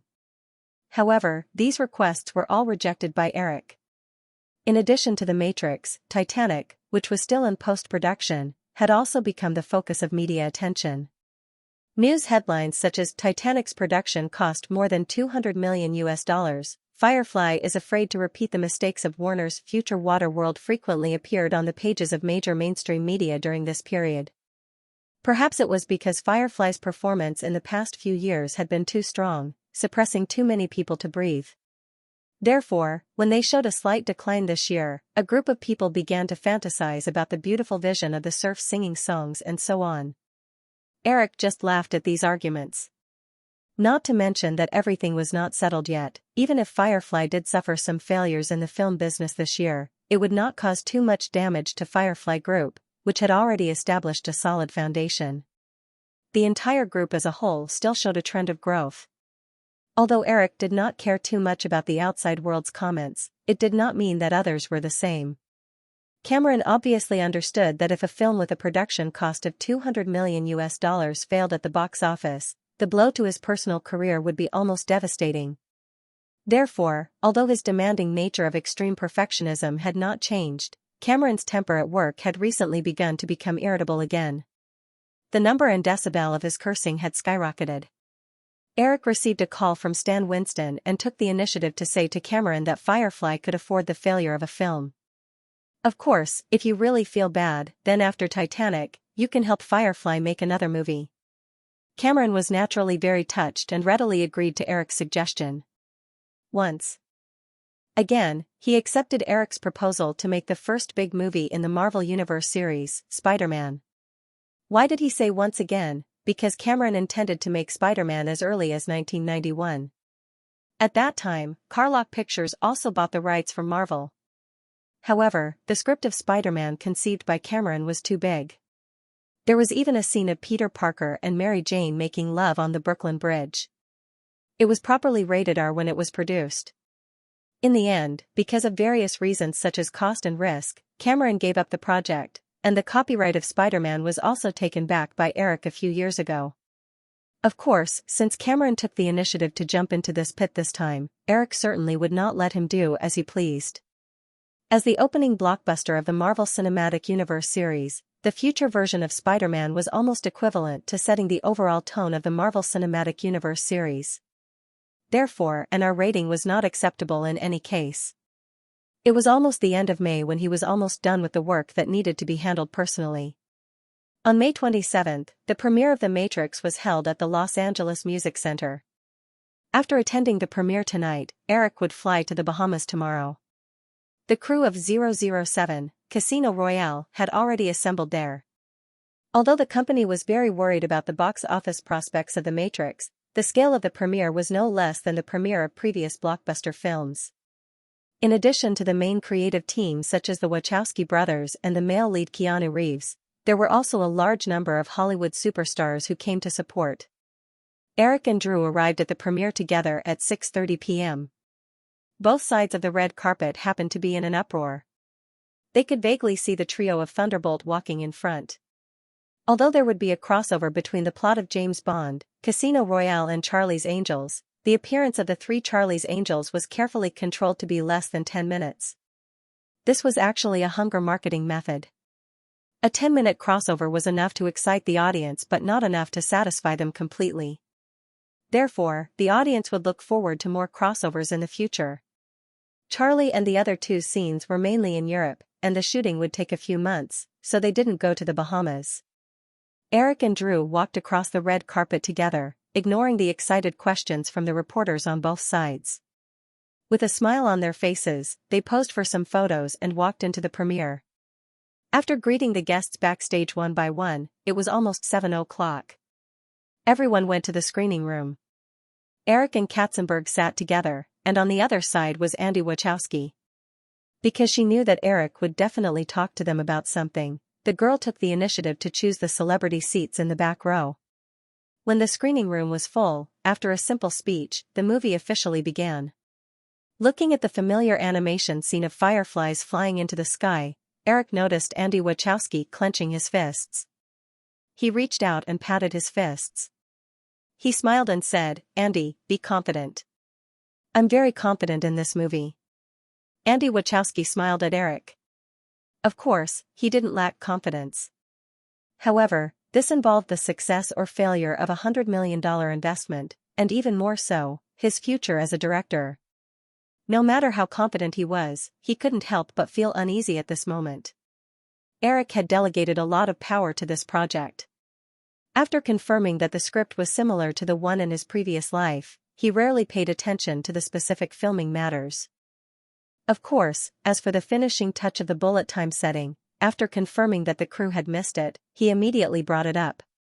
Other than some changes in the characters, the plot of the first movie in the new version of The Matrix didn't change much from the original version. It wasn't that Eric didn't want to make some changes, but unless he spared a lot of energy to completely control the project, he would only mess up the shooting rhythm of the Wachowski brothers. In the end, it wouldn't be worth the loss. The story still started with Agent Smith's pursuit of Trinity. Due to the hint of the virtual world, the whole scene was light green. Coupled with the overall dark tone of the movie, many film critics at the scene had a preconceived notion that this was a reflection of the Wachowski brothers' incompetence. It wasn't until the amazing 360-degree rotation special effects of Trinity's flying kick that many film critics realized that this movie might not be as bad as they thought. Coupled with the cool action design, the fighting scene that lasted only a few seconds was already enough to make many ordinary fans who were invited to watch the movie cry out in surprise. After the suspenseful opening, the male lead played by Keanu Reeves, Neo, appeared. Neo was a top hacker who was on the verge of awakening. When he was found by Trinity, he went through a series of changes and met the leader of the Resistance Army, Morpheus. In the end, he chose to return to the real world. 200 years later, in the real world. When Neo woke up, the huge human cultivation base that provided bioenergy for the robots appeared in front of the audience. The realistic special effects created by the digital domain once again caused the audience to exclaim in surprise. Some of the audience even subconsciously touched the back of their heads. As the plot continued, the film critics with keen intuition also noticed the ingenious use of color in the movie. When the protagonist was in the virtual world, his surroundings were light green.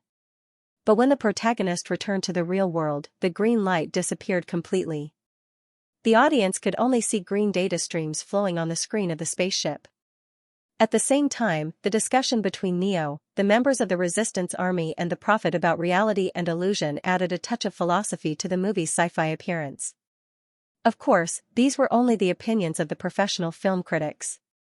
The ordinary audience was already attracted by the contrast between reality and illusion in the movie, especially in the final battle. When the bullet time appeared, it was just like the 360-degree rotation special effects in the beginning, and many of the audience were once again satisfied with it. When the movie ended with Neo's suspenseful narration, the lights came back on. After a brief silence, the theater was soon filled with enthusiastic applause.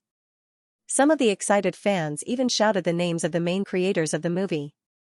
The premiere of The Matrix in Los Angeles has been met with rave reviews, strong audience response, and positive reviews from film critics.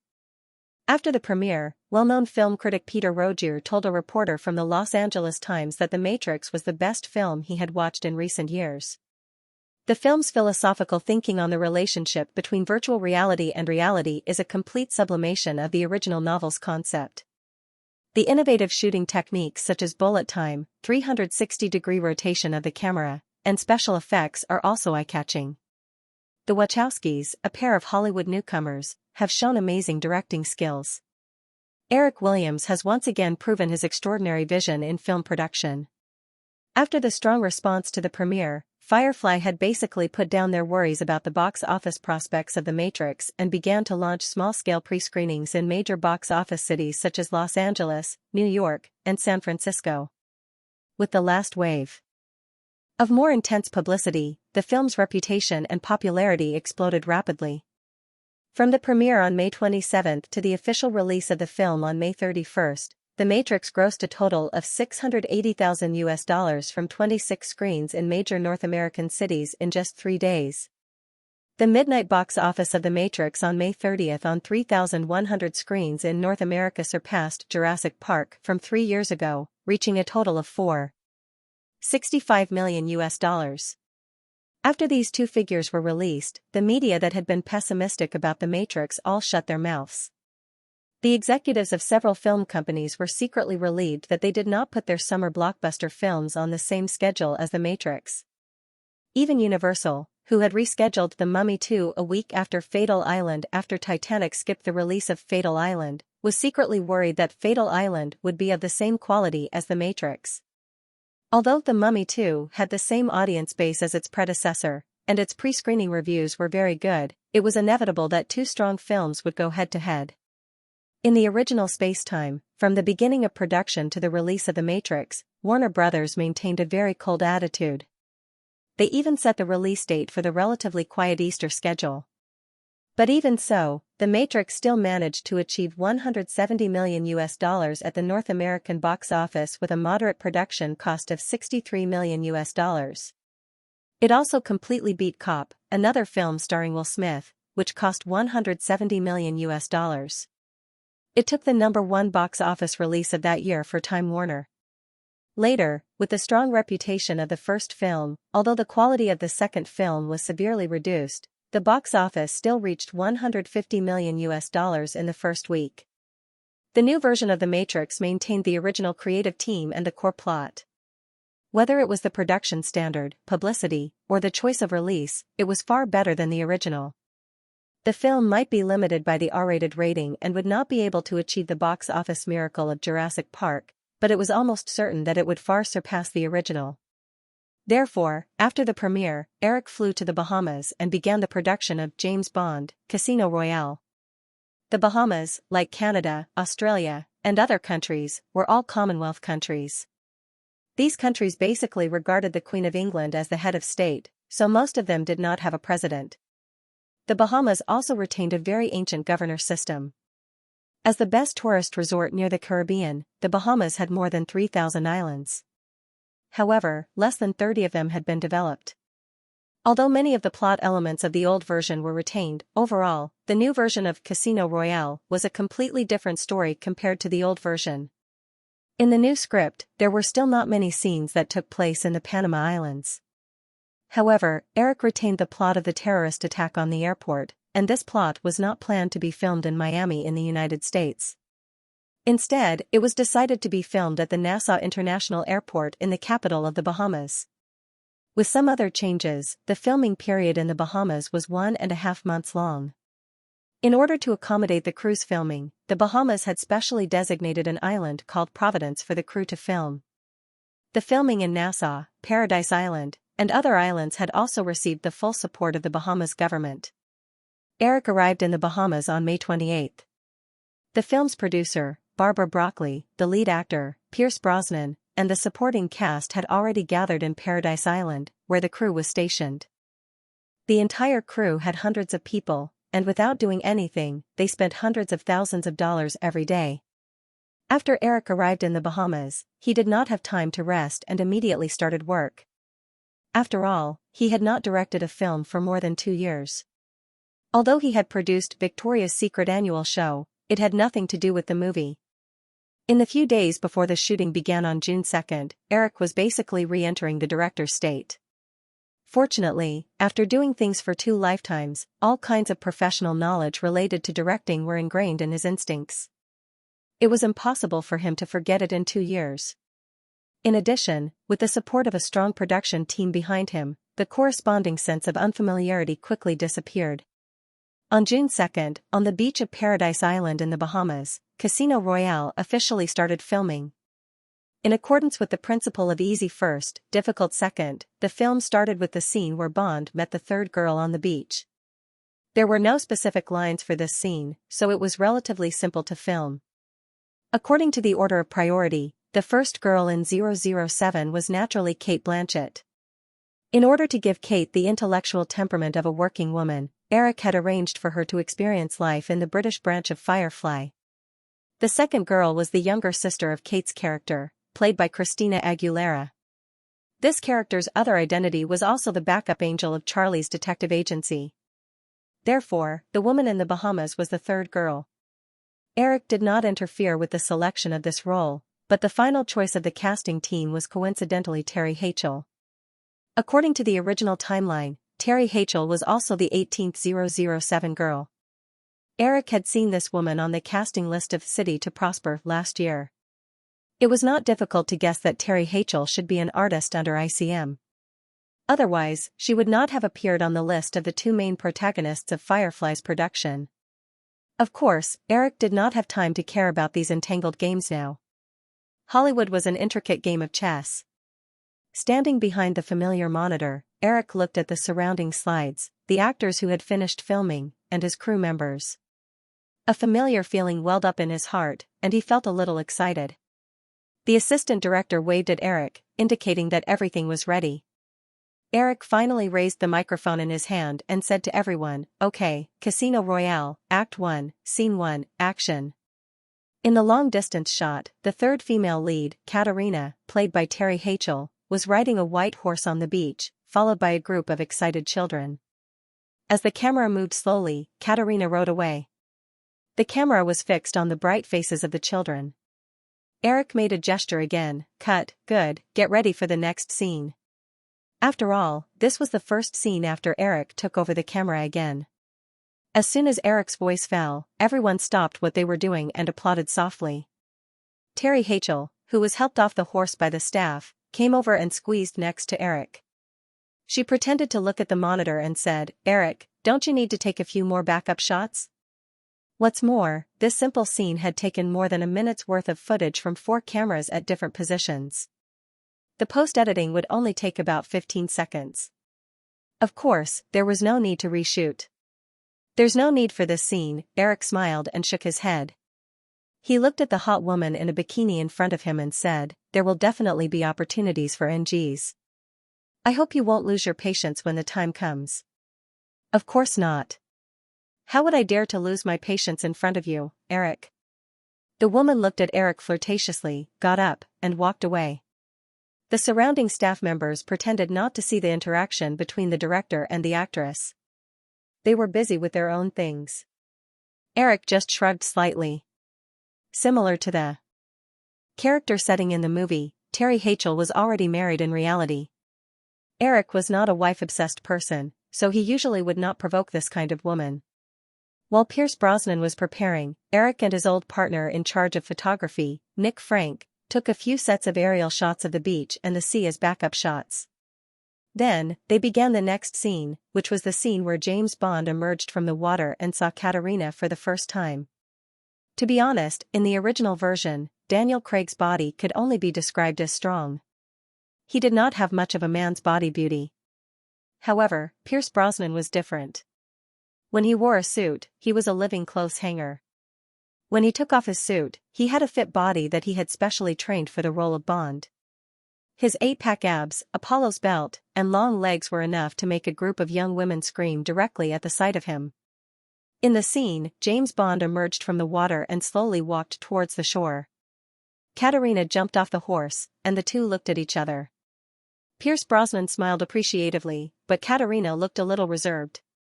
She glanced at Bond a few times and walked away with her horse. This was the second official scene.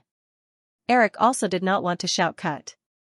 However, looking at Pierce Brosnan's performance on the monitor, Eric raised the microphone and said, "Cut, no good." "Pierce, Terry, can you come over here?" The two quickly gathered. Pierce Brosnan was still wiping the water stains with a large towel that a female assistant of the crew had just handed to him. Eric held the script and explained, "It's like this, Pierce. Your eyes just now were too purposeful. It was as if you were looking for something. That's not right. I need your eyes to be more casual. And Terry, you should not just show curiosity. You should also show a sense of attraction." "Hey," Eric said and gestured to Pierce Brosnan. With a serious expression, he said, "Can't such a wonderful male body be attractive to you?" Pierce Brosnan looked a little embarrassed. Terry Hatcher nodded subconsciously and said, "Okay, Eric. I think I know what to do." "Then, let's do it again," Eric said and gestured for the two to start again. In the original version, James Bond did deliberately come looking for the clues left by the bomber. However, in this version of the script, the two of them met by chance. Katerina's husband, Alex, was a grey trading middleman in the periphery of the Ghost Gang. Bond, who was sent by Mrs. M to the Bahamas for a vacation, bumped into Alex's wife, Katerina, on the beach. Soon, the two of them unexpectedly met at the Paradise Island casino. Because of Alex's cold and rude attitude towards Katerina, Bond, who had always been protective of the fairer sex, won Alex's Aston Martin at the card table to punish him. This Aston Martin also became a key prop in Bond's accidental involvement in the Ghost Gang. Speaking of which, the most obvious characteristic of this 007 movie was that, from the beginning of the script stage, Eric intended to let 007 start the serious storytelling stage. In the past, most of the 007 movies took the route of gimmicks to sell scenes. They shot scenes all over the world, and all kinds of planes and cannons bombed everywhere. As for the plot, although it was inevitable that the plot was weak, the 007 series rarely told a good story. If it was before the 1990s, because of the general backwardness of film shooting technology, these gimmicks could still attract a large number of audiences. However, with the development of film and television special effects step by step, even if it was a scene of an earth-shattering earthquake or an alien invasion, the audience gradually became accustomed to it. If the 007 series continued to take the original route, it could only gradually decline. In the original spacetime, although Pierce Brosnan's portrayal of James Bond received a lot of praise, because the stories in the movies he starred in were full of loopholes. Not to mention the continuity of the plots in the movies, even in one movie, there were many unrelated plots. Therefore, the box office of Pierce Brosnan's 4 consecutive Bond movies was generally not very high. It wasn't until Daniel Craig took over the role of 007 that the series began to clumsily tell a slightly more reliable story. Perhaps there was a bit of luck involved.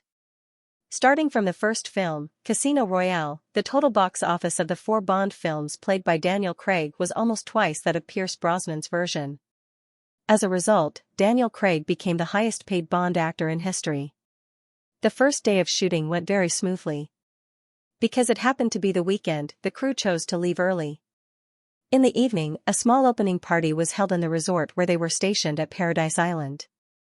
On the second day of the official shooting of Casino Royale, the 3-day box office of The Matrix in North America was released smoothly. In the first week of June, in the entire North American film market, only The Matrix was released. The other new films were all from independent production companies with a premiere scale of around 1,000 screens. The Matrix could be said to be the biggest.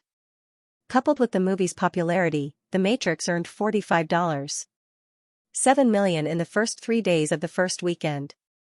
Including the previous pre-screenings and midnight showings, the total box office reached $51.03 million. In the following workdays, The Matrix only dropped 40% compared to the weekend box office.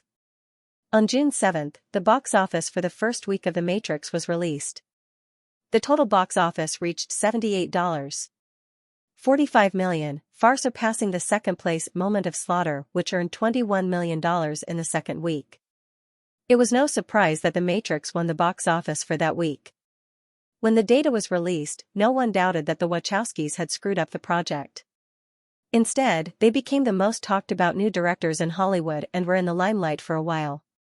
Burbank, Firefly Group headquarters. Katzenberg had just returned from a business trip in New York. April and May every year was an important period for the major North American television networks and cable television stations to confirm the start of the year's new TV series and advertising bidding. Firefly Group's ABC Network, ESPN, Disney Channel, and AE Network would all confirm the year's new TV series production plan and advertising bidding during this period. Katzenberg had just finished attending the film release meeting for the new week. When he returned to his office, his assistant had already placed the advertising bidding data report for Firefly TV on his desk. After 2 months of advertising bidding, ABC Network, with ace series such as Friends, The Emergency Room Story, and Survivor, set a new high in advertising bidding revenue, reaching an unprecedented $2.3 billion.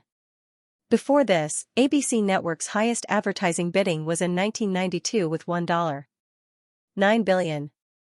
In addition, several major television stations such as ESPN, Disney Channel, and AE Network's Lifetime also earned $1.97 billion in advertising bidding revenue. In total, the advertising revenue of Firefly's TV business was expected to reach $4.27 billion in 1996 to 1997. In addition to advertising revenue, the main revenue of Firefly Group's TV business included syndication rights distribution, franchise licensing, video sales, and overseas distribution. According to the data of previous years, advertising revenue accounted for about 30% of the total revenue of the entire TV business. In this way, the total revenue of the Firefly Group's TV business this year would reach $14 billion. Compared to last year, it was expected that the revenue would increase by more than 35%. Katzenberg was not a blind supporter of companies going public. During Disney's time as a listed company, Disney had to disclose the salary data of the board of directors. Katzenberg, who did not like to expose his financial situation, had always refused to join the Disney board of directors. However, as he looked at the advertising bidding report in his hand, Katzenberg could not help but imagine how much of an impact this advertising bidding data would have on the stock price if Firefly Group chose to go public. Perhaps a 10% increase was a very conservative estimate, and the market value of the entire Firefly Group would reach a terrifying figure. There was a knock on the office door, and Katzenberg answered. The secretary opened the door and said, "Mr. Katzenberg, Mr. Cotter, and Mr. Wachowski are here." Katzenberg nodded and stood up to greet the producer of The Matrix, Robert Cotter, and the directors of the Wachowski brothers. After the surprising box office of The Matrix came out, the Wachowski brothers could not wait to discuss the production plan of the sequel with the senior management of Firefly. Eric was far away in the Bahamas filming Casino Royale, so Katzenberg personally took on this matter to show the importance of the Wachowski brothers. After all, any film company in Hollywood now would be eager to rope in the two brothers, and the senior management of Firefly would definitely not mind doing some small actions to buy people's hearts. After enthusiastically exchanging greetings with the Wachowski brothers, Katzenberg asked his secretary to make coffee. He then pointed to the small conference room next to his office and said, "Let's go in and talk." They sat at the desk in the small conference room, and the secretary quickly served coffee. Katzenberg gestured for the three of them to make themselves at home. He picked up the coffee and took a few sips before taking the initiative to speak. "So, does everyone have a complete idea for the sequel?" Robert Cotter looked at the Wachowski brothers. Andy Wachowski took out the script from his bag and said, "Actually, we originally designed the script according to the concept of the trilogy. This is the script for the next 2 parts. Mr. Katzenberg, you can take a look first." Jeffrey. Katzenberg took it and smiled. Just call me Jeffrey. Andy Wachowski nodded and looked at Katzenberg as he flipped open the script. He said, "It's like this, Jeffrey. We hope that the next 2 sequels can be filmed in one go. This way, we can save some of the production costs and better maintain the consistency of the style and the plot of the 2 sequels." Katzenberg quickly read the script, but it did not prevent him from multitasking. Based on the reputation and box office performance of the first part of The Matrix, as well as the box office data of some countries that were released at the same time, the global box office of this film was expected to be about $600 million. With the total cost of production and publicity of the film totaling more than $100 million, Firefly could earn a net profit of hundreds of millions USD from the box office.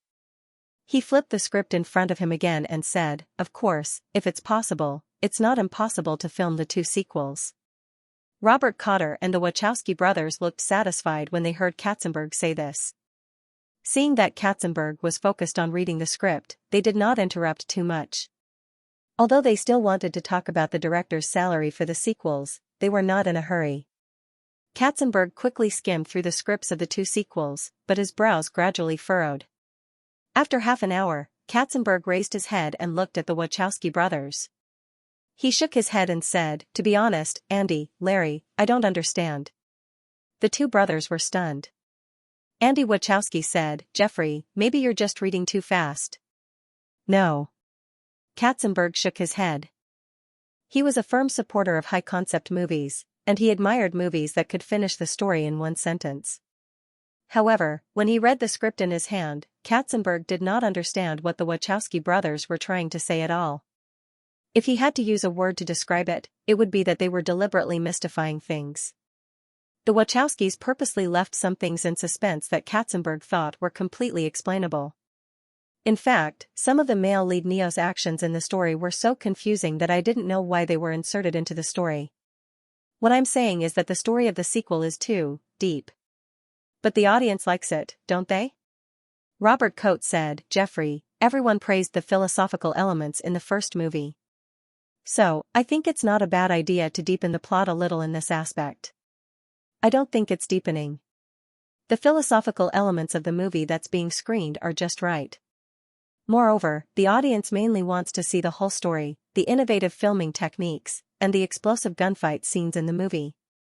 Katzenberg shrugged and said, "Although the sequel script also has these elements, the whole story is completely mystifying. I think you need to change the script." With Katzenberg's fiery and unyielding personality, he was already very restrained when he said these words patiently. He was not someone who did not know how to deal with people at all. Otherwise, he would have already used words like **t just now. However, the Wachowski brothers, who had been enthusiastically pursued by the media recently, were still a little unhappy. Andy Wachowski said, "Jeffrey, I think maybe we should show the script to Eric first. He'll definitely like it." Whether it was a government department or an enterprise group, it was very taboo for different levels of management to report to the higher-ups. Not only would it disrupt the management of a department or company, but it would also affect the personal authority of the corresponding management. Andy Wachowski said in front of Katzenberg that he wanted Eric to judge the script personally, which was equivalent to slapping Katzenberg in the face. Robert Coates' expression changed slightly when he heard Andy Wachowski's reckless words. He thought to himself, even if you want to show the script to Eric Williams, you don't have to say it in front of Katzenberg. As a producer in the Firefly group, Robert Coates knew very well that Katzenberg was not the kind of boss who was good at communicating with his subordinates in a pleasant manner. However, the outburst that Robert Coates expected did not come. Instead, a strange smile appeared on Katzenberg's face as he said, "Of course, no problem. I can ask my secretary to send the script to Eric now." After working together for so long, Katzenberg was very clear about Eric's film philosophy. Although his boss also liked to produce some innovative film projects and occasionally made some unexpected investments, among the mainstream films of Firefly, Eric's insistence on high-concept films was not much worse than his.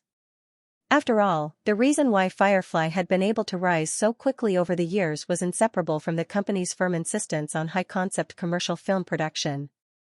Although in Hollywood, art house films that could win Oscars were often regarded highly by ordinary people, in reality, whether it was a big film company or an independent production company, the most important thing had always been commercial films that were low-class in the eyes of critics. If such a mysterious script was handed over to the Wachowski brothers, Katzenberg was willing to burn the script to ashes and swallow it if it was not rejected. Seeing that the three of them did not say anything for a while, Katzenberg took the initiative to call his secretary and personally ordered in front of them, "Sally, fax this script to the Bahamas immediately." "Okay, Mr. Katzenberg." The secretary took the script and left the small conference room. Katzenberg did not want to make things too awkward with the three of them. After all, although he did not agree with the Wachowski brothers' script, he also knew that after the script was revised, the two brothers still needed to be in charge of the sequel. "Well, it's almost noon. There's a good restaurant nearby.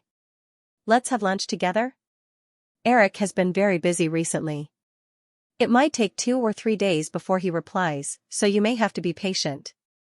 Before the Wachowski brothers could react to Katzenberg's actions, Robert Coate had already stood up and took the initiative to say slowly, "Of course, Jeffrey. How about I treat?" "No, of course I'll treat," Katzenberg said and looked at the Wachowski brothers. Because things had been going too smoothly for the Wachowski brothers recently, they were suddenly rejected by Katzenberg. Subconsciously, they wanted to use Eric to pressure Katzenberg, but they were not idiots with negative EQ. Not long after they said that, they regretted it. Seeing that Katzenberg was not angry at all, the two brothers finally reacted. Andy Wachowski said, "Of course, it's our honor. Paradise Island, Bahamas." Eric had not seen Ivanka for almost 3 years. The once arrogant Loli was now a 15-year-old girl who had inherited her mother's modeling genes. The girl was now nearly 170 centimeters tall. Although there was still some baby fat on her face, standing between Giselle, Alexander, and Miranda, the 3 supermodels who had come later, she was no weaker than the other 3 girls. Casino Royale had been shooting for a week. With such a large crew, it was too extravagant to follow the normal 2-day system. After all, they were not in America. Therefore, the contract signed by the producers, the crew, and the actors was to work 6 days and have 1 day off. Giselle and the other 2 girls had arrived in the Bahamas with Ivanka and her mother 2 days ago. The crew had just had a day off, so Eric arranged a short scene with the 4 girls for today. Everyone's personality would change as they grew older and experienced more. Ivanka, on the other hand, was no longer as prideful as she used to be in front of Eric. Instead, she became shy. As a girl from a wealthy family, she understood the power and influence of Eric's wealth better than the children of ordinary families. Eric did not seem to notice this. He took the props that he had prepared for Ivanka from the production assistant, as if he was going to trick and coax her as usual. At this time, outside of the Ocean Park Club on Paradise Island, the crew was almost ready. However, most of the staff were watching with great interest as the director coaxed the exclusive mascot in his movie. Giselle and the other 2 girls were wearing one-piece tennis skirts with a racket in their hands as they stood by the side with a curious look on their faces. Even Ivanka's mother, Ivana Zelnikova, who was nearby, was watching the show with interest. "Innie, considering the filming environment, we've changed the doll to a backpack." Eric gestured to Ivanka with a green, oval-shaped backpack with exaggerated eyes and slender limbs. Although the backpack looked a little weird at first glance, it was not at all cute like the bunnies and bears, but the way it grinned was a little cute. "Hey, don't underestimate it. It's called Mike, the main character of Disney's next animated movie. The trailer hasn't even been released yet, so you'll definitely be the first to see Mike." "Oh, don't look down on it. It's called Mike, the main character of Disney's next animated movie. The trailer hasn't even been released yet, so you'll definitely be the first to see it." Standing opposite Eric, Ivanka was wearing the same one-piece tennis dress as Giselle and the other 2 girls. Feeling the teasing, and interest of the people around her, she was very shy.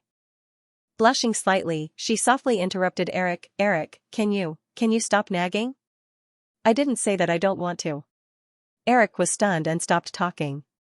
He handed the backpack to the girl and said regretfully, "Innie, you've changed."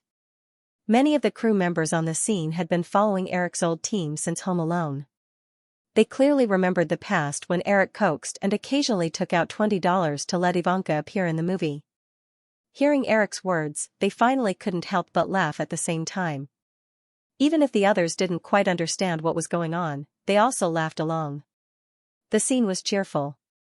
Eric looked at the girl who ran away because of shyness, clapped his hands and said loudly, "Okay, everyone get ready for the shoot. Those who haven't finished laughing, save it for after work." The scene in front of them was about when the Spectre accidentally discovered Bond's identity. They thought that Alex and his wife might have betrayed the organization, so they decisively executed them.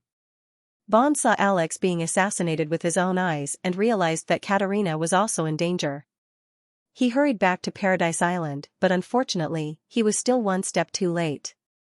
Like many Bond girls, Katarina died on the big bed in a fancy dress. In order to find out the truth, Bond went to the Ocean Club Center to check the surveillance videos before and after Katarina's death.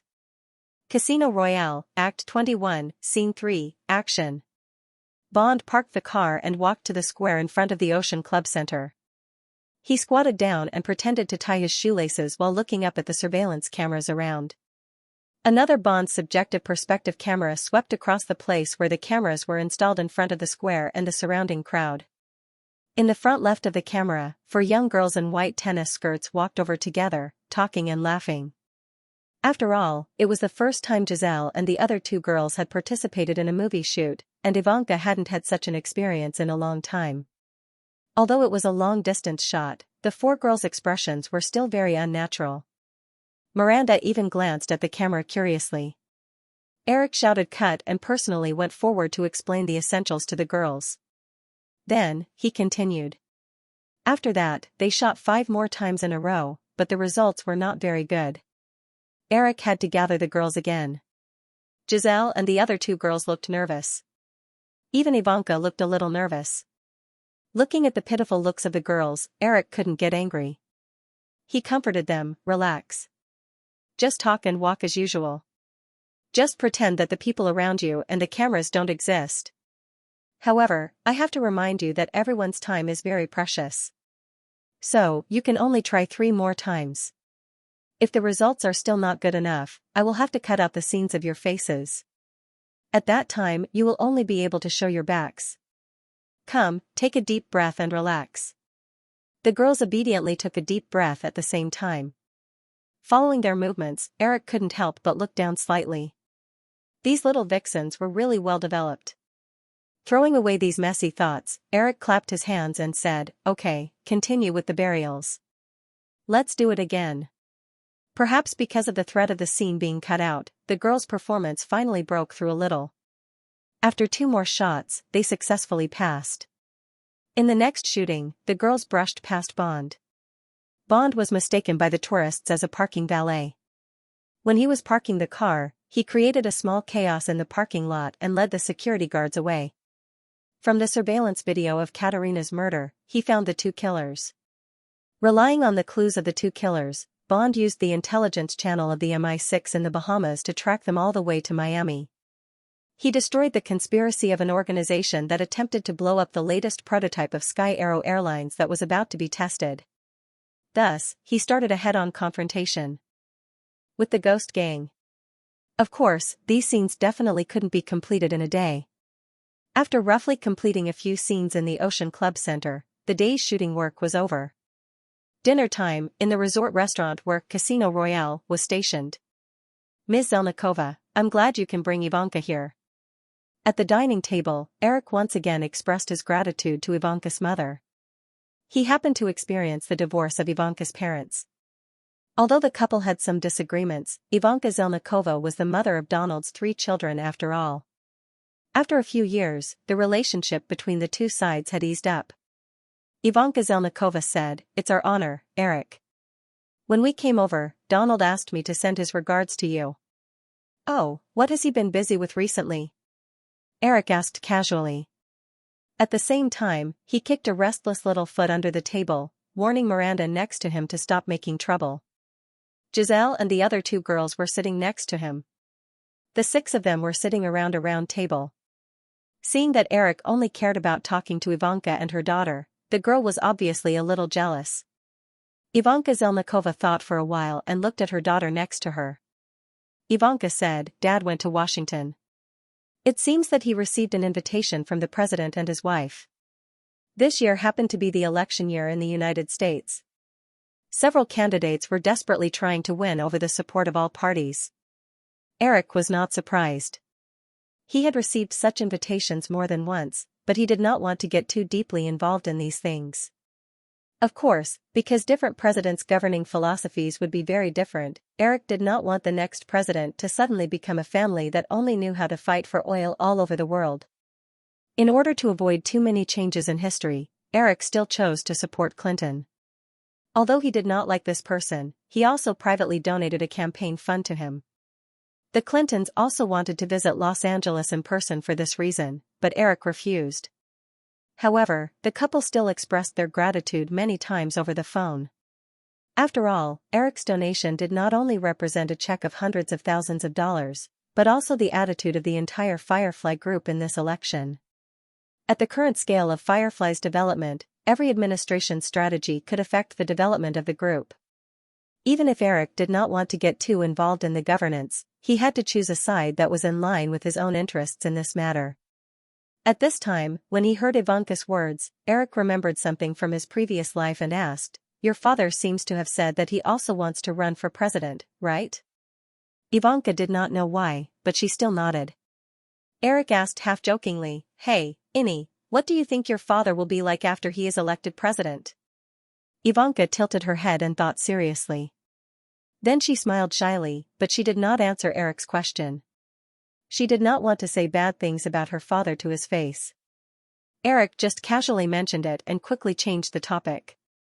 He said to Ivanka Zelnikova, "If you are not in a hurry to go back, you two can stay in the Bahamas for a few more days. This resort has been booked by the crew. There are still some spare rooms. We will probably stay here for a month." "Thank you for your hospitality, Eric," Ivanka Zelnikova said with a smile. Ivanka was already on summer vacation, so the mother and daughter were not in a hurry to go back to New York. After dinner, Eric checked the materials for today's shoot as usual. It was almost 9 o'clock before he returned to his residence. This resort had just been built, and most of it was a standalone hotel-style apartment. The other crew members all squeezed into one apartment. Eric's identity was special, and in addition to his directing work, he often had to deal with some affairs from Firefly's system. It was not convenient for him to live with others, so he occupied an apartment by himself. When he returned to his residence, Eric's assistant was already waiting there. "Mr. Williams, this is the script for the sequel of The Matrix that was sent from Los Angeles this morning. In addition, there is a detailed financial statement for the group's television business for the new year." The assistant introduced one by one and handed several documents to Eric. "Okay, you go back and rest first." Eric sent the assistant away and walked into the living room. He put the documents on the coffee table and stretched his tired body after a busy day. He was about to take a shower when there was a soft knock on the door. Guessing who it was, Eric smiled and shook his head. He opened the door and saw Giselle and the other two girls standing outside. Seeing Eric looking at the three of them silently, Giselle took the initiative to say, "Eric, we want to say goodnight to you. Come in." Eric stepped aside and the three girls walked into the living room together. Giselle and Alexander saw Miranda throw herself on the sofa and sat down.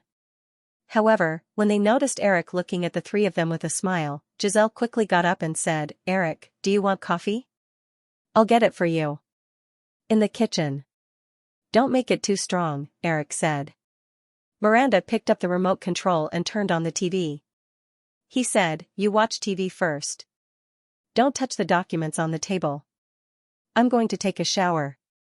The two girls nodded obediently, and Eric went upstairs. After taking a shower, Eric changed into a casual t-shirt and jeans. When he went downstairs, he saw the three girls sitting on two sofas. Giselle and Alexander were occupying the two-seater sofa, and Miranda was curled up on the one-seater sofa like a kitten without a care. Eric walked to the other sofa with a thick stack of documents in his arms. He picked up the advertising tender report and opened it. He asked Giselle casually, "This month's issue of Vogue should be published soon. What about the cover?" "It won't be published until the 10th, but I want to show it to you." Giselle took out her bag and took out a stack of photos. She sat down on the armrest of the sofa. Eric closed the financial report and took the photos from Giselle. He admired them one by one. In the photos, the girl was wearing light smoky makeup, a light gray ladies windbreaker, and high heels. She was half lying on a rectangular prop and looking at the camera seductively like a lazy cat. Miranda came over and looked at the photos in Eric's hands. Wow, so beautiful. But Eric, I can take photos like this too. Eric smiled. Giselle ignored Miranda and picked out a picture of her sitting on the sofa like a queen. With a hoarse voice, she said excitedly, Eric, this is the one that's going to be on the cover. However, Anna said that the effect of these pictures is very good and gave me 6 more pictures of the inner pages. Eric was also satisfied with the photos. You'll be busy when this issue of Vogue is published. Work hard. Of course. In fact, Thank you, Eric, Giselle said and bent down carefully. Eric didn't object, so she kissed him on the cheek. However, Giselle didn't manage to keep her balance. When she was about to sit down, she fell into Eric's arms. Miranda, who was sitting on the other armrest, kicked her legs in dissatisfaction. Eric helped Giselle sit down and grabbed Miranda's restless long legs. After admiring them for a while, he said with a smile, it's only 9 months. Don't torture yourself anymore. Because her legs were caught by Eric, Miranda leaned against the armrest in a strange posture. Her face was slightly red. Of course, she couldn't understand Eric's bad taste. She asked curiously, what 9 months? Eric patted Giselle's long, straight legs under her hot pants. Hey, this is a year. Alexander is also a year. You're 9 months. Giselle and Alexander were puzzled by Eric's novel unit of measurement, but it didn't stop them from looking at Miranda with some smugness. Miranda rubbed against Eric unhappily and compared herself with the other 2 girls. I'm not 9 months old. Well, at least 10 months. And I'm still growing. Well, there will be a day when you're 10 months old. Eric let go of the girl's legs and said, okay, go watch TV. Go back to bed on time. Miranda said coquettishly, Eric, can I sleep here? No. But I'm afraid of the dark. Miranda continued to find excuses, and even betrayed Giselle and Isabella a little. She pretended to be casual and said, the 2 of them sleep together, but I'm alone. I asked them to sleep together. Well, I'll find you a partner when I'm free, okay? No way. In between the filming of Casino Royale, Eric spent a week reading the Wachowskis' script for the 2 sequels to The Matrix. Although the plot of the new script was slightly different from the original, the confusing plot style was still the same. In the original spacetime, the Wachowskis had enough production power because of the success of the first film, so they tried their best to stuff the 2 sequels with their own ideas. The first film of The Matrix, with its cool action design, innovative filming techniques, and deep philosophical content, caused a huge response on a global scale and gathered a large number of fans. The second sequel, although the plot began to collapse, but with the accumulated box office appeal of the first film, and the coolness supported by a large number of special effects, it still reaped more than $700 million in box office worldwide. However, the overall quality of the second film was far lower than the first, and it quickly consumed the accumulated popularity of the series, directly causing the third film's box office to plummet. Many people felt that the reason why the third film of The Matrix had the lowest box office in the series was related to Time Warner's too rushed scheduling. The 2 sequels were released less than half a year apart. But in fact, from Time Warner's steady brand management of the Harry Potter series over the past 10 years, it was not that they did not understand the principle that a series released too close to each other would affect the box office. It was just that The Matrix 3 was completely mediocre and low quality, so Time Warner did not dare to delay it. Therefore, with the intention of getting as much money as possible, they arranged for the film to be released as early as possible before the popularity of The Matrix had completely cooled down. The facts also proved that Time Warner's decision was correct. With The Matrix 3's completely bad reputation, if it was delayed for a year or 2, the influence of the first 2 films would have dissipated. By then, it would be good if the box office could reach 300 million worldwide, and it would be impossible to reach the 400 million mark. Eric also hoped that the two sequels could be shot consecutively, so that they could save a lot of money. However, to avoid the mistakes of the Matrix series, Eric dismissed the idea. In his reply to the Wachowskis, he rejected the consecutive shooting plan and asked the brothers to rewrite the script. Eric also made up his mind that if the script did not satisfy him, the series would be shelved for a long time. Firefly had collected enough copyright resources over the past few years. Marvel alone was enough to develop for 30 years. Therefore, the company did not rely too much on these popular series and had enough confidence to pursue excellence. Los Angeles. The release of The Matrix had entered its third week. Due to the lack of strong new releases, the box office only dropped by 21% in the second week, earning another $61.97 million, bringing the total box office to $140 million in 2 weeks. It happened to be a Saturday, and Katzenberg didn't have the time to rest. When he received Eric's reply about the script for The Matrix, he specially invited the Wachowskis to have breakfast at Firefly Studios in Praia Vista and told them about Eric's decision. Eric means that you can add your own ideas, but the premise is that the sequel script must be a complete and smooth story. On the other hand, the script you've given us is more like fragments.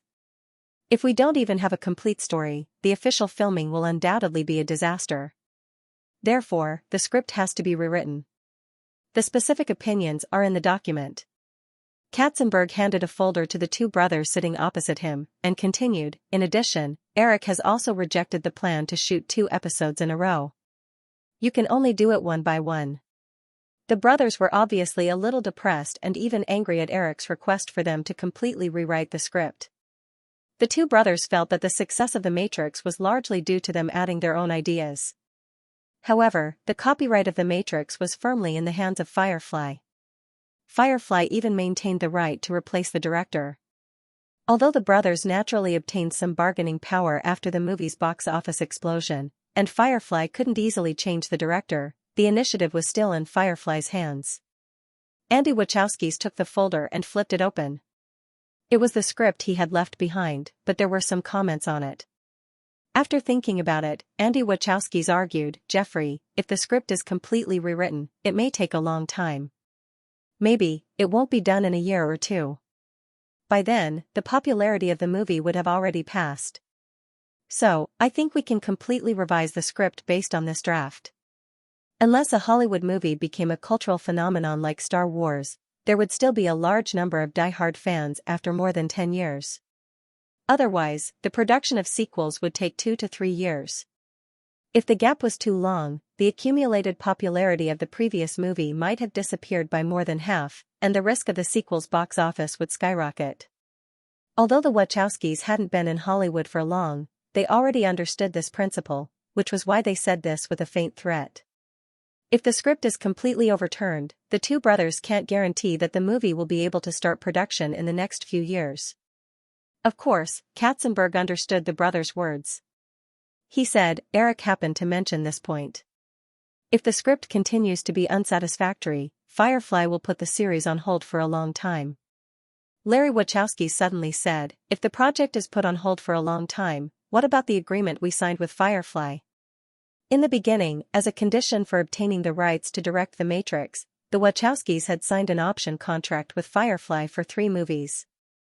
In other words, before the 3 movies with Firefly were completed, the brothers couldn't cooperate with other movie companies. Otherwise, it would be considered a breach of contract. In order to ensure that the trilogy of The Matrix could be completed, the original Wild Flowers was not included in this contract. In other words, the brothers still owed Firefly 2 movie contracts. When Katzenberg heard Larry Wachowski's question, he shrugged slightly and said, so, I suggest that you focus on the sequel script. Andy Wachowski's probed. If the script can't be completed for a long time, can we make other movies, or, first, cooperate with other movie companies? For other films, as long as the project is good enough, it might be possible, Katzenberg replied ambiguously. However, if you want to cooperate with other film companies, unless you complete the contract, it's impossible. Firefly used The Matrix to make you famous, not for you to use your fame to make money for other film companies. There's no such logic in Hollywood. Katzenberg's increasingly tough tone made the Brothers very unhappy, but what was depressing was that they also knew that it would be difficult for them to get out of this contract. At this point, there wasn't much for both sides to talk about. Andy Wachowski's put away the folder in front of him expressionlessly, got up, and said, "We understand. If there's nothing else, we'll take our leave." Katzenberg got up and politely extended his hand to the brothers. Then, goodbye. After personally sending the Wachowskis out of the restaurant, Katzenberg returned to his seat. Frank Wales had already sat down. He had been in the restaurant just now, but he didn't disturb Katzenberg and the Wachowskis' conversation. When Katzenberg sat down, Frank Wales said, "Jeffrey, you don't have to be so stiff with them. You can be more gentle. It's your job to appease people." "I don't have such an obligation," Katzenberg joked with a smile. He had seen the Wachowskis' Crazy Flowers, and the recent sequel to The Matrix had a confusing script. With so many years of production experience in Hollywood, Katzenberg felt that the brothers wouldn't have much success in Hollywood other than The Matrix. Both of them were too obsessed with their own world of films. This strong personal style might give them a chance to win an Oscar, but it would be difficult for them to make a difference in the box office. As for the Oscars, Katzenberg was also not very interested. He felt that the most fundamental purpose of a film company was to pursue profits. Honors were just icing on the cake. When he was in charge of Disney Animation, whenever the animators wanted to increase the artistry of the animation, Katzenberg would mock them by saying, "Do you want to win an Oscar?" This sentence even became his catchphrase. "Well, whenever you need me to appease people, just let me know," Frank Wales also joked. Frank Wales had been a well-known moderate in the company since the Disney era. In the 80s, Disney's board of directors had originally intended for him and Eisner to be the joint CEO of Disney. The various powers had been arguing over this, and it was Frank Wales who had offered to be Eisner's deputy that resolved the impasse. In the Firefly era, because of the appearance of Eric, Frank Wales escaped the plane crash that he should have encountered in the original spacetime. Katzenberg took over, and Frank Wales still conscientiously served as the second-in-command of the Firefly group. His mellow character also made most of the company's management respect him, including Katzenberg. The two chatted and finished a cup of coffee. Frank Wales calmly handed a box office data to Katzenberg and said, "Our box office situation this week doesn't seem to be very good. According to Hollywood's box office statistics cycle, yesterday was the first day of the new week." Katzenberg did not have time to check Friday's box office data report. Katzenberg took the A4 that Frank Wales handed over and looked at the data table. Just at first glance, Katzenberg frowned slightly. The first place in the box office for the new week was not Firefly's Fatal Island, but a black comedy from Universal Pictures called The Fat Professor. This seems to be Eddie Murphy's new film? As the head of Firefly, Katzenberg knew his competitors' blockbuster new films like the back of his hand. But before this, he did not pay special attention to this black comedy starring Eddie Murphy, so his tone was a little doubtful. Since the box office failure of Beverly Hills Detective 3, Eddie Murphy had been a little quiet in the past few years. In other words, many people, including Katzenberg, thought that with the strong momentum shown by Firefly, Fatal Island would almost certainly take the first place in the box office on the first day and the first week. However, the result was that the box office of Fat Professor was $7.9 million on the first day, while the box office of Life-Threatening Island was $7.4 million on the first day. Although there was not much difference, and there was even a possibility of a reversal on Saturday and Sunday, Life-Threatening Island lost on the first day of release. When this unexpected box office data came out, Frank Wales could not reach Katzenberg on the phone, so he hurriedly came here. "Yes," Frank Wales nodded and said with a worried tone, "I don't think this is a good sign. You know, there's also Cameron's Titanic." Although Katzenberg also felt that something was wrong, he still comforted him, "Let's call Brian and the others from the distribution department for a meeting later to discuss it first." "But, Frank, this is only the first day's data. Besides, we have nothing to worry about. Even if we really encounter one or two box office failures, Firefly's stock price will not fall by 10% because we are not listed at all, haha." Katzenberg smiled and continued, "What's more, you've seen the income from the recent TV advertising bidding. I just think that Eric's strategy of making films in the past few years is a little too risky. It's either a newcomer or a super big production. Although, well, Michael Bay, David Fincher, and the Wachowski brothers have all proven their strength, our good luck may not last forever. I think we need to communicate with Eric properly. He shouldn't be so capricious anymore. Katzenberg could feel the sincerity in Frank Whale's tone. He was really thinking for Firefly. In fact, Katzenberg had the same feeling. It was just that although he knew that Eric was definitely not the kind of person who was headstrong and self-opinionated, so far, although the films led by Eric had their box office failures, in general, none of them had encountered a very tragic failure. This was almost a miracle in Hollywood. For someone who had not experienced failure, running out and telling him that his method was wrong, that the rules were not like this, that he should do this, that he should do that, Katzenberg thought about it and felt that this scene was a little strange. There had always been only one rule in Hollywood: the winner takes all. If your film could achieve high box office and make investors rich, then you would be a hero in Hollywood. I agree with your point of view. Katzenberg thought about it and said, it's just that now is not the right time. We should probably wait until the end of the year. Well, at that time Eric should be more receptive to our opinions. Obviously, Katzenberg was not optimistic about the box office prospects of Titanic. Frank Whale immediately understood when he heard this. He nodded and said, okay, then we'll talk about it when the time comes. By the way, over at FFM, Wayne Stan suggested that he wants to buy Brad Gray's production company. Have you received the report? Well, Harvey wants to set up the production department of FFM. Brad Gray happens to be his former deputy. He probably wants to use an acquaintance. However, I think it's a bit unnecessary to buy Brad Gray's production company. Other than the TV series that Eric personally picked, Brad Gray's production company has some investment rights. I don't think there's anything valuable about it.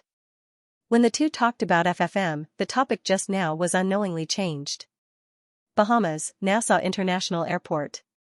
Around the spacious venue, a few high-powered lights illuminated the enclosed area of the airport.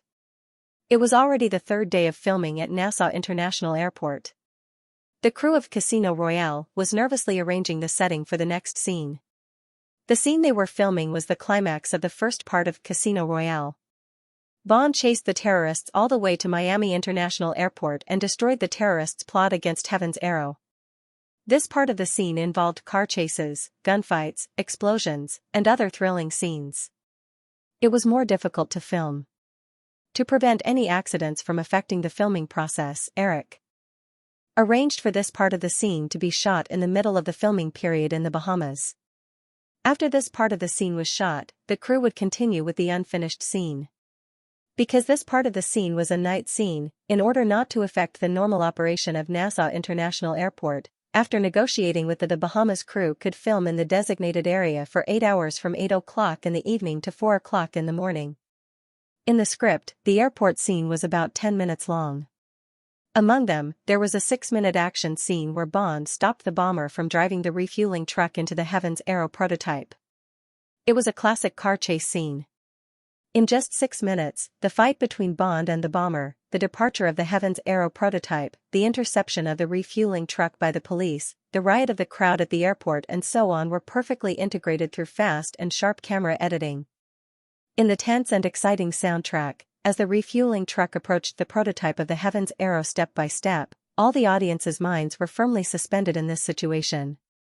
Finally, as the bomber detonated the bomb that Bond hung on his body, the sound of a bang was like a release of extreme depression, which made the audience involuntarily feel a sense of relief. Of course, although the car chase scene looked good, it was extremely tedious to film. There were a lot of difficult scenes. Just the preparation time alone was usually several hours. In order to create a sense of realism, there were all kinds of planes, cars, and extras on the set. It was a big test of the director's ability to control the scene. Before filming, Eric had entered the airport with the crew many times to study the shooting plan. At the same time, he made minor adjustments to the shooting plan based on the scenes in his memory. 2 weeks after the start of the shoot, the crew officially entered Nassau International Airport for filming. On a runway at the airport, Eric and Nick Frank were discussing the camera positions for the next scene with the special effects artist from the Digital Domain. This was the scene of the refueling vehicle rushing toward the Heaven's Arrow prototype, brushing past a passenger plane that was diving down. This scene was definitely not a real shot. The landing airliner would be fully CG in the post-production. It took Nickel 2 hours to finish shooting the dive shot from the subjective perspective of the pilot. The special effects team would later modify the shot into the interior of the cabin. What they were about to shoot now was the moment when the passenger plane swooped down. A police car was blown up by the terrifying reaction force of the passenger plane's engine. Looking at the police car installed on the pop-up device by the special effects artist, although it had been tested in other places before, it didn't have a direct visual effect for reference. Eric, Nickel, and the special effects team discussed for a while. They couldn't make up their minds. He hoped that one of the cameras could be placed in the path of the police car being thrown out. The effect of the police car rushing toward the camera after being thrown out would be more visually shocking on the big screen. However, this would also easily cause the expensive camera to be destroyed by the flying car. After hesitating for a moment, Eric said, "Stop the shooting for now. Let's pop the car out once to see the effect. Also, get someone to bring over a prop car as backup." The cheapest camera in the crew cost more than $100,000. General Motors, on the other hand, custom-made prop cars for the movie only cost $5,000 on average. Although Eric didn't mind if one or two cameras were destroyed during the shooting if necessary, it was better to avoid it. Following Eric's decision, the assistant producer in charge of the props left the crowd to prepare the backup car. Eric, Nickel, and the others retreated to a safe position. After the special effects artist confirmed that everything was ready, he pressed the remote control button of the pop-up device. With a muffled sound, everyone nearby felt the ground under their feet tremble slightly. The police car on the pop-up device flew into the air. After it was thrown 7 or 8 meters away, it crashed to the ground. The force of the car didn't decrease after it landed, and it continued to roll forward. When the scene came to a complete stop, the originally good-looking police car had turned into a pile of scrap metal. Various parts were scattered all over the ground. Eric wasn't in the mood to be emotional about this scene. He hurried over with Nickel and the others and saw a shallow pit on the cement ground where the car landed.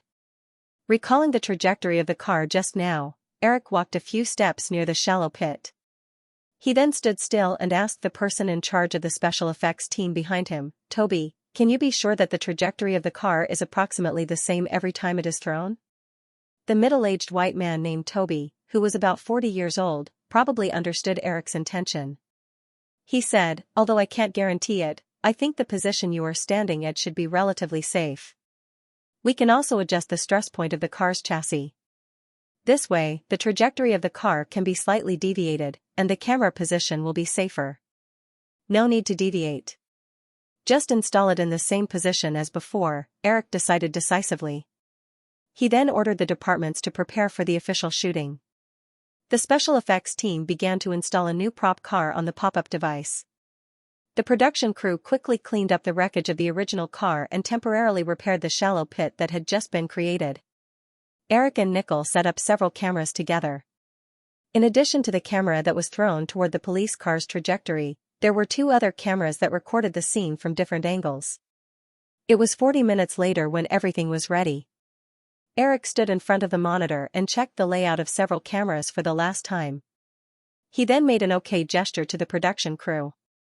Casino Royale, Act 54, Scene 7, Action. On the side of the cameras, the refueling car and another police jeep moved at the same time. A few seconds later, with a familiar tremor under their feet, the police car on the pop-up device was thrown out again. Eric stared at the most important camera number 3 and saw the car flying toward the camera. Then, the monitor screen suddenly turned black as the tail of the police car approached infinitely. Not far away, the sound of the police car rolling after it landed continued. Nickel, who was standing next to Eric and also watching camera number 3, could not help but blurt out, "Oh, my God, my Bonnie." After the monitor screen turned black, Eric had already looked up. Because the shooting at camera number 3 was more dangerous, the cameraman did not personally operate it. He just fixed the camera in the corresponding position. At this time, the camera and its fixed bracket had been broken. It was probably very difficult to repair. In this case, the insurance company would not compensate. Although Eric also felt sorry for the Kodak professional camera that cost $150,000, he looked at Nickel and said, "This camera has a name?" Nickel and Eric walked toward the camera together, wanting to see if there was any room for rescue. Nickel's tone was still sad. "Of course, every camera I have used has a name." "Oh, then I'm sorry. But you should know that the first rule of the apocalypse is not to name anyone or anything around you. It will make you weak." Nickel came to the scene, picked up the camera lens that fell on the ground, and said to Eric, "Don't tell me that the end of the world will often appear on the set of your movies in the future. I will go crazy." The others gradually gathered around. Eric patted Nickel's shoulder to comfort him, and said to the head of the special effects team, Toby, who looked apologetic, "Accidents are inevitable. Everyone, prepare again. I hope that we can successfully complete this set of shots next time." Nickel found the film box on the camera in the mess, checked it, and said, "Eric, although the camera is broken, the film that was just shot should still work." Eric took it and looked at it. There was no damage on the outside of the film box. However, Eric looked at his watch. It was already 2:40 in the morning. Except for the current set of shots, all the planned shots for today had been completed. "So," he said, "let's shoot one more. After that, we'll call it a day. Everyone can go back and rest early today." After a burst of cheers, everyone quickly got busy. Although Eric did not adjust the position of the camera, there were no more camera accidents in the following shooting. The results were satisfactory. Although there was still half an hour to 4 o'clock, Eric still called it a day ahead of time. After all, night shooting was very tiring. After arranging the work on the set, Eric took a speedboat back to his residence on Paradise Island. He fell asleep as soon as he lay down on the big bed. He woke up at 12 o'clock sharp. He took a quick shower and changed into a casual t-shirt and trousers. Then he left his residence and walked to the restaurant of the resort. At noon, the sun was shining brightly on Paradise Island. There was no trace of people on the white beach not far from the resort. Although summer was a good time for vacations in the Bahamas, tourists rarely stayed outdoors after 10 o'clock in the morning. Most of the crew members were still resting, but some of the crew members who were on shift showed up at the restaurant on time for lunch. Eric walked through the path of the resort, greeting people from time to time. As soon as he entered the restaurant, Miranda, who was chatting with Ivanka and her daughter, waved at Eric excitedly. After the release of the new issue of Vogue, Giselle quickly became famous in the fashion circle with her outstanding talent. Soon, she received a series of cooperation invitations. Giselle and Alexander left the Bahamas in a hurry a few days after they finished shooting that scene. Only Ivanka, her daughter, and Miranda stayed behind. Eric hadn't seen them for a few days because the filming schedule had been reversed. He guessed that they had gone to other islands in the Bahamas to play. Eric walked over and rubbed Miranda's head. She was wearing a light pink dress. He ordered lunch from the waiter and sat down. He asked Ivana Zelnikova, who was sitting opposite him, "Did you have a good time recently?" "Of course. Thank you for your hospitality, Eric," Ivana Zelnikova said. Then she added, "By the way, Ivanka and I are leaving in the afternoon. I'm here to say goodbye to you." "Why are you in such a hurry? Why don't you stay for a few more days?" Ivana Zelnikova said, "Innie's father called and said that he would take her to Europe for a vacation. I had to send her back in advance." "Oh, that's a pity." Eric looked at Ivanka. "Where are you going to Europe?" "We're going to Europe next month. Maybe we'll meet." Ivanka smiled shyly. "Norway. My father said that he would take us drifting." "Norway." Eric shrugged regretfully. "Then we might not be able to meet them." Ivanka picked at the ice cream in front of her casually. She looked at Eric and whispered, "It's okay, Eric. Next time you come to New York, you can come to my house." Eric could see the hope in the girl's eyes, but he also knew that it was Donald's invitation. He didn't care. He nodded. "Okay. I'll be there when I'm free."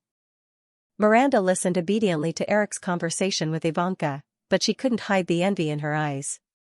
Ivanka was about the same age as her, but it was only a summer vacation, and she could go almost anywhere on Earth. Also, looking at the pure silver bracelet with diamonds on her wrist, Miranda sighed in her heart. This was a gift from Ivanka a few days ago. It was an ordinary pure silver bracelet. Of course, she didn't mind, but this bracelet had a double C logo on it. This was Chanel. Such a bracelet would probably cost more than $1,000. It was said that this was a very ordinary gift for her 12th birthday. Sigh. When can I live like this? Miranda glanced at Eric beside her, and thought with some resentment. Ivanka and her mother's flight was at 6 o'clock in the afternoon. Although they were boarding at Nassau International Airport, Eric couldn't spare the time to send them off personally. So, after lunch, he didn't rush back to his place. Instead, he chatted with them for a while. It was already 2 o'clock in the afternoon when he returned to his place. Miranda followed Eric to his place like a little tail. Eric sat down on the sofa in the living room and turned on the TV. He waited for his assistant to send some documents over. Looking at Miranda, who ran to the refrigerator to get 2 bottles of juice and came over, Eric took a sip of the juice and put it on the coffee table in front of him. They've all left. You should go back to Los Angeles, right? It's summer vacation now, Eric. And the TV series is done. I don't have anything to do when I go back. Miranda said with a pitiful look on her face. She took off her shoes and curled her 9-month-old legs on the sofa. She rubbed her knees against Eric's legs. Then go back to Australia. Your parents must miss you a lot. No, I don't want to go back. Miranda immediately shook her head. Then, she realized that it might be a little inappropriate to say that. It sounded like she didn't miss her parents at all. Although, it was the truth. After a pause, Miranda quickly added, "It's winter in Australia now. I'm afraid of the cold. But you can't stay here all the time. Everyone is so busy. There's no reason for you to hang around all the time." Miranda rolled her eyes and reached out to hug Eric's arm. Her small body leaned over and said, "Then, Eric, I want to go to Miami and Orlando. I haven't been to Disneyland yet." Both cities were in Florida, which was close to the Bahamas. The airport scene that was being filmed was set at Miami International Airport. However, Eric still frowned slightly and said, "I'm worried about you running around alone. I won't be able to explain it to your parents." "Of course I'm not alone. Claire can accompany me." Eric was puzzled. "Who's Claire?" Miranda pouted unhappily. "Claire is the assistant that the company assigned to me. She came to the Bahamas with me. You've even seen her before. How could you forget?" Eric tried to recall. Only then did he vaguely remember the brown-haired Caucasian woman in her 20s who followed Miranda around a few days ago. Although Miranda was personally arranged by Eric to work at ICM, the girl was not famous after all. ICM could not have assigned her a long-term assistant. Miranda herself could not afford to hire one now. It was probably because of this special situation that ICM specially sent someone to take care of her. Eric thought about it. Just as he was about to say something, the doorbell suddenly rang.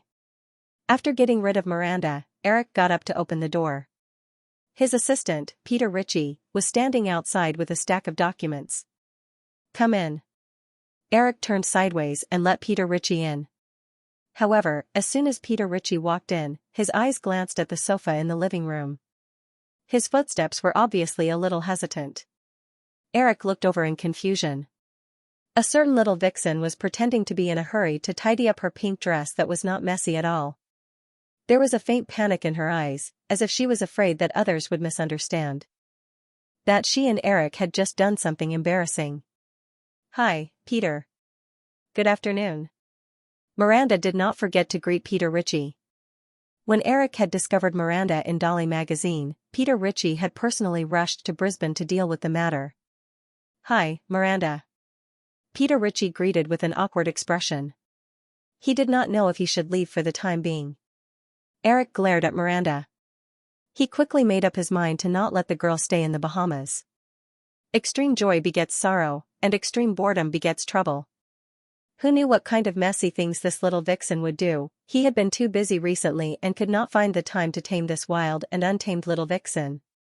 "Let's go to the study," Eric said to Peter Ritchie, who was hesitating.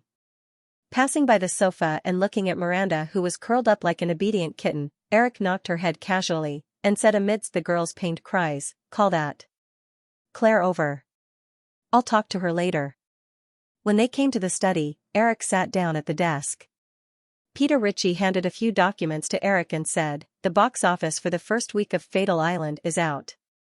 Also, the company's analysis of the box office results of this film."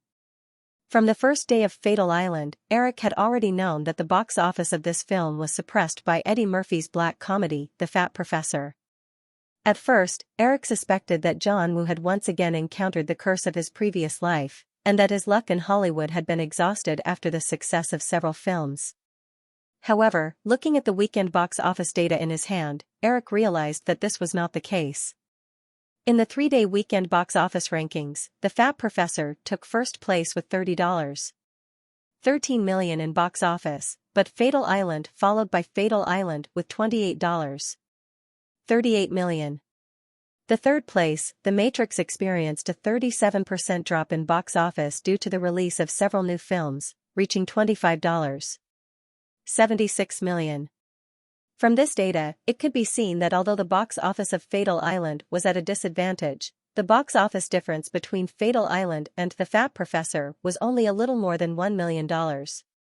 Firefly's distribution department predicted that the box office of Fatal Island should be around $42 million in the first week. Looking at the box office data in his hand, Eric asked Peter Ritchie, "I remember that Fatal Island had a very good reputation during the test screening stage, right?" "Yes, Fatal Island had a comprehensive rating of around 7.5 from various media outlets. In the audience survey we arranged, it also had a very good reputation. But The Fat Professor only had a rating of 5.6. Peter Ritchie did not comment too much on The Fat Professor. After all, a box office loss was a loss.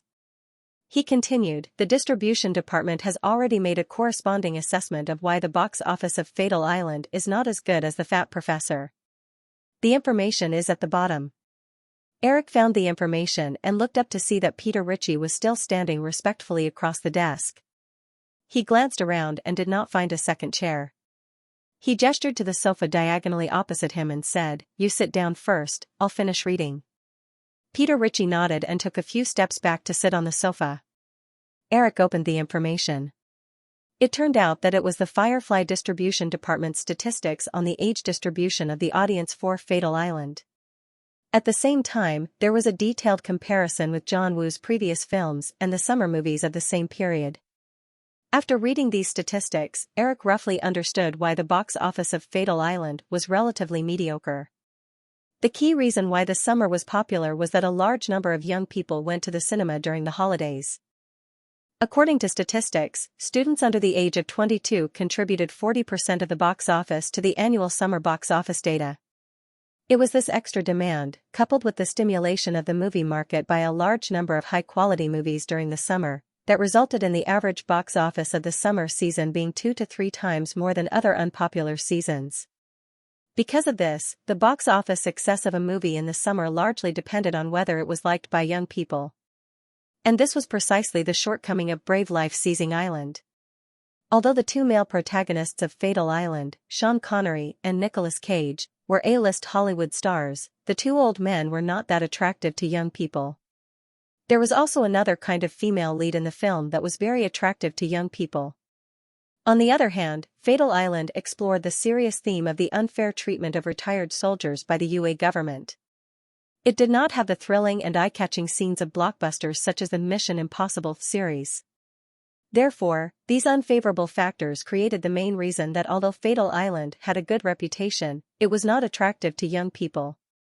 In the comparative data, only 17% of the audience of Fatal Island was under the age of 22. This proportion was even far lower than The Matrix, which was rated as R-rated. The proportion of The Matrix in this audience range reached 35%. At the same time, the proportion of audiences for Fatal Island was also lower than Mr. and Mrs. Smith and other films directed by John Woo. Even so, Fatal Island was definitely not a failure. The Firefly distribution department estimated the box office to be $130 million in North America and $200 million overseas based on the word-of-mouth and box office data after the release. Compared to the production cost of $75 million, Firefly could roughly recoup its cost in the box office. So, we still lost in the end, so. After reading the information, Eric looked up at Peter Ritchie and asked, "Now, what is the reaction from Hollywood?" Peter Ritchie thought for a while and said, "There aren't many other Hollywood studios that have made a public statement on this, but Universal has already said this morning that they will hold a celebration party for The Fat Professor this weekend. In addition, the media is very active on this matter. After all, this is the first time in 3 years that we have lost control of the June slot."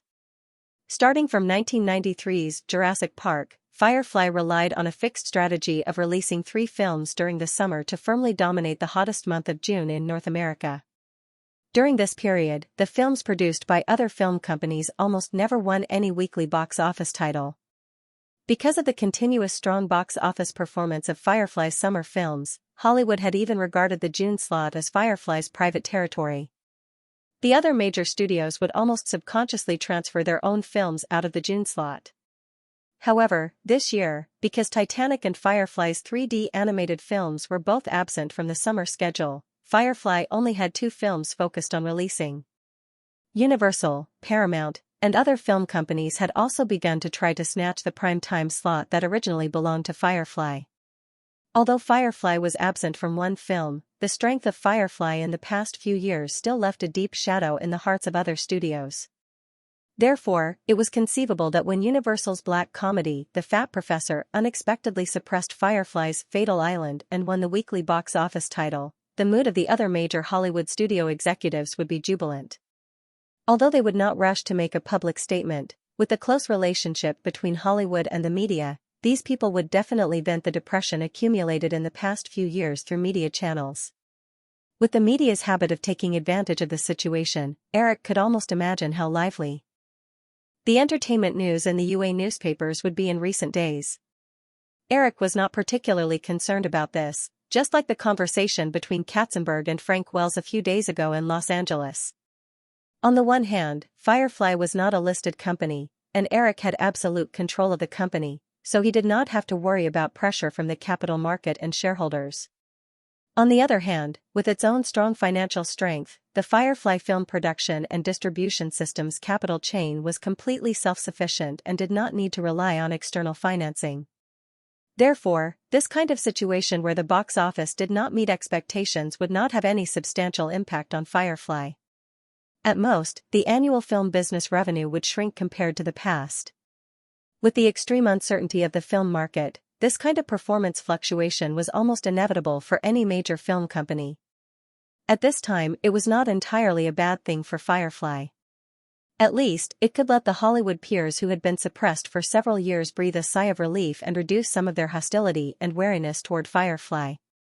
After talking with Peter Ritchie for a while, Eric signed a few necessary documents and sent his assistant away. Leaving the study and going downstairs to the living room, Miranda saw Eric coming downstairs and immediately got up to greet him. A white woman who was sitting on the single sofa next to her also stood up. The woman was wearing a woman's blouse and a black knee-length skirt. She was about 1.7 meters tall and had brown hair. Her appearance was average, but there was a faint shrewdness in her eyes. "Eric, this is Claire Weitzman," Miranda introduced as she held Eric's arm intimately. Eric nodded and gestured for her to sit down again. He asked, "You're an intern at ICM, right?" "Yes, Mr. Williams. I dropped out of USC last year and just entered ICM for a year." Nearly 50% of American college students dropped out halfway. Eric was not surprised that Claire was honest. He guessed that she might be the daughter of an ICM executive from the school she studied at. USC was a famous school for the children of the rich in North America. It was definitely not a pure coincidence that Claire was sent to be Miranda's assistant. After all, the ICM executives must know that through Miranda, they could get the opportunity to contact him. This was probably a resource that any agent dreamed of. Eric was too lazy to care about the twists and turns. He said, "Miranda has nothing to do here. Accompany her to Florida and then return to Los Angeles." Claire smiled and nodded. Of course, Mr. Williams. This is my job.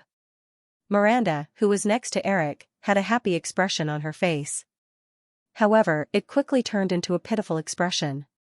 She gently shook Eric's arm and said, Eric, I can't even afford a plane ticket back to Los Angeles now. Eric smiled and reached out to pinch the girl's pitiful face. He took out his wallet and wanted to write a check for the girl. However, Miranda had already leaned over like a curious kitten and peeked into Eric's wallet. Wow, this, black. I've heard of it before. Eric, can I use this black credit card? Although the famous American Express Black Gold card was only released in 1999, in fact, many banks' top credit cards were black. Eric was not a collector. There were only 3 or 4 credit cards from major American banks in his wallet. Seeing the girl's tempted expression, Eric smiled and inserted the pen back. He took out the black Citigroup card and handed it to the girl. Here, don't spend it. Play for a while and then go back to Los Angeles obediently. I know. Miranda took the credit card with a joyful expression, and kissed it with her pink lips. Realizing that it was inappropriate, she hurriedly hugged Eric's neck and kissed him on the cheek. Eric, you're such a good person. Eric was speechless. He did not expect that his unlimited black card would be exchanged for a good person card. What a loss. He reached out and carried Miranda, who was almost riding on his lap, away. Eric said, Go find Peter. Ask him to call my accountant and authorize it. Also, don't praise people like this in the future. After getting rid of the annoying little minx, Eric continued to work on Casino Royale. However, in Hollywood, the media discussion caused by the box office failure of Fatal Island did not fade away because of the passage of time. Instead, it became the beginning of a storm. After the news that the box office of Fatal Island lost to Fat Professor in the first weekend came out, most of the media in North America was in an uproar. Although they also realized that this kind of celebration was very unreasonable, the news of Firefly's first box office failure after occupying the June slot for 3 years was still big news after all. It was even more attractive to ordinary people than the news of a large financial group in the United States suddenly going bankrupt. Therefore, whether it was to attract attention or the forces behind it really wanted to celebrate, in short, most of the media showed a gloating attitude towards the news of the box office failure of Fatal Island. The uproar lasted for a week. On June 21, The Mummy 2, a blockbuster film produced by Universal for 2 years, was officially released on more than 3,300 screens in the United States. At the same time, Ace Commissioner, which was produced by Sony and starred Jim Carrey, was also released. Relying on the accumulated popularity and overwhelming publicity of its predecessor, The Mummy 2 had a strong momentum. In just 1 week, it harvested $84.29 million in box office in North America, easily becoming the box office champion of the week. At the same time, it also achieved the best result of any film released in 1996 so far. At the same time, just as Firefly had predicted, although there were not many young people in the audience, due to the high quality of the film, the box office only dropped by 23% the next week. Once again, the film earned $32.17 million at the box office, ranking second on the weekly box office rankings. Sony's Ace Commissioner, which was highly anticipated by Sony, had a box office far lower than industry expectations. In its first week, it only earned $29.96 million in the box office on more than 2,600 screens, ranking third. Because Jim Carrey's $20 million salary significantly increased the film's production budget, the total cost of the film reached $60 million. However, based on the poor reviews of the film, Jim Carrey's first film after he was released from his original contract might also be the first film that failed to exceed $100 million in the North American box office after he was cast as the male lead. As expected, Fat Professor also fell by 39% in the box office. The weekly box office was $27.45 million, ranking fourth. In its fourth week, the box office of The Matrix dropped by 46%, squeezing into the fifth place with a weekly box office of $20.08 million. At the same time, after 4 weeks of screening, the North American box office of The Matrix easily exceeded $200 million, reaching $2,054 million. Because of the congenital weakness of Fatal Island, although it performed well the next week and surpassed Fat Professor, the total box office of this film would only be around $130 million. Therefore, although the box office of The Matrix exceeded $200 million, the media still did not let go of the opportunity to ridicule Firefly. Instead, they compared Firefly's box office results this year with last year's. Firefly's 3 summer releases last year, Jurassic Park 2, Lone Ranger Day, and Toy Story 2, had a total of more than $811 million in the North American box office alone. A few years ago, Firefly's summer box office remained at this level. But this year, everything seemed to have taken a turn for the worse. Although the box office of The Matrix exceeded $200 million, the expected box office of Fatal Island was destined to bring in a good profit for Firefly in the later stages.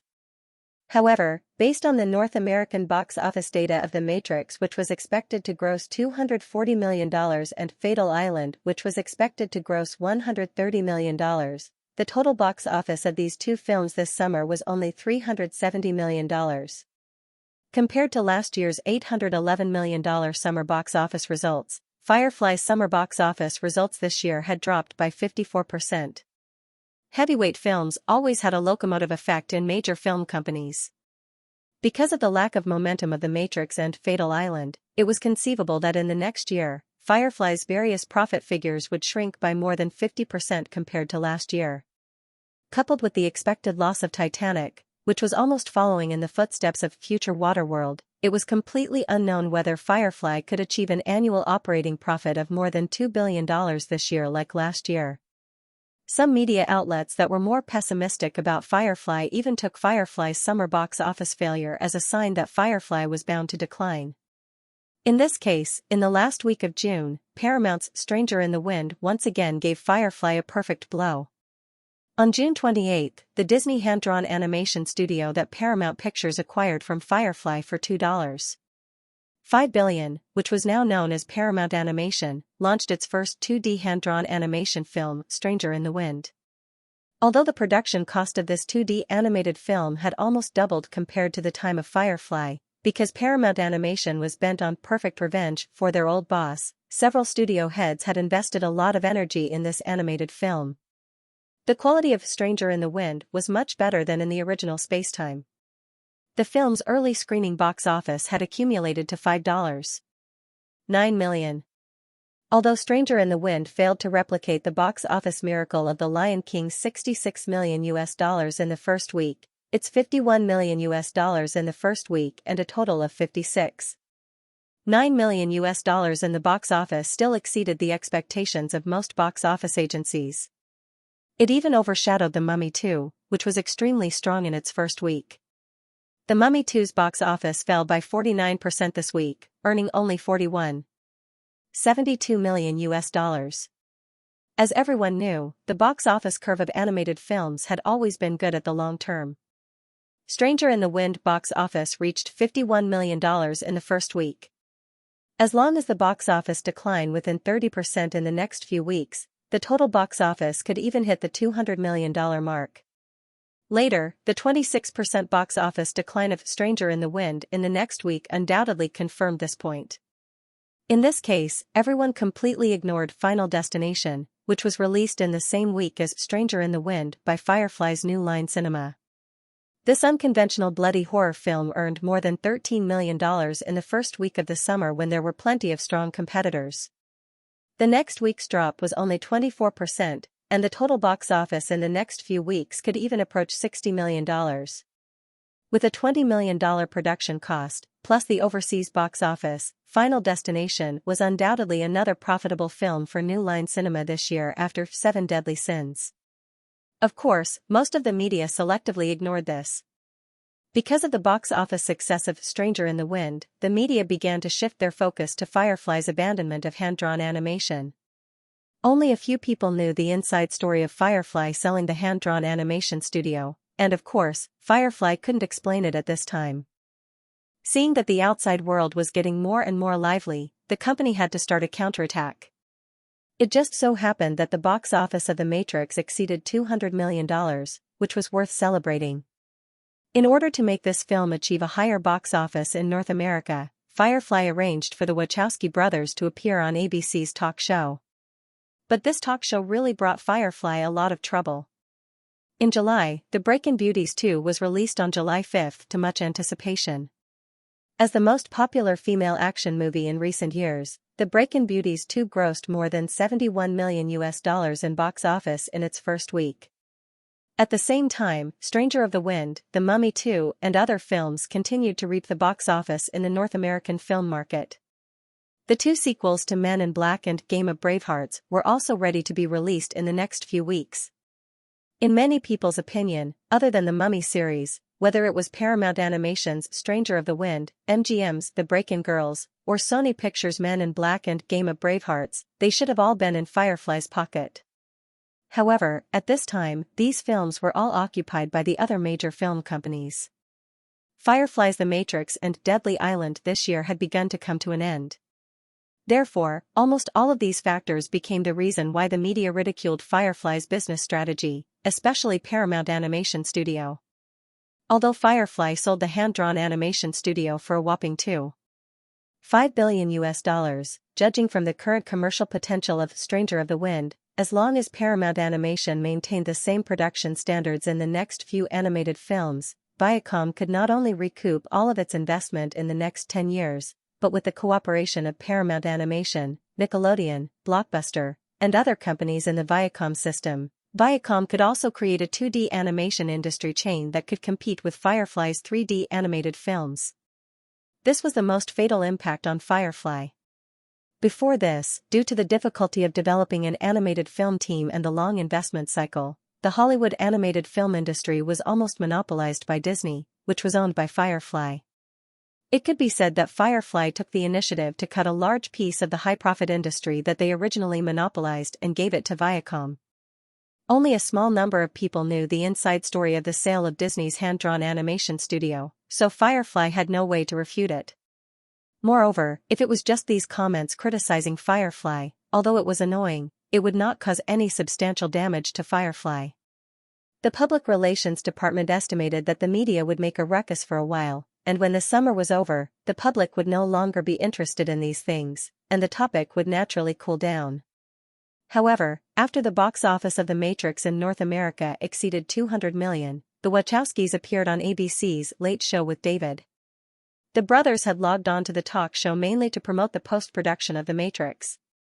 They hoped that the movie's box office would last longer in the next few weeks. Although the two of them were already famous, they were the kind of people who liked to keep a low profile. It was Frank Wales who personally called the two of them to arrange this talk show. However, during the interview, the Wachowskis accidentally mentioned that the script for the movie had been rejected by the company and that they were rewriting the script. Firefly didn't show much sensitivity to this topic. But perhaps it was because news about Fireflies often made headlines recently, and a large number of media people had their eyes fixed on the people and things related to Fireflies recently. Naturally, this news was noticed by people who were observant. After the Wachowskis finished the interview, they had just returned to Chicago where they lived for a long time when a paparazzi who had been waiting for them for a long time pestered the brothers. After a few days of pestering, and because Andy Wachowski's had just come out of the bar and had just drunk some wine, the paparazzi finally tricked him into bringing him back to the bar again for an exclusive interview. Although the concept of the original novel that Eric had released in advance was referenced, the brothers had always treated the script of the trilogy as their own painstaking effort. Ever since the script was completely rejected by Eric, the brothers had been quite depressed recently. Andy Wachowski's was in a daze as he poured out a lot of grievances to the excited paparazzi. So, the next day, the most influential newspaper in Chicago, the Chicago Sun, published a related article. The Matrix is undoubtedly the best sci-fi film in recent years.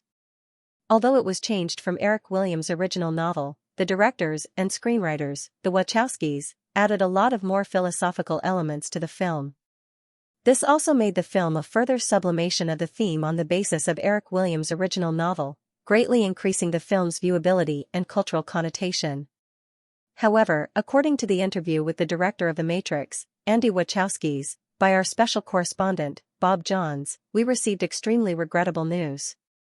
In the process of adapting Eric Williams' original novel, the Wachowskis had conceived a complete trilogy series from the beginning, but after the success of the first part, the scripts for the next two parts were completely rejected by the senior management of Firefly.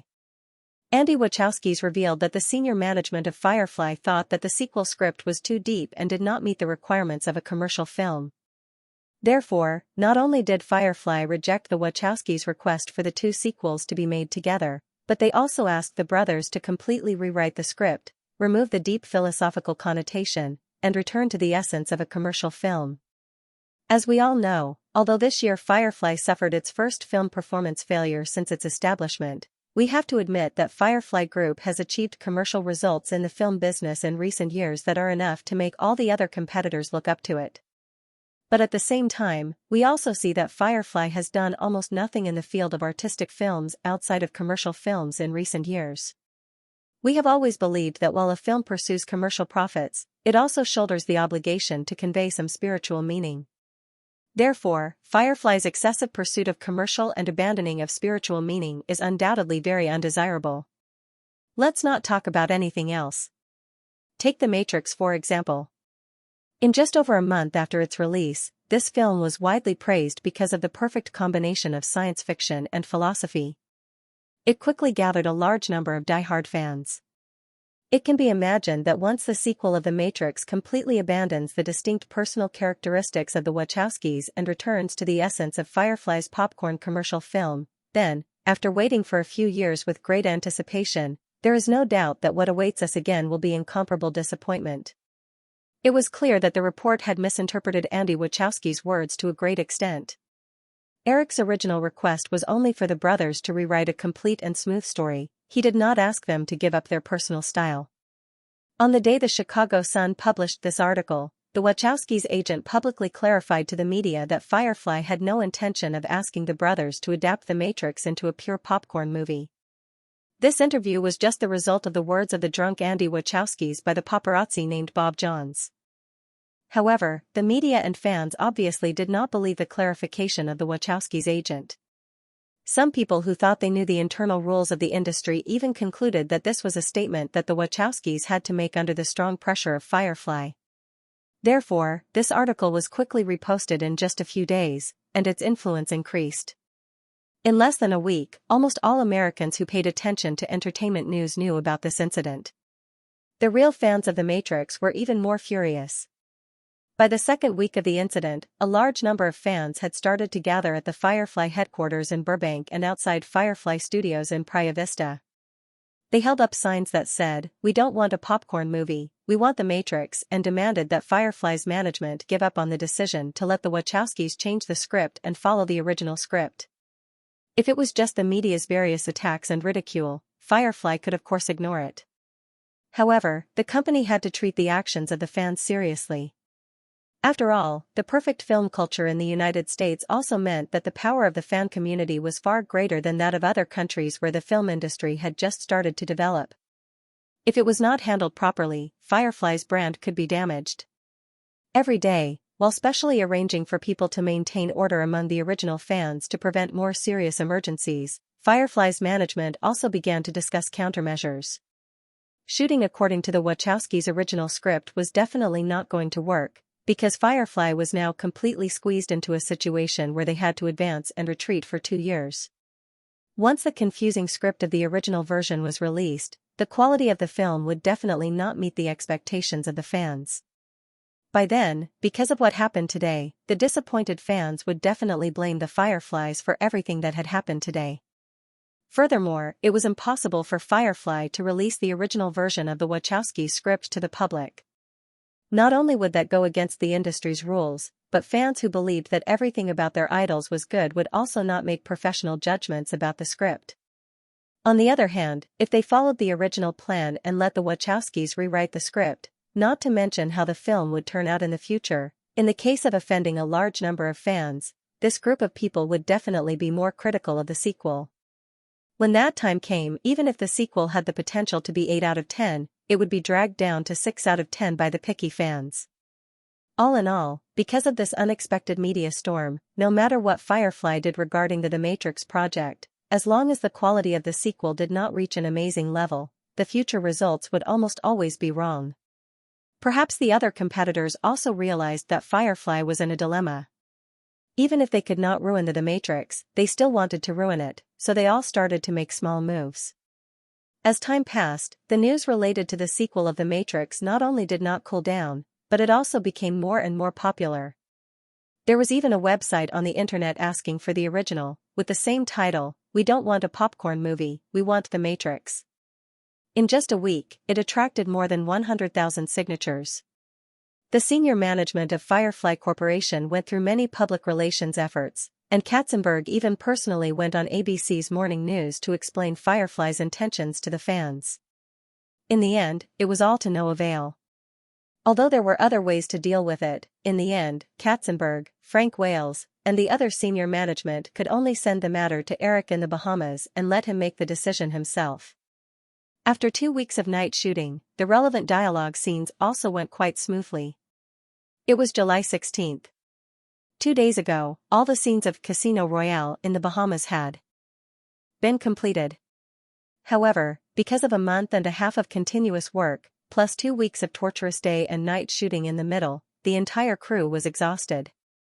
Eric was not in a hurry to get the crew to the next filming location. Instead, he gave the entire crew 3 days off so that everyone could enjoy the sunshine and beaches of the Bahamas. While the film was being shot, of course, Eric also kept an eye on the series of events in Los Angeles. He thought that Katzenberg and the others would handle the matter properly, but when his first assistant, Kelly Haynes, personally came to the Bahamas with a stack of documents, Eric realized that things had developed to the point of being on the verge of getting out of control. On the sofa in the living room of Eric's residence, Kelly handed a document to Eric and explained, "The current situation is that we are almost completely unable to give the fans a satisfactory explanation.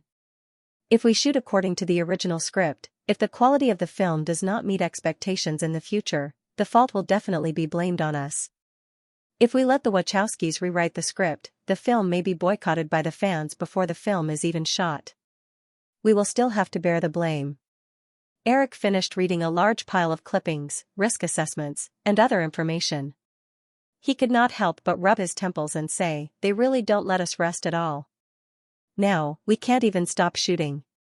Kelly smiled bitterly and said, "Yes, if the project is shelved, we will still offend the fans, and it may be the worst kind of offense, because they will feel that they are neglected and looked down upon. Okay, let me think about it." Eric rubbed his temples and looked at Peter Ritchie sitting on the other side. He said, "Go find a place where we can have a video conference. There should be one in the Ocean Club Center, right? Let Katzenberg and the others come online on time tonight, and we can discuss it again." Peter Ritchie nodded and hesitated. He said, "Eric, the video conference may be a little difficult. There shouldn't be any video conference equipment here.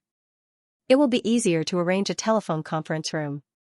Eric had also forgotten that the development of the internet had not yet reached the level where video conferences could be easily held. Moreover, this was the Bahamas. He waved his hand and said, "Then let's have a telephone conference." After Peter Ritchie left, Kelly moved her slender body. Seeing that Eric was still rubbing his temples, she gently got up and walked over. She stood behind Eric and reached out her hands to massage Eric's temples. Eric felt Kelly's cold fingertips, and he put down his hand and leaned back comfortably on the sofa. "Do you have a headache? Are you too tired recently?" Kelly's voice sounded behind him. She was not as smart as a female assistant, but she sounded more gentle.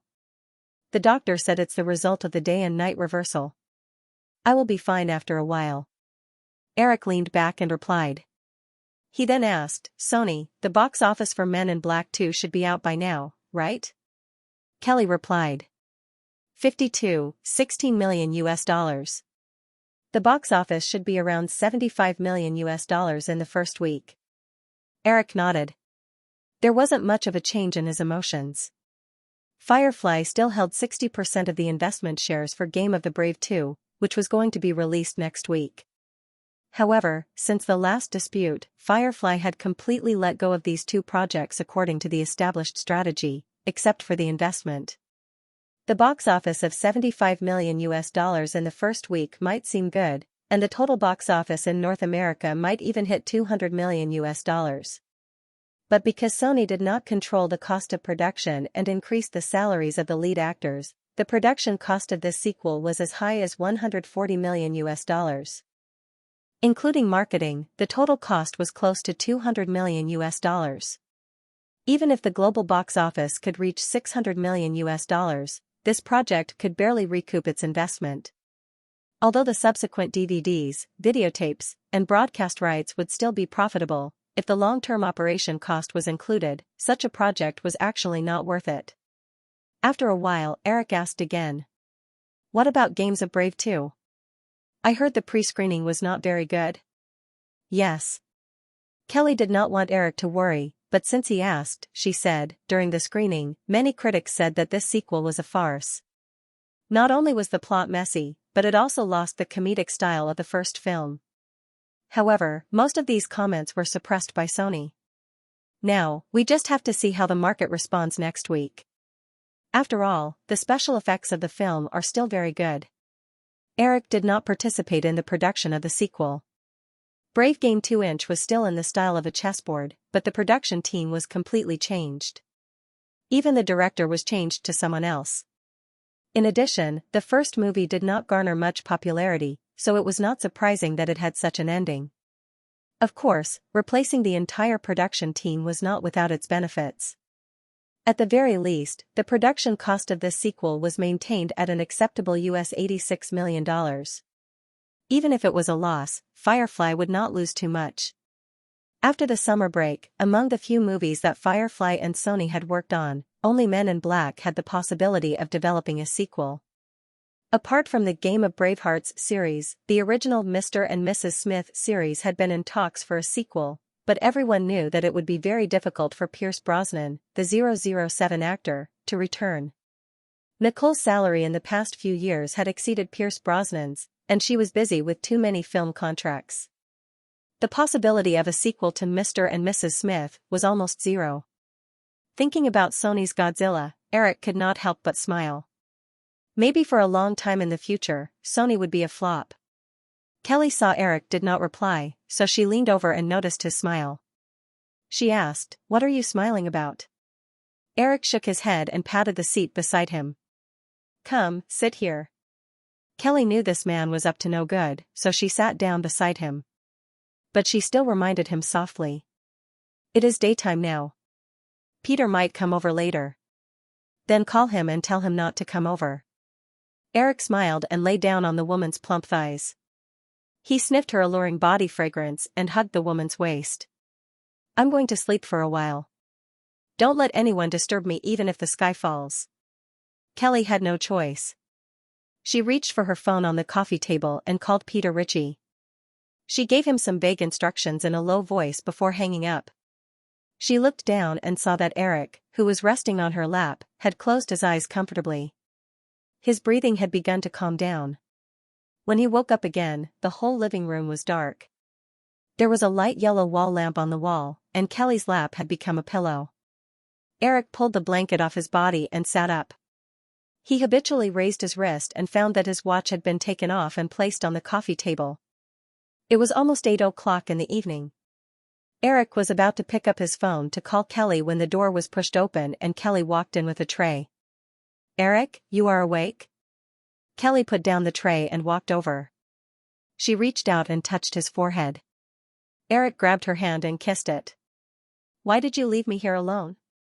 "I went to prepare dinner for you." Kelly smiled and pulled her hand back. "The meeting room is ready. You should eat something first. Everyone is waiting for you. Then let's go directly." Eric was about to get up but was stopped by Kelly. "It's okay. Everyone knows that you have been tired recently." After a quick and simple dinner, Eric rushed to a meeting room in the center of the Ocean Club at 8:30. Peter Ritchie was already waiting there. As expected, there was still no video conference equipment. There was a conference phone on the long table. Eric sat down on the chair. Kelly spread out a few documents in front of him and sat down beside him. She said into the conference phone, "Everyone, Eric is here." "Good evening." Eric also greeted. On the other end of the line came the greetings of Carson Berg, Frank Wells, and other Firefly executives. After a few simple greetings, Eric said, "Then, let's talk about the situation now. Are there still fans outside the headquarters?" Carson Berg smiled bitterly and replied, "Yes, there have been quite a lot of people recently. Burbank and Praia Vista both have more than 100 people. Also, the number of people who signed the invitation on the original website has exceeded 120,000. The current internet system was not perfect, let alone the real name system." Eric knew very well that the 120,000 people were not real. Other than the deliberate interference of competitors, most people might have clicked on it repeatedly. Therefore, he did not care too much about the data. He said, "Then, in this situation, everyone, let's talk about your thoughts first. I feel that, no matter what, we should give the public an accurate answer as soon as possible to put an end to this." Frank Wells' voice came over. "Therefore, I suggest that we continue to film according to the original script of the Wachowski brothers. Of course, we can only film the second part. I believe that with the accumulated popularity of the first part, the profits this sequel will bring us is only a matter of time. Even if the quality of the film is not satisfactory, the current situation will not happen again. That's a good way to handle it." Eric nodded and asked, "Jeffrey, what do you think?" Carson Berg and the others seemed to have reached a consensus. They said, "Eric, we've all read the script of the Wachowski brothers. Everyone knows that filming like this will be a disaster for the series. However, we don't have any other good ways to handle it now. What Frank said is pretty much the best solution."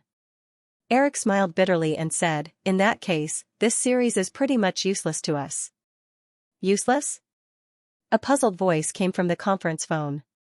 Eric realized that no one would know this joke, so he explained in English that the other party could understand. "It's tasteless, but it's a pity to abandon it." "That's quite accurate," Frank Wells said. "However, it can't be said to be useless. No matter what, with the current popularity of the film, the sequel will definitely be profitable." Eric could not help but rub his temples again. In fact, even without this, Eric did not have 100% confidence in the revised script of the Wachowski brothers.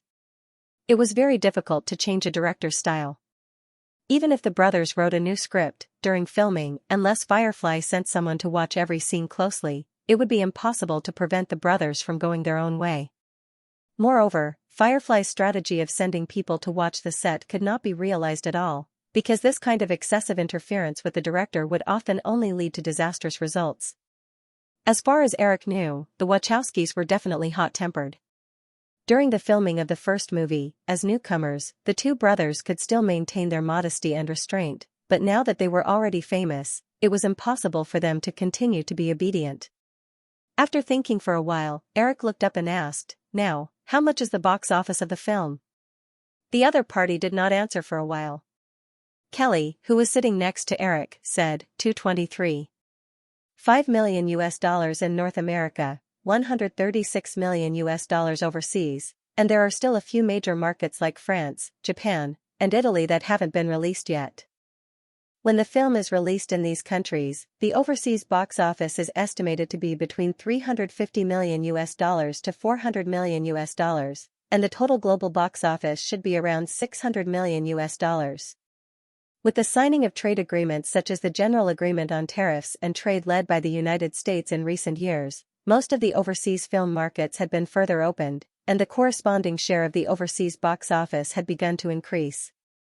The overall share of the overseas box office of Hollywood films had increased to about 35%. According to the average share of the domestic and overseas box office in the United States, Firefly could roughly recoup $250 million out of a total box office of $600 million. According to the proportion of the box office of a movie's total revenue, the future profits from the long-term peripheral operations would be about twice this figure. Excluding the various costs, Firefly could at least earn about $500 million from this project. Of course, Firefly could recoup almost all of the box office earnings within a year, but the subsequent DVD and videotape distribution, peripheral copyright operations, and other income would require more than 3 years of long-term operations. This was also the reason why the current second and third-tier Hollywood film companies could only focus on the box office earnings. Only Hollywood's Big Seven could sustain a capital operations cycle of more than 3 years. For second and third-tier film companies, if the development of a movie could not recoup funds quickly from the box office, then a series of problems such as a broken capital chain and stagnation of the company's development would come one after another.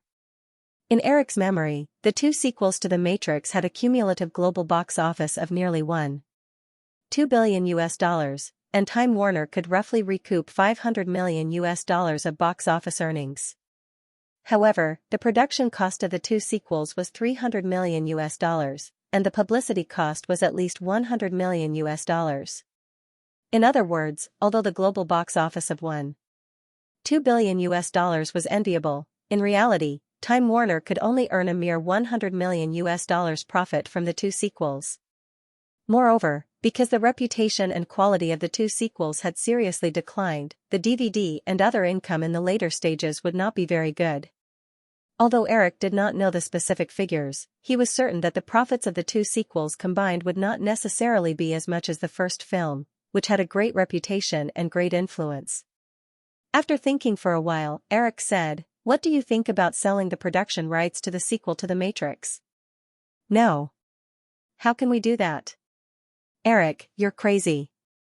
A series of objections immediately came from the other side, and Kelly and Peter also looked at Eric in surprise. Although they were facing a lot of trouble now, none of the senior management of Firefly had ever thought of this. There were countless examples of Hollywood film companies exchanging or selling copyrights to each other for various reasons, but those were basically projects that were in the development stage and had an uncertain future. The Matrix was different. The first film in the series could bring in a net profit of no less than $500 million for the company. Everyone felt that it was crazy to want to sell such a project. After everyone calmed down a little, Carson said, "Eric, we must not sell The Matrix. Let's not talk about other things. You must have heard some of the news during this period. We've already given up enough projects." Eric said patiently, "I think that everyone may be too sensitive recently. Our share of the box office this summer was not ideal, but this is definitely only temporary. Every film company will experience a low point, and what's more, our low point is even worse than some film companies at their peak. Think about it carefully. So far, we've already had 3 films that broke $100 million in box office this year: Seven Deadly Sins, The Matrix, and Fatal Island. There's also The Red Zone and the recently released Final Destination. These films have also done very well at the box office. So, overall, our situation is still better than most film companies." Frank Whale's gentle voice came from the conference call, and he advised, "Eric, but we have to think about the future. The Matrix is such an iconic project, how can we sell it?" "In the future," Eric said patiently, "we won't be lacking projects in the future. Although we've experienced a hiatus this year, next year, Disney Animation and Pixar Animation will be able to release 2 3D animated films, Monster Power Company and Finding Nemo. After next year, the 2 animation companies will be able to maintain the pace of 1 animated film per year on average. In addition, we have projects like Jurassic Park 3 and The Day After Tomorrow. These are enough to maintain the company's strong position in live-action films. What's more, the company will definitely continue to develop other high-quality copyrights in the future." End of chapter 790. Don't forget to subscribe, like, and share the video to support the channel.